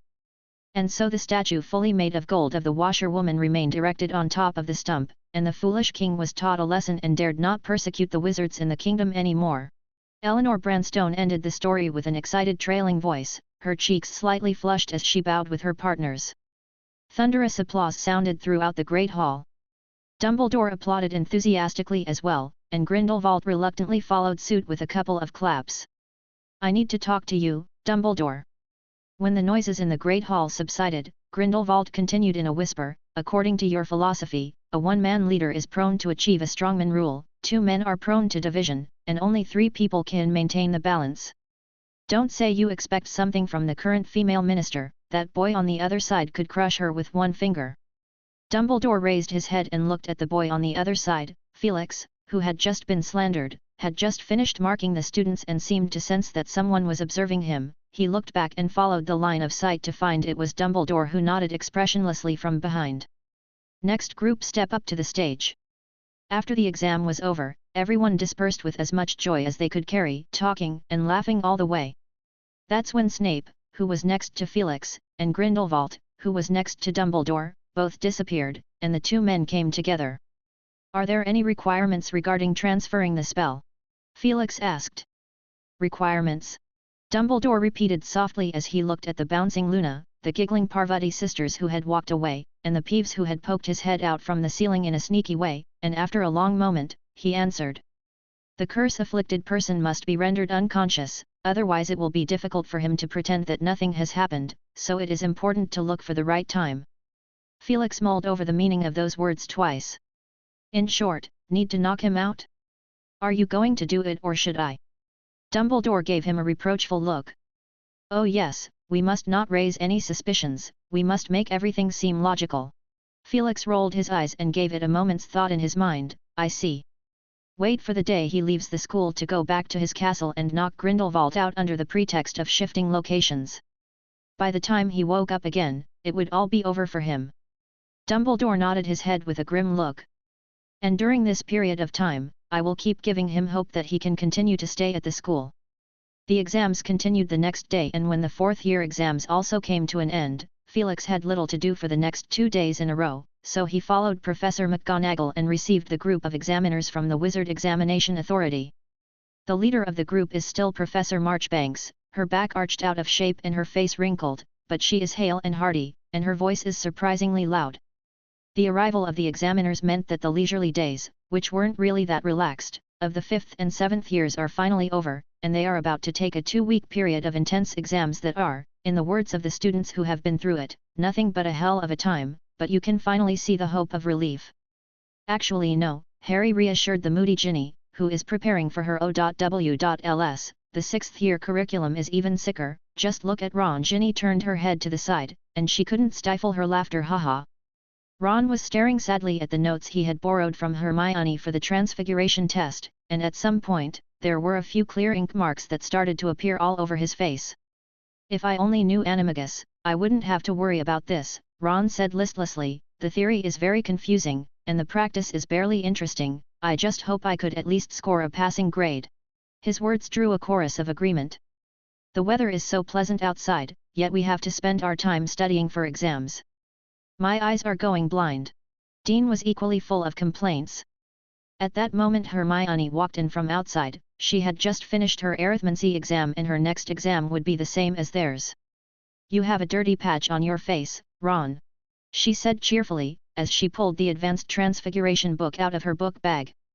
Just let it stay. I'll remember to wash it off the next day, Ron muttered. Harry spent the next few hours reviewing with Ginny until late at night when she was too sleepy to keep her eyes open and went back to bed after Harry urged her to do so. Before long Hermione was gone too, leaving only a few lights in the common room, and Ron stared at his transfiguration notes for a couple of minutes, finally resigning himself to the fact that he hadn't actually read a word of it, and then followed Harry back to their dormitory. He and Harry were tiptoeing around in the darkness and changing into their pajamas through the light of the moon when Neville's muffled voice came out from a corner of the room. Harry, Ron, do you know when Professor Bagshot is leaving the school? I'd like to see him off. Harry's spirits lifted, and he looked to the dark shadow where Ron was, and Ron's movements stiffened. Well, Harry racked his brain trying to come up with an excuse when Ron abruptly said, I'm so sorry Neville, we don't know either. Oh, yeah well. I was thinking about, Neville mumbled a few vague words, rolled over, and went back to sleep. Harry lay in bed, staring at the ceiling, and found himself sleepless.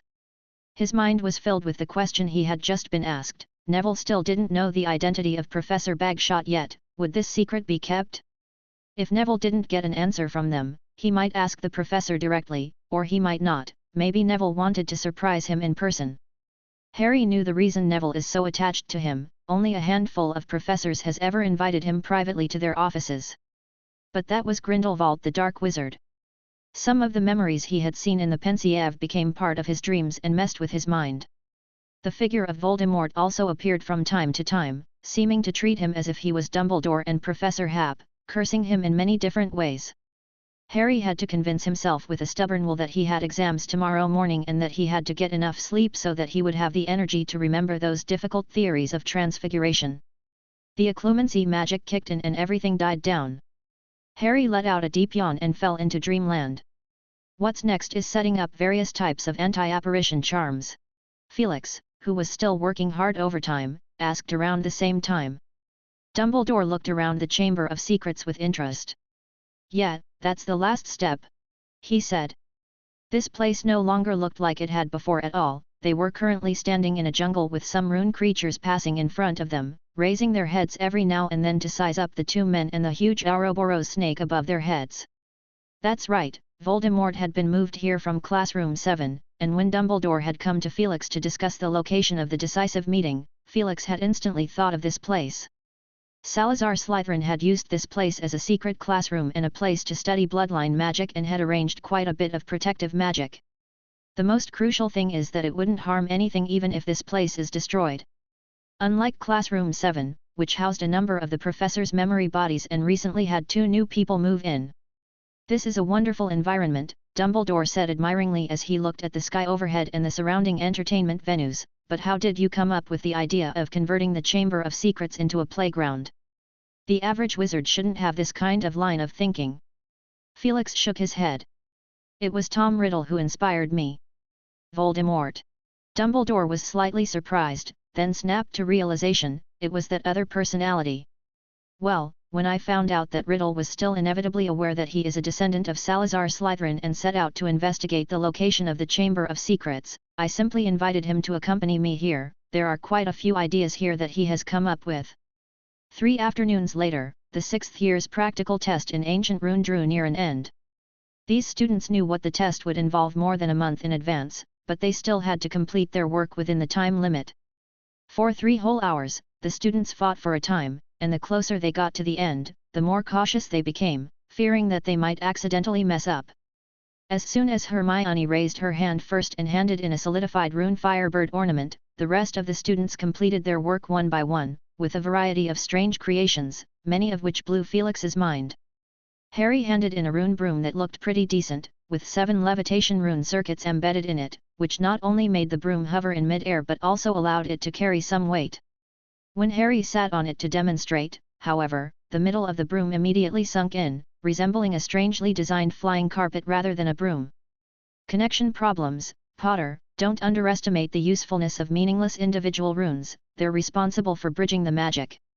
Ron in his turn handed over a foot-long wizard's chess piece. There was no way he could continue to compress the size of the piece. It also has a connection problem, Weasley, but you must have put a lot of emotion into making it, it makes it look more alive. Ron lowered his head and stared at the knight piece he is holding, which looked east and west, and the knight's face looked very hideous to him. He wondered if the professor was saying the opposite. Appearance is not part of the assessment evaluation. Felix said accordingly. Quite a few of the young wizards chose animals, but of course, the hidden difficulty is in fact a lot higher. Susan Bones Bunny nimbly ran around them twice before a sneeze broke itself apart. Her mouth hung open, dazed, her eyes watering, and her expression dying down. Good, Miss Bones, you need to pay attention to the fine part of details. Susan breathed a sigh of relief at this and gathered her things and walked out of the classroom with a brisk step. That's why I scored it on the spot, I was afraid I wouldn't be able to bring it back in time. Felix muttered in a small voice. He is very perceptive and quick on his feet. Always appearing in front of the students who most desperately needed him, to catch a glimpse of the creations just before the series of accidents happened, such as the peacock tossing its wings away, the flame slug burning itself to ashes along with the desk, the winged notebook flying out of the window, etc., and giving them the score before their hard work fly away. When the last student left the exam room, Felix's forehead was slightly sweaty. This also proved to be a test for him too. That evening, a group of people arrived at Hogsmeade. They came from the headquarters of the International Confederation of Wizards. Chapter 671, Patterns. The next morning, the atmosphere at the Great Hall dining table was very lively. Many of the young wizards had already finished their exams and were talking loudly, ready to enjoy their last leisurely moments before the holidays. They had every reason to be happy, as it was customary that, except for a small percentage of students who had failed to pass their spell assessment, the professors would not make any demands on their coursework, and especially would not give any assignments. We have one last exam. Ron kept poking at the omelette on his plate with his fork. To put it another way, we'll have close to 2 weeks of free time when the day is over. Hermione said comforting words with her mouth stuffed with food and Harry agreed, but his eyes glanced subconsciously to Neville. The subject to be tested today is defense against the dark arts, and they would be seeing Professor Bagshot again. No, what will comfort me is that the exams for the 5th and 7th years are still going on, Ron said cheerfully. How many more exams does Ginny still have to take? 4. Harry said. Ron sighed contentedly when a large flock of owls flew in, closing their wings and landing on the dining table, clanking the plates. Half a dozen owls surrounded Dumbledore at the faculty table, and next to him Professor Marchbanks seemed to be allergic to owls and kept sneezing. Harry watched with interest until Ron cried out in pain, and he turned back to the table in front of him where an additional grey owl had appeared on the table, its beak seemingly just released Ron's fingers. "It bit me!" Ron exclaimed with aggravation, huffing and picking up the letter that had fallen on the dining table. "I'd like to see whose owl this is." "Oh," his tone became downcast, "it's from Bill." He opened the letter and read it quickly. The expression on his face went from shock to delight, and before Harry could ask, he spoke with a raised eyebrow. "It's Bill and Fleur, they're planning to get married this summer." "Oh, Merlin's beard." "Well, the letter says that the timing is uncertain for now, they're keeping track of the schedules of some important guests and for now it would be around the early part of August, and they asked me to drop by and find out if surely you guys are coming, right?" Ron trailed off with a confirmatory question. "Of course, I'll come." "Yeah, it's a must to be there," Harry and Hermione said in a rush. Ron contentedly read the letter all over again and looked up with some surprise. "I wonder how Bill managed to convince Mum to accept Fleur. Mind you, she's always been very, well, it could be that Mum has finally admitted that Bill and Delacour both are totally hopeless." "Tonks and Lupin are engaged," Harry reminded. "Yeah, I think that's why," Ron said. "Mum's wish is completely out of the question."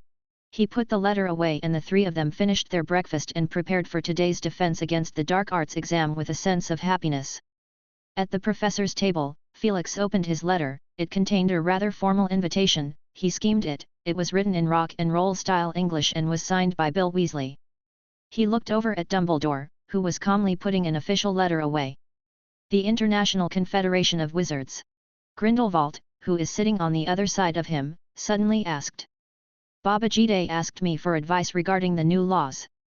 "Poor man, to have to face such a dire situation when he has only just taken office." Dumbledore said calmly. "Actually, he has done a good job in the past, he just lacks a little confidence." Grindelwald was half convinced, and when he narrowed his eyes in contemplation. Felix asked, "Headmaster Dumbledore, did you get the letter from the Weasleys?" "Ah, I saw it." Dumbledore picked up an envelope with his slender fingers and surveyed the signature on it. "It's Arthur and Molly, let me see what they have to say." "Oh, a wedding, another beautiful couple paired together." Professor Marchbanks was desperately leaning her body back and kept fanning the air in front of her, trying to keep herself away from the owl. "Let me leave, I can't stand this!" she shouted. After waiting for Professor McGonagall to assist her away from the table, Dumbledore continued pleasantly, "It seems like only yesterday that Arthur and Molly were walking in the moonlight, but then in a flash, their child is about to enter the marriage. Time is a fascinating thing. I suppose." He turned his head to Felix and said in an expectant tone, "Sirius and Amelia, and Remus and Tonks, those two pairs are 10 out of 10 as well." Felix nodded. "Then I'll have to prepare at least 3 congratulatory gifts. I've also received quite a few wedding invitations one after another in the 2 or 3 years following the last war." Dumbledore stood up, tiptoeing around with a leap of joy. "Official business would be too dull and boring compared to these happy events, and I must remind Babajide that he is the supreme mugwump of the International Confederation of Wizards now." Grindelwald stared at his departing back for a moment in silence, and he muttered as if he was inquiring or talking to himself, "Is what he was saying true?" "Which part?" "The headmaster said a lot of things," Felix asked. "Yes," Grindelwald said slowly, "he said a lot of things." At the edge of the long dining table, Snape glanced at several people out of the corner of his eye without moving, his mind racing with various thoughts.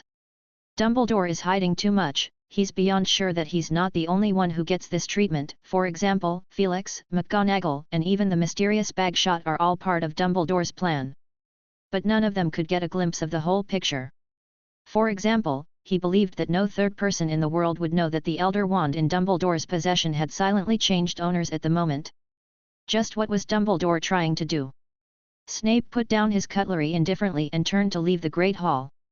He didn't believe any of Dumbledore's nonsense about "it's better if it becomes a permanent mystery and that's up to you." If Dumbledore really wanted to make the Elder Wand disappear, all he had to do is survive until the end of his life. He didn't believe anyone would dare to lay a hand on Dumbledore now. Unless he was on guard against someone. Snape's footsteps paused as he looked over at Felix at the table.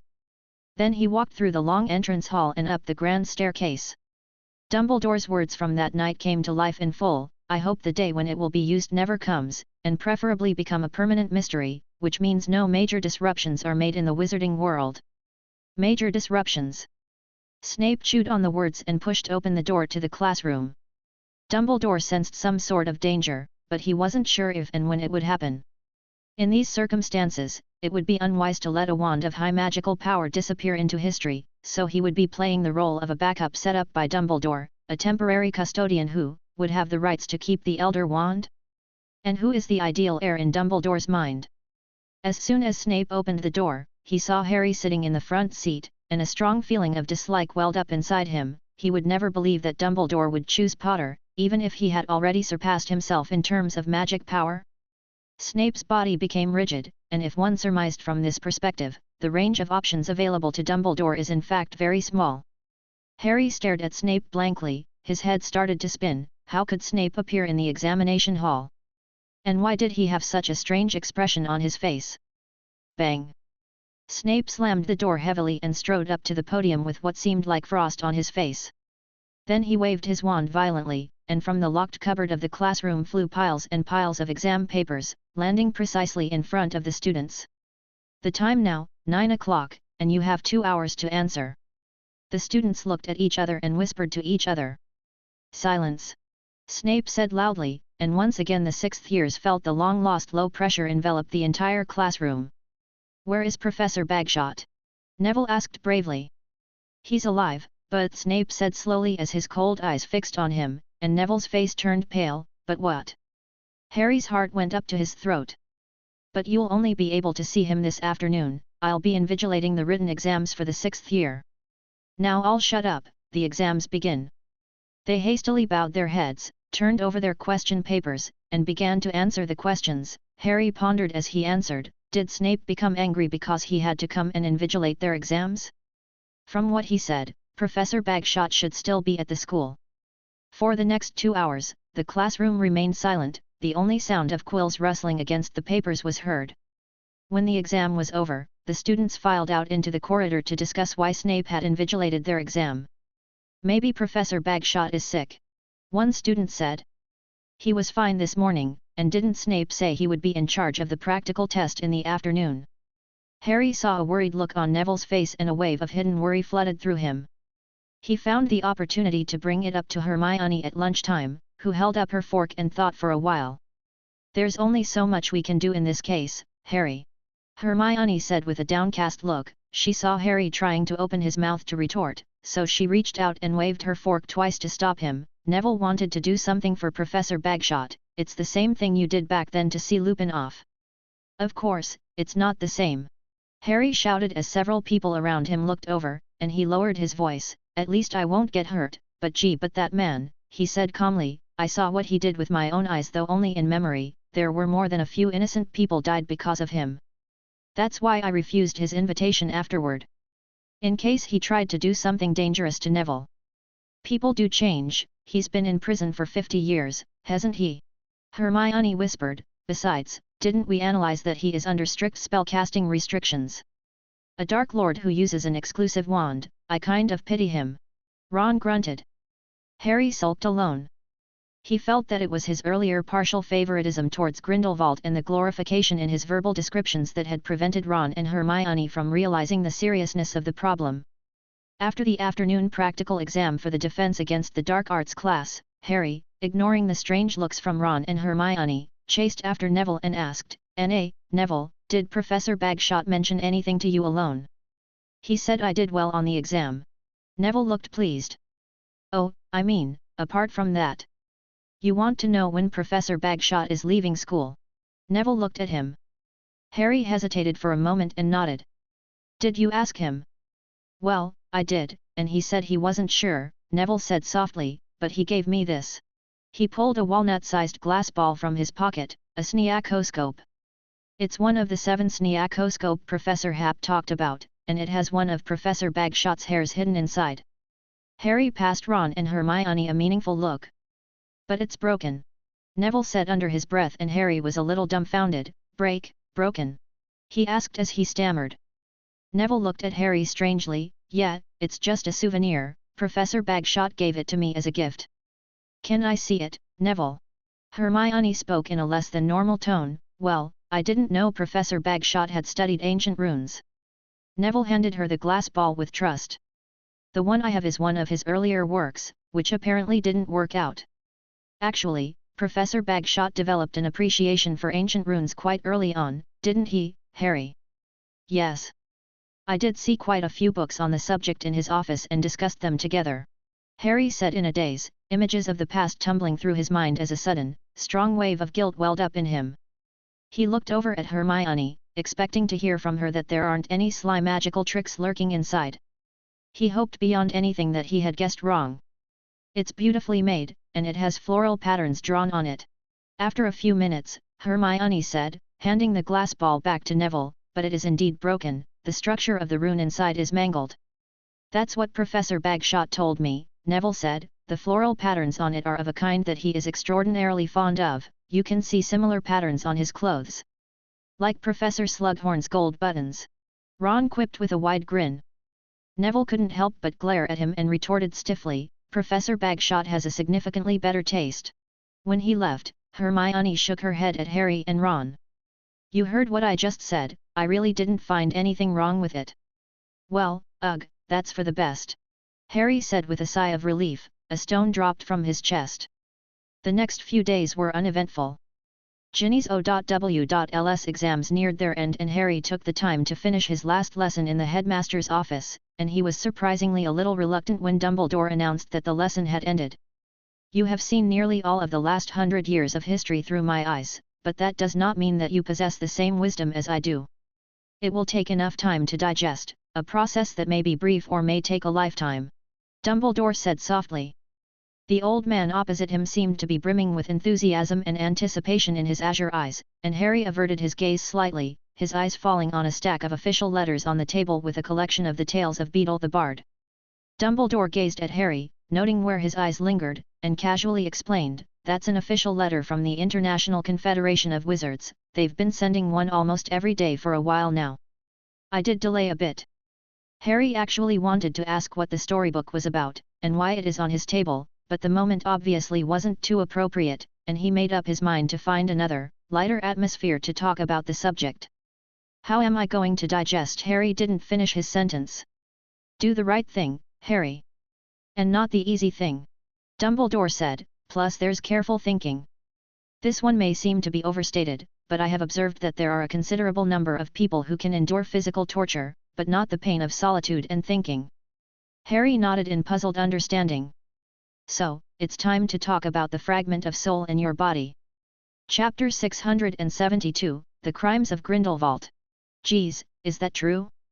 Is that what Dumbledore really said, that he would solve the fragment of Voldemort's soul in you tonight? The next morning, Hermione said with a start when Harry told his companion about last night's episode. Ron, next to him, was too shocked to speak, his eyes fixed on Harry's face. Harry nodded silently as they stepped onto the soft grass and strolled around the Black Lake. The sun outside the castle shone warmly and Hagrid could be seen working busily in the vegetable garden from a distance. So, did he say what he is going to do? What do you have to do to prepare? Ron asked impatiently. He only told me that I have to do a brave thing, the rest will have to wait until after dinner tonight. Harry said. But why? Ron asked in puzzlement. Could it be something to do with the O.W.Ls exams? Hermione guessed, the last exam just happens to be over today so that it will free up Headmaster Dumbledore completely. Harry couldn't think of a reason to refute or agree.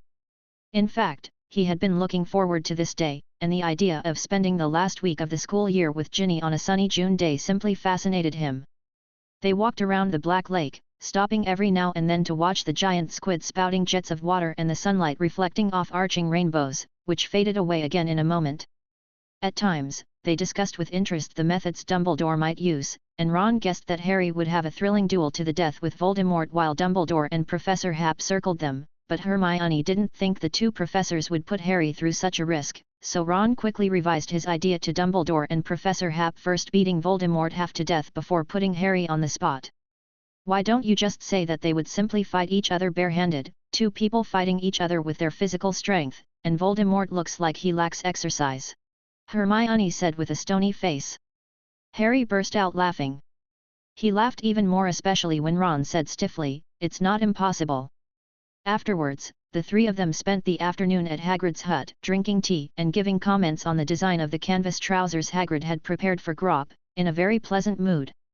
It was only when it was about time that Harry, Ron, and Hermione returned to the castle.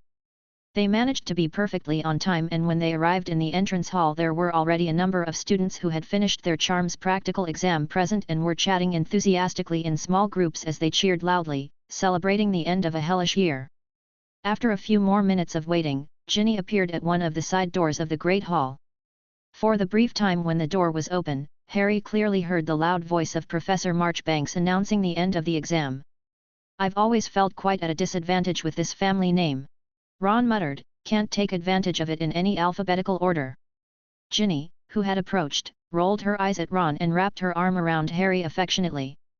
Harry looked away, not feeling comfortable, and saw Colin Creevey leaning against the alcove where the house point hourglasses embedded in it, as if he was being interviewed by Mafalda. At that moment the wide black hem of Snape's coat swished past them. Harry just gave him a curious look before his attention was drawn to Ginny's words, "I'm going to be a bridesmaid." Harry was in a trance for a moment, Snape's shadow thrown out of his mind, and he couldn't help but picture Ginny in her bridesmaid's dress in his mental image, wondering how it would look different from a bridal outfit.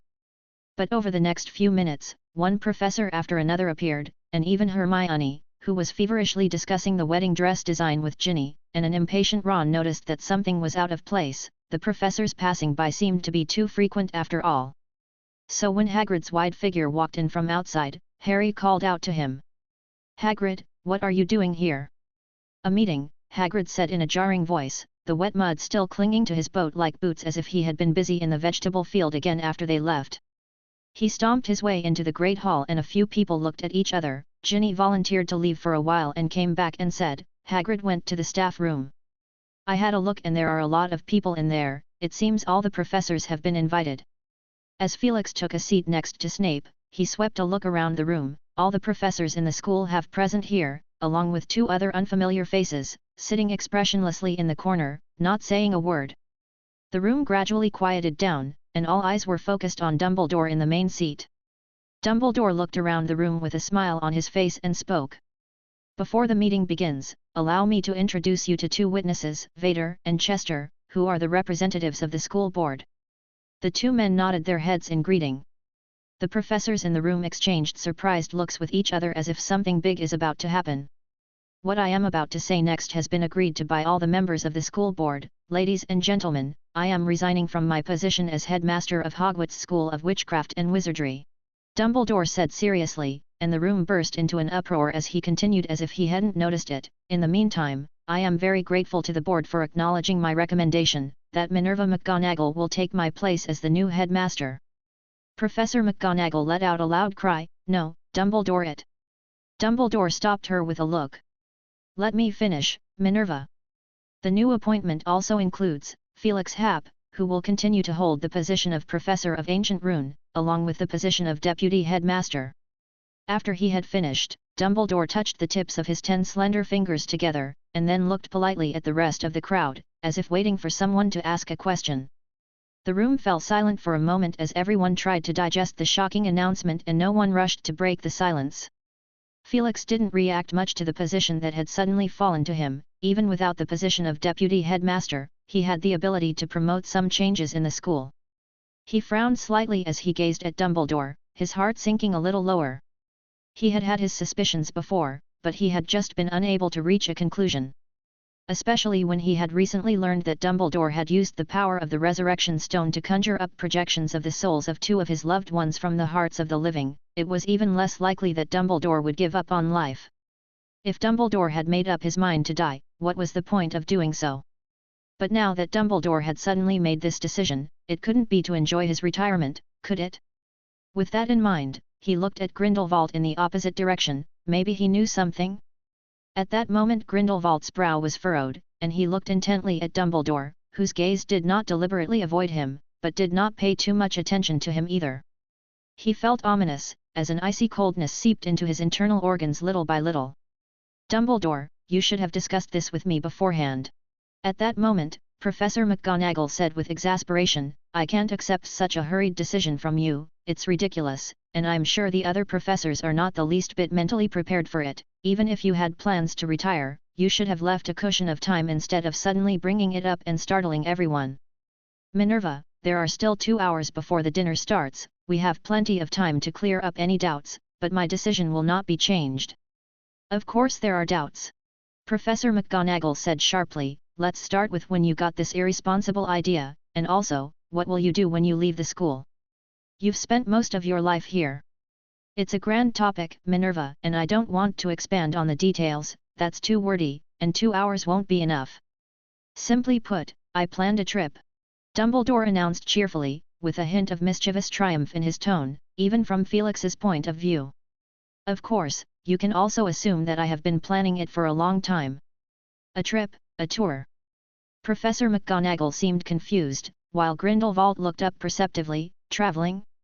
Dumbledore had mentioned this to him privately, 2 days ago, when he had talked about his aborted graduation trip, and his words dripped with the slightest hint of regret.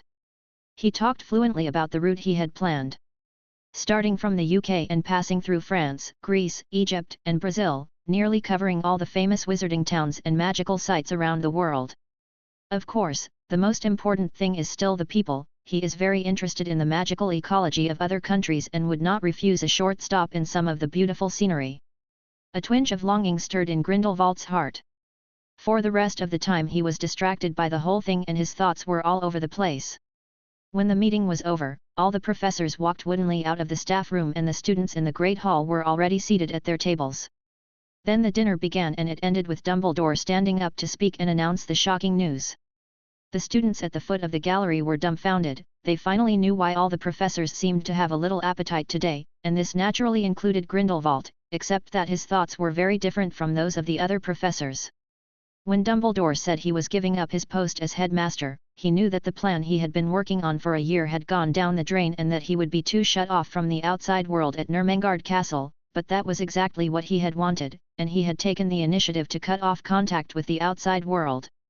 In the beginning, some reluctant acolytes sent their messages by various means, but after realizing that there was no response, they gradually disappeared, and his world became simple and quiet, and he spent his days relying on the memories of the past to pass the time. Many years passed in a flash. It was only when he accidentally heard rumors of the Elder Wand from the mouth of the house elf, Bondi, that he could not resist the impulse to have Bondi deliver a letter because he knew that the Elder Wand had fallen into Dumbledore's hands half a century ago and given his character it would never change hands. He smelled a conspiracy. Sure enough, the youngster who called himself Voldemort began to stir up the storm. Grindelwald watched the battle that took place outside Hogsmeade Village through the eyes of the house elf, but the doubts in his mind were not verified. Dumbledore was old and did not show the power of the Elder Wand at all. However, the Elder Wand was indeed still in his possession.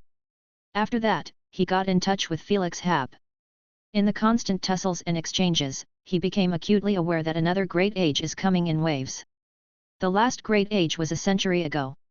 At that time, the speed of Muggle development grew faster and faster, making not only the insightful members of the wizarding community feel threatened, but even the ordinary wizarding populace was able to find their sphere of activity becoming narrower and narrower, and the regulations of Statute of Secrecy becoming increasingly more stringent.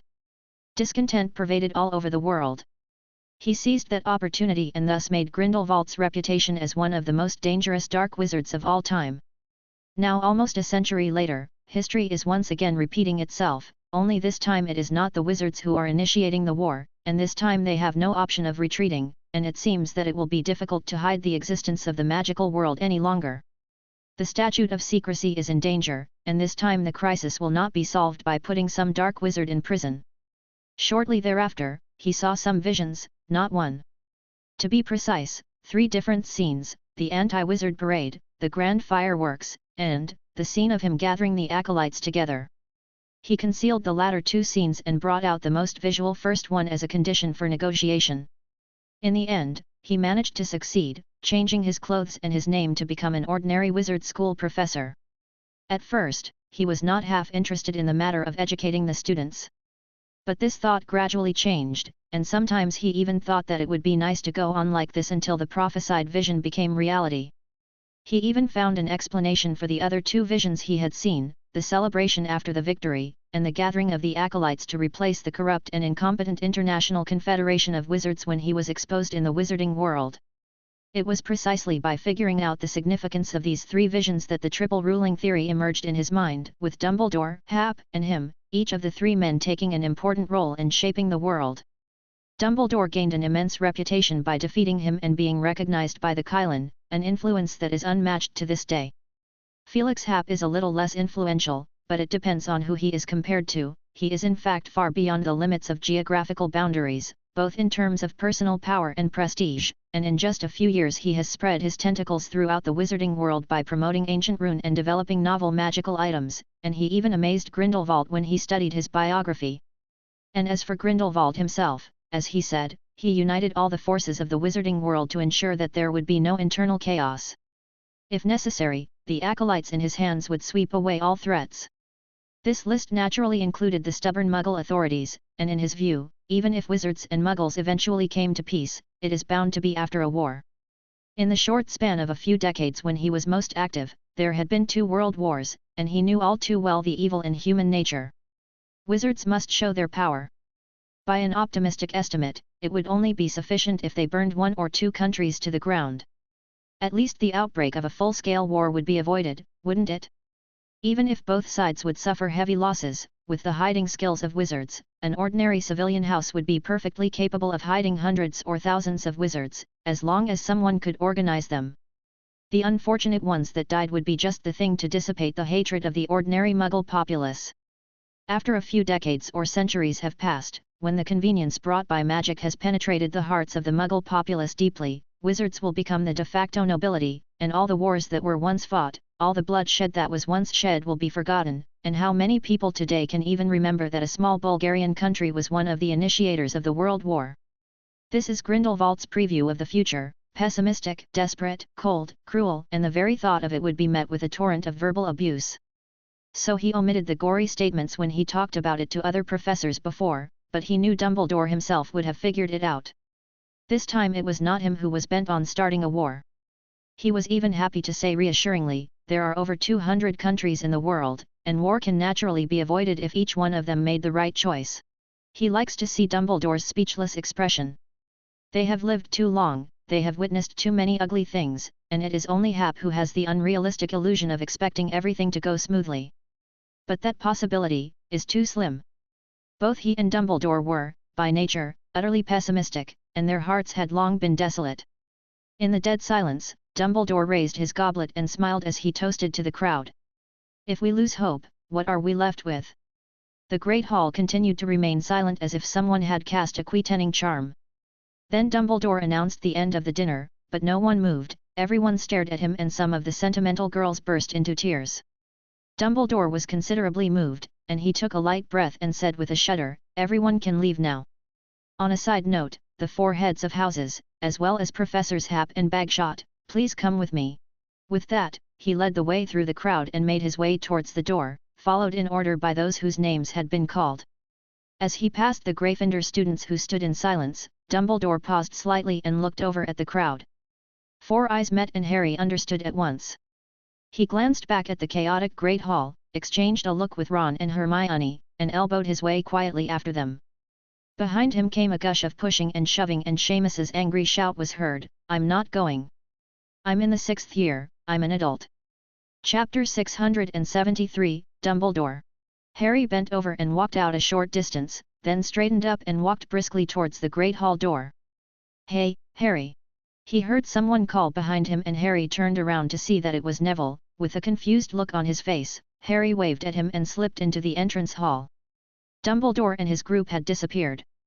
Harry guessed they would have headed upstairs, probably to the headmaster's office, but on the other hand, he seemed to have heard movement from outside. After a slight mental weighing, he quickly ran to the stone steps outside the castle and looked hard into the distance. It was almost completely dark, and he could barely make out 2 blurry figures. One was Professor Flitwick, who looked conspicuous due to his height, and the other. Harry assumed that figure was Professor Sprout.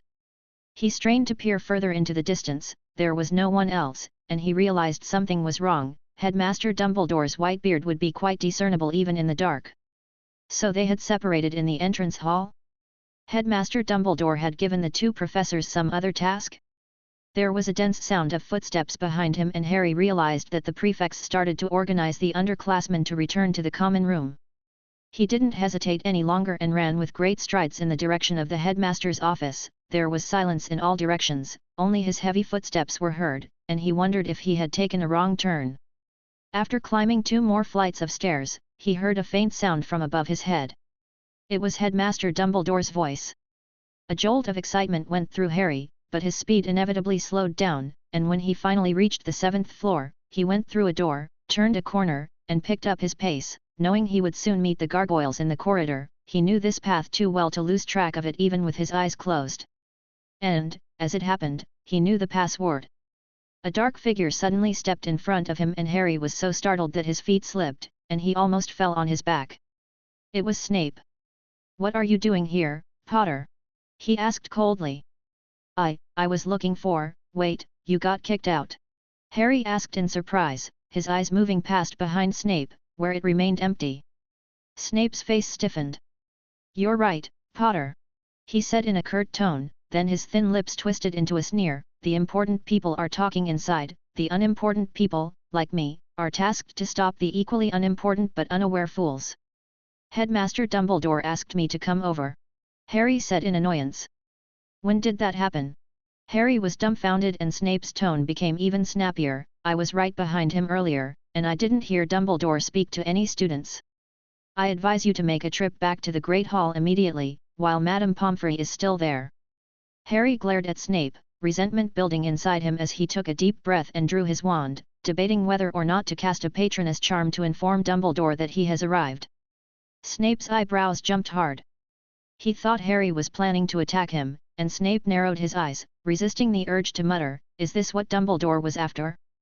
To get himself angered by Potter and thus get disarmed of Elder Wand? Should he resist or not?" But Harry had already put away his wand and given up on the idea of using the patroness to deliver the message. He was quite sure he had read the hints Dumbledore had given him correctly, and Dumbledore had told him explicitly last night that he would resolve the soul fragment on his body after dinner. But since there are other professors present, it means that the headmaster does have other matters that need to be dealt with urgently. There weren't many who knew about the existence of the Horcrux. Where did Professor Sprout and Professor Flitwick have gone? Harry asked Snape calmly. "I saw them go out through the entrance hall." Snape looked at him quietly for 2 seconds, and just when Harry thought he would learn absolutely nothing, he spoke. "They went to pick up someone in front of the school." "Who is that someone?" "Oh, Potter, I suppose that's what you are wondering? You're always intensely curious about things that don't concern you, but I can tell you that they were ordered to bring the former headmaster's brother here. I guess it is probably to say goodbye? You see, Dumbledore did want to see someone, but it wasn't you." Harry paid no mind to Snape's sarcasm as he stood frozen in place. "Yes. Dumbledore is no longer headmaster," and he handed in his resignation. It was only then that Harry found himself in the mood to contemplate the impact the news brought upon him. An emotion called sadness churned in the pit of his stomach, and he couldn't help but remember the moments he had spent with Dumbledore. "Well, Minerva, Felix, I'm dying," Dumbledore whispered in the headmaster's office. Professor McGonagall was stunned. Not only because of this revelation, but it was as if a brilliant drama had come to an end and all the previous suspense and clues had been strung together and would soon be answered, giving her some clarity when she had been surprised and overwhelmed by the situation. From all of Dumbledore's unusual actions from the beginning of this school year, not that she couldn't accept them, to Dumbledore's sudden announcement of his resignation as headmaster this afternoon, and Professor Bagshot's rather out-of-character attitude after Dumbledore had sent Pomona and Phileas not long ago. Professor McGonagall could discern that Professor Bagshot was forcing himself to hold back. When he, Dumbledore, Felix, and herself are the only ones left in the headmaster's office, Professor Bagshot finally pressed on and loudly questioned Dumbledore about what he is really up to. After that, the development became even stranger, as Dumbledore handed him a fairy tale book with a guilty face to pass the time when he got bored, and said he would take some time to write to him. Associating this with Dumbledore's talk of travelling this afternoon, Professor McGonagall barely understood. But then something truly damning had happened. Felix had suddenly struck behind Professor Bagshot's back and knocked him unconscious. As if it had been negotiated, Dumbledore stepped out and grabbed Professor Bagshot, who had lost control of his body, and staggered to move him to the sofa. Dumbledore stuffed the tails of Beetle the Bard into Professor Bagshot's robe pocket and placed a soft cushion under his neck, and after doing so, he turned to the other two and spoke the words above. Professor McGonagall stared seriously at Dumbledore's face. If it had been a prank, he would normally have compromised at this point, but Dumbledore at the moment looked at her without shying away. "It's not April Fool's Day, Dumbledore!" she yelled. "If you expect to shock me, which you did, oh my Merlin!" She suddenly choked up, her eyes welling up with tears. "Tell me, Albus, it's not true," she said weakly. Dumbledore repeated what he had just said again in a weak, but firm tone. "I'm sorry, Minerva, but I really am going to die." Tears broke out and flowed down Professor McGonagall's no longer young cheeks. "But, you said before, the trip," she asked as if grasping for the last straw. "That was a lie," Dumbledore said calmly. "It was a ruse I devised." "Calm down, Minerva, you are a veteran who has lived through 2 wizard wars as a warrior. Look at Felix." "Don't bring me into this," Felix said stiffly from the sidelines. Dumbledore shook his head slightly. "Fine. To the level-headed, death is just another great adventure. I do not fear death. What really daunts me are those in the present world who are worth keeping, and for that, I have prepared this." "Felix, can I ask you a favor?" Dumbledore asked politely, and Felix and Professor McGonagall followed his gaze to the 2 large boxes placed on the left side of the long-legged table. Felix's lips twitched, and he didn't say anything, but the 2 boxes floated up in the air and landed in the open space between the 3 men. "This should do it." Dumbledore nodded approvingly and said, "Please, if you could." Click. Click. There were 2 crisp clicks and the cover of the box popped open. Felix looked into the box, which is stuffed with letters. "I was inspired to do this after the matter of Miss Lovegood, and given the current use of my identity, I hope that you will keep these letters hidden after my death. These letters will help you, and I have deliberately sorted them so that they can be easily distinguished. All it will take will be sending a few letters at a later date, or occasionally bringing up the things I have seen on my travels in public, to create a false illusion." "Oh, yes." Dumbledore looked over at Felix with delight. "That splitting magic of yours will probably come in handy. You have some experience acting like me." Felix knew what those words meant. He had disguised himself as Dumbledore deep in Voldemort's memory, and in a way, he did indeed have the experience required. Professor McGonagall's body shook sharply. "Albus, is that what you left us behind with? To send a letter after your death and pretend you're still alive somewhere in the world?" she said in a loud voice, but her face turned pale. Those blue eyes seemed infinitely tolerant and understanding. "I know it's difficult, but believe me, I have reasons why I must do it. After tonight, you can question Felix and get more detailed information from him." There was a noise from outside. "Here I am. Albus, let's see what you have to say." Aberforth's roar came from a distance.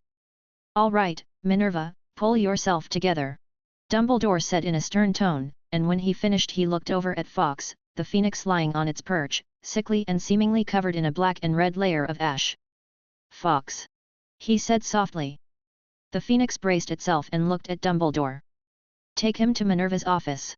Fawkes answered with a low cry, unfolding his wings and landing on the unconscious Grindelwald, and with a flash of fire, the man and the bird disappeared.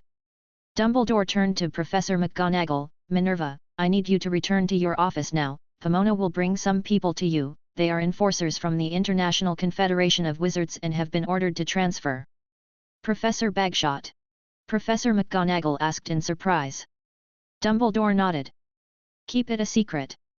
"But, Albus, he's—" "Let Felix explain it to you later," Dumbledore cut in. "My brother is here, and if I don't let him come up here soon, I'm afraid he'll use violence, and he's been very upset with me lately. By the way, let Harry come over here as well, he should have been waiting for a while." The voices outside were getting louder and louder, so his words seemed convincing. Professor McGonagall gave him a deep look. "It's been a pleasure working with you, Albus." "So have I, Minerva." Dumbledore smiled at her. Professor McGonagall left in a hurry, seemingly tripping over the door as it closed again with a clear intake of breath coming from behind it. Silence returned to the spacious office, although an even grumpier man would soon be welcomed, but at least, for the moment, it would be quiet. Dumbledore slowly moved to the edge of the sofa, sitting close to where Grindelwald had just been lying. Put those letters away, Felix, I've never been able to guess Aberforth's temper, in case he insists on reading them. Hide this from even him? Felix asked quietly. Possibly. I've always been an irresponsible brother in his mind, and it's good to keep that impression, but I couldn't be bothered to think that far ahead, and if you're going to tell him, it's best to wait a while. Felix put the 2 boxes of letters away. I thought you'd try to live because of Ariana? Dumbledore asked softly. Felix nodded at him and the old man smiled. You forget, Felix, there's another me in classroom 7. 13-year-old Ariana should be accompanied by 17-year-old Albus Dumbledore, not waking up next to 2 elderly brothers. I went ahead and didn't let her keep the last year of her life, it would have been too cruel for her, but she has soul power in her, which sets her apart from the usual memory bodies and ghosts and makes her more real. If she ever gets bored, she has the right to decide her own fate. The door suddenly crashed open from outside. Albus! And that bastard! Aberforth's burly body rushed in, followed by Harry, Snape, and Felix. I don't know what kind of flowery words you are going to use this time. He froze when he realized that there are only 2 people in the room. Where is he? Aberforth asked with a fierce expression as he licked his lips. Gone. Dumbledore said, closing his eyes. Aberforth made an odd face, and for a moment, Harry beside him even thought he would shout, but Aberforth just grimaced and stared at Dumbledore. Count yourself, lucky, he muttered, and after a moment he said, where is the key? Dumbledore opened his eyes and looked over at Felix. Felix held out his hand with an expressionless face, countless tiny ancient runes gathered between his fingers and finally materialized into a solid key. He tossed the key to Aberforth. Felix, please make another trip down and take Aberforth to classroom 7. Dumbledore asked in a requesting tone. Oh, yes, Headmaster Dumbledore. Professor Flitwick said obediently. Please follow me. Aberforth stared at the key in his hand and then at Dumbledore sitting on the sofa. Thank you. He grunted vaguely and followed the short Professor Flitwick out. In the office, Dumbledore, Felix, Harry, and Snape remained behind at the moment. Snape's eyes darted around the office and finally fell on Dumbledore. Do I still need to guard the door? There are quite a few professors gathered at the door, and they all want to know more about the inside story. I don't know if you all heard Hagrid's loud voice. Professor McGonagall left in a hurry and didn't say anything. Is Pomona back yet? Dumbledore asked. Not yet, as far as I know. Snape whispered. It is hard on you, Severus. Snape stared at Dumbledore for a moment, his expression cooled down as he flung back his sleeves and left the office with a stern face. As if he didn't notice, Dumbledore greeted Harry and asked him to sit opposite him. Harry, Dumbledore said in a near murmur, I've thought long and hard about telling you directly that perhaps by just being passive and meeting your intended fate, you would burst forth with power and strength. I'm dying? Harry asked, his voice slightly trembling, but his gaze held a very firm look. Dumbledore looked at him lovingly for a long moment before he spoke again. You'll live through this ultimately, I promise you that, Harry. Only, yes, you do need to die once. With some difficulty, he pulled the resurrection stone ring from his pocket and put it on himself, and Harry and Felix stared at his hand, which, though thin and slender, was glowing with a shimmering light at the moment. Dumbledore shook the ring. You see, I will protect you. Harry pursed his lips. What do I have to do? You have to be killed by Voldemort once. It has to be him for reasons you can guess without me telling you. Voldemort is now relocated to the Slytherin Chamber of Secrets. Felix and I have made some changes to the place, and it will allow you to unleash your power. Of course, you can't just show up in front of Voldemort, he knows you're a Horcrux and won't likely lay a hand on you. Then. But there happens to be someone in the school now who can appear openly before Voldemort without fear of arousing any suspicion. I'm not saying that Voldemort trusts him, quite the opposite, it's quite possible that. Snape. Harry said suddenly. It's Professor Snape. Dumbledore stopped talking and said with a smile in his eyes, I think you understand. Harry nodded. I need another wand, I can't use my own wand. Severus is out there. Dumbledore nodded. Oh yes, maybe you'll need it. Voldemort's wand is in the left drawer of my desk, you've seen it, the grip is like a beast's claw. Harry remained silent for a moment, then stood up, walked around the sofa, pulled open the long-legged desk drawer, and took a wand from it. After a few seconds of reflection, Harry placed his own wand on the table. "Will you accompany me?" He walked to the door and looked over at Dumbledore. "Yes, I will." Dumbledore smiled and nodded. The door closed behind him and Harry heard a crisp phoenix cry. He gaped in place for a few seconds and took a deep breath as the revolving staircase began to descend, and finally, the wall in front of him cracked open and the light shone in from the corridor. Half a dozen professors gathered in the corridor, whispering and talking as they looked towards the gargoyle. "Harry!" Hagrid shouted, waving his arm at him to signal him to walk over. But Harry walked straight up to Snape, and the two men stared at each other. "I need your wand." Snape looked at him coldly. "I need your wand, to avenge her," Harry intoned as he finished his sentence. Snape slowly pulled his own wand out of his robes and looked at him with two vacant eyes and whispered hoarsely. "Brittle wood, 13.5 inches, with a dragon heartstring wand core." "Thanks," Harry said, flinging the wand twice as if trying to get the feel of it in his hand, and then he pointed the tip of it at himself. Hagrid made a loud inhaling sound. Harry's face began to morph, his size stretched, his figure became more slender, his skin color dulled and the scar on his forehead disappeared little by little. He took on the appearance of Snape. Then Harry pointed his wand at himself again and his clothes turned into a wide black robe. Hagrid looked shocked and rubbed his eyes so hard that half of his words stuck in his throat. The other professors were also startled. Someone whispered, "Animagus can greatly boost the level of transfiguration. But Potter has only mastered it for less than 2 months, hasn't he?"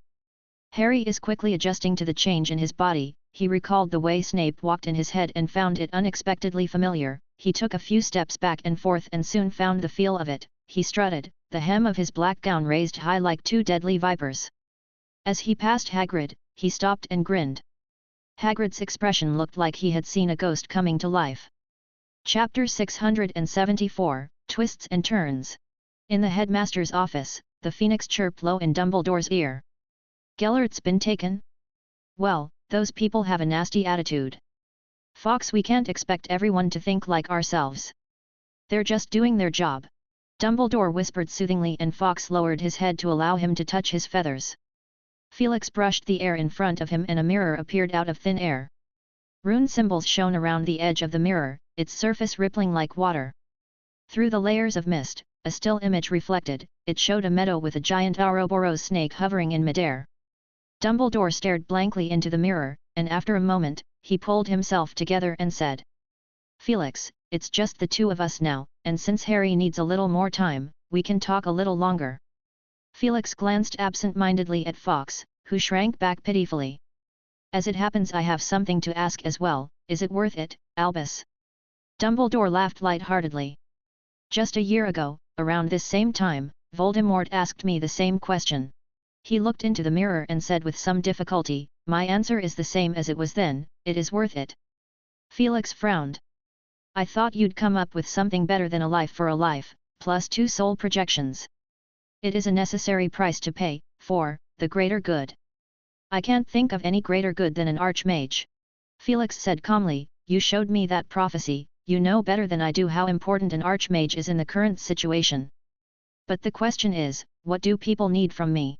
Dumbledore said lightly, "Wisdom? Strength? Reputation? I fear that even if I remain intact, I will not be able to live up to their expectations." "You did half a century ago." Felix raised his voice slightly, "I remember a book calling you protector of Muggles and Muggle-born wizards." Dumbledore laughed bitterly. "You mentioned the same, just a protector and nothing more. You should know what happened to me. My sister became an obscurial, my poor father died tragically in Azkaban, my mother lost her life trying to care for Ariana, and you know the source of all that pain. Felix, I was full of resentment, and I hope you understand what that word represents, which is why I hit it off with Gellert. At that time, I was no less dangerous than Gellert." Felix exhaled softly, dispelling the feeling of heaviness from his heart. "You are afraid of becoming a second Grindelwald?" "Yes, I am afraid," Dumbledore said frankly, "only I know how close I am to crossing that line. I don't intend to ill-treat Muggles, but I have acquiesced that there will be a percentage of innocent people victimized. That number became larger and larger as I discussed it with Gellert. yet my conscience was numbed with empty justifications. Then reality hit me hard. I came to my senses, but the cost was too great to bear, so I was constantly reminded that I could not have authority and that only school suited for me. I spent the years since then sheltering young wizards from Muggle families as much as I could, fighting against the abuse of Muggles and against war. Have you noticed, Felix? This all happened naturally with the statue of secrecy working properly. But what if it all reversed? If the tragedies that happened to me came back again and again, if I had the power to sway the world, would I be able to keep a clear and sensible conscience? Without wisdom, force, and prestige are but menaces. Tears slid down the tip of his nose. Felix's heart seemed to be clogged with something. There was a moment of silence. At that moment, Harry appeared in the scene, staring up at the Ouroboros in mid-air. He could clearly sense a part of his own magic and emotions in the giant patroness. Dumbledore held out his hand. I think it's time to transfer the charm. Is there enough time? Felix asked in a low voice. He looked into the mirror and the reflection showed Harry waving the wand, the huge Ouroboros twisting up and frozen for a while before the Ouroboros suddenly collapsed and scattered into a rain of silvery light. Like a morning mist in the mountains and forests, how it would reduce to nothing by the sunlight. That's enough, it's really quite simple. Dumbledore nodded slightly. Only, when the charm is transferred, my magic must be removed and then replaced with yours. That could take a few hours. Then let's get started. Felix said as he lowered his eyes, fully realizing that he accepted a heavy responsibility from Dumbledore. Time went back a quarter of an hour and a certain event with far-reaching implications in the future would soon take place. Ron? Hermione? What are you doing here?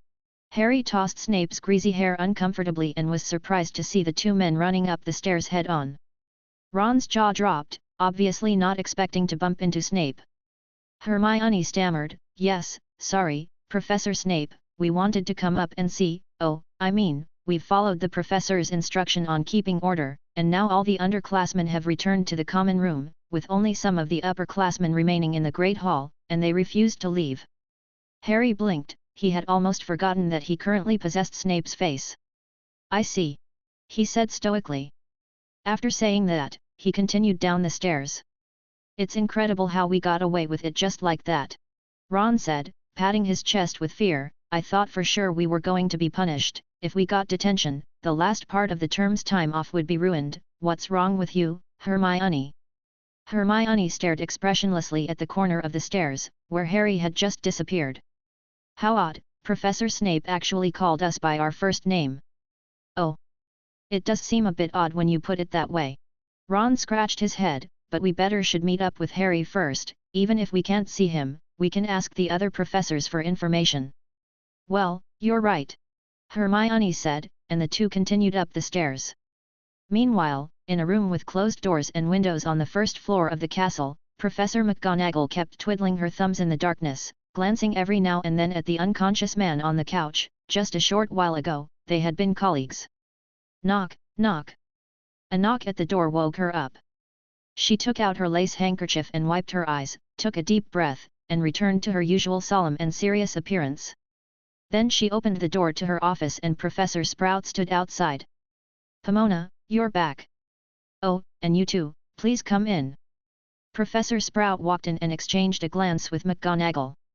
Right behind her, a dark-skinned man entered. He no longer looked young, his face held a grave look, the wrinkles on his forehead curving into the same curve as his sagging mouth, and he wore a dark blue wizard's robe with a brooch pinned to his collar, his grey curly hair clinging to the top of his head as he walked in and removed his hat. Before Professor Sprout could introduce him, he voluntarily offered a hand. "Hello, I'm Babajide Akingbade." Professor McGonagall was slightly surprised, the new Supreme Mugwump of the International Confederation of Wizards. Babajide nodded, and at that moment 4 lean-looking male wizards in formal attire entered. "These are the members of the law enforcement team I brought with me for this escort, Rodney," he said stoically as a middle-aged male wizard walked over to the couch and lit his wand to examine the unconscious Grindelwald. "Go away, you ugly bird," the team member said, and Fox, who acted as the light source in the room, glared at him with displeasure. Professor McGonagall furrowed her brow. "Can you turn on the light?" Babajide said, "The light is a bit dim. My crew might not be able to see well." Professor McGonagall pursed her lips and said nothing as she took out her wand and waved it, a soft light spilling down from the ceiling and the office suddenly became very bright. A magic lamp? Babajide said with interest, I've been meaning to find a chance to talk to Mr. Hap about a mess, and certainly also with Dumbledore. I was hoping to listen to his wisdom, but this matter at hand is crucial. Sprout let out a sudden gasp and the two men turned their heads to look at Sprout, who stammered, he used a stinging jinx. Mr. Akingbade, your law enforcement process is too rough. This is abuse. Professor McGonagall said with a stern face. No, it is a necessary inspection, Professor. The team member grinned as he tilted his head, no problem. He's sleeping deeply. Next is the Incarcerus spell, the full body bind curse, the silencing charm. I've read an internal file which says he's clever with words. Babajide cleared his throat. Rodney, stick to the plan, you don't need to show off your eloquence here. Rodney stopped talking and just pulled out shiny handcuffs and leg shackles and strapped them on Grindelwald. One member of the team pushed the door open and another raised his wand and pointed it at Grindelwald, whose body floated in mid-air as his head and limbs hung down helplessly from the force of the handcuffs and shackles. Mr. Akingbade, Professor McGonagall said gravely, I'm not sure if Dumbledore informed you, but he wanted the whole process to be strictly confidential, and especially not to allow him to regain his consciousness. Babajide replied calmly, you have a point. He arced his wand through the air and Grindelwald's face was covered by a black visor. Seeing that Professor McGonagall was about to say something else, he offered a smile, all right, Professor, take me to Dumbledore. Leave the professional stuff to them, these lads have been dealing with the most dangerous prisoners for years. Professor McGonagall's lips pursed into a slit as she walked behind, and when everyone was out she stood in the doorway and locked eyes with the Phoenix. Thank you, Fox. You can go back now. Fox nodded at her and spread his wide wings as his body burst into flames. Professor McGonagall then closed the door to her office. A glow of fire shone through the doorway to her feet, then converged again. Is that a phoenix? Babajide muttered in sudden surprise, I didn't recognize it earlier. It's called Fox. Professor McGonagall said distractedly, Mr. Akingbade, there's something you may not know. Headmaster Dumbledore has handed in his resignation to the school board, just today, alas, and he can't wait to embark on a trip, she sniffled, and I'm not sure you'll be able to meet him. They crossed the corridor and arrived at the grand staircase when a clamour came from downstairs. What's going on? Professor Sprout asked suspiciously, and she glanced downstairs when suddenly a silvery transparent head emerged from the steps, startling her. Murder! Someone's killing people! Peeves yelled excitedly as he whistled loudly. Professor McGonagall called out, what's going on, Peeves? Is that one of your pranks? Peeves winced. He was a little intimidated by Professor McGonagall and therefore replied in a greasy tone. There's a scuffle, Professor, little crybaby against a couple of grown-ups, wand against wand, Peeves said with a smile, and I was just about to tell Filch, maybe his little wooden stick can hold them apart. Little crybaby? Student. Professor McGonagall's eyebrows knitted together as she hurried down the stairs. Yeah, that Longbottom, but he's not that much fun now as he was in the first and second year. Peeves chased after her, humming along the way as his two legs pretended to step on the stairs, but his legs kept sinking beneath the stairs. Shut up, Peeves! Professor McGonagall yelled back, and she already reached the ground floor, where the entrance hall is crowded. Someone shouted, Professor McGonagall's here. The crowd parted to either side in a swish, allowing Professor McGonagall to see both sides who are facing each other. On one side, it naturally turned out to be 4 members of the International Confederation of Wizards Law Enforcement Team, and on the other side, Longbottom, Abbott, Finnegan, Thomas, Goldstein, Greengrass. Professor McGonagall shouted the names of those who held their wands in their hands one after another in anger, then she turned to the other side, and you too, Weasley and Lovegood, what do you want to do? The students whose names had been called lowered the tips of their wands nervously, and they looked at one person in unison. Surprisingly, it turned out to be Neville. Mr. Longbottom, did you do all this? Give me a reason. Professor McGonagall's chest rose and fell dramatically. I want to know too, who are they? Neville turned red and pointed at the 4 members of the International Confederation of Wizards Law Enforcement Team and yelled, Hannah and I were coming out of the Great Hall when we saw them very rudely dragging a man down the stairs, and although his face is masked, I recognized him as Professor Bagshot, and I clearly remember the flower pattern on his shirt and trousers. They are law enforcement officers of the International Confederation of Wizards. Professor McGonagall said weakly, Mr. Longbottom, you are too impulsive. That's because you didn't see what they did. Neville shouted, his eyes glistening with tears as they turned red. They, he stammered out of anger. Hannah Abbott took his hand and said in his place. Professor McGonagall, it's true that we don't know the identity of these people, but they were not acting like law enforcement officers at all just now, they were like thugs who broke into the school. They had Professor Bagshot's knee on the step and his head on the floor.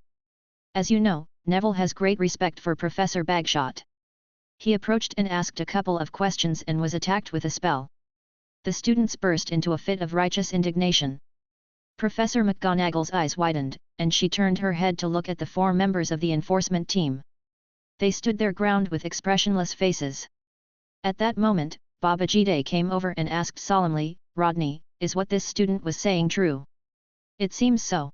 Rodney blinked. Can someone explain why so many students are speaking up for a wicked dark wizard who has done a lot of evil things? What evidence do you have to claim that? A student shouted indignantly. Evidence? Rodney said contemptuously, there is more than enough of that sort of thing to satisfy everyone. You don't know what he did when he was young, and if it wasn't for someone sheltering Rodney.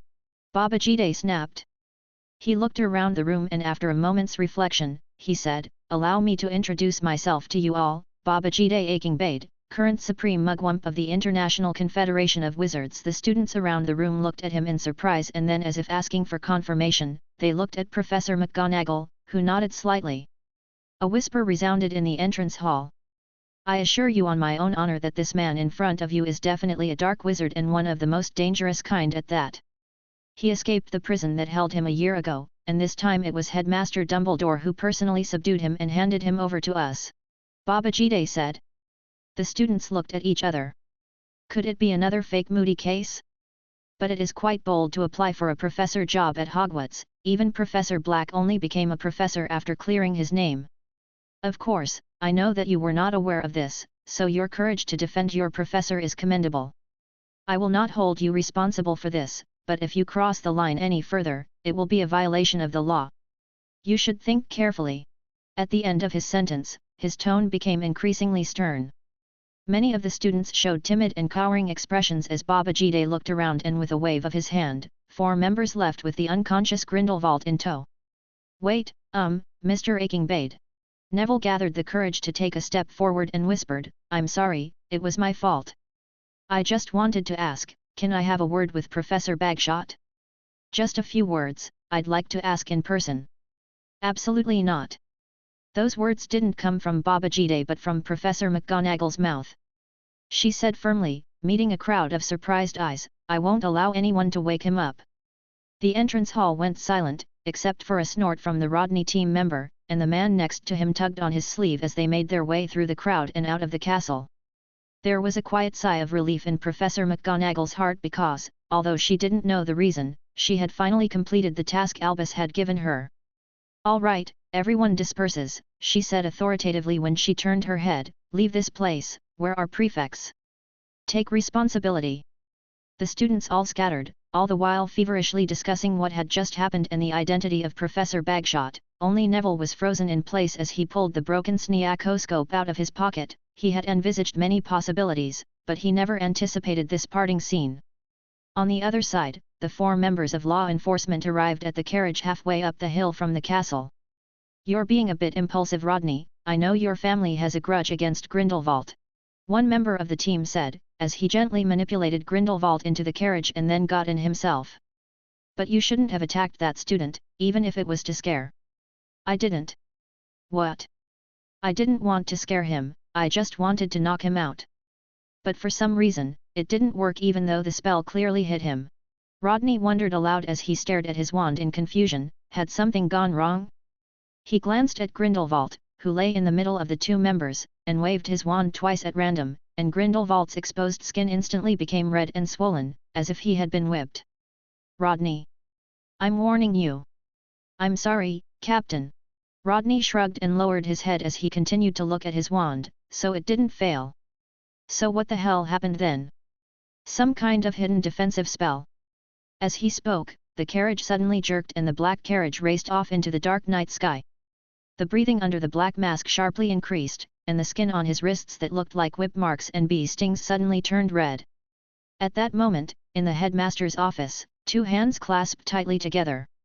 An arcane pattern emerged and then climbed up Felix's wrists as if they are alive. Chapter 675, Godric's Hollow. Felix examined the arcane pattern on his wrist. It looked slightly hideous and was seeping a little into his skin. Felix felt a tingling sensation as if the charm in question is poking out a thin needle and piercing into his flesh and skin. Dumbledore's face turned pale. The process of transferring the charm was not as easy as he made it out to be, especially in his current weakened state. Felix couldn't quite remember the last time he had cast a spell. Dumbledore. An old wizard with short shaggy fringes appeared in the portrait frame of the headmaster's office. "How's it going?" Dumbledore asked, bracing his head. "Two things." The old wizard panted. The International Confederation of Wizards caused an accident on their way out. A student recognized Grindelwald by the inconspicuous pattern on his clothes, and they scuffled. Luckily McGonagall and Babajide Akingbade showed up just in time. The problem is now resolved and Grindelwald has been taken away. Gellert didn't wake up halfway through, did he? No, he was unconscious the whole time. Dumbledore nodded slightly. Babajide Akingbade? The new supreme mugwump. Felix interjected, all the while trying to distract himself from the fact that he wanted to burn the pattern on his wrist with a fire. He turned to Dumbledore and said, "Didn't you ask me to keep an eye on Grindelwald in the near future? I kept an eye out around the school in the meantime, in case any of the acolytes were thinking about coming here, but didn't see the name on the Marauders map." Dumbledore mused. Babajide didn't mention in his letter that he would be coming over. It would have been a spur-of-the-moment decision. "That's the second thing," the old wizard said from his portrait frame. "He's heading this way with McGonagall, both of them will be here soon." "Let me deal with him, Dumbledore." "Using your idea," Felix said, leaping to his feet. He naturally meant disguising himself as Dumbledore to send Babajide away. "No, Felix, you stay here," Dumbledore said in a faint but clear voice, as he looked over at the portrait of the headmaster waiting silently on the wall. "One more trip for you to make, Everard. Tell Minerva to take Babajide somewhere to rest until tomorrow." The white-faced old wizard in the frame responded and disappeared. In the face of a quizzical look, Dumbledore said as briefly as he could, "To avoid complications, I'll be going down to see Harry soon, and you must concentrate on eliminating my original magic from the charm before Gellert awakens." Felix nodded, his mind sinking down to the brightly glowing mass of the charm that currently coiled around the little finger of his right arm, looking lazy and harmless. But Felix had no doubt that if it had been placed on any other wizard, even Snape, he wouldn't have been able to withstand it at all. Because essentially, this thing is part of the curse that is inflicted on Grindelwald. Or to put it another way, it is a fragment of the curse that Dumbledore actively cut off, modified to make it less offensive. It is also due to the fact that the two are of the same origin that Dumbledore can sense Grindelwald's state. The reverse also applies. It is just that the restraint on Grindelwald is too strong for him to invoke it normally. It is nearly 8 hours before dawn, about the same time Felix predicts Grindelwald will wake up, and he is confident in the strength of his own spell, unless some fool has used a powerful reviving spell on Grindelwald. He and Dumbledore aren't gods, but all that could be done was done. The exclusive wand on Grindelwald had been removed at the first opportunity, which had almost knocked him back to his original form and turned him back into a squib. The transfer of the charm did not affect the restraining magic on Grindelwald from working, it just that the other man's state could not be probed until Felix gained control of the charm a little more. Furthermore, Dumbledore had personally communicated with the International Confederation of Wizards about the transfer plan, not to mention that in the meantime Felix had been keeping a close eye on Grindelwald's unusual movements as Dumbledore had instructed. The Sneakoscope in Neville's hand was no secret, and Felix had come to the same conclusion as Hermione that the Sneakoscope was broken and had no other magic attached to it. But even so, they could not guarantee that it would be foolproof. Dumbledore wanted Grindelwald alive, even if the last thing Grindelwald remembered of him is a cold side. That's why things are so problematic, so many tricks can't be used, and it's just plain that Grindelwald is never an easy character to deal with. In the worst-case scenario, Grindelwald will find that the controller of the charm has changed if he wakes up soon, but that's about it. His fate would not be altered in any way.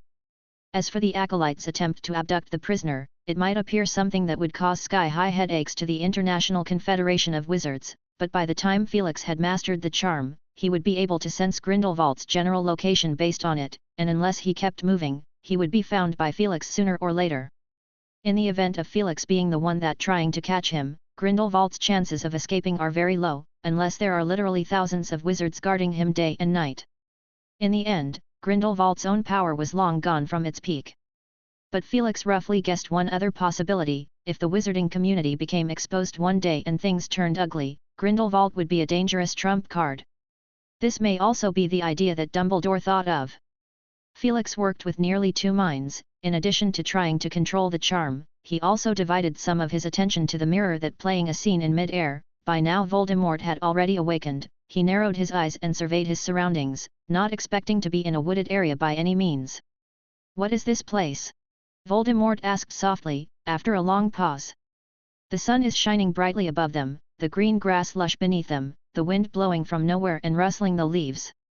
Not far away, a huge dragon towing a dozen carriages hovered in the background, and although it's a distant memory, Voldemort recognized it at once: a roller coaster that only could be found in a Muggle amusement park. Although Muggle-built roller coasters wouldn't hover above a snowy mountain, and this coaster lacked tracks underneath, Voldemort didn't find it unsightly. On the contrary, he found it quite pleasant to look at, and couldn't help but look at it a little more. "Salazar Slytherin's Chamber of Secrets," Harry said with a blank face. "Felix, Hap," he paused, "transformed the Chamber of Secrets into what it is now. So I'm a few kilometers under Hogwarts now," Voldemort said, picking up a leaf from the ground and crumbling it a little. He showed a smile, his eyes glowing scarlet. "Severus, I thought for a while that you had betrayed me. It seems I was wrong. Yes, even the greatest of men make mistakes. Do accept my apologies, my loyal friend," he said as he opened his arms and moved towards Harry, as if to give him a warm hug and at the same time celebrate his successful escape. But Voldemort paused. The look in Snape's eyes felt foreign to him. There is something extra in the dead silence that normally radiates from his black pupils, so hot, so dazzling that he couldn't pretend to ignore it. Snape's eyes filled with hatred. "Severus," he uttered slowly, his eyes growing a little grimmer.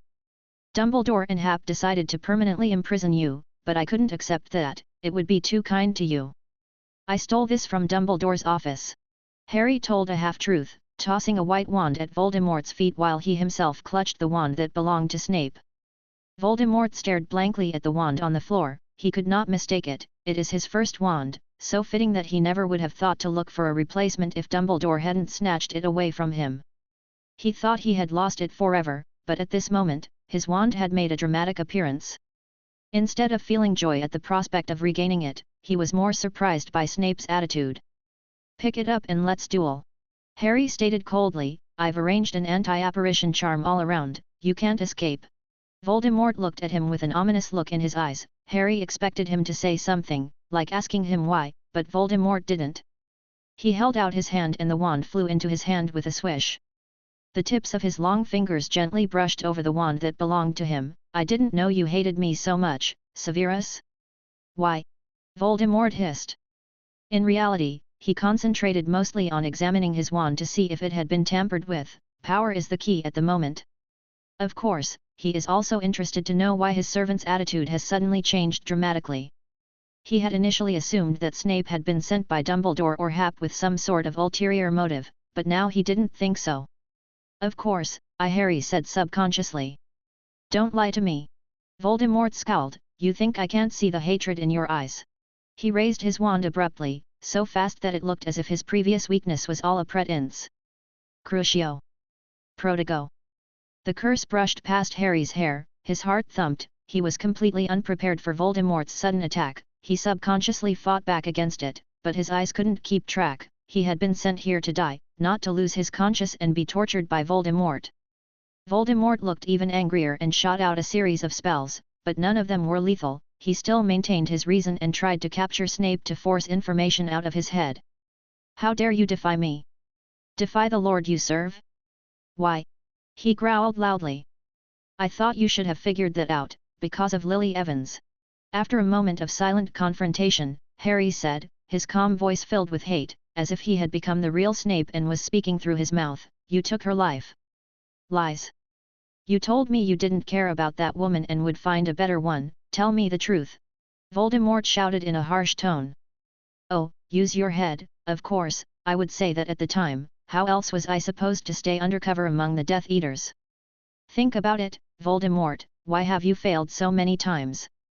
Because I wasn't your man years ago, much earlier than you think. I defected to Dumbledore from the time you went after her and her family, and after Lily's death, I lived for one sole purpose. Hoping, for, you, to die. Harry said in one breath. Ridiculous! Voldemort shouted, out of anger. He couldn't stand being lied to, especially being tricked like a buffoon for over a decade, but a voice told him that it was all true. Snape hadn't betrayed him recently, and from beginning to end, his loyalty had been a disguise. All the while, he allowed a traitor to be in a high position, passing a constant stream of information to Dumbledore. He had even considered Snape to be his brilliant prize. This came as no less than a great blow to him. Harry felt the wrath in Voldemort's heart, and as the magic built up in the tip of his wand, he decided to add another punch. You don't even realize this, right? Severus Snape's patroness is, a doe, the same as Lily Evans, and it has never changed. Do I need to show you? Behold, expecto patronum. A silvery creature materialized. Harry didn't let it fully manifest itself, the large horns hidden in the silver mist. You're a clown, Voldemort, he said contemptuously. Harry succeeded. Voldemort was utterly enraged, and he was filled with murderous intent. Then, there was a flash of green light. Strong thoughts of survival raced through Harry's mind, telling him to get out of the way quickly, but then he realized he couldn't, and the conflicting mindset caused him to raise his wand in his hand only an inch when he was struck by Voldemort.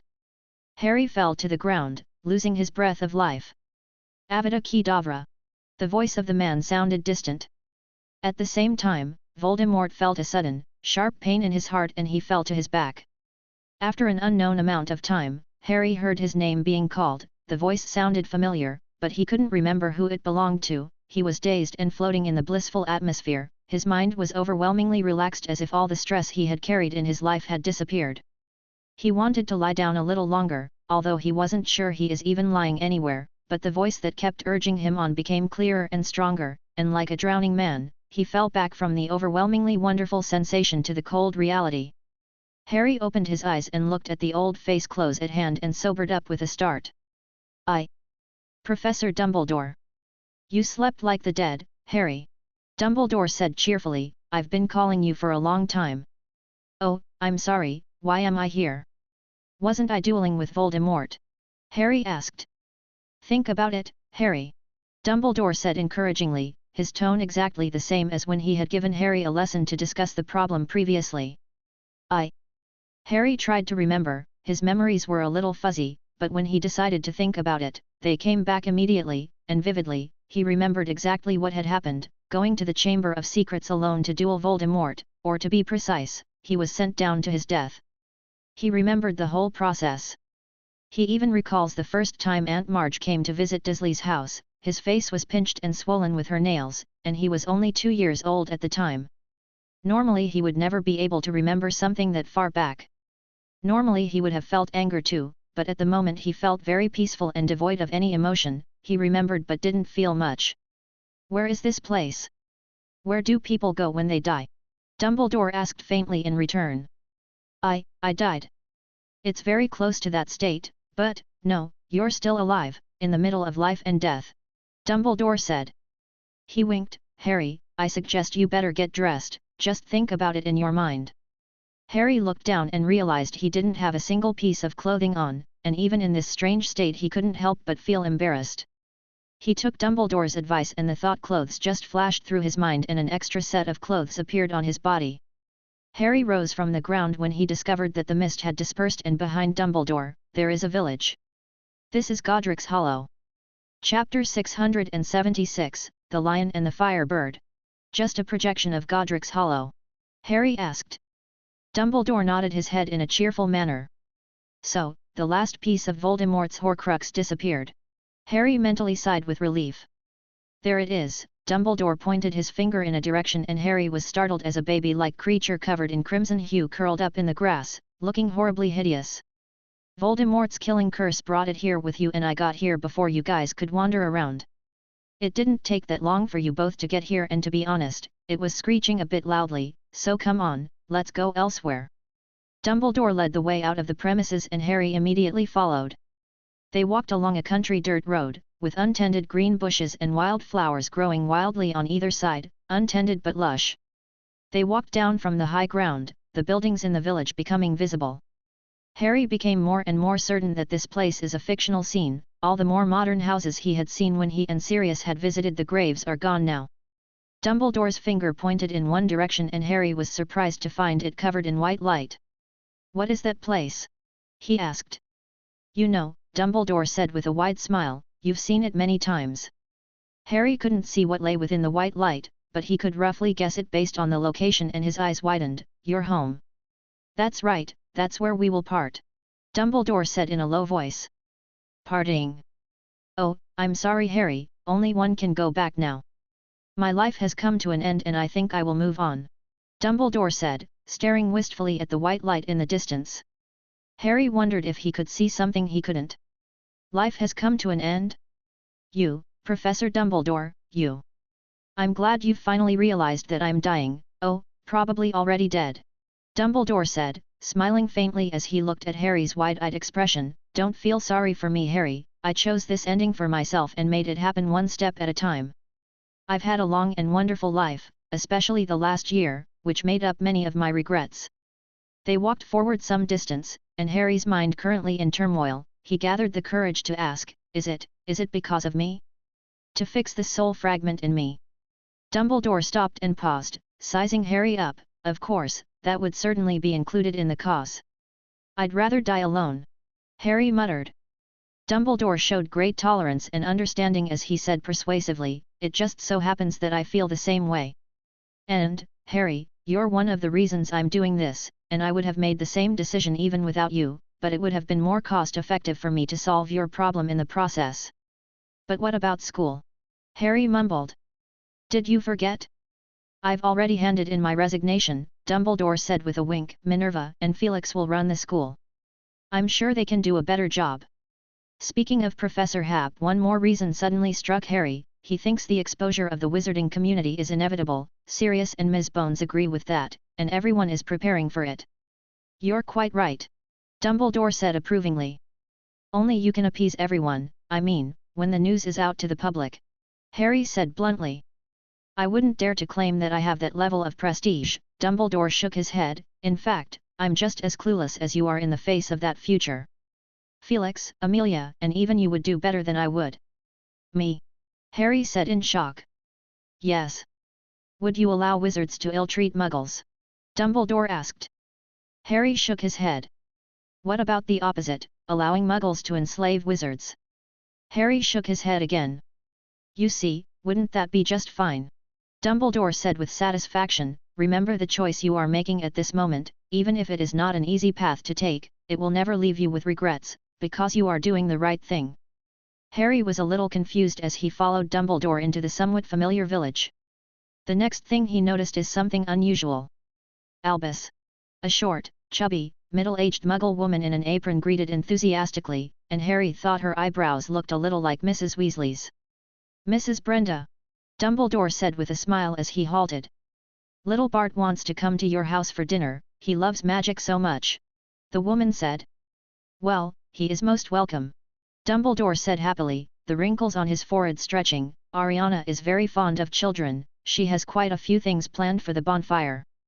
"Ugh, I know, she's always so kind, but I think it's too much trouble for you all," Mrs. Brenda said somewhat embarrassed, as she pulled 2 apples from under her apron and slipped them to Dumbledore and Harry. "I've baked some honey biscuits and asked little Bart to bring them over tonight."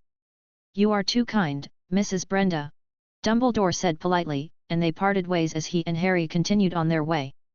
Harry found it strange, but Dumbledore was obviously in a very happy mood, and he could feel that overflowing joy from him. He took a bite of his apple and hummed some sort of slightly comical country tune again. A number of people came up to greet him along the way, both wizards and muggles, but what they all had in common was that they were aware of the existence of magic and showed no surprise. On the way, a male wizard dressed like a hippie leaned against a fence and performed magical tricks for a group of children. Professor Dumbledore? Harry inquired impatiently as he put the half-chewed apple down after listening to a full tune. Are these people also departed souls? He clearly remembered Dumbledore saying that this is the place where life and death come together, and in theory, only wizards should be able to get here, right? I don't think so. Dumbledore said. Then Harry paused. Did Dumbledore imagine it? When I first got here, there was mist everywhere around me, and it was obviously not the right environment for a conversation, and the moment I had that thought, it just automatically became like this. Dumbledore said, it probably does have something to do with me. They chatted as if they are friends. Dumbledore talked about the prophecy that Grindelwald had shown him. Skeeter played an important role. Then he talked about Felix. I think highly of him, young and talented, not power-hungry, and level-headed to boot. Of course, he's been very self-assertive since he was a kid, and sometimes I think he's too mature. I couldn't educate him the way I did you. I can only use other people to keep him in line, like you, Severus, Miss Granger, that Niffler, Sirius, Remus, Neville. I don't know how many people there are already. Later, Dumbledore mentioned the prophecy he had heard at the Department of Mysteries in the Ministry of Magic. I think I am the lion of the prophecy, brilliant once, but now old. I am a Gryffindor. Why can't you be a firebird? Harry asked, holding his breath. Phoenixes are immortal, aren't they? And you have Fawkes. Maybe the prophecy hinted that you would be like the phoenix and be reborn in the fire. Dumbledore laughed. Oh Harry, you can't expect a dying old man to love the world more than the young men of this era. I did dream of changing it. I left all the passion, vision, fervour and desire in my life back in that summer, back in the time that belonged to me. You have a greater will to make the world a better place than I do, and look, they're waiting for me. Harry looked up. They had unknowingly walked to where the white light is. He couldn't see anything before, but now his eyes caught some figures. It is Dumbledore's father, mother, and sister. They are holding hands, with gentle eyes. Is this real? Are they real? Harry whispered sharply, trying to remind Dumbledore in this manner. Perhaps his family, like the visions he had seen before, existed because of Dumbledore. I know I will be going alone, but I will not refuse to fill my stomach before embarking on a new adventure. Dumbledore said softly, so Harry knew that Dumbledore is sober and determined, and he watched as Dumbledore walked towards the white light, towards his family. I wish you to be blessed with good fortune, Harry. Dumbledore said at the end, and with that the white light engulfed him. Headmaster's office. In the mirror, Felix saw Harry's eyes open and his face had changed back into his own. Felix let out a soft breath, knowing that Dumbledore had succeeded. Fawkes let out a short, sad clear chirp as Felix stood up, dragging his half-crippled arm over to Dumbledore, who seemed to be asleep, the resurrection stone ring on his hand flickering and seeming to breathe. Click. A clear shattering sound was heard. A crack appeared on the surface of the black resurrection stone, followed by a dense rustling sound. Cracks like a spider's web appeared, and at a certain moment, the resurrection stone turned into fragments. Countless fluorescent dots of light gathered in the air and danced, and Felix seemed to see a blurred figure, but it was fleeting. Dumbledore's hand dropped, and Felix grabbed the cold hand and placed it on Dumbledore's knee. A wand fell from his sleeve. It looked like the Elder Wand. Felix hesitated for a moment and shoved the wand right back into Dumbledore's hand. Harry. He turned to face the mirror and said crisply. At the same time, Fawkes spread his wings, looking back at Dumbledore, who sat silently and flew headlong into the mirror. The sad phoenix cry rang in both Felix's and Harry's ears at the same time, and Harry struggled to sit up, no part of him hurting now, but after hearing the professor's call and Fawkes' cry, he grabbed his glasses, which had crooked to one side, and put them on, gazing up at the firebird circling overhead. Professor Happ's voice seemed to come from over the sky as well. Harry, Dumbledore left Voldemort to you, you can handle it, can't you? Harry looked not far away, Voldemort's fingers twitched, and he soon would wake up. He grunted, leave it to me. He stayed where he was and watched in silence as Voldemort rose from the ground, watching the expression on his face go from shock to dazedness, hatred, and finally just panic as he noticed his physical state. You disguised yourself as Snape to destroy my last Horcrux. Voldemort said sharply, gripping his wand and looking around nervously as he shouted into the air, Dumbledore. Hap. Where are you? Come out. Harry looked at the hysterical Voldemort and lowered his eyes. Don't shout, I'm the only one here. Only you. Voldemort looked at him in shock, then instantly understood, they sent you to kill me? How dare you, how dare they? He stopped talking abruptly when he saw a hint of pity in Harry's eyes. Voldemort, you are alone, and behind me, there are all those who love me standing. Harry said, but his words only made Voldemort more angry. Harry Potter! Voldemort shouted the name with the greatest resentment. Tom Riddle! Harry said calmly. There was nothing more to say, and by this moment everything became clear. The same thought flashed through their minds, only one could get out of here alive. Red light collided with green light and golden flames shot out from the intersection of the spell as both men fought with all their might. The phoenix let out a high-pitched chirp, like the drumbeat of war, which boosted Harry's confidence. The red light completely overwhelmed the green light, reflecting Voldemort's face in a ghastly green shade, his eyes glowing with dread as the green light was forced back into his wand and Voldemort's body froze, fear coalescing on his face. His wand was tossed into the air and whirled towards Harry, but instead of reaching out to catch it, Harry let it fall to the ground. He stared at Voldemort, knowing that it is over. Felix closed his eyes. Halfway through, he opened his pale blue eyes and said, "You're tired, Harry, and Fawkes will take you to the hospital wing and let Madame Pomfrey examine you." And he hesitated, "Don't tell anyone about Dumbledore's death yet, keep it strictly to yourself. I will find time to explain it to you tomorrow." The mirror image in front of him disappeared and Felix stayed in the darkness, for him the night is far from over. He kept dismantling the magic that belonged to Dumbledore and shrouded within his arm, the charm resisted passively, but could only tremble gently under Felix's suppression. A grey-green hue flashed across the horizon, a sign of the dawn that would come in a few hours. Ermengarde Castle. A stiff body was thrown into a cell. Grindelwald hit the floor with a heavy thud like a ragged bag, his body didn't budge a bit. "He's not dead, is he?" a member of the law enforcement team questioned. Then Grindelwald heard the rustle of shoes scraping against the ground, a pair of feet stopped beside him, and then a finger reached under his nose. Grindelwald let out a shallow, even breath. Faint. The footsteps moved away from him completely and Grindelwald waited in silence. The door was locked, then there was a zipping sound, the sound of the cell's defensive magic activating. After that the footsteps and the talking became faint, but he waited, holding his breath for the smallest hint of an audible echo, and finally, from a distance there came a sound of the door slamming shut. Grindelwald looked up with hollow eyes. There is no one in front of him. He grinned and laughed silently, then let out a sound that grew louder and louder, echoing in the cramped cell, and finally, he started to dry heave. He coughed and dry heaved with a pained expression and tears flowing uncontrollably from his eyes. Finally, a bloodied sneakoscope was vomited out and bounced around on the floor. "Thank you for your kindness, Longbottom, for not destroying that hair," Grindelwald said in a hoarse voice as he took the book The Tales of Beedle the Bard from his pocket and placed it in the far corner. "Now is not the time to look through it." He returned and picked up the sneakoscope from the floor, wisps of magic poured out of it, then it turned into a blazing blue flame that lit him up like a burning torch. A groan of suppressed pain came from the cell. After an unknown amount of time, a low chanting sound came from the blue flames and a blue bird of fire rose into the air. Tonight is destined to be a long night. Chapter 677, Fraud. The wall of the cell in Ermengarde Castle is now broken with a gaping hole. Moonlight spilled in, but it was nowhere near as bright as the eerie blue brightness of the room. Grindelwald gazed at the fire bird outside the castle. It is a very peculiar bird. Its body is silver-white, as bright as the moonlight, and it looks like a patroness. But its delicate head, slender plumage, the surface of its back, and wings are covered in deep blue flames, which are constantly leaping. Its eyes looked almost identical to Grindelwald's. "Go and bring back my wand, we have much to do after that," he said calmly. The firebird cut through the darkness of the night and flew off into the distance. Grindelwald took a few steps outside as the air from outside blew in.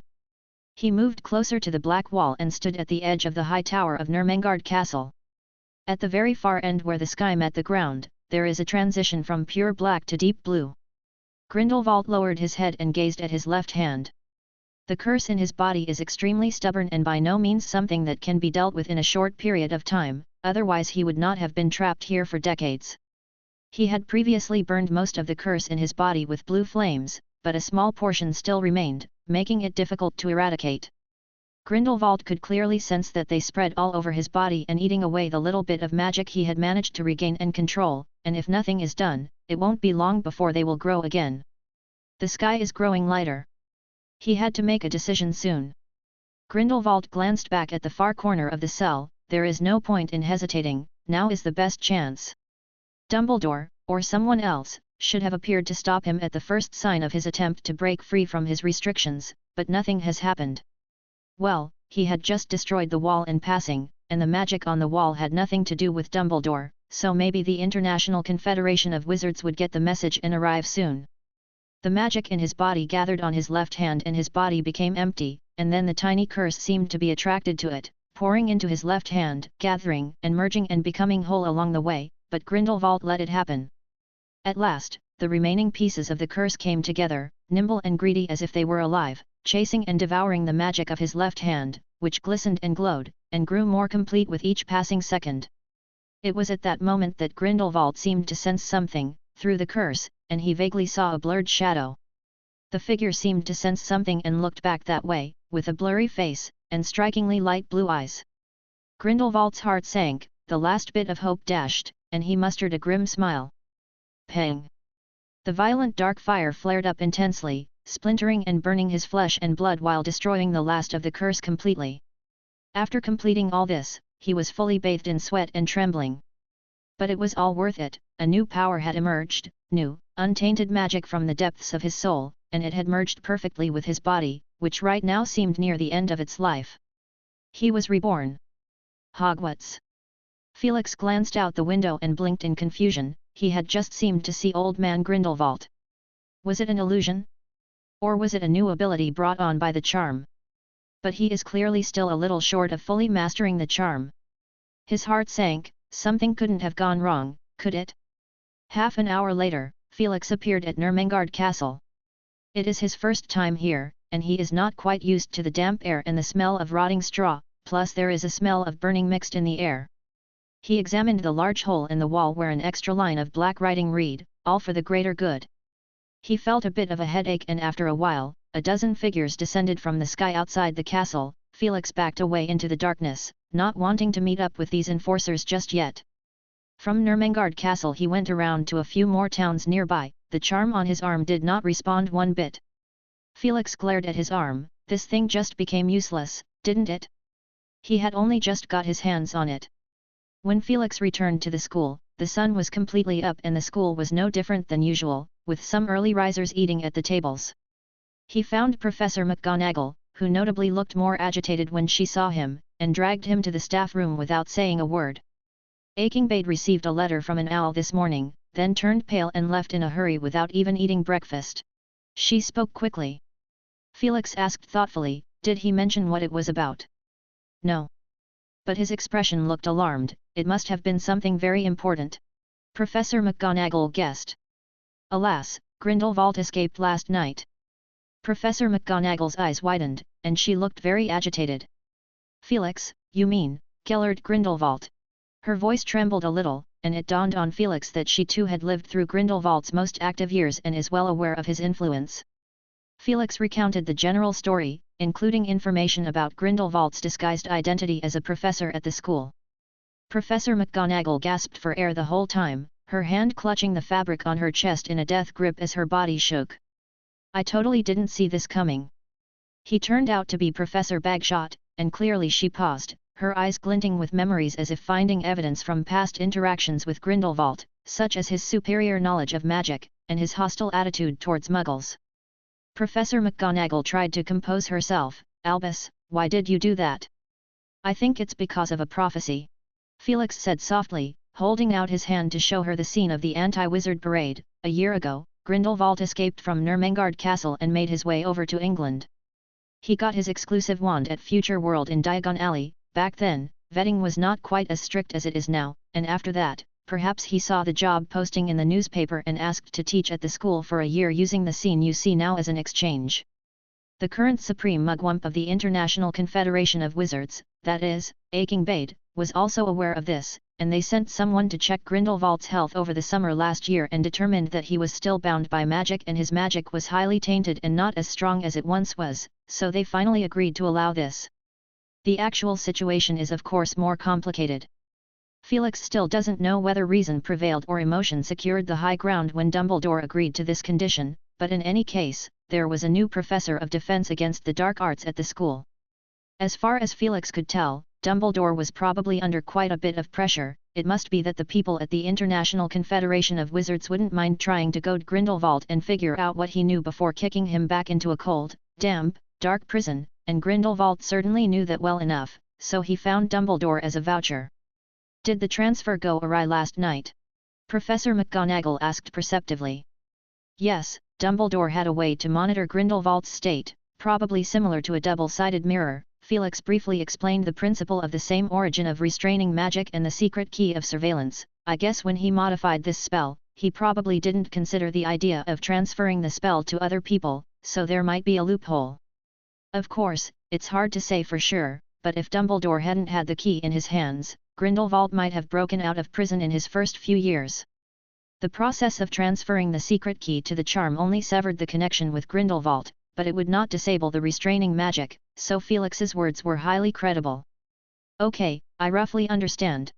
Professor McGonagall was slowly coming to terms with this reality. She had been thankful for a while before that the school had been safe and sound this year, but she hadn't expected the darkness to rise up, and she herself had spent a year working with the dark wizard Grindelwald without noticing. She had even snitched on him to Dumbledore. So no one knows where Grindelwald is now. "I failed to find him in Nurmengard Castle, but," Felix hesitated, remembering the handwriting he had seen on the wall, and shook his head, "he will not be content with hiding. I am rather concerned about another problem." "What problem?" Professor McGonagall asked, rubbing her forehead in pain. Felix slammed 2 boxes of letters on her desk. "We should sort these out and place them in separate boxes. Frankly, there are a bit too many and there are only 2 of us to do it. We can't look for help." "Why do we need to get help?" Professor McGonagall gave him a cross look and put on her boxed glasses, seemingly prepared to do the job left behind by the previous headmaster even before she officially became headmistress. A slight unnerving feeling crept into Felix's mind. He wondered if these letters would still come in handy since Grindelwald had probably guessed about Dumbledore's death. The question is, would he break the illusion of Dumbledore still being alive? This question had been swirling in his mind since he had come out of Nurmengard Castle, on account of which he had done one thing. Nearly a fifth of the letters in the box had been addressed to Grindelwald, and Felix had kept that part of the letter. They worked on it for the rest of the day until noon. Grindelwald was nowhere to be found, hiding in some corner, probably nursing his body. Felix had seen how weak Dumbledore had been after the transfer of the charm, and Grindelwald certainly could not be intact, and there is a question mark about how much of his strength he even had left at the moment. If it had happened to him, Felix would have found a picturesque place to recuperate his body in secret. In a few years' time, he believed his strength would be more mature and time would be on his side. Oh yes, Voldemort died last night. He had previously survived by virtue of certain dark magic of the most evil kind and had to be locked up in private. But that all came to an end last night. He's dead for good and forever. In between the work, Felix made another big announcement in waves. In the hospital wing, Felix said pretty much the same thing to Harry. Harry still felt gagged after learning that Dumbledore's body had been properly buried, and the thought of Headmaster Dumbledore lying alone in a coffin, with even his death itself being kept a secret from outsiders, made his heart twinge. "He deserves a big funeral, not a silent burial in some corner," Harry said as he stared at the white sheet on the hospital bed where a stain had been left. He thought of Regulus Black. Now everyone knew Regulus had fought alone against the darkness, but how long would it take before anyone knew of the sacrifice Dumbledore had made? "What is happening now is what Dumbledore wanted to see," Felix said as he lowered his eyes. After a while, they talked about other topics. "Professor Happ, you're saying that Grindelwald regained his consciousness during the transfer? How did he do that?" Harry asked in surprise. "I'll remember to ask about that the next time I see him," Felix said, trailing his chin with considerable confusion as well, and stared at Valen as she put together a pile of sweets to make a smiley face. Harry stared blankly at the pattern listlessly as he had a flash of clarity and recalled Neville's sniakoscope. Although he and Hermione couldn't find a problem, perhaps the professor could find something suspicious in it. He told the professor his suspicions, to which he got a mediocre response. The sneakoscope is broken, there's no doubt about that, only a few out of a dozen rune circuits are correct, and the thing is, all it takes is one mistake for the sneakoscope as a whole to fail to work. It can't even give a warning, Felix said, and his voice slowed down. Professor? Did you think of something? Harry asked, holding his breath. If so, then that's a clever thought. Felix murmured, his eyes brightening as he thought of a possibility. In fact, there is a better way, but it is not remotely as bright as this, exploiting the blind spots of the human mind. The sneakoscope in Neville's hand might have done a trick. It wasn't meant to warn Neville. The hair that had been put inside the sneakoscope which belonged to Grindelwald is the key. The hair together with the few tattered rune circuits helped another sneakoscope to active. Felix has introduced 7 different kinds of sneakoscope during his classes, one of which will issue a warning when it gets close to the owner of the hair. This type of spotting sneakoscope can usually only be used as a prank toy, but there are times when it could also come in handy. For example, when Sirius was a fugitive, Felix created 3 spotting sneakoscope with his hair hidden in them to keep him away from the castle. Perhaps Grindelwald did the exact opposite. One of the 2 sneakoscope would give a warning when they moved away and beyond a certain distance. Felix did a quick mental simulation and felt he could do exactly that. Thinking deeper, the warning might not necessarily have to be a sound, it could be a vibration or some kind of strong stimulus. So when Grindelwald was forced to move beyond a certain distance from Neville, and in fact from Hogwarts Castle, the sneakoscope would automatically start to function. The above was only a fleeting guess on Felix's part. He was not sure how far Grindelwald's understanding of ancient runes might have reached. Grindelwald had never demonstrated his proficiency in the field of ancient runes, but he had looked through many ancient runes journals, and occasionally took the opportunity to chat with Felix about their contents, but none of it involved any kind of technical expertise in the field. If Grindelwald had thought of this idea since then, he had quite a scary mind. Grindelwald could certainly have just taken another student's hair and created a sneakoscope, which might have been more discreet, but there is a chance that Dumbledore or Felix might have thought of that aspect and conducted a targeted examination. Grindelwald, with limited information, chose the most conservative and what he thought to be the safest option. As it turned out, he succeeded. Felix checked his office, the items he carried with him, and the magic that might be attached to his skin, but overlooked the possibility that he might have swallowed a sneakoscope. As for the truth which even Felix did not know, his stunning spell was indeed strong enough that it would have been an open question whether the sneakoscope alone could awaken Grindelwald from his coma, or at least certainly more later than Grindelwald himself had estimated, but the few stinging jinx from the International Confederation of Wizarding Law Enforcement Team weakened the effectiveness of the stunning spell. It was a combination of these reasons that made Grindelwald wake up almost as soon as he got on the wagon. But he was still bound by the spells of the law enforcement team members, unable to move his body, except for the sneakoscope in his stomach that pulsed every so often. He afterward felt the whole thing when Dumbledore and Felix transferred the secret key of the charm. Professor? Professor Hap. Oh, something crossed my mind that I can't be sure of at the moment. Any more questions? Felix asked in return. Well, I was going to ask, why didn't Professor Dumbledore transfer the charm sooner, or postpone fixing the trouble I was in? Harry asked, that way Grindelwald might not have got away with it. He didn't tell me about it straight out, so I'll have to guess. Felix said softly, I presume that Dumbledore had a hard time using magic for the last part of his life and that the transfer of the charm affected him greatly. You know that magic can flow between a wizard's body and soul, right? Harry shook his head in bewilderment, having never heard of it at all. He was tempted to remind the professor that he isn't Hermione. Then you know now, Felix said lightly, Dumbledore has studied the soul extremely profoundly with the help of the Resurrection Stone as a medium, and was able to actively incorporate most of his magic into his own soul. Just like the night when he had seen Dumbledore use his own soul to illuminate Hogwarts Castle. Why did he do that?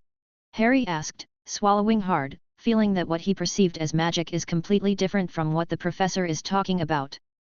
Probably to do an experiment. I suspect it's not the first time he's been to that hole in between life and death thing you speak of. Felix said calmly, don't ask me, I can't come up with anything to prove it, but I'm pretty much on the same page as Dumbledore when it comes to solving the problem of the soul fragment in your body, which is to maximize the success rate, preferably to make it foolproof. Success rate. Harry mumbled, repeating with his head down. Exactly. Felix said, we had envisaged possibilities such as having Voldemort ingest your blood and resurrect him. Dumbledore thought that this would allow the protective charm flowing through you that belonged to Lily to appear on Voldemort as well. Well, the power of the charm might then be greatly enhanced. After all, your relationship is similar to that of half-brothers. But that didn't happen, did it? Goosebumps rose inside Harry, and he blurted out hastily, Voldemort used someone else's blood to come back to life. Indeed. I think we have put too much pressure on him, and he couldn't afford to wait. Felix nodded and said, but even if that did happen, it would have created more uncertainty. The bond between you is already unusually strong, and if you add in a shared protection charm, outsiders won't even be able to figure it out. Harry, Dumbledore wants you alive, in the safest way he can think of.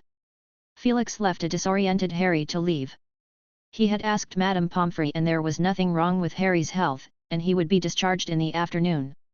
As Felix left the hospital wing, he happened to run into students who had come to visit Harry, and he called Neville aside and managed to borrow the broken sneakoscope, which Neville had indeed brought with him. What's wrong with it, Professor? Neville asked in a quiet voice. Felix looked at him and shook his head, not voicing the suspicion in his mind, and offered a different excuse. The people from the International Confederation of Wizards need it for evidence. I'll take it first and return it if they don't need it.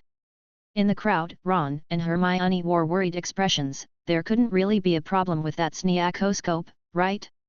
Ron shot a wink at Hermione and broke away from the group to walk over. Oh, Professor Hap, I have a question. Chapter 678, The Re-Emergence. Ms. Bones left in a hurry. She had come over this time to tell Felix personally about Grindelwald's escape from prison. Now she had to rush to the headquarters of the International Confederation of Wizards for a meeting to discuss the implications of this event. I checked the information on my way here, she said solemnly before she left. When Grindelwald's influence was at its peak, the Ministries of Magic were forced to form a united force as a way to counter the acolytes who could gather and disperse at random. It was entirely different from the Auror squad that dealt with Voldemort last time.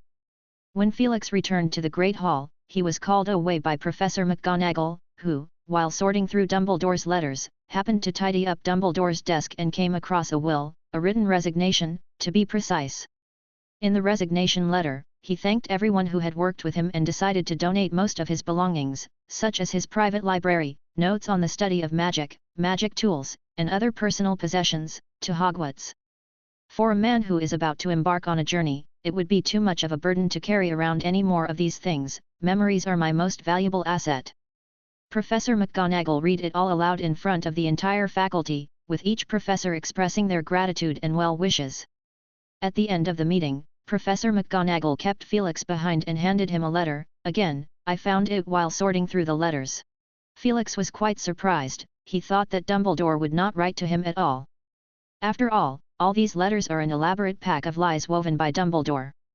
Only after Felix had inquired with Professor McGonagall did he realize that this letter had got mixed up within many other letters, and Felix, who had focused on singling out the ones signed to Gellert Grindelwald before, had overlooked the rest. He left me one too, Professor McGonagall said emotionally, and I read it. He expressed his gratitude for the support I had given him for so long. In fact, he was the one who encouraged me at my toughest time in life, and I will never forget it. Felix opened the envelope. The letter isn't that long and only covers half a sheet of parchment. Once I realized that authority is my weakness, I avoided it as much as possible all my life after that. But one cannot always get what one wants. At certain points in my life, I was forced into important affairs concerning the safety and security of the magical community and was expected to lead some people who trusted me, not knowing that I was deeply afraid. When you try to achieve a grand goal, your heart grows cold and unconsciously weighs the value of people on both ends of the scale, and so neglects the fact that they are also living human beings, and in times of crisis, it is always acceptable to sacrifice. Perhaps one day you will take it upon yourself to carry the fate of countless others, as I am sure you will if necessary, and you will face the same dilemmas I have faced.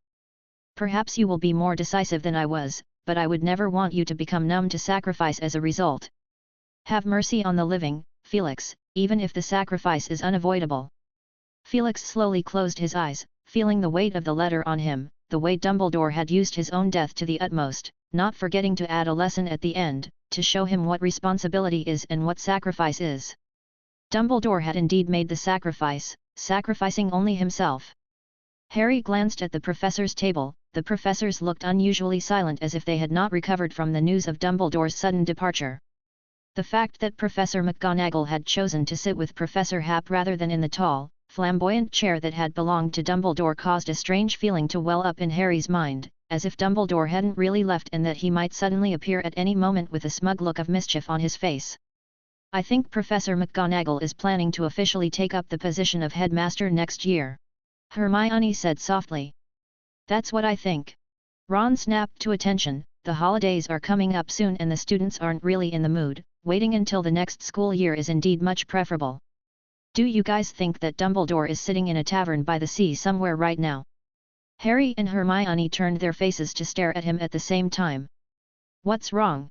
Ron said, puzzled. "I've seen the posters, and this is what Muggles are said to do on holiday: wear beach trousers and sunglasses, spend the afternoon on the beach, and when it gets dark run to the nearest pub to watch the gig."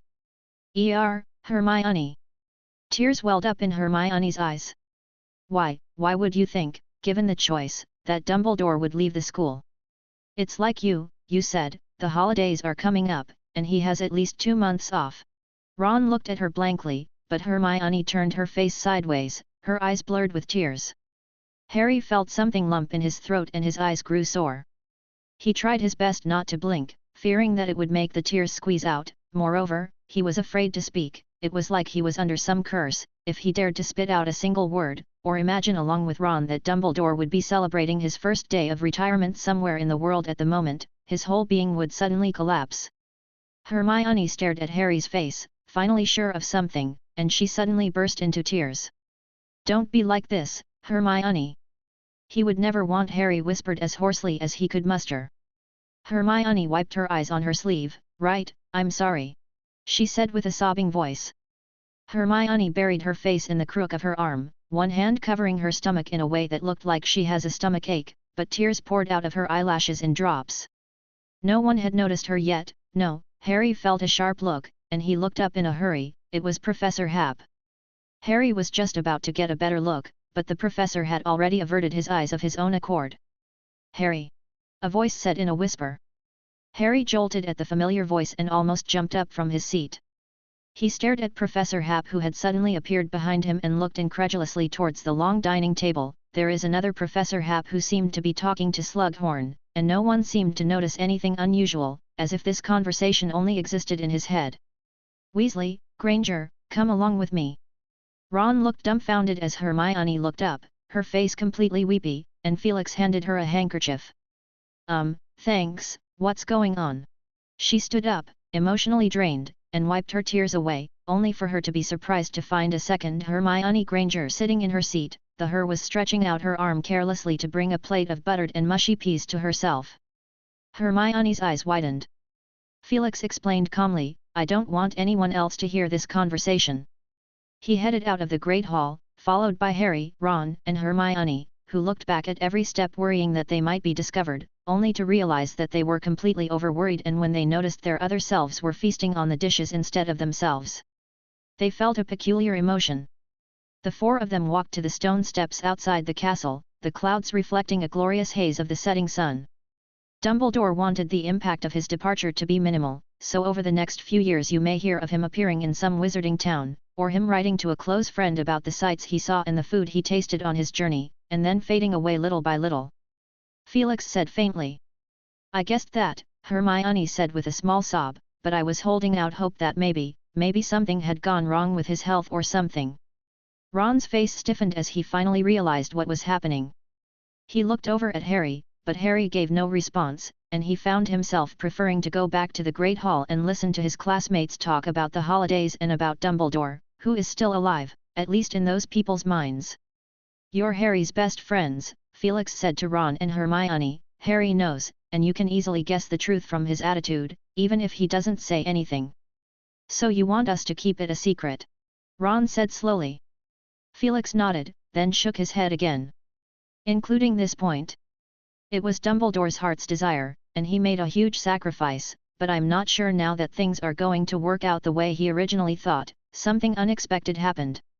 In Dumbledore's original plan, me, Professor McGonagall, Harry, and perhaps adding the two of you, would be all that would know about it. An accident? What accident? Ron proactively asked as he looked at an emotionally distraught Harry and Hermione. Grindelwald. Harry, who is sitting on the steps, said coldly. Hermione gave a half-knowing, half-confused look. You should know who Leonard Bagshot really is, Felix said, but his tone held certainty, and know what he has done, or at least something about it. Not long ago, he had a vision aimed at possible unrest that might happen. Me, he gestured to himself, Dumbledore, and himself, 3 people working hand in hand to deal with future complications, such as the wizarding community being forced to go public, but Dumbledore rejected it because he knew then this plan would never come to fruition. Not to mention, now Grindelwald is nowhere to be found. Professor, you think he'll disrupt Dumbledore's plans? Hermione asked perceptively. Harry pricked up his ears, unsure of the feelings he currently harbored. He wanted Dumbledore's exploits to be known, but at the same time, he didn't want his plans to be disrupted. His mood was very conflicted. Oh, I know.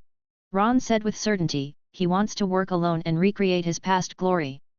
When Grindelwald was transferred last night, Hermione and I were standing guard outside the headmaster's office and didn't see that scene. I heard Seamus say that he was passed out the whole time, which probably seemed like a betrayal to Grindelwald. Felix glanced at him.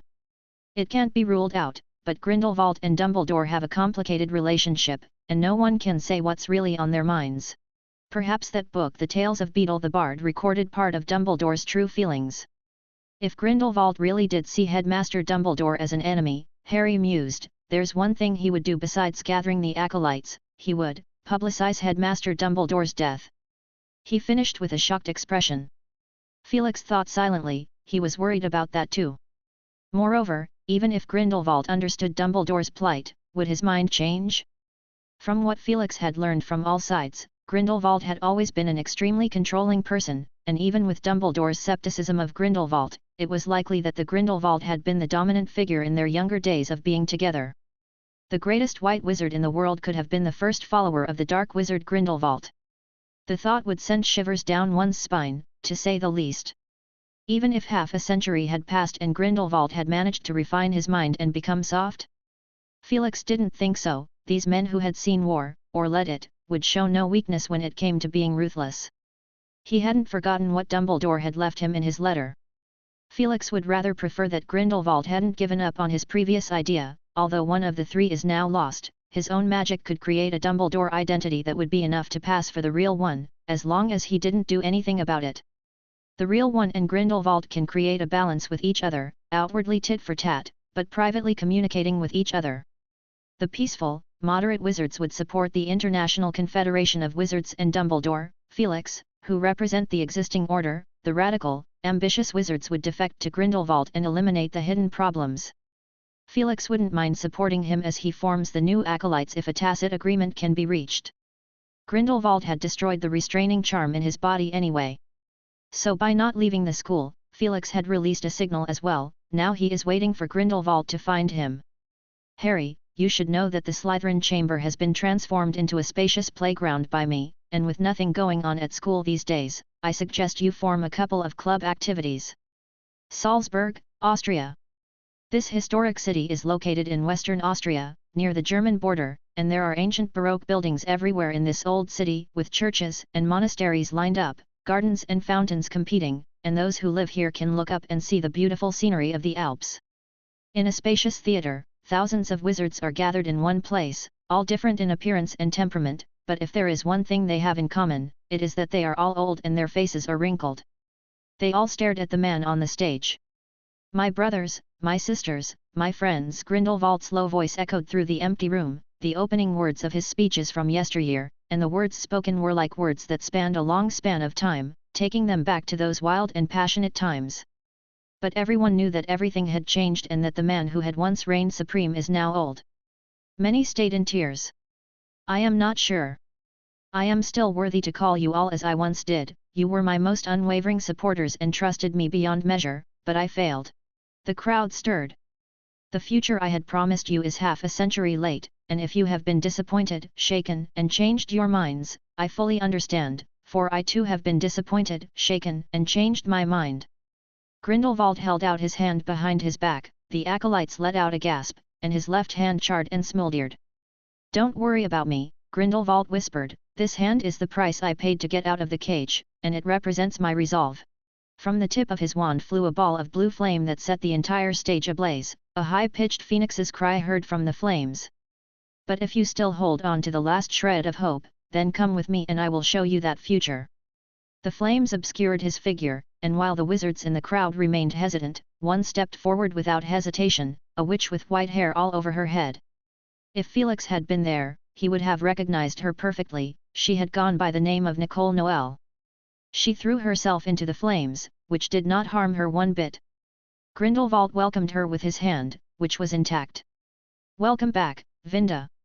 More and more people approached, and soon the flames became filled with people, even a little crowded. Their figures became blurred in the flames, discernible only by their movements, and they looked in unison at a handful of their peers. From the flames, Grindelwald spoke in a hoarse voice. "We were once close, so do me one last favor, tell Felix Hap that we will meet soon, but not in the way he wishes." He bowed slightly after saying this, then straightened his body. He waved his wand so violently that the flames suddenly shrank and turned into nothingness. The stage disappeared completely. Chapter 679, Fun and Shelter. Everyone used the bubble head charm, the supersensory charm, and the levitation rune circuit in quick succession. "It might be a few kilometers, I haven't tried this method, but it should work," Harry said with uncertainty. It was Hermione's idea. As he spoke, a transparent, pearly white ghost sized him up curiously. "I never thought this would happen," Myrtle said happily, and from the way she was beaming, it looked as if the new year had come early. "Believe me, I didn't think I'd be leading a group of people here either." Harry squeezed the words out of his teeth as Myrtle let out a trail of giggles and twirled in the air in a quick circle, the eyes of the members of the Frontline Lookout Club staring blankly at the scene. I swear she wasn't this happy even when Peeves was being fanned all over the castle by Fred and George on an exhibition. Ron whispered to Neville on the side, or even if you add the time when she found out that Hermione's face was covered in cat fur. Hermione gave him a stern cross look. "I didn't expect you and Myrtle to have such a good relationship," Luna commented out of the blue, her tone filled with envy. Ron glared at her. "Okay, you guys," Harry said, "everyone move. I'm not sure if Professor Hap has conveyed this to the other professors in case we get caught," he said uneasily, not quite happy with them laughing and giggling without any vigilance. He felt annoyed. Myrtle's laughter was also a little jarring, but there was nothing else he could do about it but pretend he couldn't hear it. Who made this abandoned girls' lavatory, Myrtle's territory? He could only send a silent urging with his eyes. The students finally got serious and cast spells on themselves one by one. Pretty soon Harry regretted it. 20 or 30 people crowding into a common lavatory made the scene quite noisy whenever one of them said a word. The scene looked both comical and chaotic, especially when some of the students who seemed overexcited began to float in mid-air without significant weight, dancing and shouting with excitement. Dean was casting a bubble head charm on himself and the spell had barely taken shape when a foot fell from the sky. "Ouch! Who stepped on my head?" "Oh, sorry, didn't mean to, I couldn't control myself." Seamus stifled a laugh as he acted as if nothing was his fault and said with a straight face, "Please pull me down." Before he could finish his sentence he let out a scream as Dean retaliated by grabbing his ankle and throwing him out with all his might. Seamus crashed towards the wall like a wingless bird.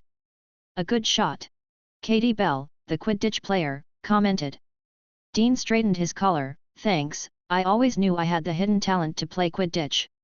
I feel like I can't breathe, sneaking into the girls' lavatory. My dad will send me a howler or two when he finds this out because I have tarnished the reputation of the Macmillan family. I shouldn't even be here." Ernie Macmillan muttered. "So why don't you leave? That would save room for 2 more people," Ginny said with a raised eyebrow. "I'm warning you, stop pointing fingers at my size," Ernie growled in a low voice as he puffed up one of his fat arms. "Then keep your fat mouth shut and cut the sour talk," Ginny said nonchalantly.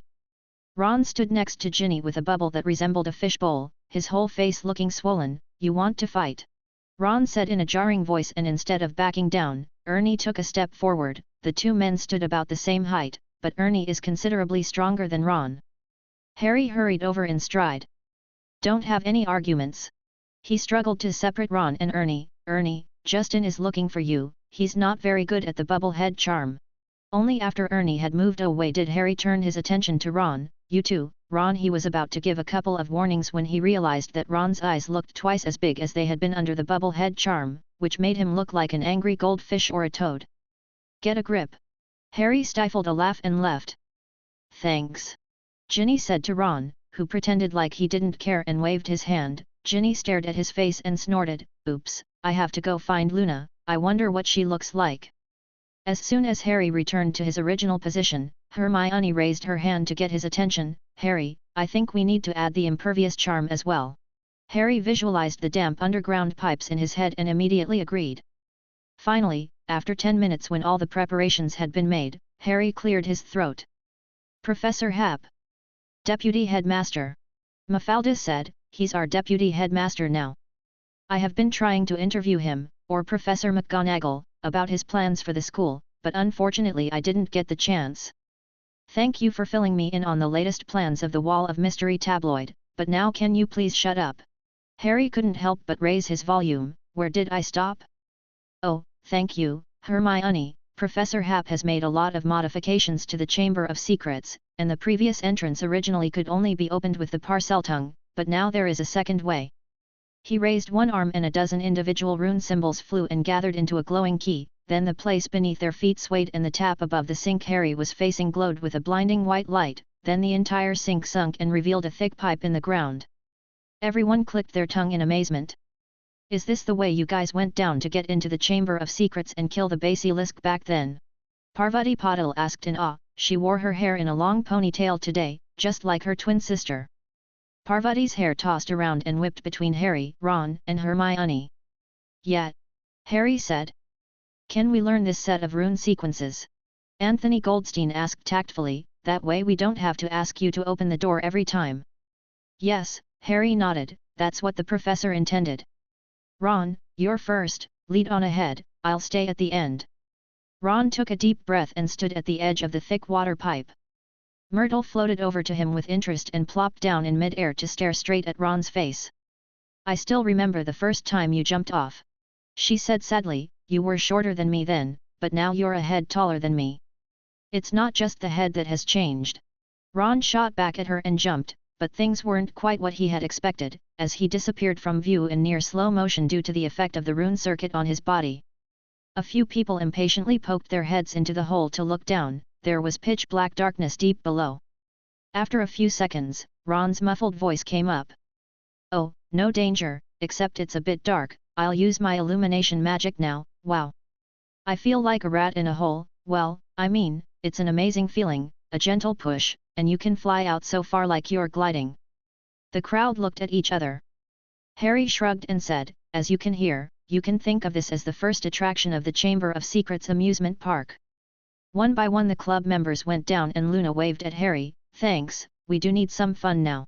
Harry didn't say anything, and when he and Myrtle were the only ones left in the abandoned girls' lavatory, Harry whispered, "We certainly need some fun, but we also need a war shelter more than anything." He glanced up at some corner of the lavatory ceiling where there's a mirror. "I suppose you feel the same way, Professor Hap?" "I certainly thought so. I found out this very early on. The Chamber of Secrets goes several kilometers underground in the school, and it is a natural shelter.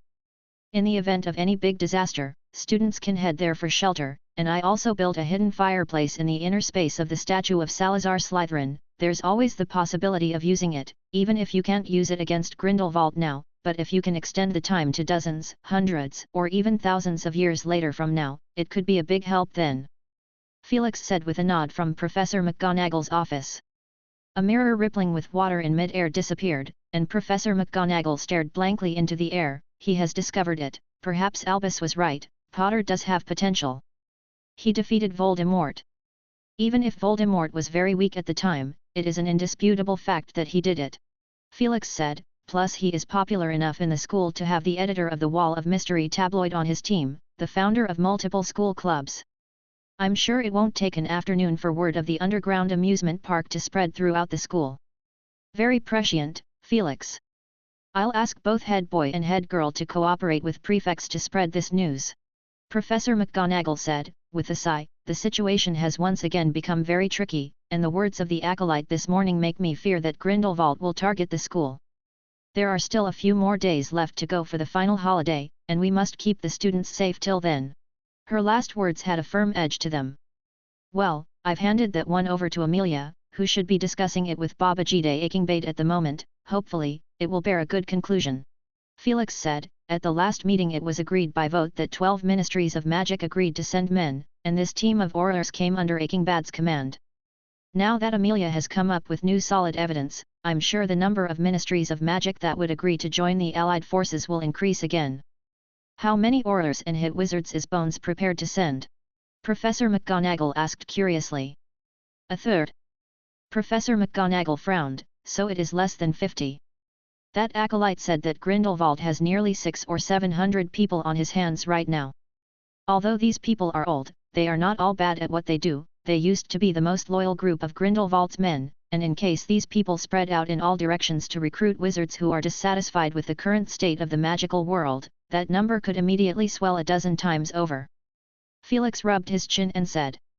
There is no way around it. In order to prevent this situation you mentioned, the ministries of magic in each country must also leave enough manpower and reaction time. For the people of the International Confederation of Wizards, the most important thing now is to establish a smooth and stable communication channel. There is a lot to learn from some of Dumbledore's previous approaches, and... He stopped talking as the fireplace burst into flames and Ms. Bones walked out of it, in a dusty state. How did it go?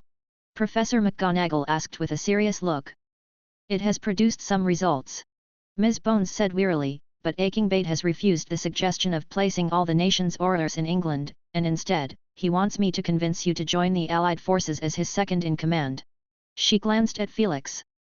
At the moment no one is sure how far Grindelwald has recovered his strength. If we go by the test results given by the healers of the International Confederation of Wizards, Grindelwald is now at best a little stronger than an elite orator, but it can only be considered for a limited time, and if he has fully recovered his level of strength to back then. There was a meaningful gleam in her eyes. With this information Felix Happ would never be able to leave so easily. Only in the most troubled times would people realize what it meant to have a wizard like Dumbledore, or Felix in their lives. I'm not leaving the school at this time. Felix said with a frown. It's uncertain what Grindelwald's true intentions are, but you can tell Akingbate that I'll take some action when the end of term has arrived. Don't get me wrong, I'm not interested in commanding a large army of wizards with complex elements, and I'm sure the political tug of war involved in this will definitely consume most of my energy if I try to take a charge of it, and I won't be able to do my research and other things. I'll try to find Grindelwald and have a talk with him. The best outcome would of course be talking him out of it, with the secondary goal of figuring out his true agenda, or a little fight to find out what he's made of. I've always felt he's in too much of a hurry, and he shouldn't be in such a rush in his current state. Well, I will pass the word. Bones said with a sigh. To be honest, I am just now realizing that Voldemort seems compared to the pressure brought on by Grindelwald, at least at the time you and Dumbledore were able to completely overpower Voldemort, and the Ministry of Magic Orators and Order of the Phoenix members had an absolute advantage over the Death Eaters, but now Grindelwald has in his hands a force more than 3 times that of the British Ministry of Magic, and this is only the backbone of the group most loyal to him, and any random one of them can gather dozens or hundreds of followers. If all these people could be used to target a certain country, it would be an absolute disaster of enormous magnitude. She seemed to imagine the scene and couldn't help but shudder. Are you still unable to get in touch with Dumbledore? She asked expectantly. Felix and Professor McGonagall looked at each other slowly and shook their heads. There's no need to be so pessimistic, Amelia. Felix said, have you ever wondered why Grindelwald gave priority to gathering this core group of forces? According to that acolyte, Grindelwald even resorted to using Protego Diabolica to test the loyalty of every acolyte that chose to join him. He didn't do that back in his time. Are you saying he has little confidence? Ms. Bones asked, on alert immediately. Felix nodded in all seriousness. Grindelwald has 2 paths forward, violent confrontation and verbal bewitchment. If he chooses the former, he will immediately be branded as a dark wizard by the ministries of magic of every country. His past crimes will all be rehashed and magnified tenfold, and don't forget that the existing order shows no sign of collapse, and as long as we can keep a tight lid on it for a few months, things will be very different in time. If he chooses the latter, now more than half a century has passed, and even if his speeches held as much charisma as they did once, and even if his slogans reached the hearts of the general public, how many people are left today who would pledge their loyalty to him? The era that belonged to him has passed, and let's see, there won't be many of the new generations who will want to follow him. The young people probably haven't even heard of him, and if they have, it's a notorious reputation. The only thing to worry about is that he will be throwing his weight around in desperation, even if the chances of his survival become too small. Grindelwald stood on the finely detailed steps with Vinda Rosier and knocked on the door. As they waited, he said casually, "I don't need too many people to pledge allegiance to me, it's enough if we can gather enough vocal support to intimidate the law enforcers. A couple of dozen ministries of magic are pulling each other's strings, and does Akingbade have enough authority to hold these people's might together? I'm not the same person I was back then, but neither Akingbade is the Dumbledore of that year. Believe me, Vinda, as long as we don't make the first move, no one will dare to take the initiative to start a wizarding war." Grindelwald showed a sarcastic smile. "But his identity does have some use, at least enough to deter some people, so here we are." The sound of footsteps approached, and a woman dressed as a maid opened the door. She leaned in the doorway and surveyed the two men suspiciously. "Hello, may I ask who you are looking for?"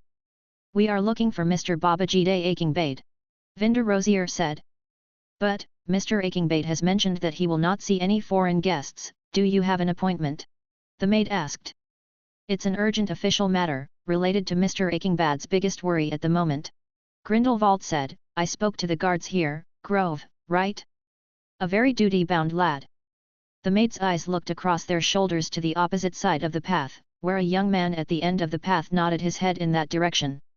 "Oh," she moved out of the way, "come in, I'll go and wake him up. Mr. Akingbade has not slept for dozens of hours in a row, has been in a meeting and has only just laid down for a short time."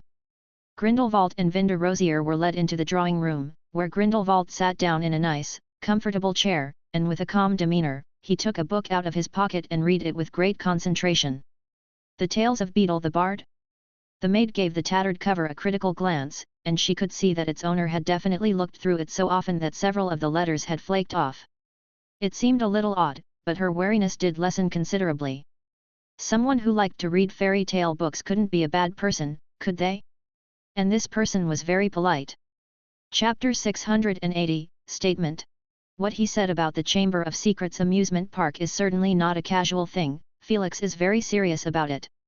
The members of the Frontline Lookout Club had already experienced the first ride, which the Creevy brothers called tunneling through, and the others found it quite apt, through a long, damp underground pipe, as if they were traveling through some deep, deep crevice in the sea, their whole being lightly floating and whirling downwards under the effect of the levitation rune circuit. After the initial discomfort, they soon fell in love with the ride and shouted with glee. The glow of illumination led them to a circular open space. Harry recognized that there were remains of rats and small animals piled up here before, all eaten by the basilisk, but now they were all gone. Although it is still wet and dirty, at least it is no longer so ominous, and when they push open the last door, the students were stunned by what they saw before them. In front of them, there is a town far vaster in scale than the Hogsmeade village, with snowy mountains, forests, sandy plains, and lakes. Each place is not very grand, but the various terrains are like pieces of a brightly colored jigsaw puzzle, and they are harmoniously put all together. Overhead is a blue sky with white clouds. At the entrance, they found a huge wall with instructions and directions. "It wasn't there last time I was here," Harry gulped, as he pointed at his feet. "The last time I was here there was only a single path, I followed it all the way and came across." He closed his mouth, but Ron and Hermione understood what he meant, an encounter with Voldemort. "Hey!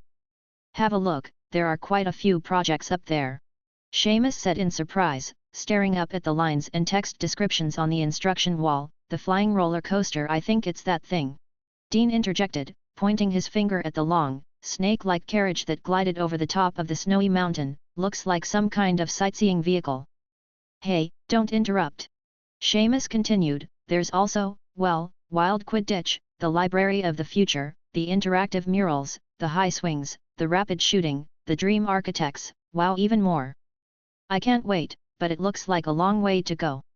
It says here, you can ring a bell to summon a ride, or you can fire red sparks with your wand," Neville said, turning his head and staring at a metal object in front of him. It looked like a curved neck table lamp, only it had been enlarged several times and the location of the light bulb had been replaced with a metal bell.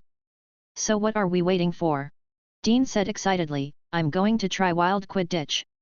Harry also had a soft spot for things with the Quidditch name on them, and at the urging of the crowd, Neville shook the bell, and they waited for almost a minute when there was a clatter of hooves from the distance and a group of glowing creatures came running towards them and stopped right in front of them. Rune creatures! Hermione said in surprise, looking around her and knowing what this meant. Rune creatures couldn't last long, so everything here is like something taken out of a thinking room and brought under Professor Happ's magic control. Next, everyone picked out their favorite creature. Harry picked a creature that looked very much like a hippogriff, and he made his way to the heel and wondered hesitantly if he should bow in front of the shining pupils, but Justin on the other side of the ground had already climbed impatiently on top of a huge flamingo, and he asked uncertainly, close to its ear, "Can you understand what I'm saying? I want to go on a roller coaster that is." Immediately the flamingo took off running on its two long legs. Justin screamed and grabbed its pink wings, and it quickly disappeared from the sight of the crowd. Those left behind looked at each other for a moment, then became even more excited. "Well, I'm going to go to the Library of the Future first, then I'll see the interactive murals. I don't know what the Dream Architect means, but the high swings sound nice and calm too," Hermione chattered. They parted at the entrance and a giant creature carried them as they raced towards their goal. The journey wasn't boring and the hippogriff beneath Harry's feet wasn't slow, so after only 2 minutes, he made it to his destination. There was a huge golden birdcage-like hollowed-out building in front of him, and Harry stepped in the sand. A dry heat spread through the air, and he suddenly realized that it had been over a month since the Quidditch finals, and he couldn't wait to play a game of Quidditch. Dean was waving at him. "Hey Harry, look at this!" Dean sat excitedly on a flying broom, and Harry had no idea how he had done it, but a huge clear bellflower-like blue bubble wrapped him up completely. Harry touched it, and the sensation on his fingertips felt like a leathery toughness, and then he was struck by a flash of motivation to figure out what the wild Quidditch is all about. Soon he too got on his flying broomstick, and the two swooped and collided like barbarians. With the protection of the bubble, which bounced them off, there was no need to worry about getting hurt at all. Harry felt the joy of the now abandoned and historical style of Quidditch, the aerial collision, but of course, he felt that the professor's approach was far safer and more civilized. They had a good time, and at some point, Neville and Ginny joined in. Harry got even more excited and was totally into it, as the opposite parties' faces came closer and closer, and when they were about to hit each other, the flexible bubbles came into play. The bubbles were squeezed out of shape, and then they were bounced off in a whirl, having to scramble to control their direction, which tested their skills on the flying broom, and Dean couldn't avoid hitting the birdcage despite all his efforts, then bouncing off again. Harry took this opportunity to roar and vent his emotions, knocking down anyone who got in his way, and as he waved his fist in celebration at his third victory, he turned his head and noticed that Ginny had disappeared. Neville held out a finger and pointed to the entrance with an innocent expression. "I don't think she was too happy when she left." Harry hurriedly left the wild Quidditch birdcage, the hippogriff still waiting for him where he left it, but he couldn't find Ginny's horned camel anymore. When he looked up, a huge roller coaster flew overhead, and Harry's eyes caught sight of the Potter sisters' ponytails dangling backward from the open carriage, and his ears heard their excited shouts as the roller coaster that looked like a caterpillar flashed past him. He got on his hippogriff and started to look around, and soon he spotted the figure of Ginny in front of a huge rock wall. Her fiery red hair was recognizable, and he went over to her, but Ginny ignored him. Harry got an idea and talked about wild Quidditch tricks, and Ginny soon perked her ears up and listened. Harry was relieved to see Ginny's expression change from gloomy to sunny, and he asked, pointing to the brown rock wall, "What's this?" He looked around to find Katie Bell, Lavender Brown, and Terry Boot looking at it with great interest. "The interactive thingy," Ginny said, "Ron's in there." Harry's eyes widened as he looked at the rock wall.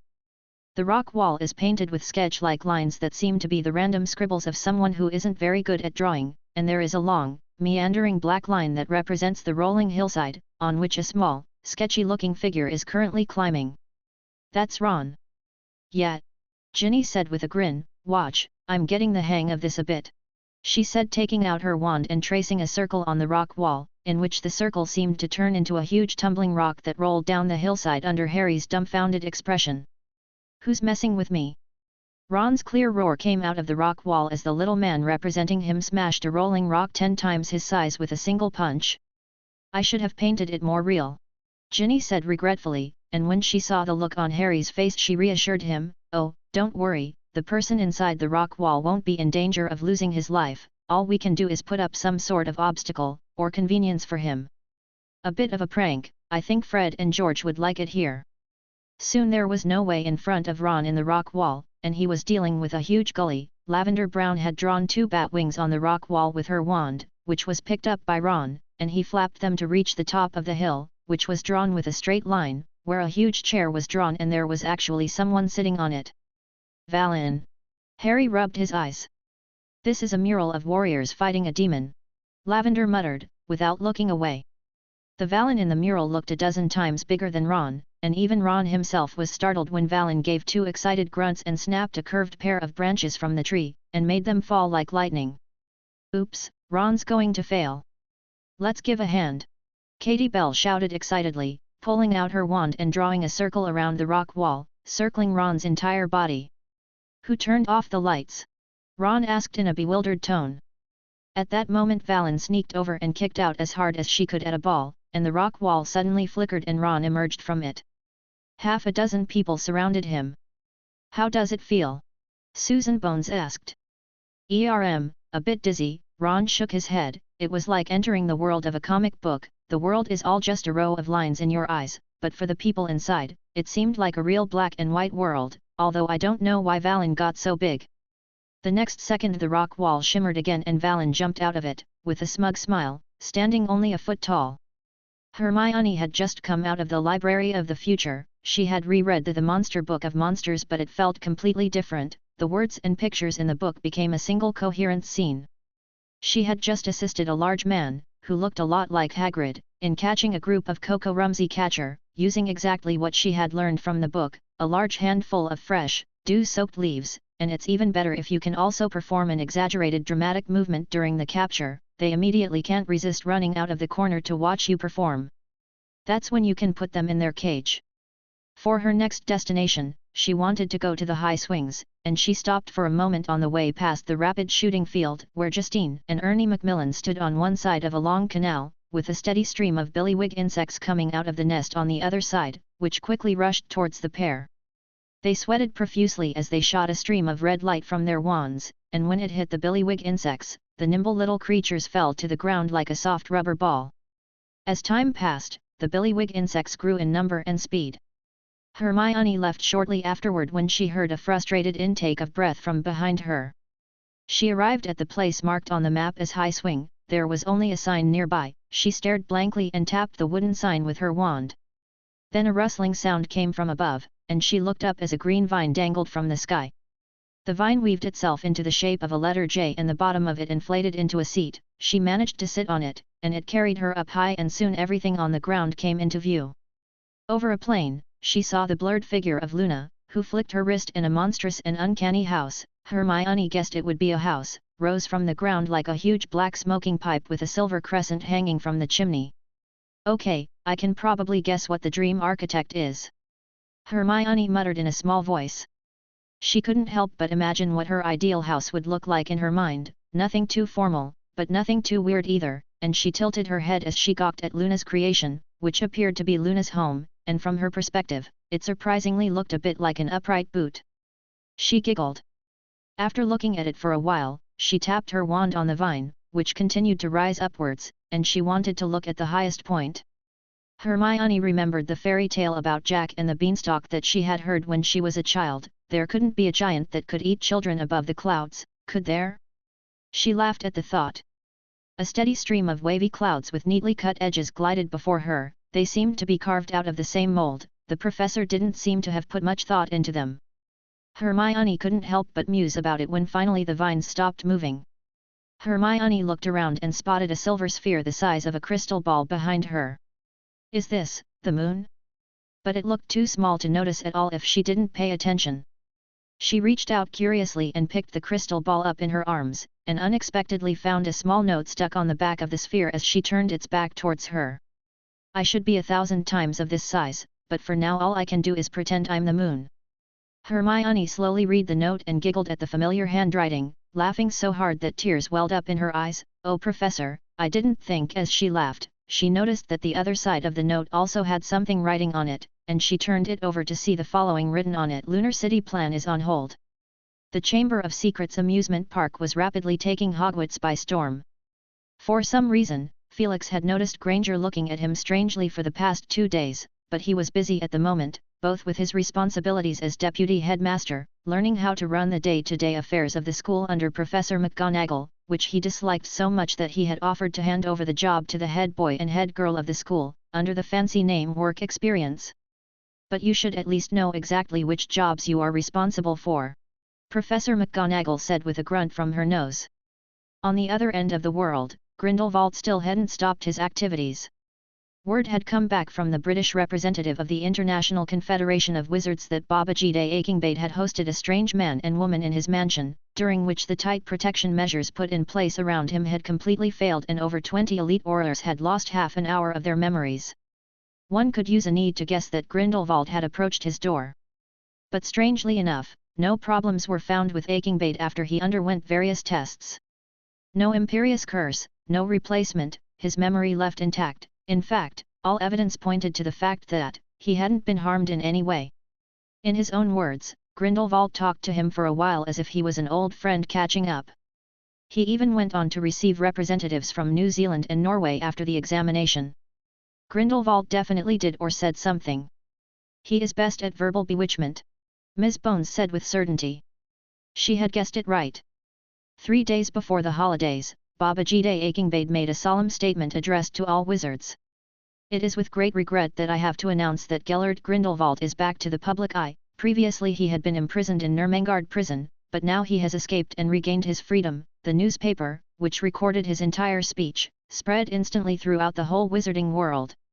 In view of the series of crimes he has committed, I, the Supreme Mugwump of the International Confederation of Wizards, Babajide Akingbade, should have immediately mobilized all my forces to arrest him, which I did, but he voluntarily approached me, and we had a private conversation. I personally was not subjected to any coercion. Yes, Mr. Grindelwald was very polite throughout the whole conversation. We even discussed one of the wizard fairy tales. I'm sure many of you have heard of the story of the wizard and the hopping pot.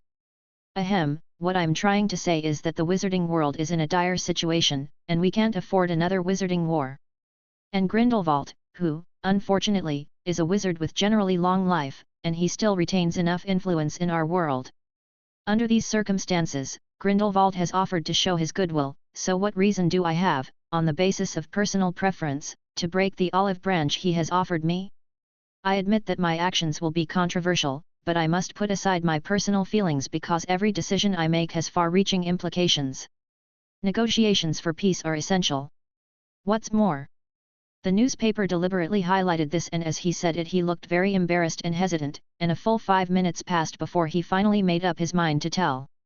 What's more, the man who defeated Grindelwald last time is no longer with us, the great, wise, and benevolent Albus Dumbledore. He's dead.